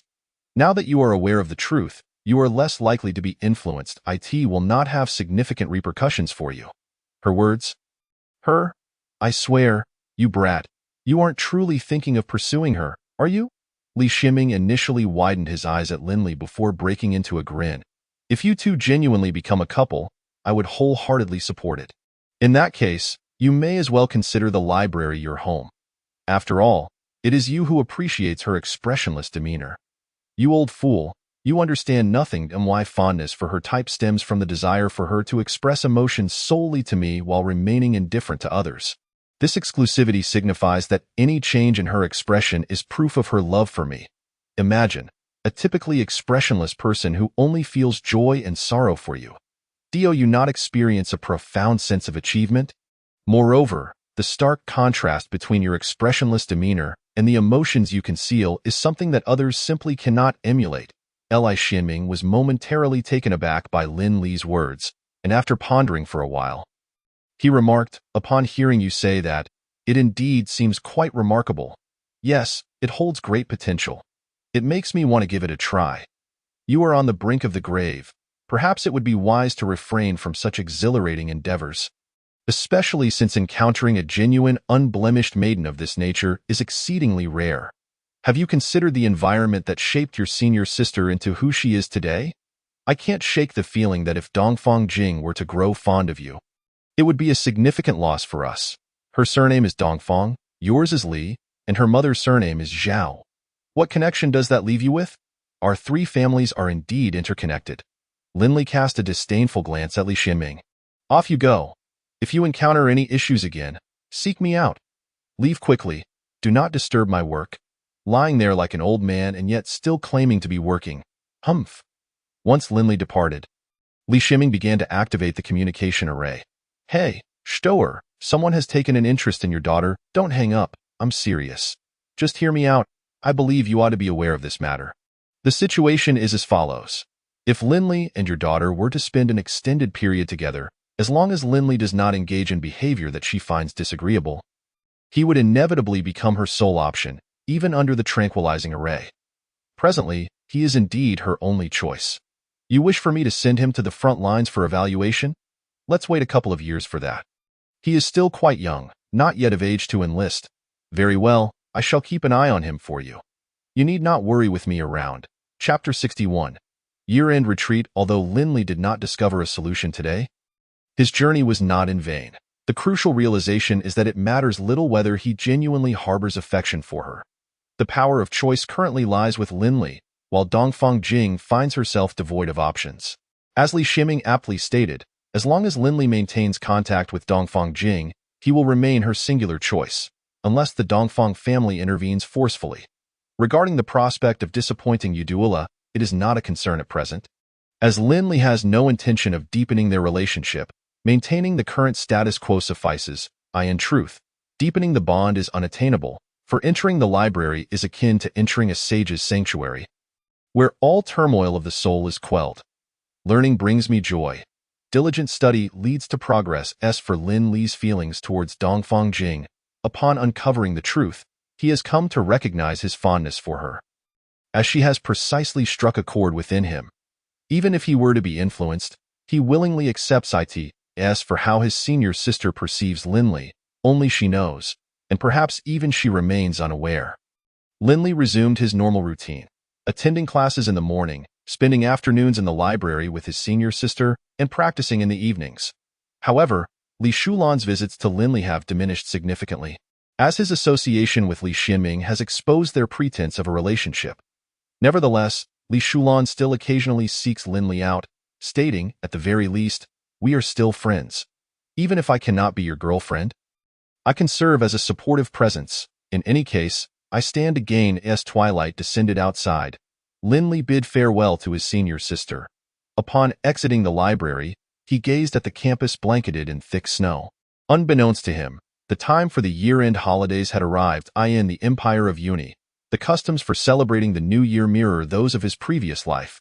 However, the school break is not as lengthy, only 10 days. Classes will resume tomorrow, granting him a reprieve from academic obligations. In this first semester, Lindley has successfully positioned himself as a peripheral figure. He struggles to recall the names of his classmates. With the exception of Paul and occasionally the class monitor, Betty, who may engage him in brief conversation, it is not that Lindley is averse to forming friendships. Rather, the 13 and 14-year-olds seem somewhat immature in his eyes. The generational gap proves too significant, rendering meaningful conversation elusive. As for why he was able to cultivate a close relationship with the younger Lucas siblings in the past, Lindley attributes it to the necessity of having a peer to practice with. Moreover, at that time, there were only the three of them. Despite Lindley's reticent nature, years of camaraderie fostered familiarity. Now, in a larger class, having arrived 2 months late, the social circles had already formed by the time he joined. Coupled with his lack of initiative to engage, it is only natural that he has become marginalized. Although he has missed 2 months of lessons, Lindley can confidently assert that his learning has far surpassed that of his classmates. Among them, he is the most industrious, largely thanks to the resources of the Sage's library. Lindley has mastered advanced magic across all disciplines and has successfully nurtured the pseudo-magic nucleus of the earth element to a level comparable to that of the lightning element. He has even begun to condense the life element. Lindley has attained the rank of advanced mage. His internal spiritual energy has been refined by half, and he has replaced all previous mental energy with divine power. Forming a vortex of divine energy within him, he has discovered that divine power possesses greater potency than mental energy. What was once merely intermediate mental strength has now elevated him to the status of an advanced mage. This revelation came about when he attempted to expand his mental ocean using divine power. Originally, the insufficient strength of his mental energy rendered it impossible to enlarge an already advanced mental ocean. Yet, surprisingly, divine power enabled such expansion. The further the mental ocean expands outward, the greater the required strength of mental energy. Thus, enhancing mental energy strength is essential for continued expansion. With Lindley's current divine power, achieving elite-level expansion poses no challenge. After condensing the pseudo-magic nucleus of the earth element, Lindley conducted tests. He found that earth element magic, augmented by the pseudo-magic nucleus, could be released without incantations and at a significantly faster rate than that of typical mages, though still inferior to the lightning element. Under Lin Li's command, lightning magic has transcended the realm of mere magic. Perhaps it would be more fitting to refer to it as an extraordinary power. The dual drive of body specialization and the pseudo-magic nucleus, coupled with the control afforded by divine power, allows Lin Li to unleash lightning magic to an astonishing degree. Not only can he instantaneously cast spells, but he can also manipulate the released magic in multifarious ways at will. Moreover, under Lin Li's full control, he can even elevate the spell's power to elite level. It must be noted that the mental energy required to cast spells of higher tiers varies greatly. Without exceptional wands or arrays, successful casting would be virtually impossible. The dual drive endows Lin Li with remarkable control over lightning elements, effectively bypassing the limitations imposed by mental energy strength. This phenomenon may also be attributed to divine power. However, having experienced the exhilarating nature of the dual drive, Lin Li has begun to entertain thoughts of specializing in other elements, though that is a matter for the future. For now, he must seize the opportunity to condense magic nuclei across all elements. With 10 days of holiday ahead, Lin Li intends to enter seclusion. Having no destination to return to, he finds it prudent to dedicate this time to cultivation. He procured 10 days' worth of provisions, storing them in his spatial wristband. Naturally, the Library of Sages serves as his chosen site for seclusion. Lin Li believes that such a name befits this library, for anyone who enters is compelled to immerse themselves in the sage's time. Where learning brings me joy, diligent study leads to progress. The rationale behind Lin Li's choice to seclude himself here is simple. He has never undertaken such a retreat before, and although it is merely for 10 days, he harbors concerns about his ability to endure. Yet within the library, he need not worry. Just look at his senior sister, who has spent 4 years here without issue. Additionally, he can keep her company. Early the next morning, Lin Li arrived at the library, where his senior sister regarded him with some confusion. Lin Li stated directly, "The school is on holiday, and I have nowhere to go. I plan to seclude myself here for 10 days of cultivation. I wonder if you would welcome my presence? Seclude yourself for cultivation? Will you not return home? My home is quite distant, in the western continent. It is simply not feasible for me to return." Dongfang Jing studied Lin Li for some time before finally replying. "Then do as you wish." Lin Li settled into his usual reading nook, laying down a mat on the ground and sitting cross-legged atop it. Dongfang Jing approached him, inquiring, "Aren't you going to read?" "I will not be reading for the next few days." Dongfang Jing acknowledged this with an "oh," and then turned to her own reading. Seemingly indifferent to Lin Li's presence, Lin Li sensed a hint of disappointment emanating from her, yet he resolutely closed his eyes and commenced his cultivation. Chapter 62. The secret realm of Zixia Mountain. The library is indeed remarkable. Throughout the day, Lin Li felt no trace of boredom. It was only when darkness fell and hunger struck that he paused. He retrieved the food he had prepared yesterday, a loaf of bread. Taking a bite, he found its flavor delightful, precisely to his liking. However, such provisions have a short shelf life. Fortunately, with spatial equipment, food stored within can remain edible for an extended period, albeit not indefinitely. This world is not like his previous life, where a loaf of bread could last for 6 months. Lin Li suspects that such longevity is achieved through preservatives.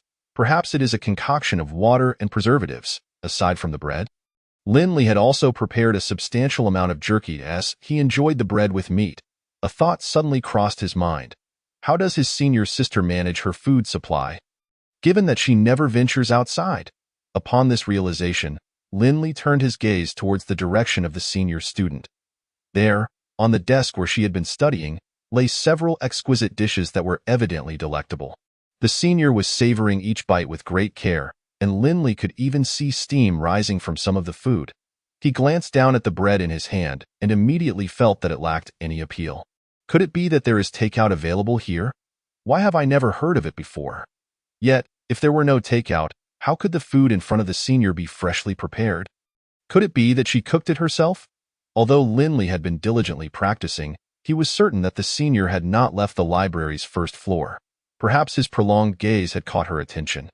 The senior lifted her head, glanced at Lin Li, then at the bread in his hand, and finally at her own meal. Tilting her head slightly, she said, "Why don't you join me for a bite?"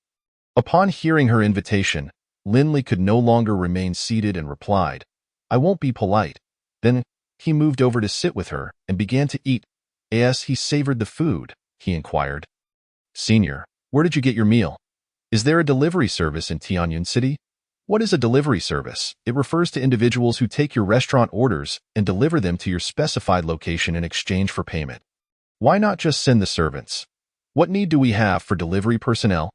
Lindley was momentarily at a loss for words. Were the senior's dishes truly delivered by the family servants? They tasted exquisite. Not at all. These dishes were sent by the principal. He visits regularly to bring new books and food. While Lindley understood her words, he was still perplexed.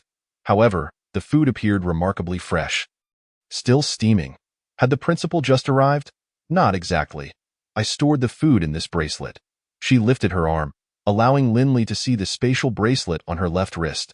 This spatial bracelet was a gift from my father, specifically designed for storing food. The items remain at the temperature and flavor they had at the moment of storage. I've heard it can preserve food for over a decade. This revelation touched upon Lindley's knowledge gap. How could it maintain the state of the food upon storage? Why couldn't the wristband given to him by the principal do the same? He recalled that Stephen and the other spatial gear also lacked this capability. Lindley could only marvel at the disparities in the quality of items used by the nobility, which he had never encountered before. This bracelet is indeed quite convenient. Indeed. Moreover, the principal always brings a plethora of food. I consume so little that I can never finish it all. It continues to accumulate. And now there is enough to last me several more years. At this rate, I'll have enough to sustain me until I graduate from the advanced class. Graduating from the advanced class? The senior was only in the 4th year of the elementary level. Under normal circumstances, that meant she had 8 more years to go. Lindley felt it prudent not to inquire further, as it was rather disheartening. How vast must the space be to store enough food for 8 years while maintaining its exquisite taste? Time to retreat. My training brings me joy. For the past 10 days, Lindley had devoted himself entirely to his practice, not allowing a moment of idleness. Finally, on the last day, he converted all the spiritual energy within him into divine power. Lindley's divine power had grown tremendously, reaching a master-level degree, though he struggled with intensity, thus remaining at the advanced mage level. Nevertheless, the expansion of his divine capacity was progressing exceptionally well. He believed it would not be long before he attained the status of an elite mage. Having concluded his training, Lindley stood up and approached the senior. "Today, I will return to my dormitory to tidy up. Classes begin tomorrow." "Are you leaving?" "Yes, I must attend the main magic class in the morning." Lindley gathered his belongings and prepared to exit the library. As he reached the door, he heard the senior call out, "Will you be coming tomorrow afternoon?" This was the first time Lindley had been asked by the senior whether he would return. Had she begun to rely on him, transitioning from subconscious to conscious awareness? Yet, Lindley could not quite grasp it. He turned to the senior and assured her, "Rest assured, I will come every afternoon." He made this promise with the intention of ensuring she would not feel lonely any longer. He would not miss the opportunity to accompany her. However, the following morning, Lindley found himself unable to attend class. Having encountered a member of the association at the classroom door, who directed him to the president's office. Reluctantly, Lindley turned back towards the association. Upon arriving at the president's office, he observed Li Shiming retrieving a document from a drawer and handing it to Lindley. "I have a task for you. This contains detailed information about the Zixia Mountain Secret Realm. For this year's Secret Realm assessment, I intend for you to act as their safety officer." "The Zixia Mountain Secret Realm? A safety officer?" As Lindley questioned, he examined the document in his hands. It turned out that the Zixia Mountain Secret Realm was a designated area provided by the school for advanced students to practice combat and exploration. It opened every few years, and this year it just so happened to be scheduled for tomorrow. The Secret Realm essentially functioned as a small world. Surrounding the Roland continent were numerous such realms, each with varying opening times and methods. The Zixia Mountain Secret Realm was classified as the lowest tier, having been nearly fully explored and deemed relatively safe, with most monsters being of advanced or elite levels, and only a few master-level beasts present. Naturally, elementary students could also participate, provided they reached the advanced level to register. The role of the safety officer was to prevent master-level beasts from harming the students, typically overseen by teachers. Why would you want me to be a safety officer? Aren't they usually teachers? How can you ask a first-year elementary student to take on such a role? This is also an opportunity for you to gain practical experience. How can you expect to face the battlefield without any real combat experience? Then I should participate as a student, shouldn't I? Besides, isn't it voluntary for elementary students? You're a legitimate master-level warrior. You can handle advanced and elite monsters. You can even hold your own against a legendary Thunder Warbear. Linley soon realized that the old man simply wanted him to work for free, and he was resolute in his refusal. Chapter 63, Thunder Battle Armor. I am now a legitimate advanced lightning mage, and I do not intend to register for the Xixia Secret Realm. The materials there are primarily of levels 2, 3, and 4, and I would be better off training in my dormitory. Please, Linley, consider this. I haven't charged you tuition since you started school. Not only that, but I haven't collected any accommodation fees either. You're residing in the teacher's single dormitory area, which is generally off-limits to students. That accommodation fee must amount to several hundred gold coins a year. This year, there are many students attending the Secret Realm, and the school is currently short on personnel.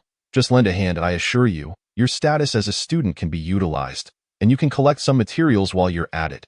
Although they may not be useful to you, they can still earn you a little pocket money. Moreover, the school won't take a single cent from your gains within the Secret Realm. Others will have to surrender half. As he spoke, he handed Linley a card. This is a special cafeteria card for teachers. You're correct. Only teachers can serve as safety officers, so I'm also granting you teacher benefits. Meals and lodging are covered. You just miss out on a salary. Linley had to concede that the school had indeed provided him with substantial assistance, but agreeing to this request left him feeling somewhat resentful, as if he were being ensnared in a trap. Dear Principal, it's not that I don't wish to help you. While I may be a master-level warrior, I am currently unarmed. Are you really going to send me into combat with beasts barehanded? To see whose fists are mightier? Look at you, a distinguished master-level warrior, and you lack even a single weapon. Come along with me.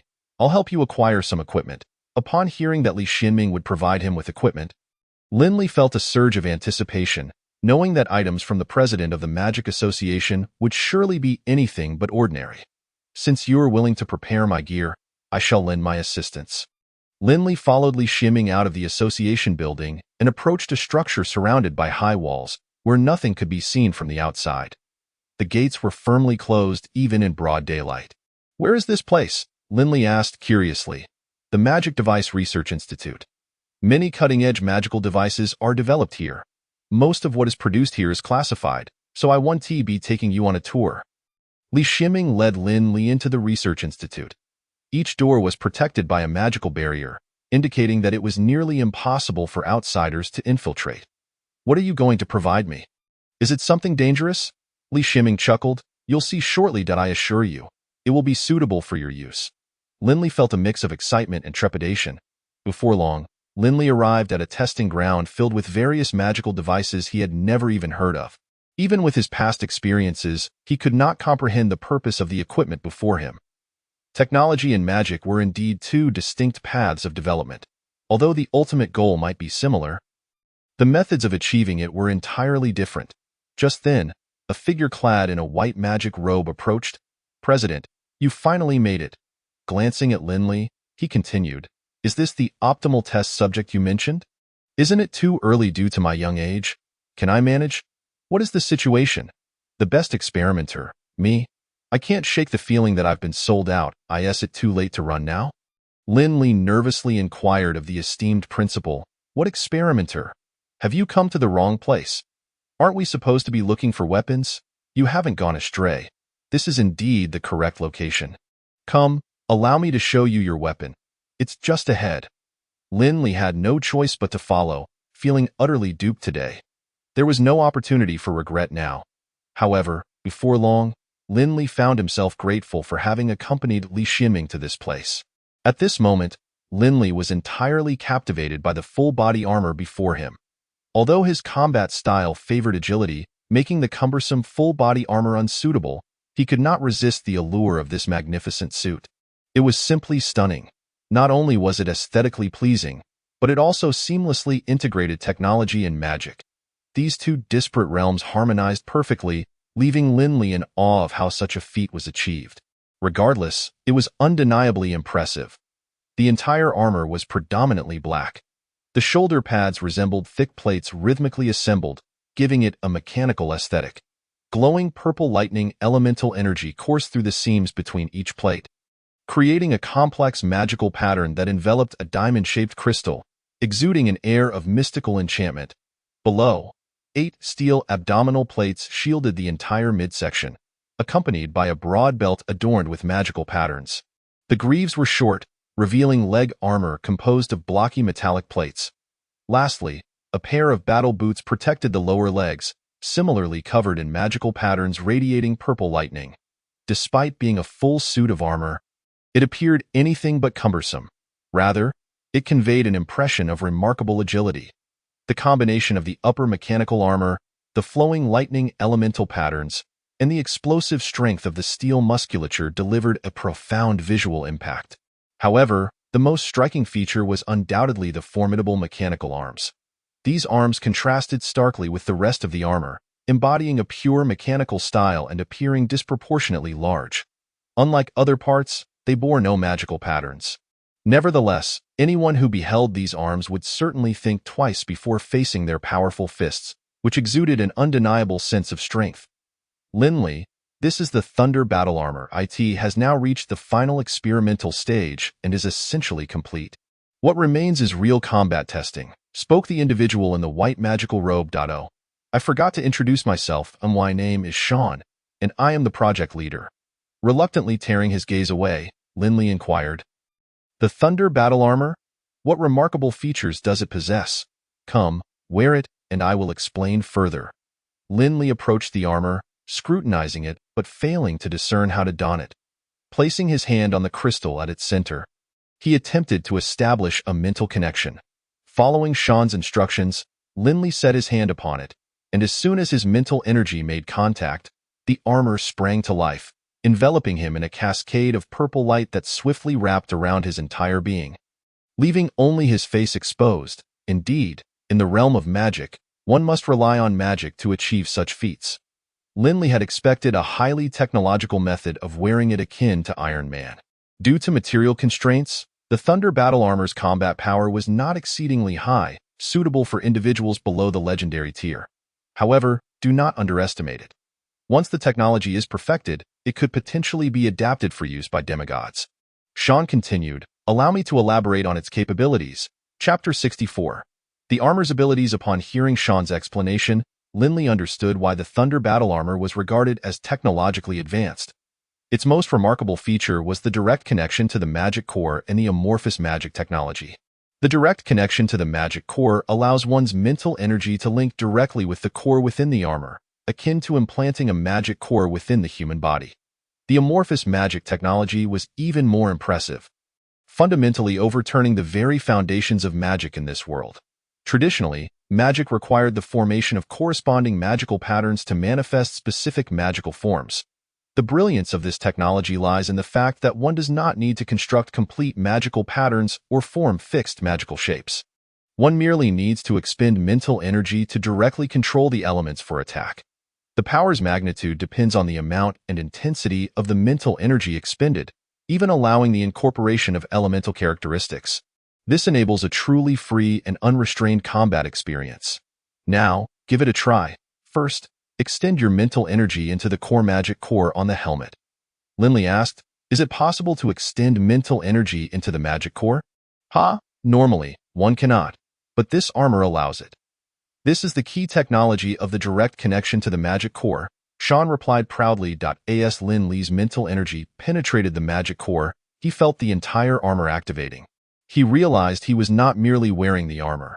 It felt as though it had melded with his very being, providing tactile feedback akin to his own skin. It seemed that the iron-like musculature served not only for aesthetic purposes. Then, the armor underwent changes. First, a horn over 10 centimeters long sprouted from his forehead. Next, a virtual magical screen appeared before his left eye. He then felt a significant enhancement in his physical abilities. This sensation of enhanced physicality was familiar to Linley, resembling the experience he had during his Thunder Transformation battle technique. Just as he began to question whether he had inadvertently activated his thunder transformation, Sean remarked, "This is the combat mode of the Thunder Battle Armor. Upon entering combat mode, you will enter a state of explosive power. Isn't it marvelous to feel every muscle brimming with strength?" Moreover, the magical screen over his left eye combined 4 types of perception and reconnaissance magic: elemental vision, biological perception, legendary energy detection, and aerial overview. This functionality primarily stemmed from the horn on his forehead, so be cautious not to damage it during battle.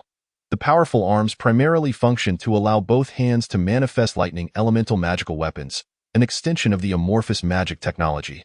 The size was under your control, while the weapon's quality and appearance depended on the strength of your mental energy. The higher the quality, the more refined the appearance, which correspondingly demanded greater mental energy intensity. Your current mental energy as a high-level mage is augmented by 30 for lightning, and it reaches 50 at the master level. Additionally, there is a supportive function that enhances your melee attack power. Linley clenched his fists. His hands were imbued with a sense of power, and it seemed as though he could effortlessly grasp the lightning elements. "All right, disengage your mental energy. I still have some important points to discuss. Maintaining combat mode is quite draining. The direct connection to the magic core effectively means a renewed specialization in lightning elements, which does not conflict with your existing specialization. It is an additive state. Once donned, your lightning magic will see significant enhancements in speed, agility, and power. Physically, it can elevate a master-level individual to legendary status. Though it only enhances physicality, you remain unable to withstand legendary skills and magic. Indeed, this combat mode mirrored Lin Li's thunder transformation technique. Furthermore, the direct connection to the magic core resembled Lin Li's pseudo-magic core. But Sean and his team had achieved an artificial magic core through legitimate magical research. Linley had never anticipated that this armor would share so many similarities with his own abilities. At this juncture, Li Shiming interjected, "So, Linley, are you satisfied with this equipment?" "Absolutely, I am immensely satisfied. However, I am curious as to why you sought me out for this armor's experimentation." With a hint of regret, Li Shiming replied, "Unfortunately, aside from you, we could find no one else suitable." Linley expressed his confusion. How could there be no suitable candidates? Surely, many would be eager to experiment with this armor. Sean explained, "The armor has significant flaws. It can only unleash its full potential in the hands of someone like you, a hybrid of warrior and mage." "What flaws?" Linley questioned. "I felt nothing amiss while wearing it."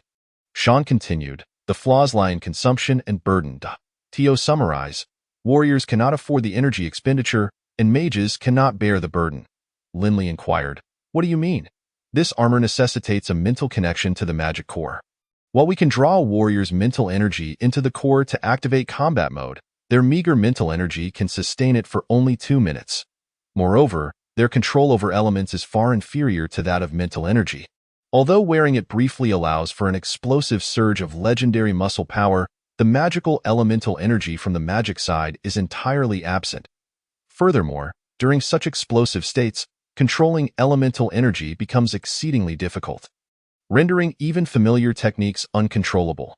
Mages fare worse. As you have experienced, although the majority of the burden is borne by the armor itself, a mage's body simply cannot withstand such strain and would be unable to maintain combat mode for even 2 minutes before needing to withdraw, resulting in muscle damage. Li Shiming concluded, "Thus, only someone like you, proficient in both warrior and mage disciplines, can effectively utilize it. What a coincidence, and to think I am also a lightning wielder. You aren't trying to use me as a guinea pig, are you?" "Indeed, it is quite the coincidence that you are a lightning wielder. While there are indeed individuals who practice both martial and magical arts, the reality is that most warriors attain only advanced proficiency. After all, it is quite commendable for an ordinary person to awaken as a mage while being an advanced warrior.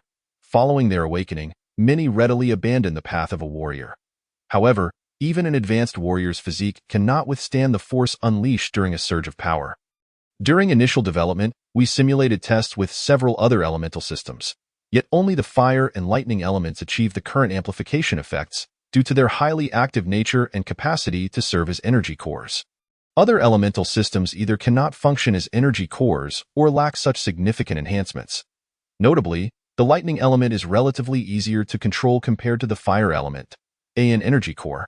Isn't that synonymous with a magic core? Shouldn't all elemental systems be capable of this? Sean responded on behalf of Li Xinming. This set of battle armor is unlike any previously developed. In addition to the magic core, it utilizes other energy sources. Without these, it cannot sustain prolonged surges of power. We designed it for a burst duration of 30 minutes, and thus far, no one has been able to test its limits. Furthermore, should you encounter any issues while using it, please document your findings to facilitate our adjustments. Sean inquired, do you have any further questions? What effects does it have when not in combat mode? It can only activate the reconnaissance magic by opening the helmet section. Linley asked, wouldn't allowing mages to connect directly to the magic core provide a substantial enhancement? It's akin to elemental specialization, and it wouldn't conflict with their own specialization. If that were possible. This battle armor would have been mass-produced long ago, and we wouldn't still be searching for someone capable of perfect testing, Sean replied. The armor remains in the experimental phase, and our aim is to develop a method for direct connection to the magic core. However, it seems a daunting task, and the journey is still long. Chapter 65. The magic sword thunderstorm. Linley moved about and felt quite satisfactory. How does one store this battle armor? I can't possibly wear it continuously. While it looks impressive, it's a bit too ostentatious for my taste. Sean stated, simply think retract in your mind. Linley mentally repeated retract. The armor rapidly softened, coalescing like liquid mud towards his chest, leaving behind a diamond-shaped crystal roughly the size of a gold coin, seemingly embedded in his skin, a delicate, even soft layer that retained tactile sensation. Astonished, Linley inquired how this was achieved. This is an application of spatial magic. When donning it, think possess. To remove it, place your hand on it and think detach. After detachment, there's a command to unfold, returning it to its original form. Retracting and possessing are simply a matter of thought, while detaching and unfolding require you to press the crystal. To enter combat mode. Simply direct your consciousness into the magic core. This is the method of use, straightforward and efficient. Dio, you have any questions remaining? Linley asked his final question. What is the defensive capability of this armor? While in possession mode, it is comparable to a master-grade battle armor in combat mode. It significantly enhances resistance to lightning elements and provides a slight boost to resistance against other elemental types. It is crucial to remember that one must not withstand legendary-level magic or techniques directly. Seeing that Linley had grasped the usage and precautions, Li Xinming took him away. Sean called after Linley's retreating figure, cautioning him to use it carefully and not to damage it, reminding him not to forget to submit a detailed usage report. Upon returning to the president's office, Li Xinming produced a document and said to Linley, please sign this confidentiality agreement. This battle armor remains classified. Linley understood that confidentiality was imperative and signed the document without objection. This agreement functions similarly to a contract imbued with magical effects. Violating it would result in magical backlash. Once Linley had signed, Li Xinming continued, now, let us discuss your primary task. Linley, puzzled, asked, is there a task? Isn't it merely to ensure student safety and test the armor? Li Xinming chuckled, if it were that simple, would I lend you this battle armor? Damn it, old man. Are you trying to trick me again? What is the task? Rest assured, it's not overly difficult. You are to confront a legendary beast. If the opportunity arises to slay it, do so. If not, keep a watchful eye to prevent it from attacking any students entering the secret realm. Linley was taken aback. Isn't the secret realm supposed to house only level 5 beasts? A legendary beast? Are you sending me to face one? I'm in over my head. Can I return the armor? I want to go. During recent evaluations of the secret realm, we detected fluctuations of legendary energy, indicating a beast may have recently advanced in power. It's merely a legendary beast. You have fought such creatures before. With the protection of the armor, I am confident you can manage. You make it sound easy, but I've never encountered legendary magic before. Ignorance breeds bravery. Now that I've witnessed legendary spells, I understand how lethal they can be. Why not send a legendary warrior instead? Do you think we wouldn't if we could? The small world of the secret realm can only accommodate those of master-level strength. Otherwise, why would we seek you out? This is a life-threatening risk. You can't just send me off with a mere meal card. Very well, I'll personally provide you with a lightning magic sword. Li Xinming then produced a purple longsword crackling with lightning power. Named Thunderburst, it boasts a 30% amplification for lightning elements. With a magic core embedded in the hilt that 1T increase your consumption.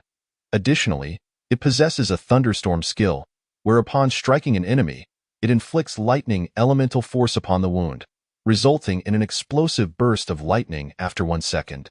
While its amplification isn't as potent as the armor, it is still quite functional. Upon seeing the sword, Lin Li immediately grasped it. As a student of the academy, I shall certainly lend my aid when the school requires it. Rest assured, President, with me around, that legendary beast 1T harm a soul. Li Xinming regarded Lin Li with disdain. All right, now that we have reached an understanding, let us proceed to the secret realm. Lin Li was taken aback. To the secret realm? Right now? Isn't it opening tomorrow? Students will enter only tomorrow. As safety personnel, we must enter a day in advance to fully grasp the situation within the secret realm. We are a school, not a battlefield. We are responsible for the safety of every student. Why coddling the students like this? Aren't you afraid they'll shy away from the battlefield in the future? Not all mages are combat-oriented. Those who solely study magic can often prove more useful than combat mages. Moreover, most mages hail from noble families, and any incidents at the academy could lead to significant complications. Lin Li reflected on this. Indeed, this is a school. The individuals entering the secret realm are students. He realized he had been misled by novels from his previous life, where those entering secret realms faced perilous dangers and life-or-death situations, often with survival rates as low as 20 or 30%. Had he known such grim odds, he would have never volunteered. As the saying goes, a gentleman does not stand beneath a dangerous wall. This is neither a time of national peril nor a critical juncture in life. The first rule of adventurers is always to prioritize safety. Lin Li followed Li Xinming to the entrance of the secret realm at Zixia Mountain, where 16 individuals awaited them, 10 warriors and 6 mages. Li Xinming stepped forward and pointed to Lin Li, declaring, Lin Li, a master-level warrior and advanced mage, will accompany you as a safety officer, responsible for the student's safety. As you are aware, there is a legendary beast within the secret realm, and Lin Li will oversee it. President, are you mistaken? This boy appears to be no older than a teenager. Even if he began cultivating in the womb, he couldn't possibly be a master-level warrior, let alone an advanced mage. Even if his level is acceptable, he is hardly a match for a legendary beast. The speaker was a teacher from another class at the Magic Academy whom Lin Li recognized. Although he didn't teach Lin Li, they had crossed paths at the school. Li Xinming glared. Are you trying to instruct me on how to do my job? Lin Li watched as the teacher trembled. Hastily shaking his head, I wouldn't dare. The others who had considered speaking also fell silent. This old man certainly commands respect in front of others. Humph, I have my reasons for doing this. You need only follow my instructions. Aside from Lin Li, you must ascertain the locations of all level 5 beasts, with each of you assigned to monitor one. If a student team encounters these level 5 beasts without any threat to their lives, you must refrain from intervening. You need not concern yourselves with level 4 and below beasts. If a student cannot survive against a level 4 beast, then their demise is of little consequence. It appears there are risks involved, yet Li Xinming's logic holds merit. Most students here are likely to be part of a team, and with the level 5 beasts under control, they should not face life-threatening situations. If they cannot win, they can at least escape.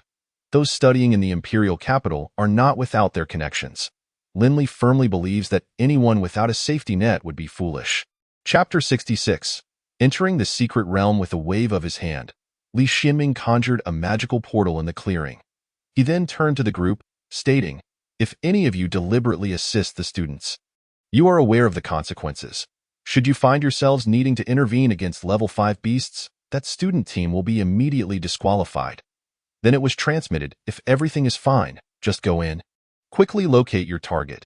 Just keep an eye on it for the next week. One by one, the others entered, leaving only Li Xinming patted Lin Li on the shoulder, handing him the scroll. In times of danger, it can be open to escape. If you can kill that legendary beast, do so. If not, just keep it in sight. Stay safe. Be extremely cautious of legendary skills. Rest assured, I know my limits. Lin Li took the scroll and stepped inside. A wave of dizziness washed over him. and he found himself in the secret realm. He did not see any other teachers, suggesting a random teleportation. It should be possible for teams to teleport together since the students entered as groups. However, the sensation of teleportation was quite unpleasant, leaving him slightly unsteady. It took him a while to regain his composure. Linley discovered he was now in a forest, and his first task was, of course, to ascertain his surroundings. The old method was to find the tallest tree nearby and climb it to survey the area. The old method often yielded the same results. In fact, it was even less effective than in the deep abyss forest, where at least he could see a massive tree. Here, it was merely an ordinary vast forest. And from the treetop, nothing was discernible. Linley couldn't help but lament. Why was it that every time he teleported, he ended up in a dense forest? Couldn't it be something different? It wasn't that he disliked forests. In fact, being teleported to a forest was preferable to many other locations, as at least he wouldn't have to worry about starving, and elemental zones were unlikely to appear here. However, the obstructions to his visibility and mobility were somewhat irksome to Linley. Due to the dense trees, Linley donned his thunder battle armor and activated the reconnaissance magic on his helmet. He hoped for a stroke of luck to quickly locate that legendary beast. The reconnaissance magic had a radius of 10 kilometers, and as Linley activated it, the situation within that radius was revealed before him. Indeed, there were no legendary beasts. However, to the southwest, there was a level 5 beast.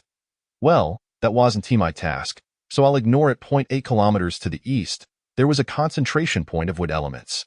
It might be worth checking out what it was. I must say, this 4-in-1 detection magic is quite useful.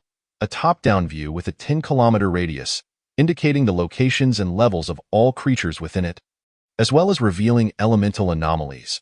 Who knows, I might stumble upon some rare treasures and become wealthy overnight. If there were any drawbacks, it would be that this virtual magical screen was a bit small, making it difficult to see details. It neither supported dragging nor zooming, which was rather rudimentary and in need of improvement. Linley swiftly proceeded eastward. For someone like him, who was financially challenged, such elemental concentration points could not be overlooked. As even ordinary magical materials could be worth something, a significant portion of the benefits from the secret realm depended on finding magical materials and rare treasures.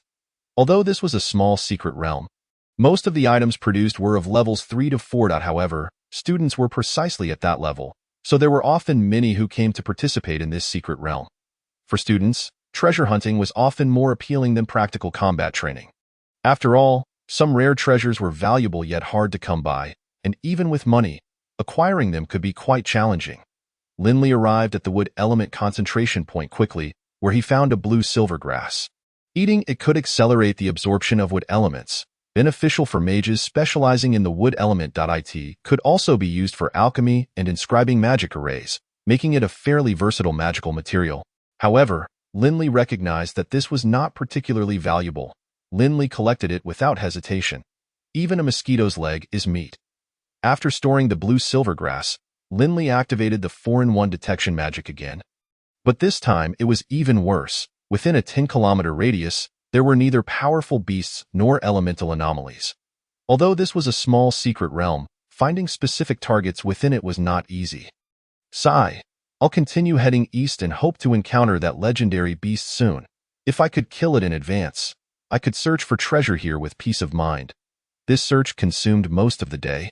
Linley found neither the legendary beast nor any rare treasures, only a few common magical materials. Linley had initially thought that with this 4-in-1 detection magic, he could scavenge all valuable materials in his path. But he soon realized he had overestimated its capabilities. While this detection magic indeed possessed many unique aspects, it also had obvious drawbacks, the limitations of the aerial view spell. The other 3 magics were built upon the foundation of the aerial view spell. In other words, if the aerial view spell could not observe certain areas, the other 3 magics would be rendered utterly useless. For example, if a beast were hiding in a tree hollow, the aerial view spell would not detect it, which would prevent the biological perception magic from discovering it as well, thus failing to fulfill its intended function, even if it were very close in forest terrain. The efficacy of this 4-in-1 detection magic was completely restricted. The dense trees obstructed most of the aerial view.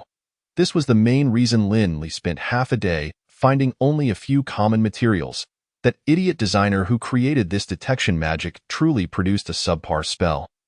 Crafting a system where 1111 is less than 4, what a scam. However, it couldn't entirely be blamed on the designer. It was Lin Li's lack of understanding that led him to such conclusions. In reality, this 4-in-1 magic was quite impressive. Although limited by the aerial view spell, it did expand the detection range of the biological perception and elemental vision spells. It's worth noting that even a master-level mage could only cast biological perception magic within a 5-kilometer range, while elemental vision was even more restricted, limited to what one could see with their own eyes. Now, a detection range of 10 kilometers was quite exceptional.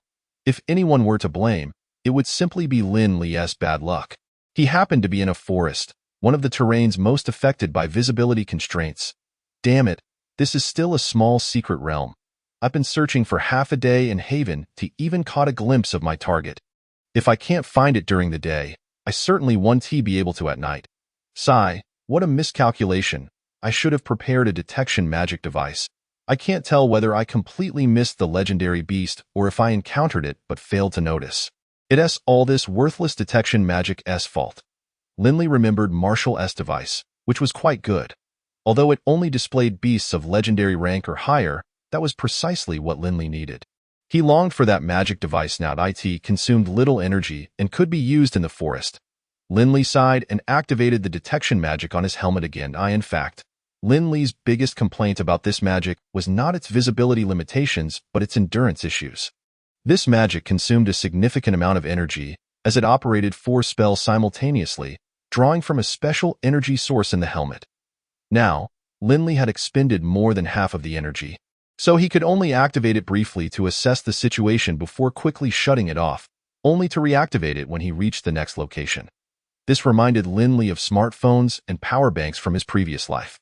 He needed to discuss this with them upon returning. At the very least, they should retain the functionality for energy replacement. Chapter 67.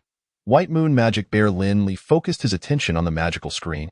He noticed a person and 2 level 5 beasts engaged in battle to the north, less than 8 kilometers away. They must be other security personnel. Didn't the old man say that if level 5 beasts were spotted, one just needed to keep an eye on them? Why were they fighting? Just as Lin Li's words fell, a bright red flare suddenly exploded in the northern sky. Damn, that's a distress signal. Who is it? So foolish, getting into a fight and nearly being killed. Lin Li quickly ran north. He had to save them. I hope you don't die too quickly. The White Moon Magic Bear, entirely black except for a crescent-shaped white mark on its chest, was named after this distinctive feature. Although it was a wood element beast, it rarely used magic, relying instead on its powerful bear paws in combat. Its magical abilities primarily focused on defense and healing, mostly passive spells. It was considered one of the most troublesome level 5 beasts. Its various capabilities, strength, speed, stamina, defense, and recovery, ranked among the best in level 5. With high resistance to all elemental types, making it a natural heavy tank. Its only flaw was a lack of ranged capabilities. Were it not for the high value of its materials, few would dare to provoke it. Lin Li recalled that a White Moon Magic Bear had been discovered in the scorched plains during his childhood, and specialized hunters had been sent to hunt it down. However, he did not know the outcome. Oroka unleashed a massive wave of water element energy, swiftly repelling the 2 magic bears, seizing the opportunity to retreat. Although he was moving at his fastest speed, he could not completely distance himself from the 2 beasts that relentlessly pursued him. The key reason was that the smaller one was a magically mutated type. Just as Oroka had sprinted a few steps, the ground erupted with a mass of thorny vines, attempting to ensnare him. Oroka was well acquainted with this magic. It was a level 5 wood spell, Vines Entangle, a fundamental control spell that nearly every mage would learn unless they specialized in it beforehand. Vines Entangle? A basic wood spell, akin to the Fireball spell in the fire element. However, unlike other basic spells, the Vine Entanglement possesses remarkable extensibility. This spell has currently evolved from level 2 to level 7. Although the names at each level remain unchanged, the effects have indeed been amplified. Countless spiked vines surged from the ground, frantically coiling towards him. Alikar could only halt his steps and unleash his combat technique. The Wave Blade, a colossal torrent of water elemental energy, sliced through the air, severing all the rapidly growing vines before him. The path ahead was cleared, yet the magic bear had already caught up. Once again, they were entangled, unable to escape. This was intolerable. All he did was collect a bit of nectar, yet he found himself targeted by these two beasts. To make matters worse, they were of the magical variant. Realizing he could not shake off the magic bear, Alikar, in desperation, drew a scroll and hurled it into the sky. A crimson orb ascended swiftly, then detonated. This was a distress signal. He hoped someone was nearby. At this rate, he could not hold out much longer. This was truly humiliating. As a safety officer entering the secret realm, he had to call for help. Fortunately, no students were present today. After several attempts to evade combat, Alikar found himself cornered, forced to dodge attacks while retaliating. However, outnumbered 1 to 2, his options were limited to evasion and defense, with no opportunity to counterattack. As he parried one magic bear's strike, he stepped back twice, only for the other to seize the opportunity and charge at him, its paws flailing wildly. Alikar conjured a water shield, placing it before him, and retreated once more. The water shield only absorbed one attack. As the previous bear had already caught up to him, the prolonged defensive stance had left Alikar visibly fatigued, his stamina and spirit severely depleted. He barely managed to fend off the attack but stumbled back 2 steps, only to find a protruding rock obstructing his retreat. Unable to control his balance, he fell heavily to the ground, narrowly avoiding the next onslaught from the magic bear. On the ground, Alikar retrieved a green scroll, a crucial escape device for emergencies. Just as he was about to activate the scroll, a frost arrow shot swiftly towards the head of the attacking magic bear. The bear reacted quickly, abandoning its assault on Alikar to swat away the ice arrow, which bore little threat due to its elemental power. Seizing the opportunity, Alikar rolled on the ground and sprang to his feet. A barrage of frost arrows rained down upon the 2 magic bears. "Ah, Alikar, I didn't expect to see you in such a predicament," a voice chimed in. "You often boast about your prowess, yet here you are, signaling for help from 2 beasts. If I weren't nearby, you might have found yourself as bear dung." Alikar recognized the voice as Mika, a fellow instructor at the Celestial Cloud City Warrior Academy, with whom he shared a good rapport, often indulging in drinks together.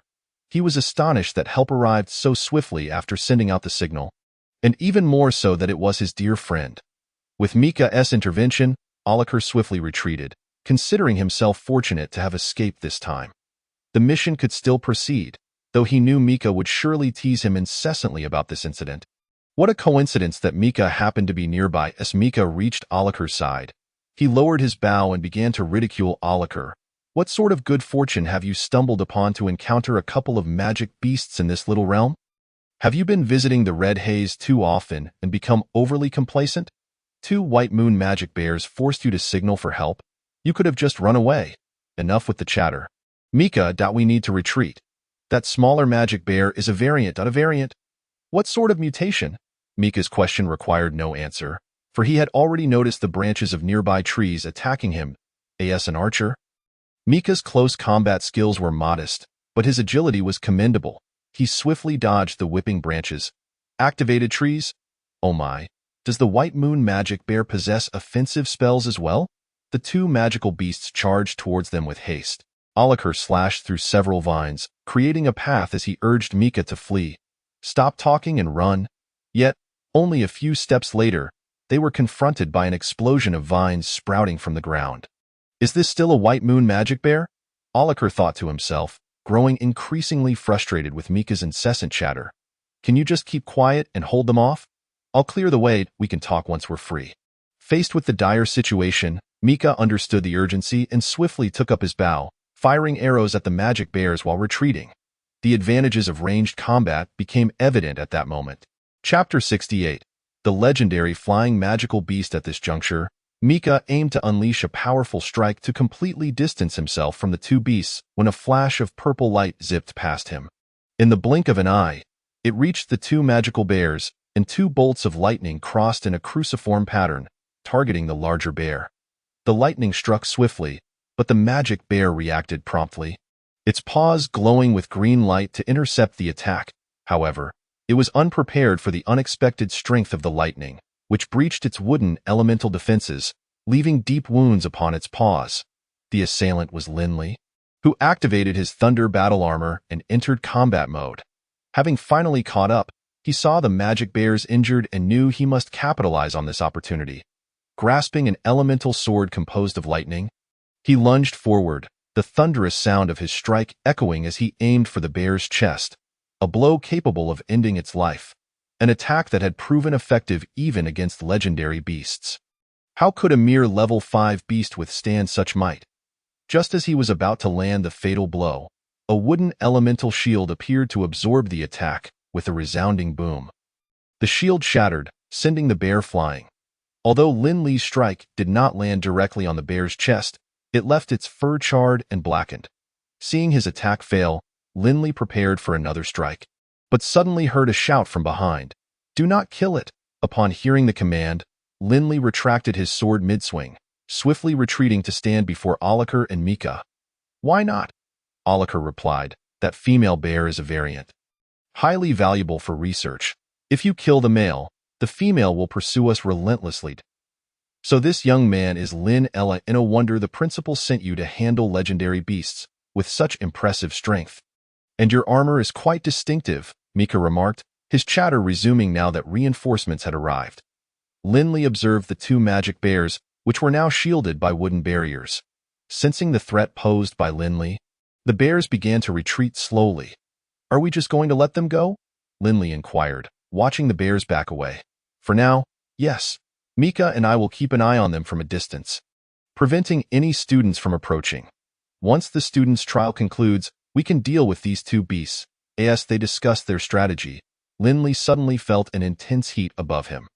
Looking up, he saw a colossal fireball descending towards their location like a meteor. Alikar noticed something amiss, raising his head in alarm. Realization struck him. This was a legendary-level spell, and there was no time to defend.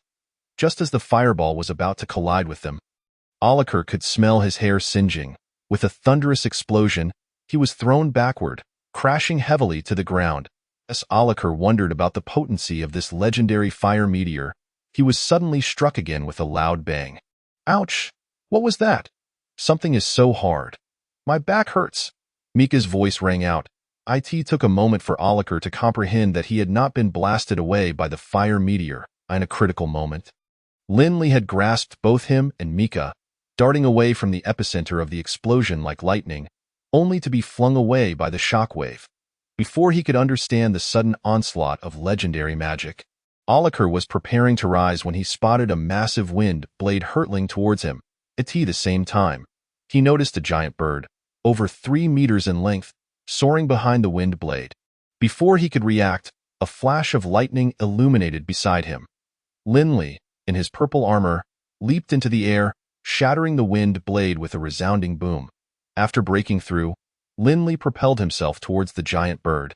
But just as he approached, the bird flapped its wings and ascended, unleashing 2 wind blades towards Linley in midair. Linley had intended to close in on the bird quickly for a decisive strike. But the creature's reflexes were astoundingly quick. He had no choice but to unleash another lightning sword strike to slice through the wind blades. Observing the bird continuing its ascent, he launched a precise lightning thrust from a distance. A faint crackle echoed as a slender bolt of lightning raced after the giant bird. It was Linley's most powerful technique, the lightning thrust. The bird opened its beak, releasing a fireball that collided with the pursuing lightning. With a thunderous boom, the fireball exploded, sending lightning surging outward. The giant bird, caught off guard, found its wing pierced by the lightning, leaving a gaping wound from which drops of blood began to fall. Linley landed on the ground, gazing up at the soaring giant bird with a resigned sign order to extend the range of the attack. The power of the sudden thrust had diminished significantly. After piercing through the fireball, it had lost most of its potency. Although it managed to inflict a minor injury, such a trivial wound had little to no impact on the creature. At this moment, Mitsai finally managed to rise, exclaiming to Aloka, "Be sure to hold onto your sword." Fortunately, what landed on me was the hilt. Had it been the blade, my kidneys would have been forfeit. Aloka, now standing as well, retorted, "At a time like this, you're still worried about your kidneys? We nearly lost our lives. Mitsai gazed up at the enormous bird still circling in the sky and remarked, the Gale Eagle, estimated to be over 3 meters in length, is a legendary creature. Indeed, wherever you are, trouble is sure to follow. This secret realm offers us a singular legendary beast, and it happens to be a dual elemental, flying monster of both wind and fire. Linley stared intently at the Gale Eagle and inquired, do you know anything about this beast? Any useful information? I've only seen its introduction, Mitsai replied. The Gale Eagle is exceptionally difficult to deal with, being among the fastest of flying monsters. Though its fire magic consists solely of fireballs, it can charge them for greater power. The fireball that initially ambushed us was fully charged. You witnessed its potency. A direct hit would undoubtedly be fatal. Mitsai continued, fortunately, Lin Li's speed saved us. Had we been a moment slower, we would have perished. I have never seen a master with your swiftness. The height of your leap was extraordinary. I have encountered many lightning warriors, yet none possess your caliber. After hearing Mitsai's account, Linley questioned, that fireball that ambushed us was unusual. By the time we noticed, it was already very close. It's implausible that we had no prior awareness. I cannot explain that, Mitsai responded, but it seems we must exercise caution. If another attack were to come, we might not be so fortunate at this juncture. Oloka asked, what should we do now? Those 2 bears have already vanished.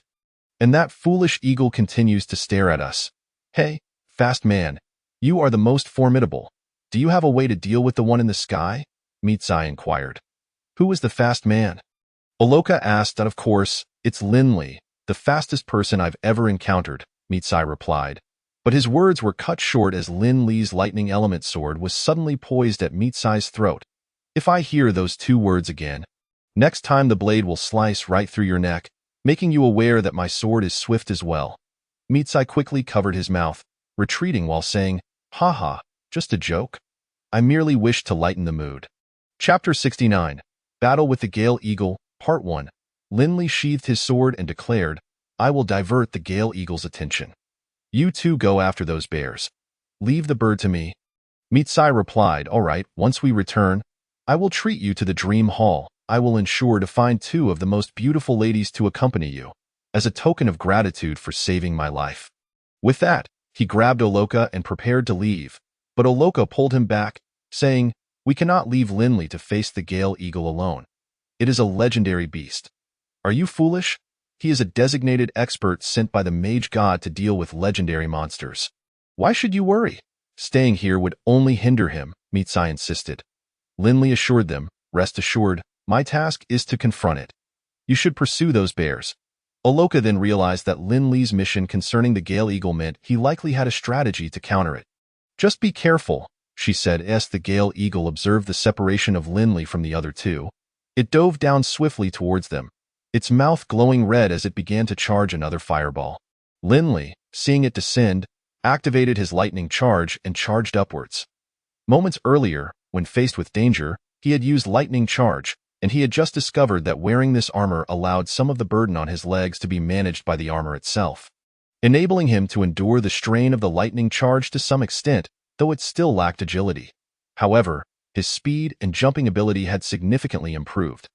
Mitsai noticed the Gale Eagle's movement and swiftly shot an arrow at it. But the Gale Eagle merely tilted slightly and evaded, continuing its dive towards the 2. Linley closed in, raising his hand to unleash 2 arcs of lightning sword energy.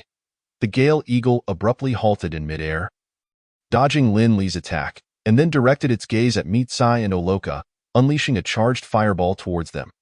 However, this fireball, due to its brief charging time, was considerably weaker than the previous one. Seeing the fireball approach, Mitsai drew his bow and unleashed 3 rapid frost arrows towards it. Yet, the fireball's immense power rendered the icy arrows nearly ineffective, as fire elements naturally countered icy at that moment. Oloka turned back and unleashed a water element sword energy at the now closed fireball. Water counters fire effectively, and this sword energy succeeded in mitigating the fireball's strength while generating a large cloud of steam, engulfing the area in a white mist. Linley pursued fiercely, leaping into the air and executing another lightning thrust aimed at the Gale Eagle's head. The Gale Eagle, poised to attack Oloka and Mitsai once more, spotted Linley unleashing his powerful technique again and dared not to engage. Flapping its wings to narrowly evade, a few feathers fell, and the Gale Eagle ascended, circling high above. Linley landed, gazing helplessly at the Gale Eagle in the sky, sighing in frustration over how to combat it from such heights. This moment, as the steam dissipated, Oloka and Mitsai joined Linley, lifting their heads to observe the circling Gale Eagle. Mitsai exclaimed, "This bird is truly detestable, fixating on us as if we are easy prey." Linley suggested, "You two should find a chance to pursue those bears. By the way, do you have any detection-type magical devices?" Oloka handed over a circular magical device, stating, "We came to this secret realm specifically to seek level 5 beasts, so we were naturally prepared." "Did you not bring anything? Damn it, that makes me furious. I was deceived into coming here without any preparation," Linley replied. "Can this device detect creatures in the sky? What is its range?" "It can detect level 5 and 6 beasts within a 10-kilometer radius, but only reacts to those 2 levels," Oloka explained. Linley felt troubled by the limited range. Given the Gale Eagle's speed, it seemed inadequate. Oloka added, "Additionally, if it flies too high, it becomes ineffective. Remember to return it once we exit." "It's not inexpensive," Mitsai chimed in. "You're such a miser. Linley saved our lives, and you can't even spare a detection device." Linley interjected, "It's a trivial matter. There's no need to dwell on it. The Gale Eagle has tasted my blade and is now exceedingly cautious. You two should make your move now." "All right, we will pursue the White Moon Magic Bear. Take care," they replied. The Gale Eagle continued to circle above Linley, observing as Oloka and Mitsai departed once more, but this time it refrained from attacking, likely wary of Linley's lightning thrust. After watching Linley for a while, it seemed to abandon its interest and ascended even higher into the sky. Swiftly flying towards the horizon, as Linley watched the Gale Eagle disappear, he quickly followed, but as he pursued, the distance between them grew, until it became nearly invisible, leaving only a tiny on the horizon. Linley had not anticipated the Gale Eagle's speed. Reluctantly, he activated Lightning Charge for a time, then switched back to Lightning Step to close the gap. This approach proved ineffective. Although the armor alleviated some of the strain, over time, his legs could not endure the burden of Lightning Charged. At that moment, the Gale Eagle seemed to have spotted prey, diving down before soaring back into the sky moments later. Linley, too far away to discern details, could only see the Gale Eagle clutching something beneath it. Though he could not identify what it was, however, he noted that it did not consume its catch immediately. Having initially considered ambushing it while it FEDIT, appeared that opportunity had slipped away. Indeed, any creature capable of growth possesses a significant level of caution, making it challenging to catch them off guard. However, since it had already captured its prey, it would likely seek a place to feed. Linley decided to maintain his pursuit, hoping it would lead to a meal. He slowed his pace and, utilizing the detection device borrowed from Oloka, followed from a distance. The eagle's vision undoubtedly surpassed that of a human, so it was prudent to remain outside its line of sight. Shortly thereafter, the detection device indicated that the Gale Eagle had halted, suggesting it was now indulging in its meal. Linley stealthily approached, striving to minimize his presence, and from a distance, he spotted a solitary large tree atop a small hill. The tree was split in the middle, with a branch extending outward, forming a sizable nest. Typically, eagle nests are found on cliffs, but this secret realm only offered small hills, with no suitable locations for nesting, thus the eagle had opted for the tree. As Linley reached the base of the hill, he realized that a surprise attack was utterly impossible. The solitary tree stood alone on the hillside, and it was evident that the surrounding trees had been dealt with by the Gale Eagle. As scorch marks were clearly visible, Chapter 70, Battle with the Gale Eagle, Part 2, it appeared that this was indeed the nest of the Gale Eagle.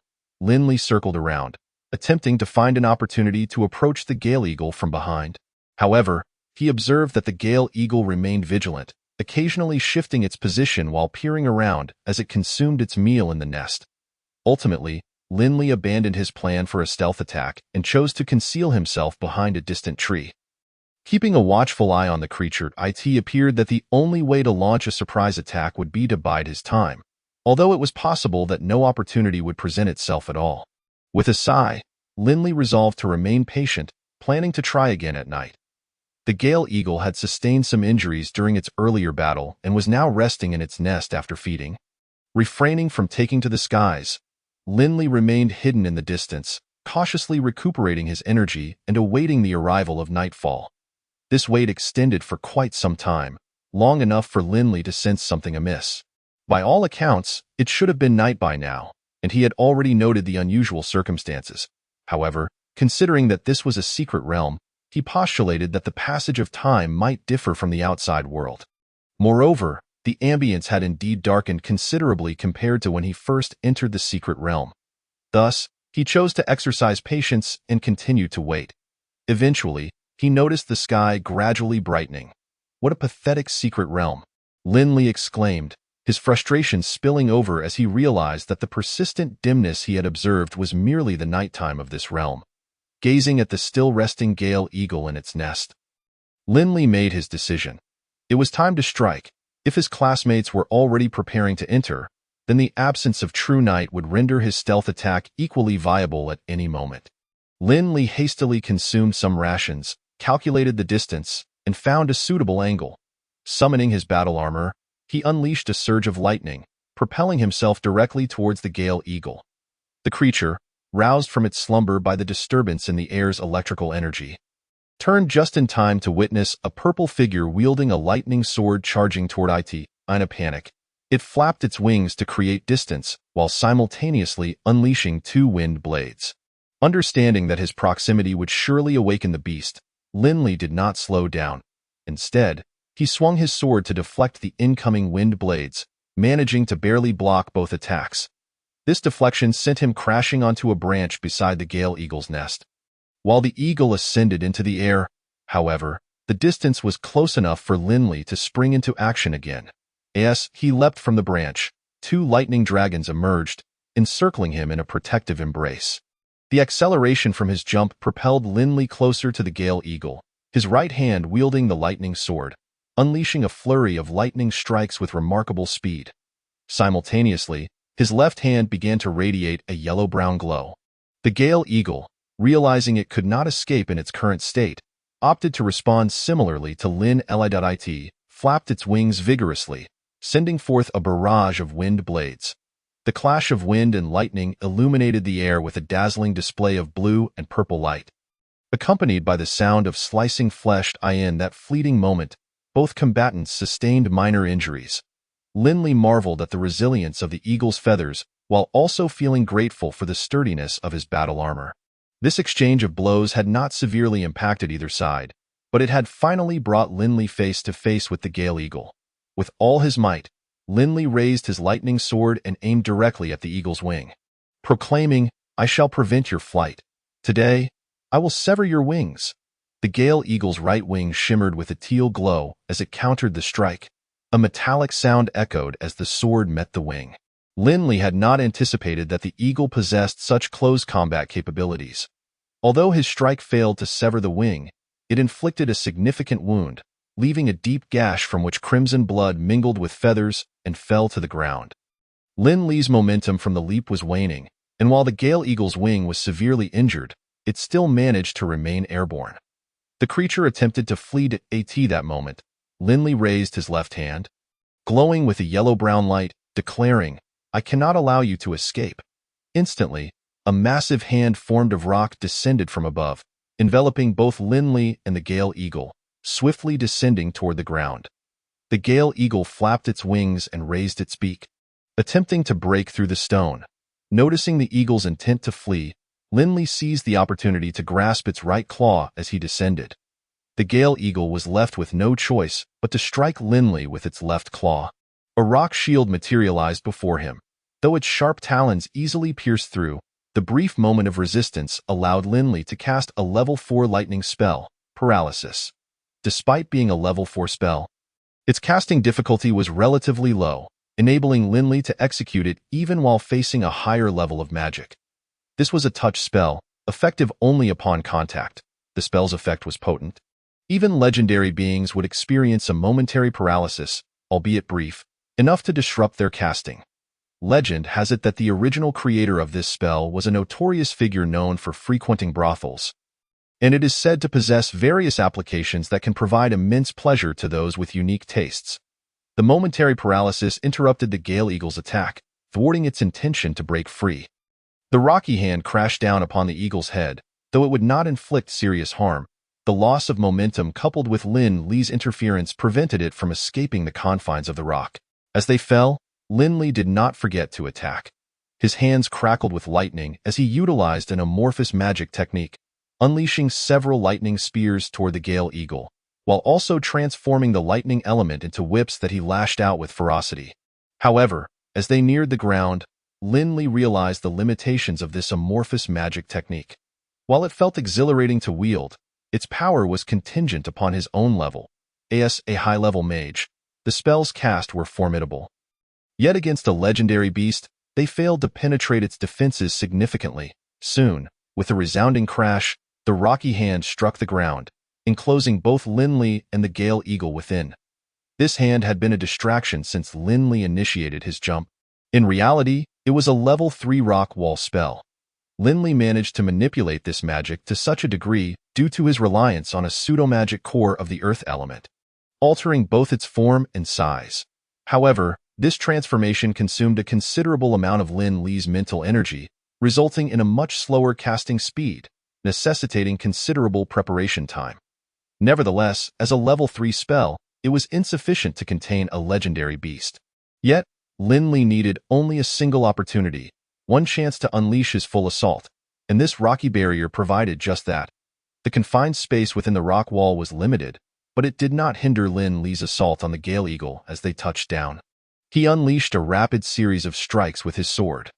The Gale Eagle, understanding that fleeing would expose its vulnerable back to this relentless human, perhaps out of sheer defiance or primal instinct, abandoned its defense and launched a reckless assault on Lin Li. Countless wind blades flew toward him.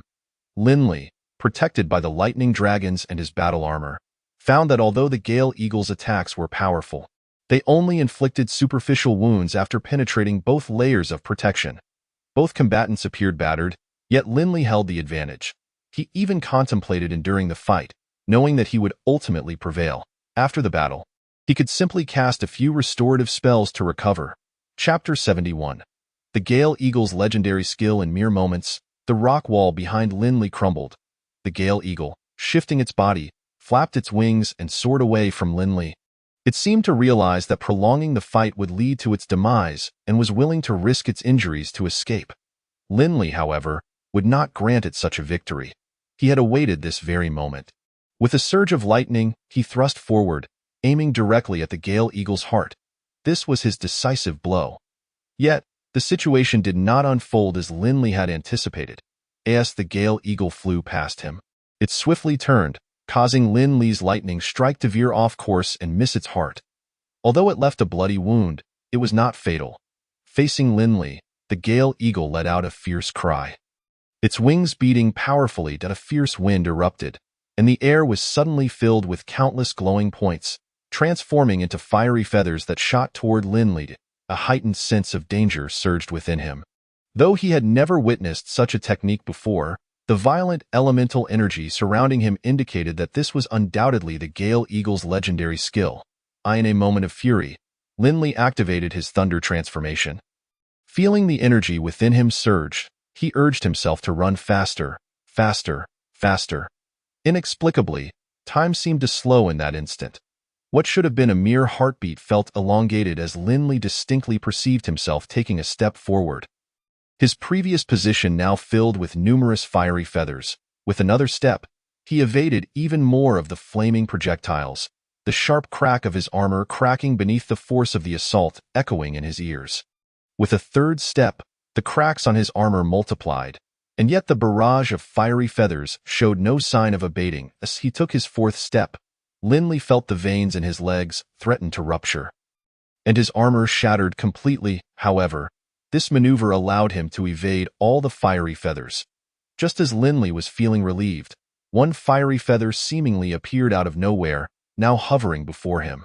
In that moment, Lin Li sensed that time had slowed to an almost unbearable crawl. The feather, moving at an astonishing speed, approached him inch by inch. Despite his best efforts to twist his body away, it felt as though he was moving in slow motion. As the fiery feather drew near, Linley let out a desperate roar in his heart, and the divine energy coursing through his body surged even faster. In that final moment, it seemed he broke free from the constraints of this sluggish time, abruptly twisting his body away. Time resumed its normal pace, but the last fiery feather, along with a piece of Linley's flesh, flew into the woods behind him. Linley crashed to the ground, rolling for quite a distance before coming to a halt against a tree. Summoning the last of his strength, he leaned against the tree to barely rise. Lifting his gaze towards the direction of the Gale Eagle, at this moment, upon seeing Linley still alive, the Gale Eagle flapped its wings unsteadily and took to the sky, quickly disappearing from sight. Watching the Gale Eagle flee, Linley collapsed back to the ground. "Damn it, I'm such a fool," he thought. "I actually listened to that old man's words to confront this legendary beast. I could have lost my life." Linley never anticipated that the Gale Eagle's legendary skill would be unleashed so swiftly. It was incomparable to the Thunder Warbear. Had he known beforehand that the skill was like this? Even if given the bravado, he would never have confined himself with the Gale Eagle. This was also due to his reading about legendary skills, magic, typically having a wind-up time. Thus, he compared it to the Thunder Warbear, thinking his speed would be sufficient to evade. However, reality had imparted a lesson to Linley, teaching him what constituted an extraordinary legendary skill. Now, Linley was unable to stand, having merely been holding himself up until now. The injuries he sustained were minor.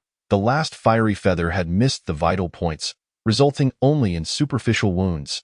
Yet, he felt an overwhelming pain throughout his body, an indescribable sensation. Every muscle trembled, burdened by an unbearable weight.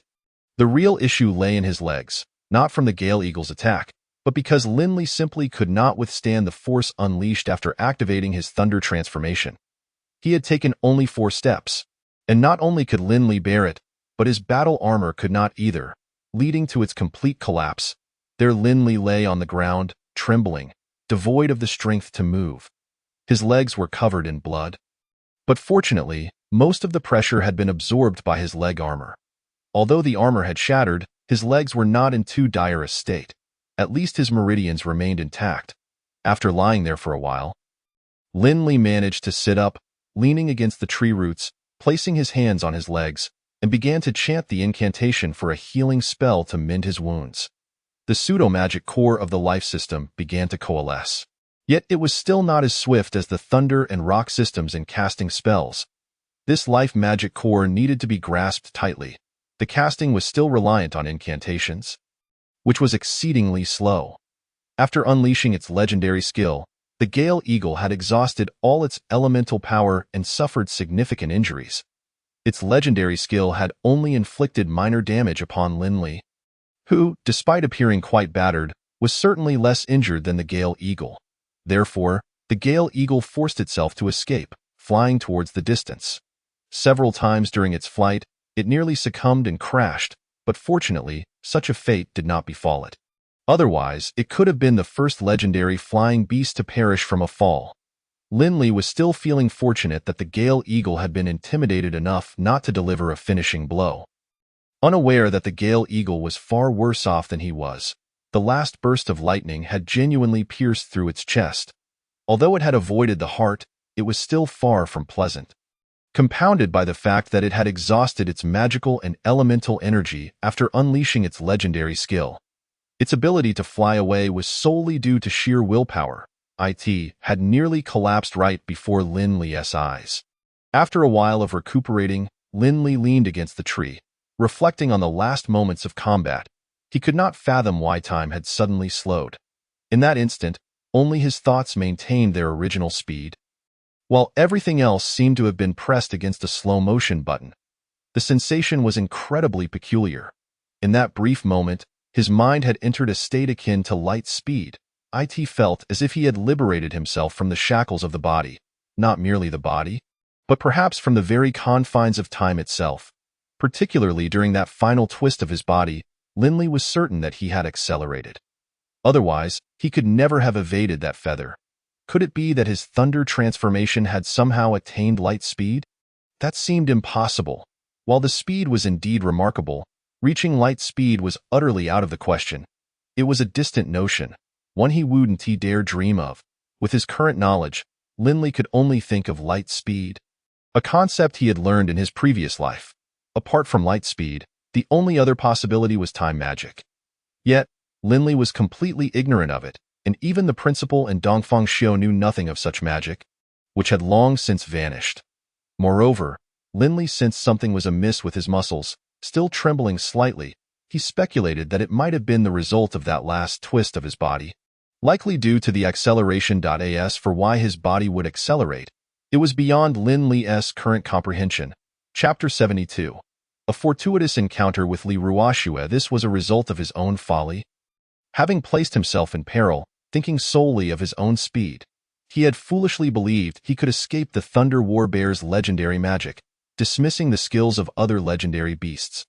Now he understood that legendary skills could indeed be executed without a wind-up time. Additionally, there was a distinction between area of effect magic centered on oneself and ranged magic targeting the enemy. One could not generalize. Different legendary magics possessed unique methods of attack. Perhaps the next encounter would involve close-range legendary magic or large-scale control magic. He vowed to take this as a lesson and never to be careless again. Upon returning, he would thoroughly study the monster encyclopedia and the detailed explanations of monster skills, and delve into the compendium of magic. Only by knowing both oneself and the enemy could one achieve victory in every battle. A single failure could cost him his life. After reviewing the recent battle, Linley leaned against the tree and took a brief nap, unperturbed by the prospect of any approaching beasts. The residual elemental energy from the legendary skill lingering in the area meant that monsters would steer clear of this place. Linley was unaware of how long he had slept.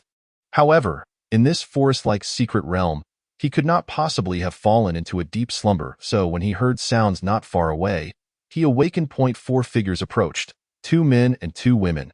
Among them was someone Linley recognized, and he could hardly believe he would encounter Li Ruoxue in this secret realm. The 4 noticed Linley and, upon approaching, were taken aback to find him covered in blood, with the remnants of battle surrounding him. Seeing Linley in such a disheveled state, Li Ruoxue immediately began to taunt him. "I heard you were quite formidable. How did you end up like this upon entering? I told you, you must be bragging." A master at 14 years old. The strongest in this secret realm are only level 5 beasts. Even if you were unlucky enough to run into one, wouldn't you just run away if you couldn't fight back? How could you be injured like this? Behind Li Ruoxue, another girl inquired, "Ruoxue, do you know him? Which family does this young master belong to?" A master at 14? This girl stood at an impressive height of 1.8 meters, a remarkable stature among women, carrying a large sword. Her arched eyebrows added to her aura of heroism, and her voice had a somewhat neutral tone, lacking the usual soft and delicate quality of most girls. Li Ruoxue replied, "He is in my class. I heard he is a master." Next to her, a boy wielding a long sword, slightly older and somewhat handsome with striking red hair, chimed in, "A master? At 14? Stop joking. How could I not know if someone like that existed in the Imperial City?" At this moment, the last person interrupted him, sharing the same black hair and eyes as Li Ruoxue. With a confident smile always on his face, "Miles, he is indeed a master, that much is certain." Then he turned to Linley and introduced himself. "I am Zhao Wujing from the Zhao family, a member of the High Division of the Magic Academy. These are Miles and Aaron.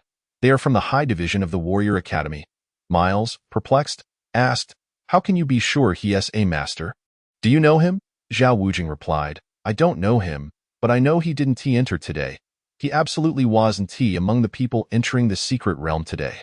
Therefore, he must have come in earlier." Aaron gasped, "He came in earlier? How is that possible? Only the safety instructors can enter ahead of time, right?" At this point, Linley stood up and said, "Stop speculating. I was indeed tricked into coming in by the principal yesterday. Almost got myself killed. But I truly did not expect to run into the young lady of the Li family here. How did you manage to enter? Am I not allowed to come in?" "Do you think you're the only genius?" Li Ruoxue shot back. "You're not the only one who can enter." Zhao Wujing smiled at Linley and said, Ruashua awakened her magical abilities naturally at the age of 5 and successfully broke through to elite status last month. She is undoubtedly the most gifted mage in decades. However, she still can't compare to you, as you are a level higher than her at the same age. Linley was baffled by Li Ruashua's hostility. She always seemed aggressive, rebutting everything he said. It frustrated him greatly, but given her lineage as a direct descendant of Li Xianming, he could only suppress his anger and reply, "Miss Li, I'm quite curious about what the principal told you. Why do you dislike me so much? I haven't even had a proper conversation with you." As soon as Linley finished speaking, Li Ruashua shouted, "Go die. You think you can marry me? Don't indulge in daydreams." "Humph. What dreams am I having? This is utterly baffling." Linley retorted, "Li Ruashua, let me make it clear that whatever the principal has told you is none of my concern. I have no interest in you. With your temperament, anyone who marries you would be courting disaster." Zhao Wuji glanced at Linley and then at Li Ruashua and remarked, "It seems there might be some misunderstandings between you two. However, what intrigues me more is how you, with your master-level prowess, ended up with such injuries." Linley replied, "It was merely a small miscalculation. Just some superficial wounds. After a short rest, a couple of healing spells will suffice." At that moment, Linley noticed Eileen pulling Li Ruashua a few steps back, whispering something. Eileen, while listening to Li Ruashua, occasionally cast glances at Linley. Linley felt increasingly uneasy under Eileen's gaze. Thinking to himself, "I hope this doesn't tarnish my reputation," he quickly added, "Miss Li, I didn't know you before. You must have misunderstood me. Whatever the principal has said regarding me, do not believe it. He is certainly deceiving you. I have never uttered a word about you. Furthermore, it was only on that day at school that I first learned of your existence. Prior to that, I had no knowledge of you or that the principal had a great-granddaughter like you." Li Ruashua regarded Linley for a moment before inquiring, "You truly haven't said anything at all?" Linley affirmed, "I truly have said nothing. I am quite curious to know what he told you that has made you so averse to me." Zhao Wuji chuckled, "Hearing your exchange, I too am eager to learn." That moment, Eileen chimed in with a smile, "I just heard Ruashua mention that Linley boasted before the principal, claiming to be adept in that regard, and guaranteed he could father 2 children in 3 years and 4 and 5. The more Eileen spoke, the louder her laughter became, and she eventually turned to Li Ruashua, saying, "Ruashua, why not add some details?" Linley hurriedly interrupted, "No more details. I absolutely did not say such things, I swear. Not a single word of that came from me." Linley finally understood why Li Ruashua despised him so much. To say to a blossoming young lady that he could father 2 children in 3 years and 4 and 5, was he treating her like livestock? Moreover, this lady was of noble lineage. Linley felt fortunate that their conversation took place during a school break. Had it been at another time or place, he might have faced a magical assault on the spot. Zhao Wuji chuckled and said, "Since you have sworn, I shall tentatively choose to believe you." He then turned to Li Ruashua and remarked, "I do not perceive Linley as a frivolous individual, and given that he has sworn, let us consider this matter concluded." Chapter 73. Following Linley observed Zhao Wuji. This individual was no simple character. Among the 4 of them, disregarding Miles and Eileen for the moment, Li Ruashua held considerable status.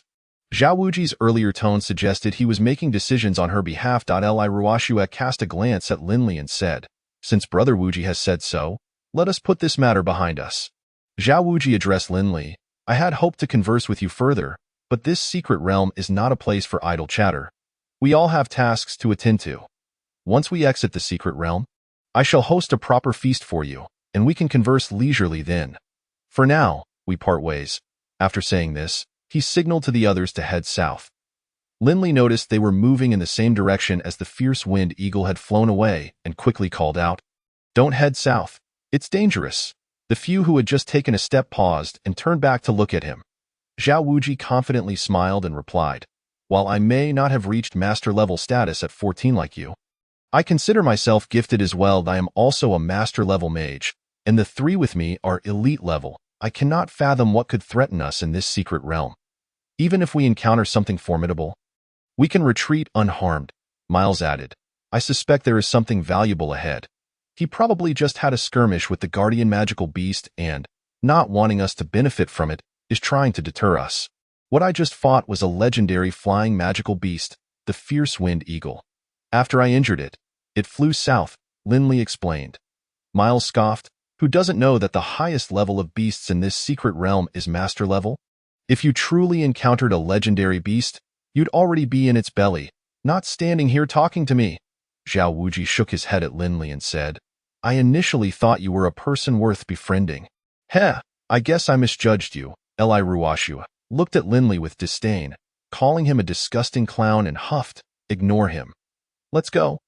Lindley watched as the four of them headed south, feeling exasperated by their ignorance. Wishing he could teach them a lesson. With a sigh, he cast a healing spell on himself. After a brief rest, he had recovered significantly. Observing Li Ruoxue and the others in the distance, he slowly followed. In truth, Lindley did not wish to concern himself with their fate, but since it was a task he had undertaken, he could not simply disregard them. Lindley trailed behind at a distance. Occasionally casting healing spells on himself, he had thoroughly checked his condition earlier. Most of his wounds had healed, with only some minor muscle recovery needed in his leg, which did not pose a significant issue, though it slightly affected his speed. Nevertheless, Lindley was confident that he would recover faster than the fierce wind eagle. After all, he was a mage capable of casting healing spells, albeit they were only second level. Miles glanced back and saw Lindley following at a distance. This guy still had the audacity to keep up? He chuckled, thinking that had they been in the wild or another secret realm, Lindley would have already perished at a clown. Seeing him makes me nauseous, Li Ruoxue remarked. Zhao Wuji also turned to look back. Let him follow. Everyone who enters has a teleportation scroll. He probably thinks that with a scroll, he won't lose his life in a critical moment, which is why he dares to trail us. Miles chimed in, let him follow, and he will see that even among master-level individuals, there are vast differences. Humph, what a little brat. No matter how gifted he is, what battle experience can a 14-year-old possess? Do not underestimate him. Regardless, he must have some merit, considering the principal allowed him in yesterday. Whether it is due to connections or his own capabilities, he possesses some worth. Even if his combat prowess is lacking, he is still a genuine master level, Zhao Wuji asserted. Li Ruoxue scoffed, him? Just a clown. These remarks naturally reached Lindley's ears, and had he heard them, he would have made them aware of just how significant the disparities could be, even among those of the same master level. However, after trailing them for half a day, Lindley still had not encountered the fierce wind eagle. Unsure if it had retreated to another location. Zhao Wuji indeed possessed commendable strength. Although he had not faced a master-level beast, he had encountered an elite-level magical serpent, which he swiftly dispatched with his wind magic. Miles and Eileen had not engaged in combat, while Li Ruoxue had dealt with several high-level magical beasts. After a break to eat, Lindley also took a moment to rest, then followed them for another half-day. The sky began to darken once more. Lindley glanced at the sky, noting that after a full day of searching, he still had no idea where the fierce wind eagle had gone. Come out, eagle. It would be best if you could gift them a fireball directly. While lost in thought, Lindley noticed the four of them suddenly stop and turn back to look at him. Zhao Wuji called out, How long do you intend to follow us? Lindley stepped forward and replied, Do you think I want to follow you? I am here to protect you if it weren't for you. The Zhao family's young master and the Li family's young lady, I wouldn't give a fig about your lives. I happened to step in dog excrement and ended up encountering both of you. I cannot simply stand by. If you were to perish here, I would have a difficult time explaining myself to the principal. This was indeed the true reason Lindley had been trailing them. After all, Li Ruoxue was a direct descendant of the principal, and Lindley's task was to be responsible for legendary magical beasts. Should a legendary beast manage to kill Li Ruoxue, it would be a poor excuse for him to explain, especially given how he had narrowly escaped being ambushed by that charged fireball. Had it not been for his thunder movement, he might not have had time to use his teleportation scroll and would have been reduced to ashes on the spot. You dare to insult us as dog excrement? Miles drew his sword, preparing to attack Lindley, only to be restrained by Zhao W. No need to stoop to his level. We do not require your protection. If we encounter peril, it is our own lack of skill, and you cannot be held responsible. We kindly ask that you cease following us. If you persist, do not blame me for being impolite. With that, he dragged the still agitated Miles forward, while Li Ruoxue and Eileen each cast Linli a disdainful glance before following Zhao Wuji. Linli released his clenched fists, secretly wishing that Zhao Wuji had not intervened to stop Miles, as it would have provided him an opportunity to teach them a lesson. Watching them gradually disappear from view, Linli contemplated quietly following them again. He suspected that perhaps the daylight was the reason the fierce wind eagle was reluctant to attack him while he followed. Although the detection range was 10 kilometers, it was possible that the eagle's senses extended beyond that. Thus, Linli decided to conceal himself and stealthily follow. It was not that Linli had a need to cling to them for face. Rather, he had not encountered others in this area, and the fierce wind eagle was most likely lurking nearby. Searching elsewhere is merely a matter of luck. With these 4 readily available baits at hand, it would be illogical not to utilize them wisely. Chapter 74. The Eternal Life Fruit Tree. Linli quietly followed behind them, noticing that the 4 individuals exhibited a marked change from before. They appeared far more vigilant, frequently glancing left and right. Observing this, Linli took greater care to conceal himself, slightly increasing the distance between them, while keeping a watchful eye on his detector. From his vantage point, Linli could not see clearly. Zhao Wuji was now holding a map. The earlier intention of having Linli follow was to embarrass him, allowing him to experience the bitterness of having his discovered opportunity snatched away. However, after a day of travel in this direction, they had yet to uncover this so-called opportunity. With their own prospects lying ahead, they naturally wished to prevent Linli from continuing to follow. Thus, the previous scene unfolded. Although referred to as an opportunity, it was, in fact, a compilation of maps and information accumulated by the family through numerous explorations. Many magical materials are not harvested every year. So whenever they locate unripe precious materials, they naturally document them for the benefit of future generations. As for the maps, they are not exclusive to the Zhao family. Many prominent families possess similar charts. However, this secret realm is quite expansive, and the completeness of each family's map is known only to its members. Moreover, each entry point into this realm is random, leading one to an entirely unfamiliar locale. One can only serve as a pioneer, recording the local terrain for the benefit of future explorers. Zhao Wuji, already a master, initially had no desire to enter this secret realm. After all, as a member of the Zhao family, he could simply purchase any materials he desired. Yet, after being summoned by the family head yesterday, he was informed that there existed a fruit of eternal life within the secret realm, which, considering the timing, would ripen this year. This rare herb, capable of extending one's lifespan, is exceedingly precious and cannot be bought with money. Furthermore, Li Ruoxue was set to enter this year, so he registered to venture into the secret realm to procure the fruit and, incidentally, to protect her. Although she had advanced to the elite level, her practical experience was virtually non-existent. This also presented an opportunity for him to cultivate a relationship with Li Ruoxue.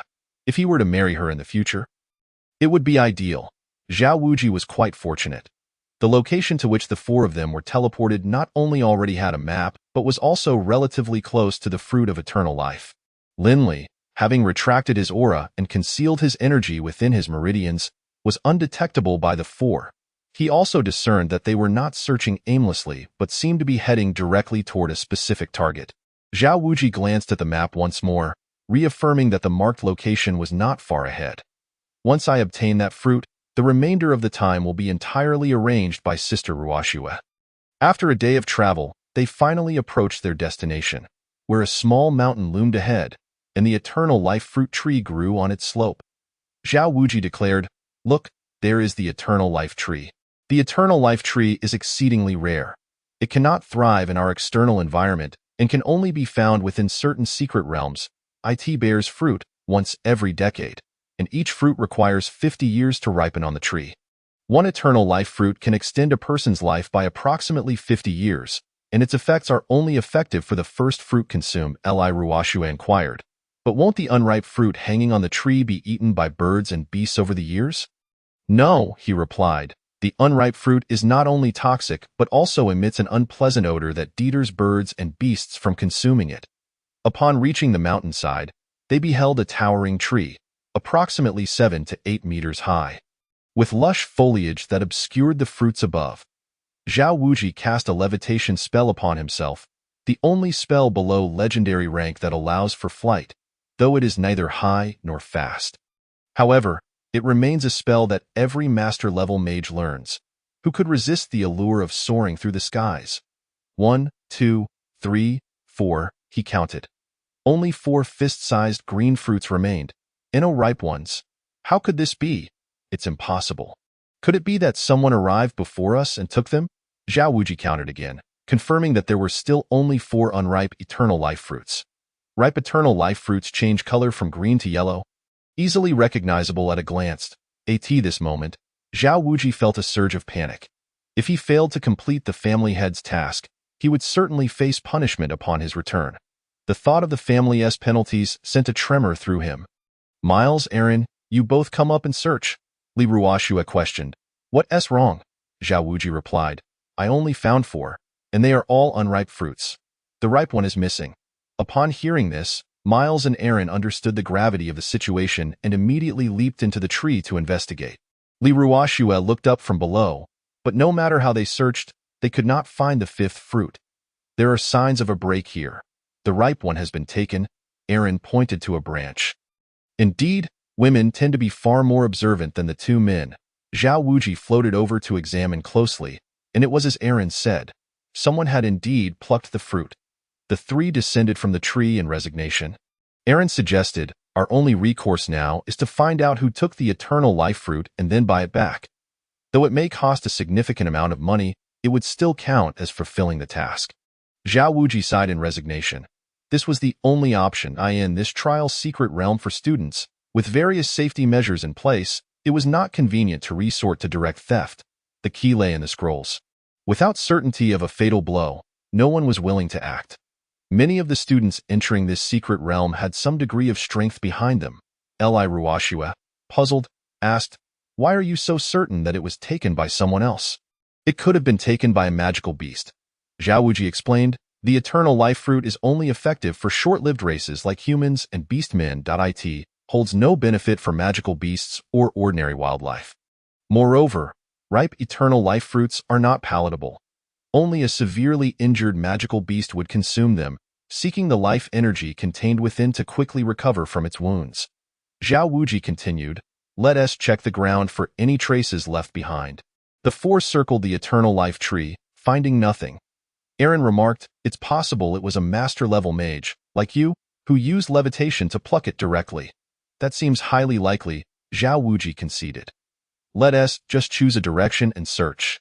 Reluctantly, they descended the mountain to select a path, but just as they reached the foot of the hill, they suddenly felt a wave of intense heat from above.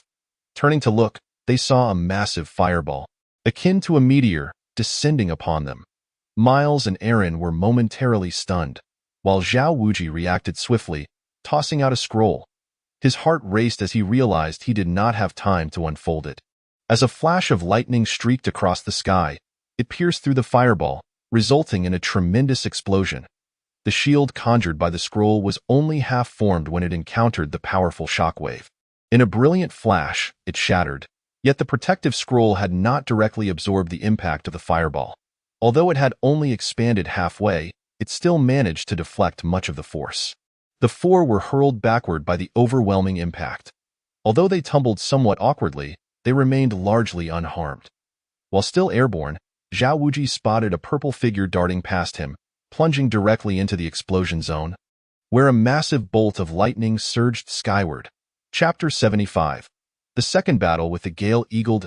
At that moment, the gale-eagle in the air extended its neck, preparing to unleash its breath attack. Unaware of the impending strike, the lightning blade struck fiercely against it, and the gale-eagle, having failed its ambush, found itself at the mercy of the attack. Without any defenses in place, it took the brunt of the blow. Blood and feathers rained down as it let out a pained cry and plummeted toward the ground. The purple figure, of course, was Linley, who had been quietly trailing behind them. This gale-eagle indeed possessed the means to conceal its aura.